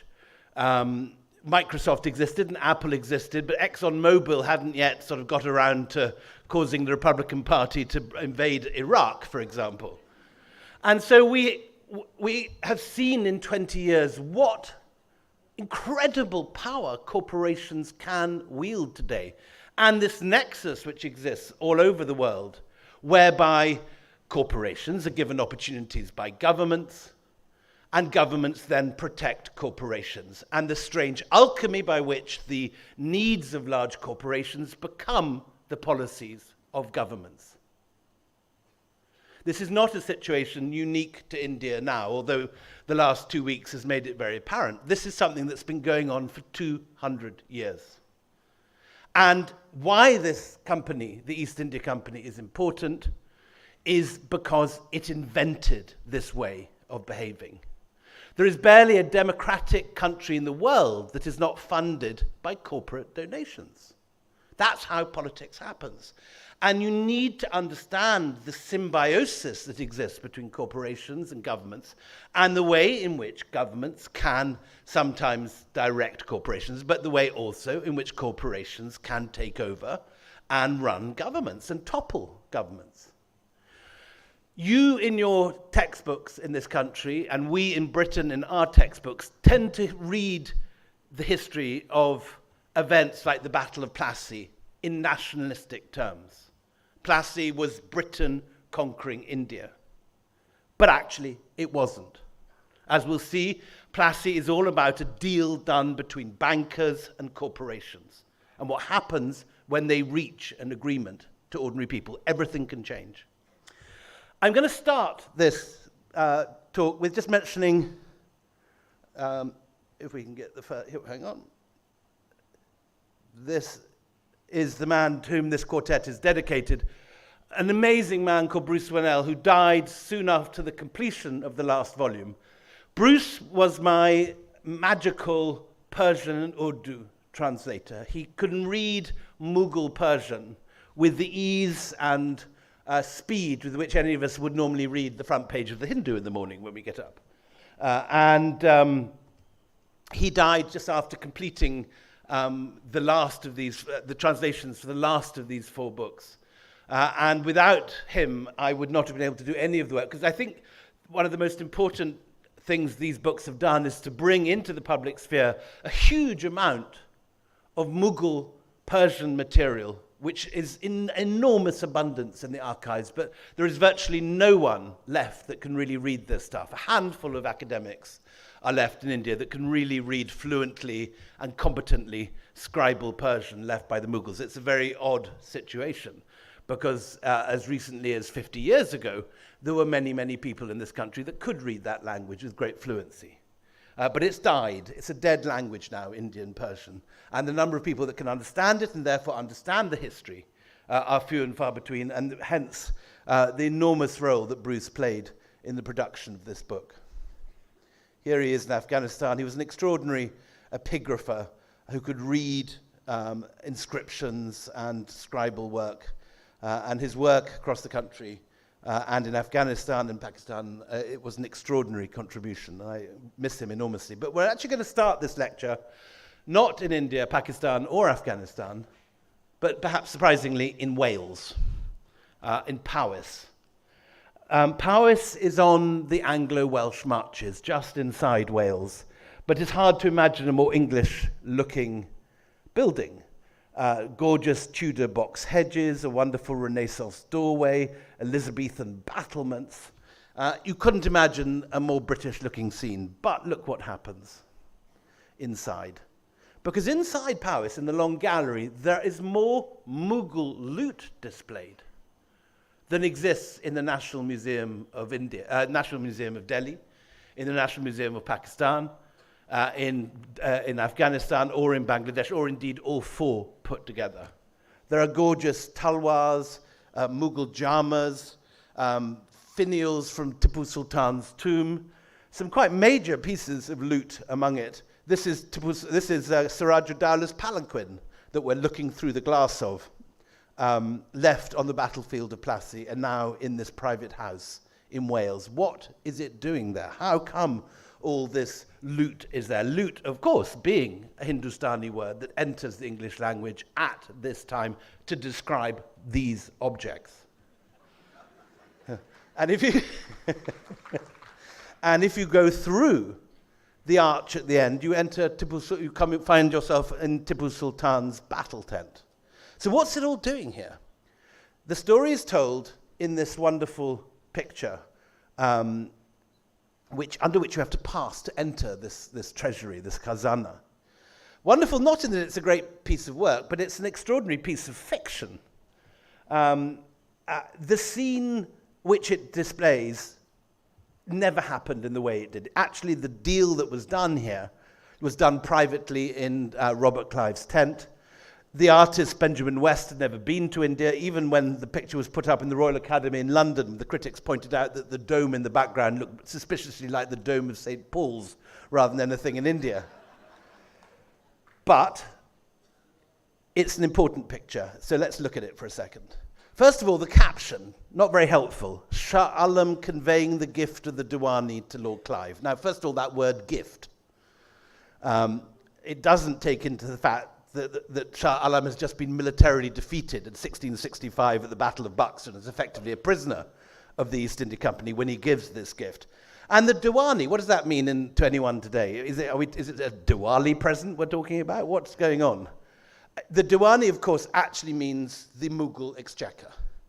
And what is happening in this picture, this crucial moment, when Shah Alam in the center is handing over, in that document, the right to run the economy in the three richest Mughal provinces, Bengal, Bihar, and Orissa. With that, it's slightly as if, I mean, again, imagine if all the ports in this country were handed over to one businessman to run, or something like that. It's a similar, as I say, it couldn't happen today. And this is the similar thing. A private company is given state property as effectively a gift. That's what the word says, a gift of the Diwani. And it's extraordinary thing to take in. It's not been given to the British government. This has not been given to Downing Street, the Foreign Office, the British Army. It's been given to a corporation. Here is the corporation. This is where it lives in 1765. It lives in those 5 windows in the middle. It's not even in the 2 buildings on either side. It's just those 5 windows in the middle. At the time of Plassey, do you know how many people worked in that office? 35 people. Do you know how many white men were in the East India Company at the time in India? Less than 200. Yet the extraordinary, weird bit of history that takes place at this moment hands over power and the money of the 3 richest provinces in India to a private corporation in that office. How does that happen? Well, the company pulls off this extraordinary deal whereby it basically is given unlimited wealth by the biggest Marwari bankers of the day, who are the Jagat Seths. With that, they buy Indian soldiers, mercenaries, called the sepoys, and the sepoys fight the battle for the East India Company. It's not white men who fight the Battle of Plassey. It's brown men, it's Indians, it's mainly from Bihar and Bengal and UP. And by 1799, there are 200,000 sepoys working for the East India Company. That is double the size of the British Army at the same time, but working not for the British government, but for a corporation in that office. This corporation with a skeleton staff. It's the most extraordinary story in history. And the corporation has a beginning. This is the man who founds it, Sir Thomas Smythe. He is an Elizabethan entrepreneur. And when he hears that the Dutch have successfully reached the East Indies, which doesn't mean here, incidentally, the East Indies is sort of Tudor English for what we would call Indonesia. When he hears that the Dutch have reached Indonesia and are buying spices direct from there and selling them in Amsterdam, he gets together a group of patriotic British investors, and he summons them to a meeting at the Founders Hall in Moorgate Fields. And it's 1599 in September when this meeting takes place. The same month, Shakespeare is finishing Hamlet at the Globe. And Moorgate Fields, where the meeting takes place, is about 20 minutes from the Globe. So you can imagine Shakespeare having maybe an off day during the middle of Hamlet. He's just sort of killed off the father, or Hamlet's just been sort of slightly overwritten to go too mad and he goes for a walk. And in 20 minutes, he's in Moorgate Fields, which today is a rather dirty tube station near Tower Hill, but in the 1590s was in open farmland outside London. And we have, amazingly, the list of investors at this, effectively, the startup. Here it is. This is the first investors at the very first meeting of the East India Company, when it's still just an idea. And you can even read it, although it's written in secretary hand. You can see it, number 1, Mayor of London, £200. Somebody called George, I can't see the detail at this distance, but he gives £1,000, then £200. So at the top you have all the grandees giving the large sums of money. But by 20 pages later, you've got people who describe themselves as leather workers or vintners, giving 5 shillings or 20 pence, or small amounts of money. And what has happened is that Tudor England has come up with a brilliant idea that will change history. Not the usual things that you're told the British brought to India, like cricket or democracy or anything sort of remotely useful like that. But this is the joint stock company. Now, up to this point, most businesses in the world are either family companies, like, I don't know, the Marco Polo company or the Medici Bank, where a family shares business interests, or it is a guild, whereby people that do the same trade pool their resources. And incidentally, a long history of very powerful merchant guilds in this part of India in the medieval period. And guild members from Tamil Nadu are operating as far afield as Sumatra and Malaysia and Indonesia with their own guards and military guarding them. But this was a new arrangement. It was neither a guild nor a family business. With this form of investment, you can give money into an operation even if you're not an executive in that. You can be a passerby, but you can give your £2 to the East India Company, and if it makes a profit, you'll get a share of the profit. If it makes a loss, you'll lose your money. That simple idea changes everything. And it's the most important thing that happens at this period, because the whole world changes when you have public companies.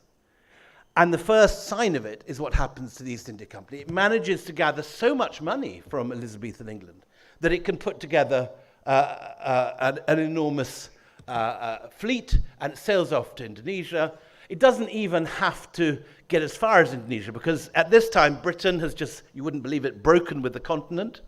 In the case of the 16th century, it's the Reformation rather than Brexit. And the British, again, you'll be surprised to hear, living off piracy as a way of getting by.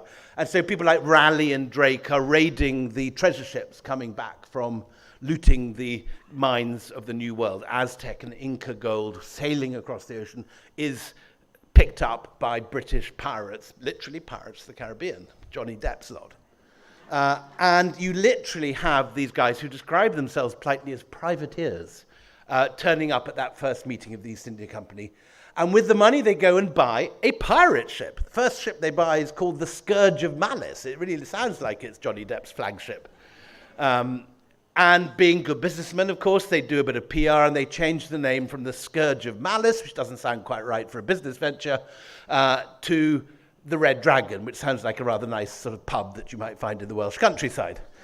The Red Dragon sails off with its 4 other support ships. It reaches Indonesia. It sees a Portuguese ship coming the other way, because the Portuguese have also worked out you can go direct to Indonesia. They land on the Portuguese ship. They just move the contents from the Portuguese ship to their ship. They sail back to London and they sell it for £1 million. And with it, they buy this building. This is the first headquarters of the East India Company. It's the same site we saw before, but 200 years earlier. And as you can see, it looks like a little sort of Elizabethan pub or something. You've got the warehouse down below with the doorways, one heavily sort of fortified on the right to avoid people breaking in and pinching, I don't know, gems from the Coromandel coast, so who knows what they have there. And then you have sort of the meeting hall on the first floor, and then this nice picture of sort of jolly sailing ships off the coast of Madras at the top.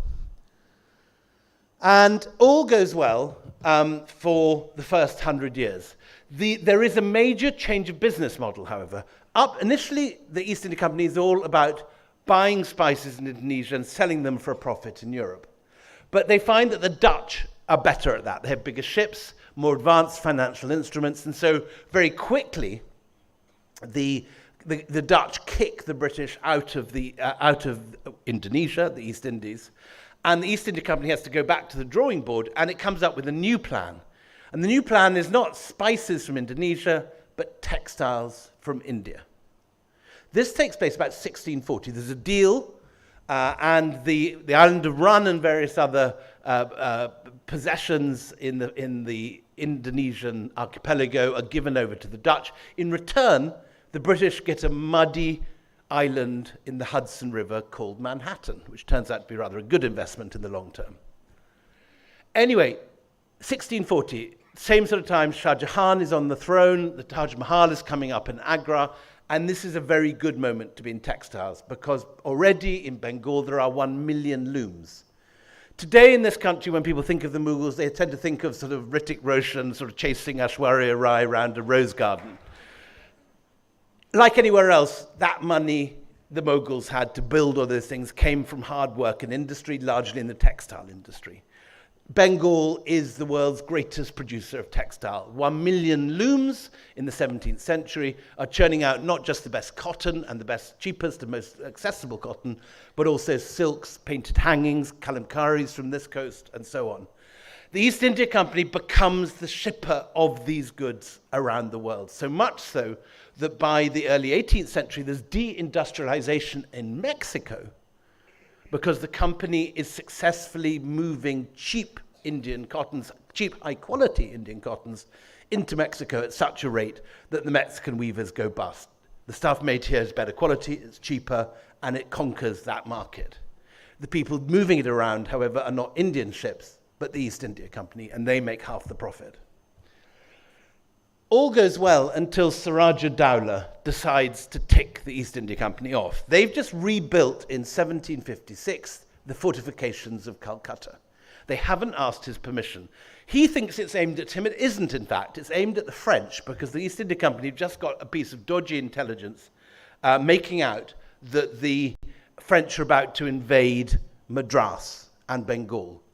In actual fact, the fleet that was seen is about to head off to the New World, to Canada. I don't know whether any of you ever saw that Daniel Day-Lewis film, The Last of the Mohicans, with Daniel Day-Lewis leaping over waterfalls on Lake Ohio and all that kind of stuff. That is the war that's about to break out, and the French are sending off a fleet to aid that sort of battle against the British Empire in North America. The intelligence is wrong, just like the intelligence for the Iraq War is wrong, but it means that this man turns up off the coast of Madras in 1740, and he thinks in 1756, and he thinks he's about to fight the French, but he arrives and there's no French fleet. huge embarrassment. He stayed halfway around the world. He's got nothing to do. And then literally 2 weeks later, the news comes that Calcutta has fallen to Siraj-ud-Dowlah, saving Clive's career. So Clive goes up to Calcutta, recaptures it from Siraj-ud-Dowlah. Then the 7-Year Wars actually formally breaks out, so he then attacks the French capital at Chandanagar, and he's about to sail back here to Madras when he gets a letter. And this is the important thing, that it's not in your school textbooks or my school textbooks, but it's the key to understanding what happens next.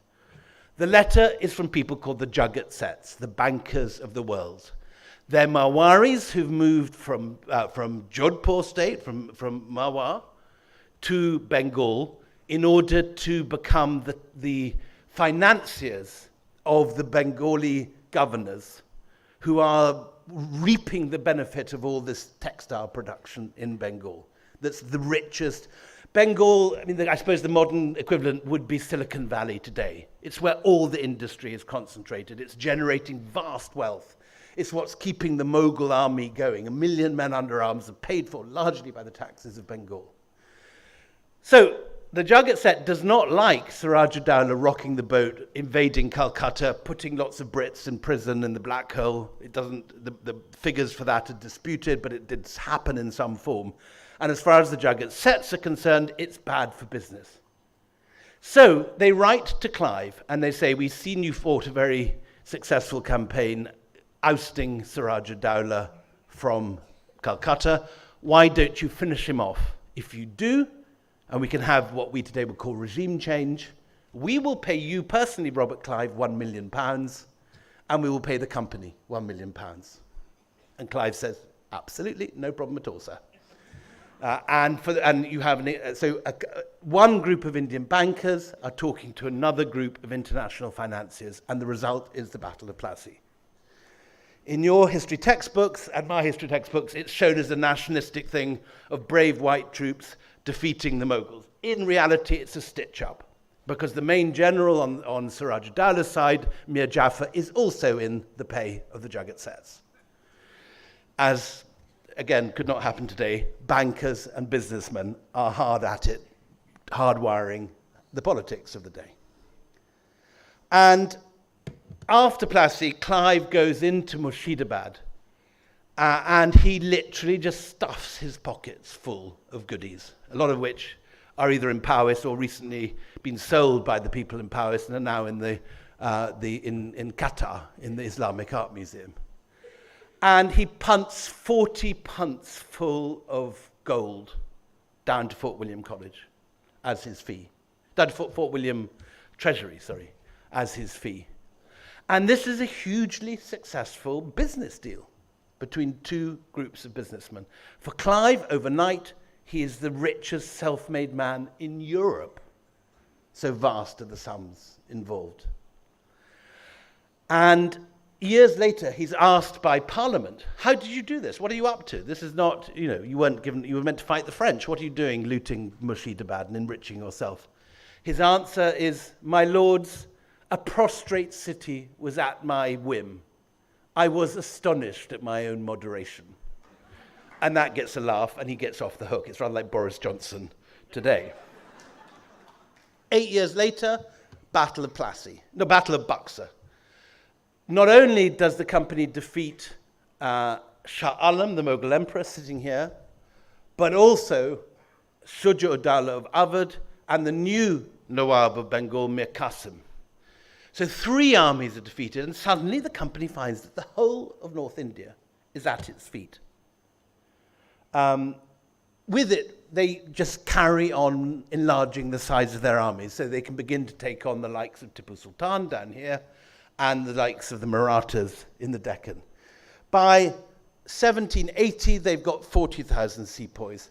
By 1799, they've got 200,000, at a time when the British army is only 100,000 troops. So this private army, owned by a corporation, owned by shareholders, has double the size of the British army, and it can do more or less whatever it likes here with it. By this stage, by 1799, the East India Company controls all of the land south of the Himalayas. People like Colonel Todd are going around assessing it for land tax. And the business model changes again. They suddenly realize you don't need to send out money from England to buy the textiles, which they've been doing every year. Money is gathered in England, they sail out with the money, they buy the textiles, they sell it, they then go and sell it on elsewhere and make a profit.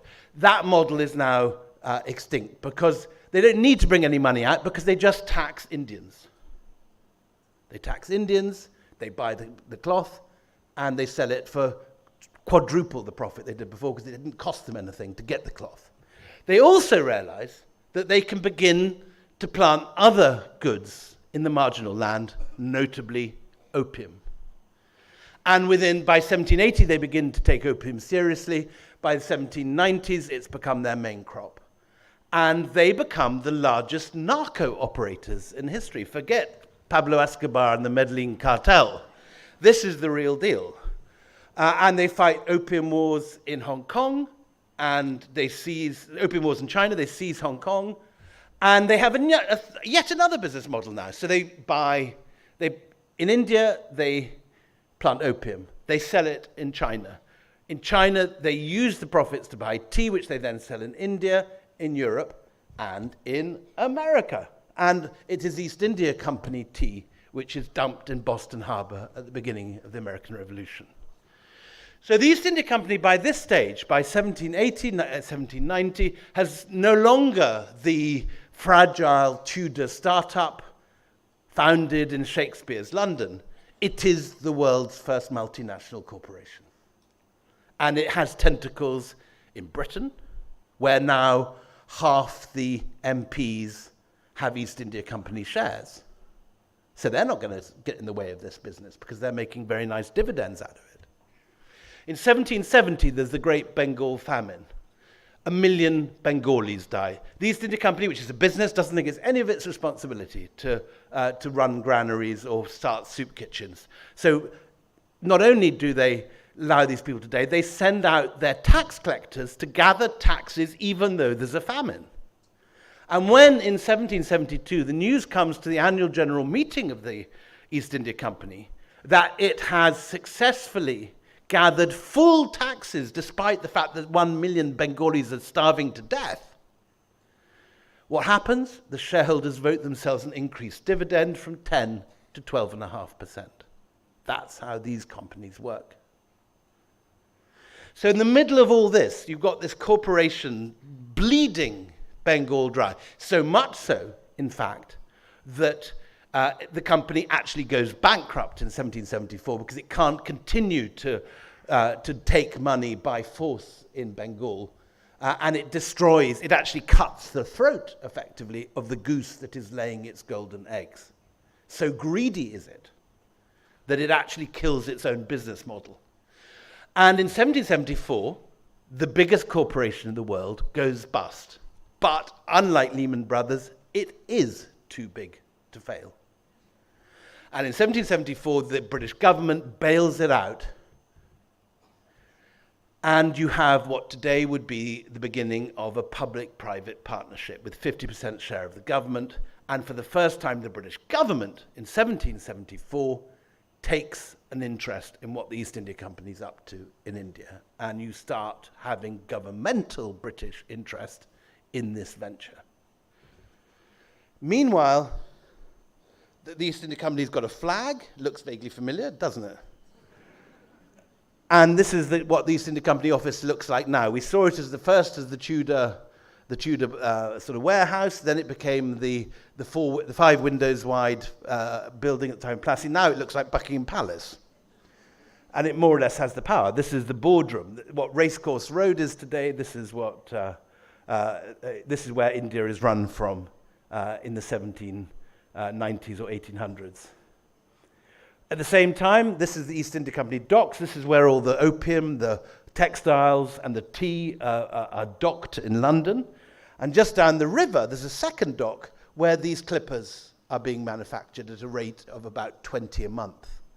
And they're just going out around the world. And this network, this incredibly powerful commercial network is being built up with its fingers in politics. And 1690, for the first time, an East India Company governor is pulled before the judges because he's been caught offering bribes to politicians. It's the first case in world history of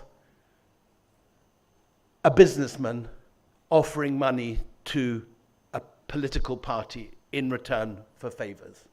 Today they call it electoral bonds, but it's a slightly different thing.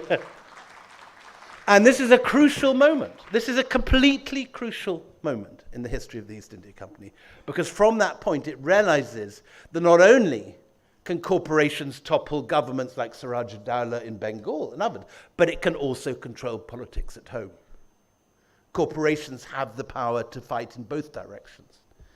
And by the time that Clive is an old man, and he is this amazing character. I had more fun with him than any other, because he's one of those sort of brutes. He's like Lord Voldemort.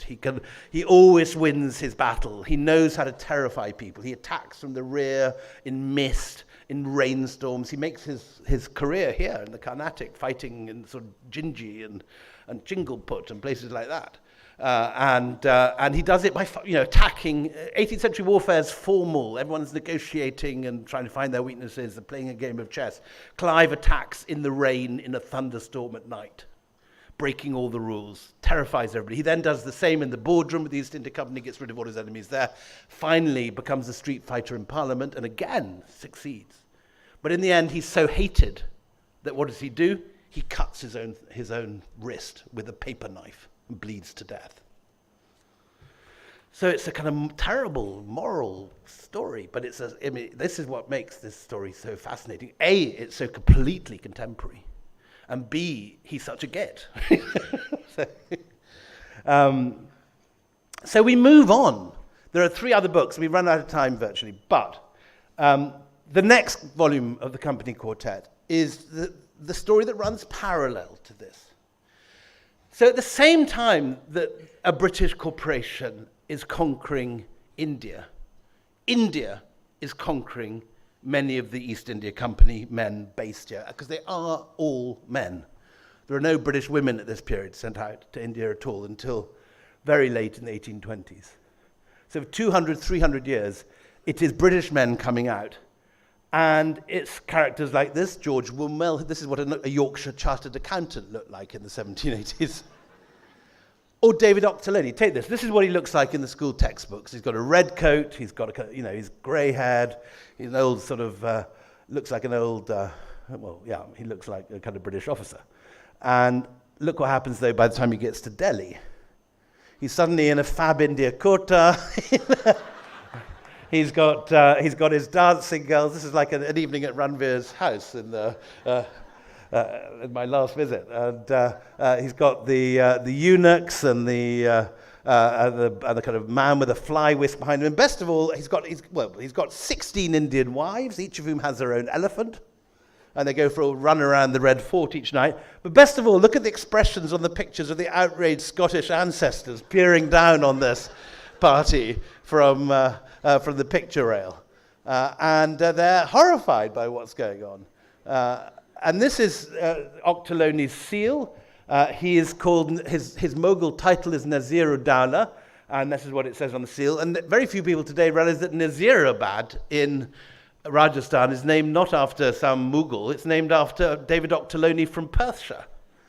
And this is what his wife's tomb looks like, because he marries Mubarak Begum and he builds her this tomb. And look at the tomb. It's got Brunelleschi's dome at Florence in the middle with a cross on the top, and it's surrounded by minarets. It's the only building I know anywhere in the world which has a cross and minarets in one building. And this is not just him. This is my wife's ancestor, William Fraser. This is him painted in Edinburgh on his way out to India. But watch what happens when he arrives in Bengal. Here he is. He's still got his Scottish hat on, but from the kind of nose down, everything's going a bit awry, and it only gets worse when he gets to Delhi. Here he is in a sort of nice Sabyasachi wedding outfit. And then he opts for a nice Rohit Bal number when he's for the next season, and Maybe Ritu Kumar, do you think? Well, I don't know. This is, incidentally, on the right is Ghalib's uncle, Ahmed Baksh Khan, who was his great friend.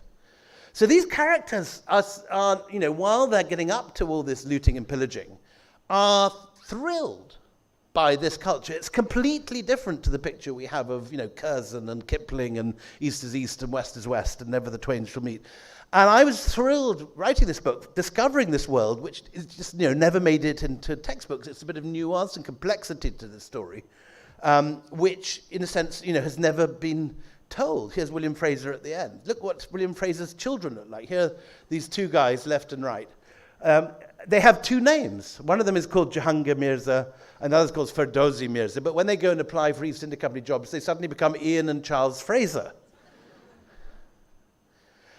And then this book culminates in the story of James Achilles Kirkpatrick and the building of the Hyderabad residency. Hyderabad has fallen into the hands of the East India Company's great enemies, or under the influence of the India Company's great enemies, the Compagnie des Indes, the French company. And this good-looking young man, James Achilles Kirkpatrick, is the man who manages to undo that. But he, again, is a classic white Mughal. Here he is again in a kind of Sabyasachi, all set off. This is what he wears in an evening. This is his friend Henry Russell, who dresses the same way. This is what the Hyderabad residency used to look like. Look at the building behind it. It's a sort of fantastic Mughal Deori. And here he is with his dancing girls. But this girl changes everything, because Karen Nisa somehow manages to get together with him. And she is not only 15, which isn't the scandal. The scandal is that because that is the marrying age at this time, the scandal is that she gets pregnant by Kirkpatrick, and she's the Hyderabad Prime Minister's niece. Now, this does not play well in any diplomatic circles even now, but in 18th century Hyderabad, it's a massive scandal. But it turns out it's a proper love match.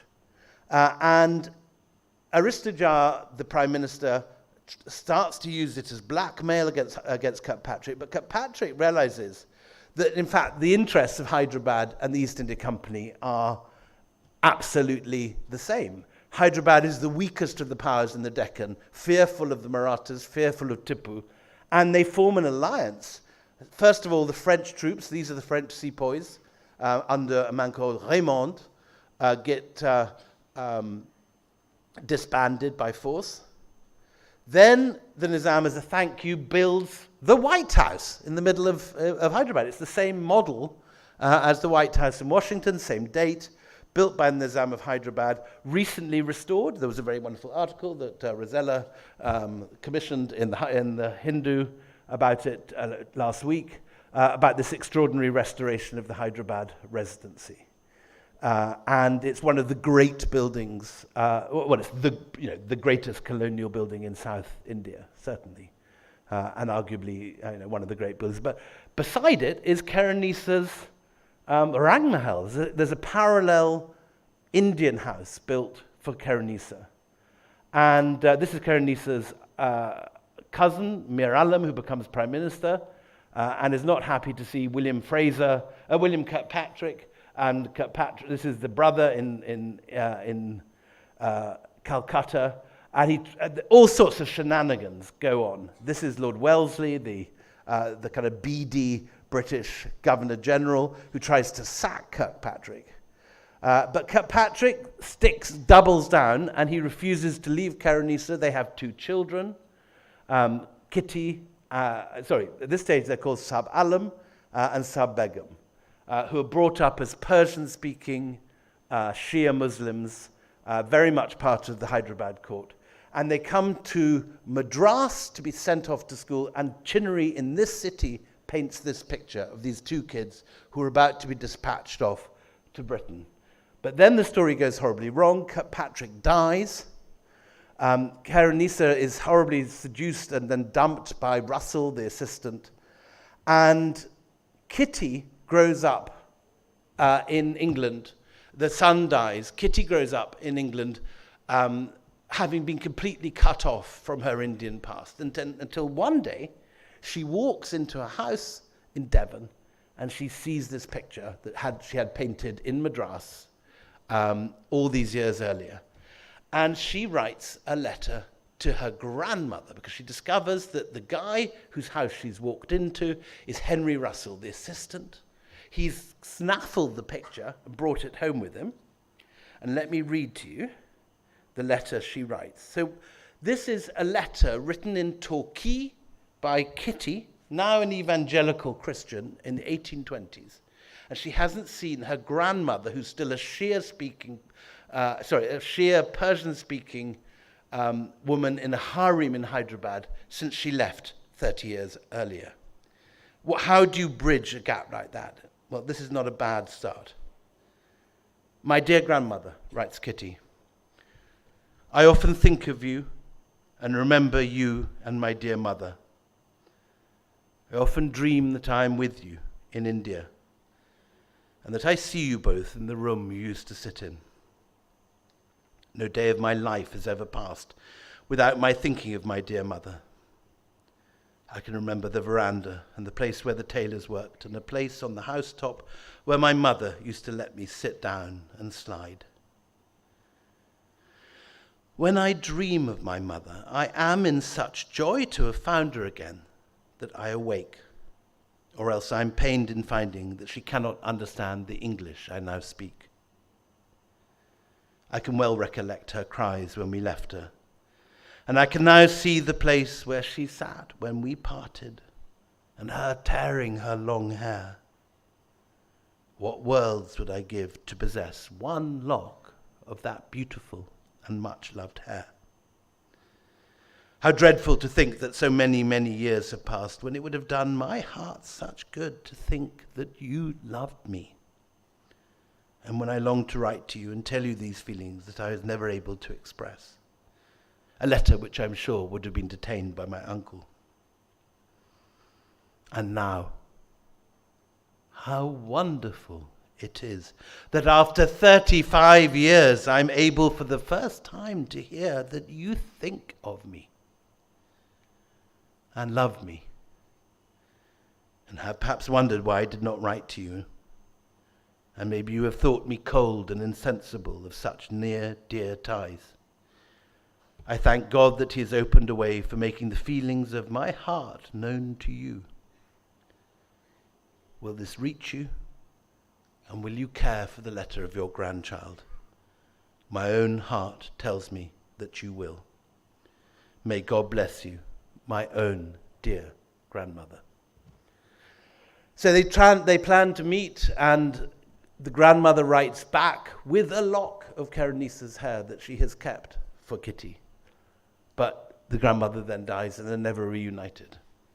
But what's wonderful about this is it gives a sort of completely different undercurrent to the story that the first volume tells, the story of straightforward loot and plunder. This is the human story of individuals caught up in this massive multinational process.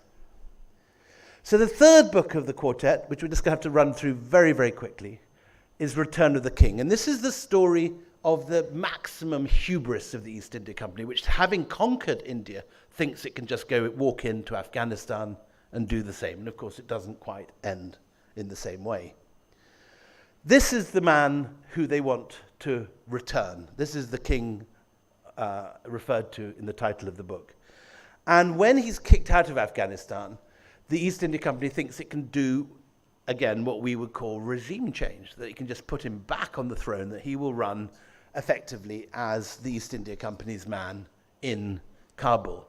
Now, what attracted me to this story is that Shah Shuja's great-great-grandson is a man called Hamid Karzai, who had just been put on the throne of Afghanistan immediately as I was writing this book. And no one seemed to click that this was happening all over again. Exactly the same process was going on. It doesn't quite end as badly, but it nearly ends as badly. So they take Shah Shuja and they decide to put him back on the throne. And this is the man who comes up with the plot, Alexander Burns, who's this sort of ambitious Scotsman. And this army, which is, of course, Indian soldiers. It's Indian soldiers that fights the East India Company's army. So all these guys from Bihar and Bengal are packed off up the Hindu Kush. This is the army setting off. It's a kind of wonderful strip cartoon. And soldiers, sailors, packs of sheep, cows, camels. And they have a camel carrying cheroots. They have 4 camels carrying eau de cologne. They have a grand piano. The only thing they don't have is a map, because no one's remembered to bring one, and one doesn't exist. So they get completely lost. And this could have been me looking for temples around Kanchipuram yesterday. You know, they're looking, saying, which way to Afghanistan? The guy says, Sita Jai, go straight, no problems, sir. And you can see them going up every available hill, left, right, and center, completely lost. But somehow they get through, despite various snipers and so on, they get through and they establish Shah Shuja on the throne in Kabul. But it all goes horribly wrong, because the Afghans rise up at the site of the completely indefensible British cantonment, which is on the plain surrounded by hills and can be sniped at from every angle, is literally, and I'm not making this up, the site of the American embassy today, or what was the American embassy. In the middle of the winter, there's a mass uprising against Alexander Burns, who's been interfering with the local women, and various other things have gone horribly wrong. The Afghans cut them up, and at the end of it, there's a retreat in the snow through the winter of 1842, and the last regiment reaches Gandamak, and they've almost run out of ammunition, and every last man is cut down. And a few troops make it on to the nearby Mughal gardens built by Shah Jahan, where they're clubbed to death by the gardeners, and one man makes it through to Jalalabad. And they're the horses coming to rescue him, Dr. Bryden. He only survives, it's a good story for a literary festival, because he's got a copy of Blackwood's magazine, which is, I suppose, sort of the grantor or the Hindu literary supplement in his hat. And when they strike a talwar blow through his hat, it goes through Blackwood's magazine, which has a hardback, a leather hardback spine, but it doesn't go through his head. So he's saved by buying books.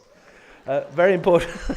Please go immediately to the bookshop, because I can promise you my books are nice and thick and will save you from any. The company quartet worn on your head will act as a lifetime of preservation against all Afghans could possibly do to you. Anyway, the final volume, sorry, you must be longing for me to finish by now, but the final volume of the 4 is The Last Mughal. And it's this tragic story of the last days of Mughal Delhi. Zafar comes to power in 1832 when everything is already gone. There's no money, there's no territory. He barely controls the Red Fort.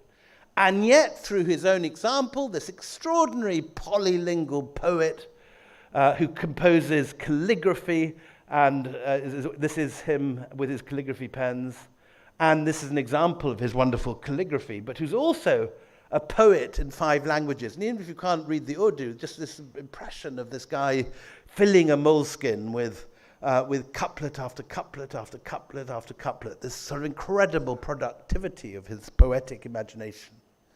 And this man, by example, creates this wonderful Renaissance in Delhi, where Zork and Ghalib and all the poets are competing, this world of mushairas, and it's this last dazzling 20, 30 years before 1857 wipes it all away. And the story of how, again, this is a story that has to be remembered in modern India.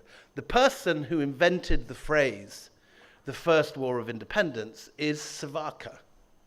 And Savarkar rewrites this history as the story of Mangal Pandey rising up against the British in Bengal. The reality of 1857, which you will not read in your textbooks, is that of the 139,000 sepoys who rise up against the British, there are only 160,000 in the Bengal army. 139,000 rise up against the British. Of those, 100,000 go to Delhi, and these overwhelmingly Rajput and Brahmin Hindu sepoys put the Mughal emperor back on the throne and ask him to lead them. That is what happens in 1857. But it goes horribly wrong, because by this stage the Mughals can hold very good mushayiras and know all about poetic composition, but they're less good at tax collecting, administration, manufacturing of gunpowder, military apparel, and all the stuff you actually need to run a revolution. And Zafar, wonderful as he is in a whole variety of ways, is no Che Guevara. And the whole thing falls horribly apart. The sepoys give up and go home to their harvest, and then in September 1857, there's this massive counterattack. The British break into Kashmiri Gate, and they then massacre every male over the age of 16 in Delhi. And it's always one of the great things I never understand about Indian history. Everyone always goes on about Jallianwala Bagh, which was a terrible, terrible massacre, but the casualties were in the hundreds. In 1857, in Delhi alone, there's probably about, well, certainly tens of thousands of casualties. Every male above the age of 16 is bayoneted. And we know this in detail because the British record it in their own letters. There are terrible, terrible war crimes and atrocities. And very little memory of this seems to survive in the popular imagination. And it needs to be remembered, because there are still certainly people in my country that regard the British Empire as a basically benign exercise. And all you need to do is read 2 of the letters from Delhi in 1857 describing bayoneting teenage boys and old men, and you soon learn what actually imperialism or colonialism is, which of course is controlling another country for your benefit. There follows all the hangings and terrible aftermath of 1857. And at the end of it, the East India Company is wound up and effectively nationalized. This is the cartoon in Punch, responding to the news that the East India Company has been blowing sepoys from the mouths of cannon. The Punch produces a picture of East India Company House, that Buckingham Palace-like building we saw at the beginning of the slides, being blown from the mouth of the cannon. And here's the comments of how Punch views the East India Company by the stage: nepotism, blundering, avarice, and misgovernment. But alongside this, you also have the rolling up of the Mughals. And Zafar, this wonderful old poet, now semi-senile and everything's gone wrong for him, is sent off to exile in Burma. So in 1 year, you have the end of these 2 long-lived powers. The East India Company that's been going since 1599, it's now 1850. So that's 250 years. And the Mughals that have been there since the early 16th century. And probably the best way to end it is just to read you Zafar's last poems. This is a wonderful translation that I was given by Ahmed Ali in Karachi. He's put together all the different verses of Zafar's couplets into a sort of English-style, almost Tennysonian poem. And it's dedicated to Zinat Mahal, the last of Zafar's wives. When, in silks, you came and dazzled me with the beauty of your spring, you brought a flower to bloom, love within my being. You lived with me, breath of my breath, being in my being, nor left my side.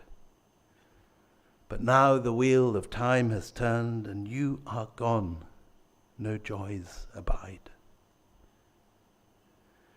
You pressed your lips upon my lips, your heart upon my beating heart, and I have no wish to fall in love again. For they who sold love's remedy have shut shop, and I seek in vain. My life now gives no ray of light. I bring no solace to heart or eye. Out of dust to dust again, of no use to anyone am I. Delhi was once a paradise where love held sway and reigned. but its charms lie ravished now, and only ruins remain. No tears were shed when shroudless they were laid in common graves. No prayers were read for the noble dead, unmarked remain their graves. The heart distressed, the wounded flesh, the mind ablaze, the rising sigh, the drop of blood, the broken heart, tears on the lashes of the eye. But things cannot remain, O Zafar, thus, for who can tell? Through God's great mercy and the Prophet, all may yet be well. Maybe one final thought before I close. This image is of Warren Hastings, who in many ways symbolizes the East India Company. He, of course, his impeachment was the one occasion that the company is brought before Parliament and put on trial. And imagine what that means. The biggest company in the world, the biggest company in the world and in Britain, is actually being put up for corruption charges, actually getting examined properly. And I'll just end with the quote of the Lord Chancellor when Hastings is brought to the bar, and leave that as the thought for you to take away with you, because it's as true now, obviously, as it was then. Corporations have neither bodies to be punished nor souls to be condemned. They therefore do as they like. Thank you very much.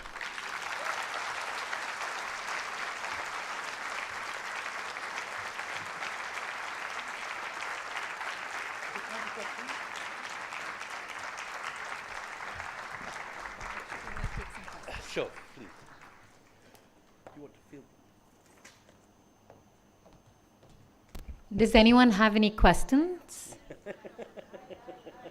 Can we just wait for a mic, please? There's a mic that's being rushed to you. If you can take the podium. Full marks for enthusiasm.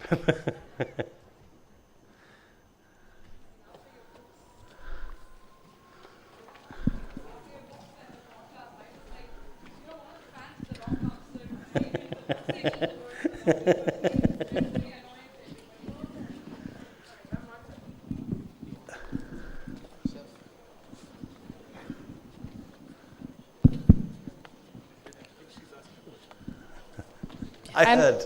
You heard that, all right. And also, like a fan of a rock star, I've stalked you right from your Rajasthani wedding to your travels in Cambodia, and I cannot wait for that book. Is there anything that you can tell us a little bit about the Indonesian, Cambodian, Southeast Asian book that you're waiting, that you're writing? Well, a lot of it takes place around here, and I abused the Hindus' hospitality to spend 2 days of research in Mahabalipuram and Jinji, and going around all these amazing Pallava sites with my friend Vijay, who kindly drove me around today. And it's the story of how people from this coast, and one part of the story is the story of how people from this coast took Hinduism to Southeast Asia and Sanskrit. The first part of the book is the story of Buddhism going northwards through Afghanistan into China, through Central Asia. And the final bit of the book is the story of how Indian numbers and mathematics travel first to Baghdad, and then eventually they diffuse around the Muslim world. And then the lovely end of the book is this young man who is born, an Italian who's born in Algeria, because his father runs the Pisan Customs House, and he was brought up, like my kids being brought up here, speaking Hindi and going to school here. So he's brought up speaking Arabic and learning what is then perfectly normal Arab mathematics, which has 0 decimal points, while Europe is still doing long division with Roman numerals, X, X, X, X, V versus, And that young man is Fibonacci. And it's he who brings Indian numbers to Europe, which is why on your phones, all of you today, you have numbers that began life really as Ashoka Brahmi, ending up as the numbers which are used in Europe and then around the world. So it's all these stories are really slightly different stories, but are all being put together into one tale of how India changed the world. So, yeah, thank you. So, thank you very much for that brilliant lecture. I've recently read Tristram Hunt's book called 10 Cities That Made an Empire.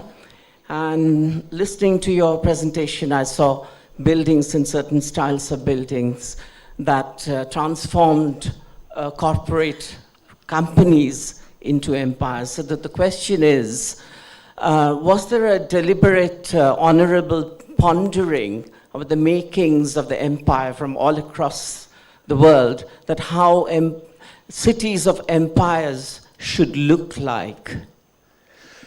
So, no, I think that's not how it works. There's no central... One of the interesting things about studying this is there's so many accidents at every question. There is no master plan at any point to build either cities of empire or empire itself.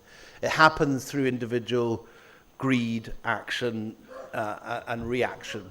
I don't believe in a master plan. And the story of imperial building is particularly random. There's one of the nicest documents in the Anarchy is the reaction of the Monsieur de la Mottray, who's this wonderful French observer who arrives in Calcutta. And he's just come from gorgeous Paris in the 18th century, and he can't believe what a complete kind of hash the British have made of building Calcutta. It looks, all the streets are wobbly, nothing has a nice sort of perspective, and none of those perfect French boulevards. And I think the story is often very accidental and unplanned and messy. And I'm a great believer in the cock-ups of history rather than conspiracies. And I think nowhere is that truer than the British architecture. Thank you. Mr. Dalrymple, what did you a call me? question for Mr. you. Whale? Yeah, Mr. Dalrymple. Yeah, this is regarding the contemporary life we are going through. So basically, they used to say that the British created this divide between the Muslims and the Hindus. And that is the legacy which we have got from them. And we are kind of accentuating the the divide, and creating all this hatred between us. So, and another thing is that they have said that the Mughals are the villains of the piece. So now when you are giving this refreshing thing that the British actually have been the real villains, and the Mughals have not been such great villains at all. So I would like to, it's two questions basically. So the first question is about the real divide that they produced to divide and rule. That's the kind of thing that they speak about the British. That's the first question. And the second, that the Mughals were not the biggest villains. Okay, two big and important questions. Okay, first of all, divide and rule, and I'm going to give a slightly different answer to what you might expect. As you will have heard from the last hour, I'm no fan of British colonialism, but I have to say, the one phrase I have never heard at any point of 20 years of researching in primary sources and researching this, and so, remember my research stops in 1857, so I haven't looked at the Raj in any detail. But in the whole course of researching the East India Company, I have not once come across the phrase divide and rule. Not once. And I fear that you guys are quite capable of not getting on without our help. Or getting on without our help. And if it had been us, I think you'd have sorted it out by now, 75 years later. No, I think, I think what does happen during the course of colonialism is that ideas of self and ideas of identity develop along with all sorts of other sorts of modernity. And you find the same thing happening in the Ottoman Empire, which is what I've been looking at lately on my podcast with Anita Anand, Empire Pod. Anyone that's enjoyed this, you may enjoy the Empire podcast. And the same thing happens in the Ottoman Empire, which is that communities which had got on very well, that there are Greeks, Armenians, Jews living side by side in every Canton in the Ottoman Empire, and at the same time that Hindus and Muslims are drawing apart under colonial rule in India, the same thing is happening independently in the Ottoman Empire. So suddenly Bulgarians are thinking they're Bulgarian Christians, they can't get on with the local Muslims, they kick the Muslims out. Same thing happens in Greece, in Serbia. The Jews go to Israel, the Armenians go to Armenia, and you get this unraveling of diverse threads that existed under both Ottoman and Mughal rule. I genuinely don't think the British I certainly don't believe the British actively encourage this, but you do get things they do which exacerbate it, like, for example, separate electorates, censuses that make you tick one box. Are you this or are you that? Those did not exist under Mughal rule. And things were much more porous. So Punjabi families can make one son a Sikh, while the rest of the family is Hindu. That doesn't work on the census. For, are you this, are you that? So you get, I think, with modernity and education, a growing sense of self-awareness that doesn't allow the kind of pluralism that you get across this part of the world, not just in colonial South Asia, but also in the Ottoman Empire. It's a much more complicated matter. And I don't think divide and rule. Just also, I'm a huge fan of Shashi Tharoor and a great, we're often on stage together and are good friends. I'll be at his birthday party next week. But I don't agree with what he says in his book that the British helped create caste, for example. It's clearly much more complicated than that. There's clearly a lot of caste going on before the Brits arrive. It certainly hardens under colonial rule, but it hardens under the Mandel Report in recent times. These are things which grow and change. So I think there are many, many things you can accuse the East India Company of, but I'm not sure that divide and rule or caste. As for are the Mughals the villains? Well, there are many ways of looking at history, and in a sense it's up for everyone here to make their own judgment of that. I totally can understand the feeling of someone here who's a Hindu, and he goes around Madhya Pradesh and he sees temple after temple where things are smashed up. But my reading of history is that most of the iconoclasm and most of the destruction of temples that took place under the early days of the Sultanate, in the Khaljis and the early days of the Tughlaqs. What you're seeing from the 14th century onwards, in my view, is the creation of this mixed culture which unravels in the 19th and 20th centuries. That you do have a great deal of coexistence, and that while there are differences and moments of division, you also have a shared culture which develops, and a shared language, and a porousness which survives right up until the 18th and 19th century. So these are complicated and difficult questions, but the crucial difference between the Mughals and the British is that the British send their loot home. You don't have Babur taking the loot of India and sending it back to Uzbekistan, not least because Uzbekistan has now been taken by the Uzbeks. So whether he likes it or not, he has to build nice things in Delhi and Agra, not in Tashkent. And the reality, it seems to me, however one wants to quibble a million things, you can quibble about colonialism, and I will probably spend the rest of my life quibbling things about colonialism in various mediums. But at the end of the day, Britain was one of the poorest countries in Europe in the 16th century, at the time of Shakespeare. Scotland, my country, was the poorest almost. And Scotland in particular, but also England, became rich through two forms of asset growth. One was the looting of India and the East India Company, and the other was the slave trade. Both took place largely in the 18th century. And in Scotland, which, as I say, was one of the poorest countries where I come from, almost every big house, almost every big public building is built either with money from the slave trade or from the East India Company. And there are you can argue this till the cows come home. There are things that the colonial Raj did. It created nice public buildings. This is a later story of the East India Company. The East India Company did very little, But the Raj goes on and builds universities, education. There's lots of things that happen. It's a complicated and long story.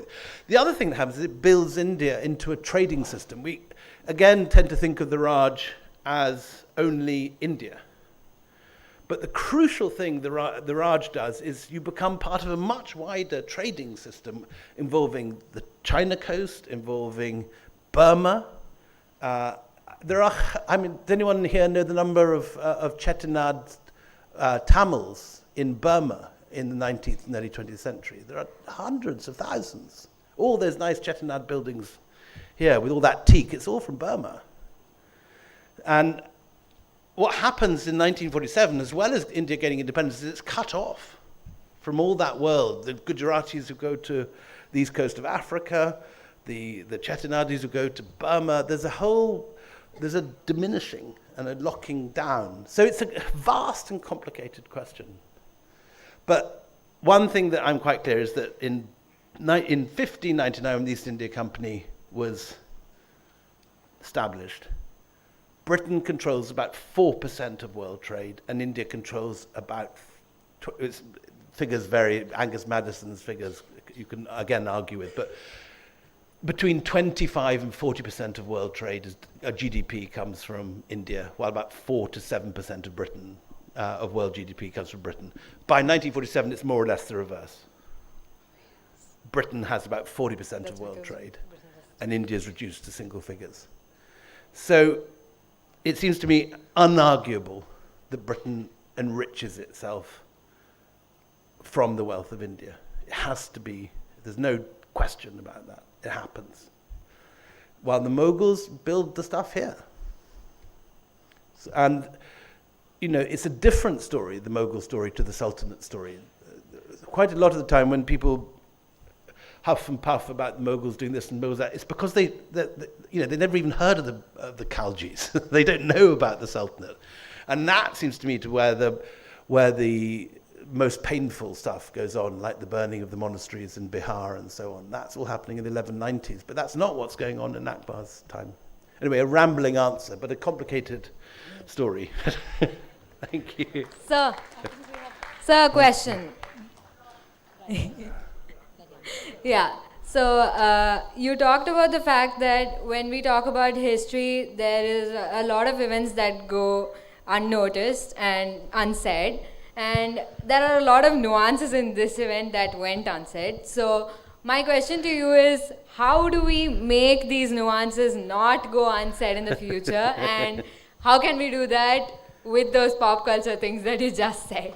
Thank you. Well, I think nuance is all in history. And my only answer to your question is be very, very skeptical of any historian from any country that bangs on about brave patriots doing wonderful things. History is full of complexity, grey shades and nuance. Human beings are rarely heroes. We are all flawed. And when you see a history book with a title like sort of Brave Champions of Freedom, run in the opposite direction.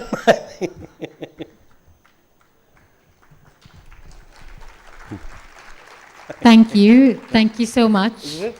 Thank you all for listening. Thank you all for coming in such numbers. And lovely to be in Madras and Tamil Nadu. I've had 3 wonderful days down here, and I'm very sad to be going back north tomorrow. So thank you. We'd also like to inform you that Mr. William Dalrymple will be staying back to sign some books at the author booth right outside. You can pick up some of the books if you don't already have the copies in your handbag, like I see a lot of you have been carrying. Higginbotham's has plenty of copies for you to pick up. Once again, thank you so very much for joining us here at the Hindu Lit for Life 2023. My name is Sahitya Jagannathan. This is us signing off. Thank you for making this year a smashing success. Goodbye, good night. More importantly, if you didn't bring a helmet, make sure to use a book.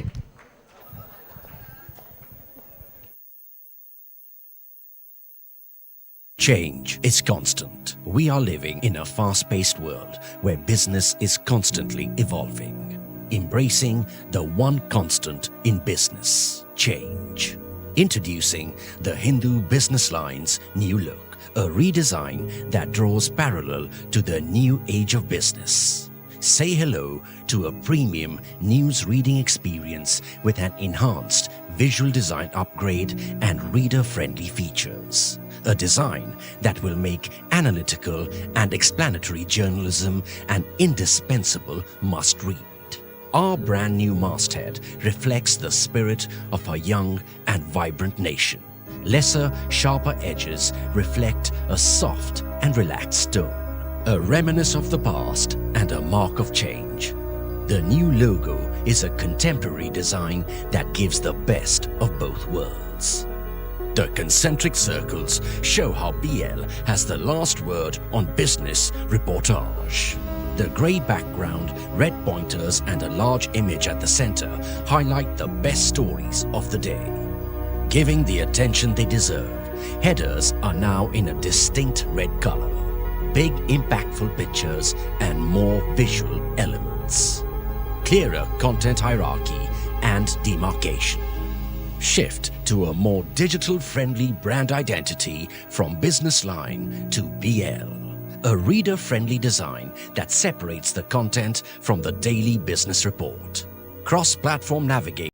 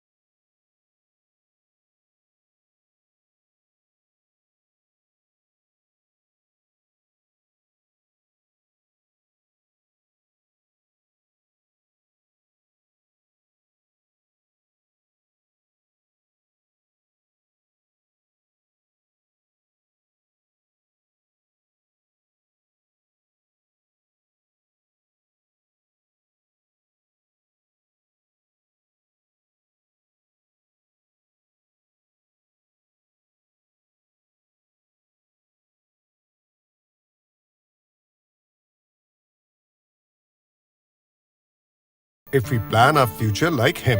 But do we have to wait until his age? Absolutely not. We recently invested in LIC's new Jeevan Shanti, which gives deferred annuity, which means regular income after some years. I see. LIC. LIC's annuity plans give annuity options and flexibility in receiving regular income. LIC, हर पल आपके साथ.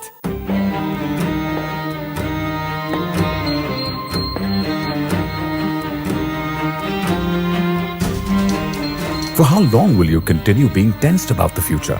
With LIC's new Pension Plus, make your own pension plan because this plan creates market-linked wealth for your future. Moreover, this plan comes with guaranteed additions and also offers various options for receiving pension so that you grow young and tension-free. LIC, har pal aapke saath. பற்கள் ஆரோக்கியமாக இருந்தால்தான் நாம் வாய் விட்டு சிரிக்க முடியும். ஆரோக்கியமான பற்களை பராமரிப்பது என்றால் சாதாரண டூத் பிரஷ் ஏன் பயன்படுத்தணும்? அதனால்தான் நான் எனக்கும் எனது குடும்பத்தினருக்காகவும் நம்புவது அஜய் டூத் பிரஷ் மட்டுமே. இதுல பிரீமியம் டியூபாண்ட் பிரிசில்ஸ் மற்றும் மேம்பட்ட டிசைன்ஸ் இருப்பதால் பற்களை முழுமையாக சுத்தம் செய்து உங்கள் பற்களை ஷைனி அண்ட் ஹெல்தியாக வைக்கிறது. அஜய் 1985 இருந்து உங்களுடைய பற்களை பாதுகாக்கும் வாக்குறுதியை நிறைவேற்றி வருகிறது.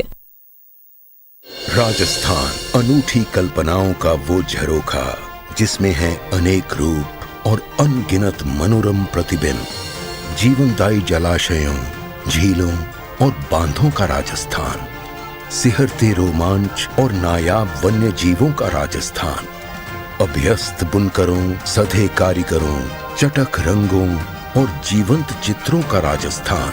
पधारो म्हारे देश, पधारो Rajasthan.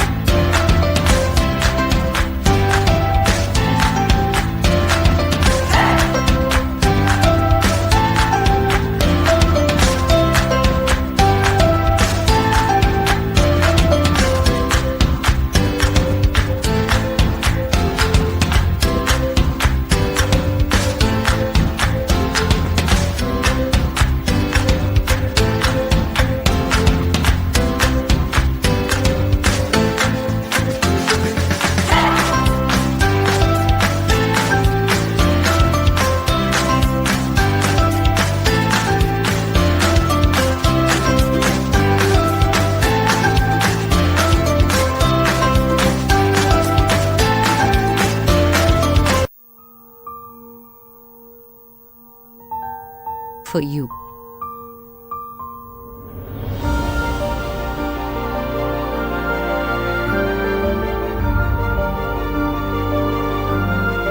Make every moment a beautiful celebration with Joya Lucas. Hindustan University embraces aspirants, giving them a grand platform to give flight to their dreams. One of the most sought-after universities in India, Hindustan provides a safe space for learning and growing, not just as professionals, but as good human beings. Hindustan Group of Institutions was founded in 1966 by the late Dr. K.C.G. Verghese. Hindustan is home to learners from different parts of India, as well as those from around the world. Hindustan also has a variety of undergraduate, postgraduate, diploma and doctoral programs. There is never a dull day in the life of an HITS student. From your first day to your last, there is much to do, explore and cherish. Come to Hindustan and live your dream.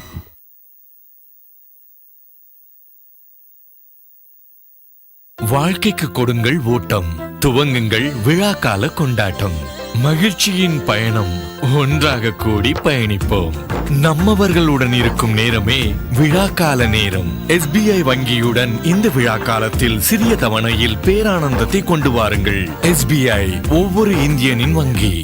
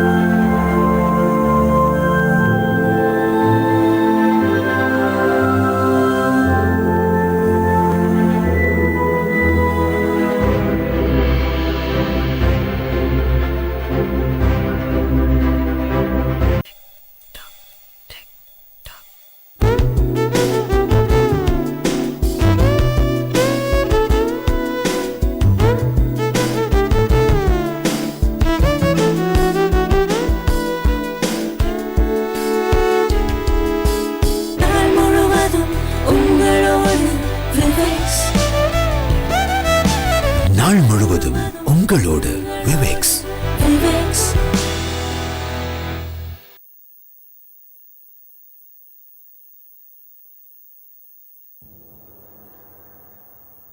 It is time to power your world.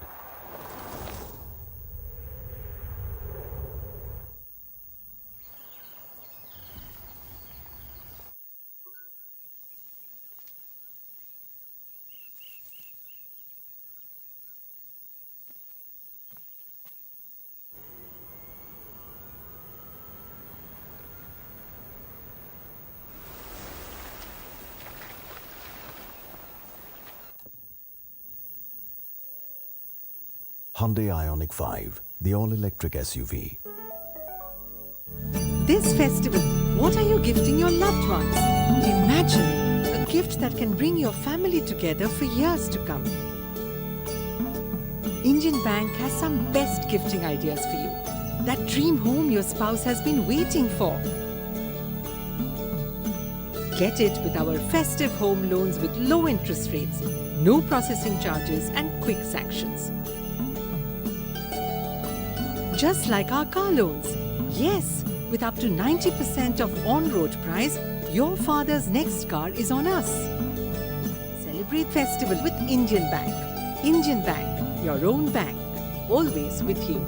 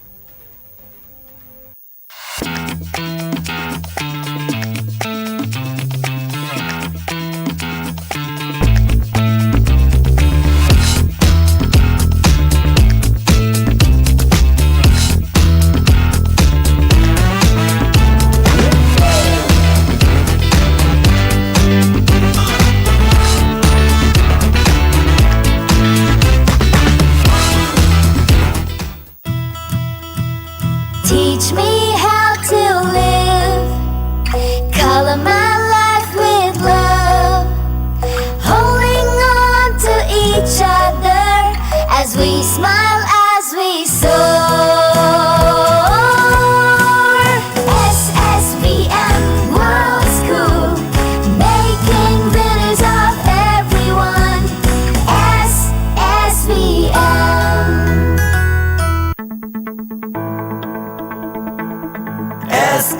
SSVM, dreaming shaping lives. SSVM, looking up, growing strong, soaring high. Together we will stand. SSVM.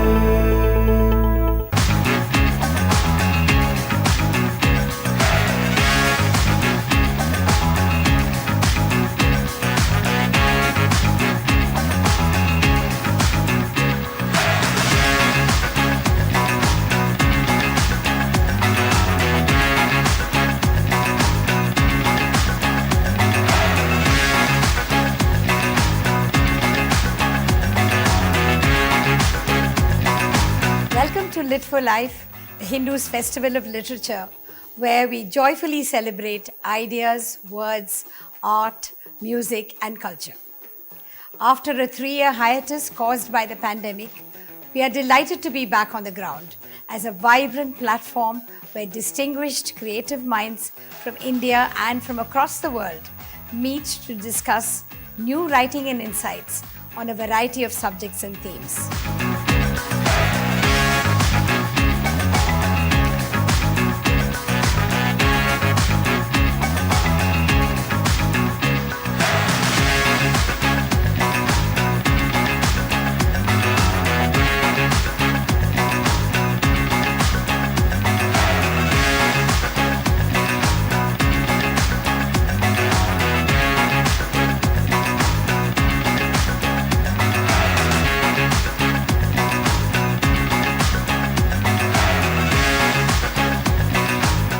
It's a wonderful way of celebrating achievements in the world of literature.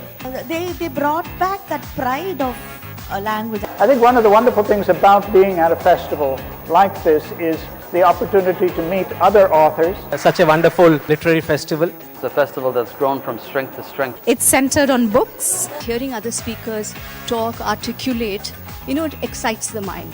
This is where I picked up languages. I just love the audience. And I've enjoyed the experience. First of all, it's a privilege to be on the Hindu Lit Fest agenda, so thank you for having me.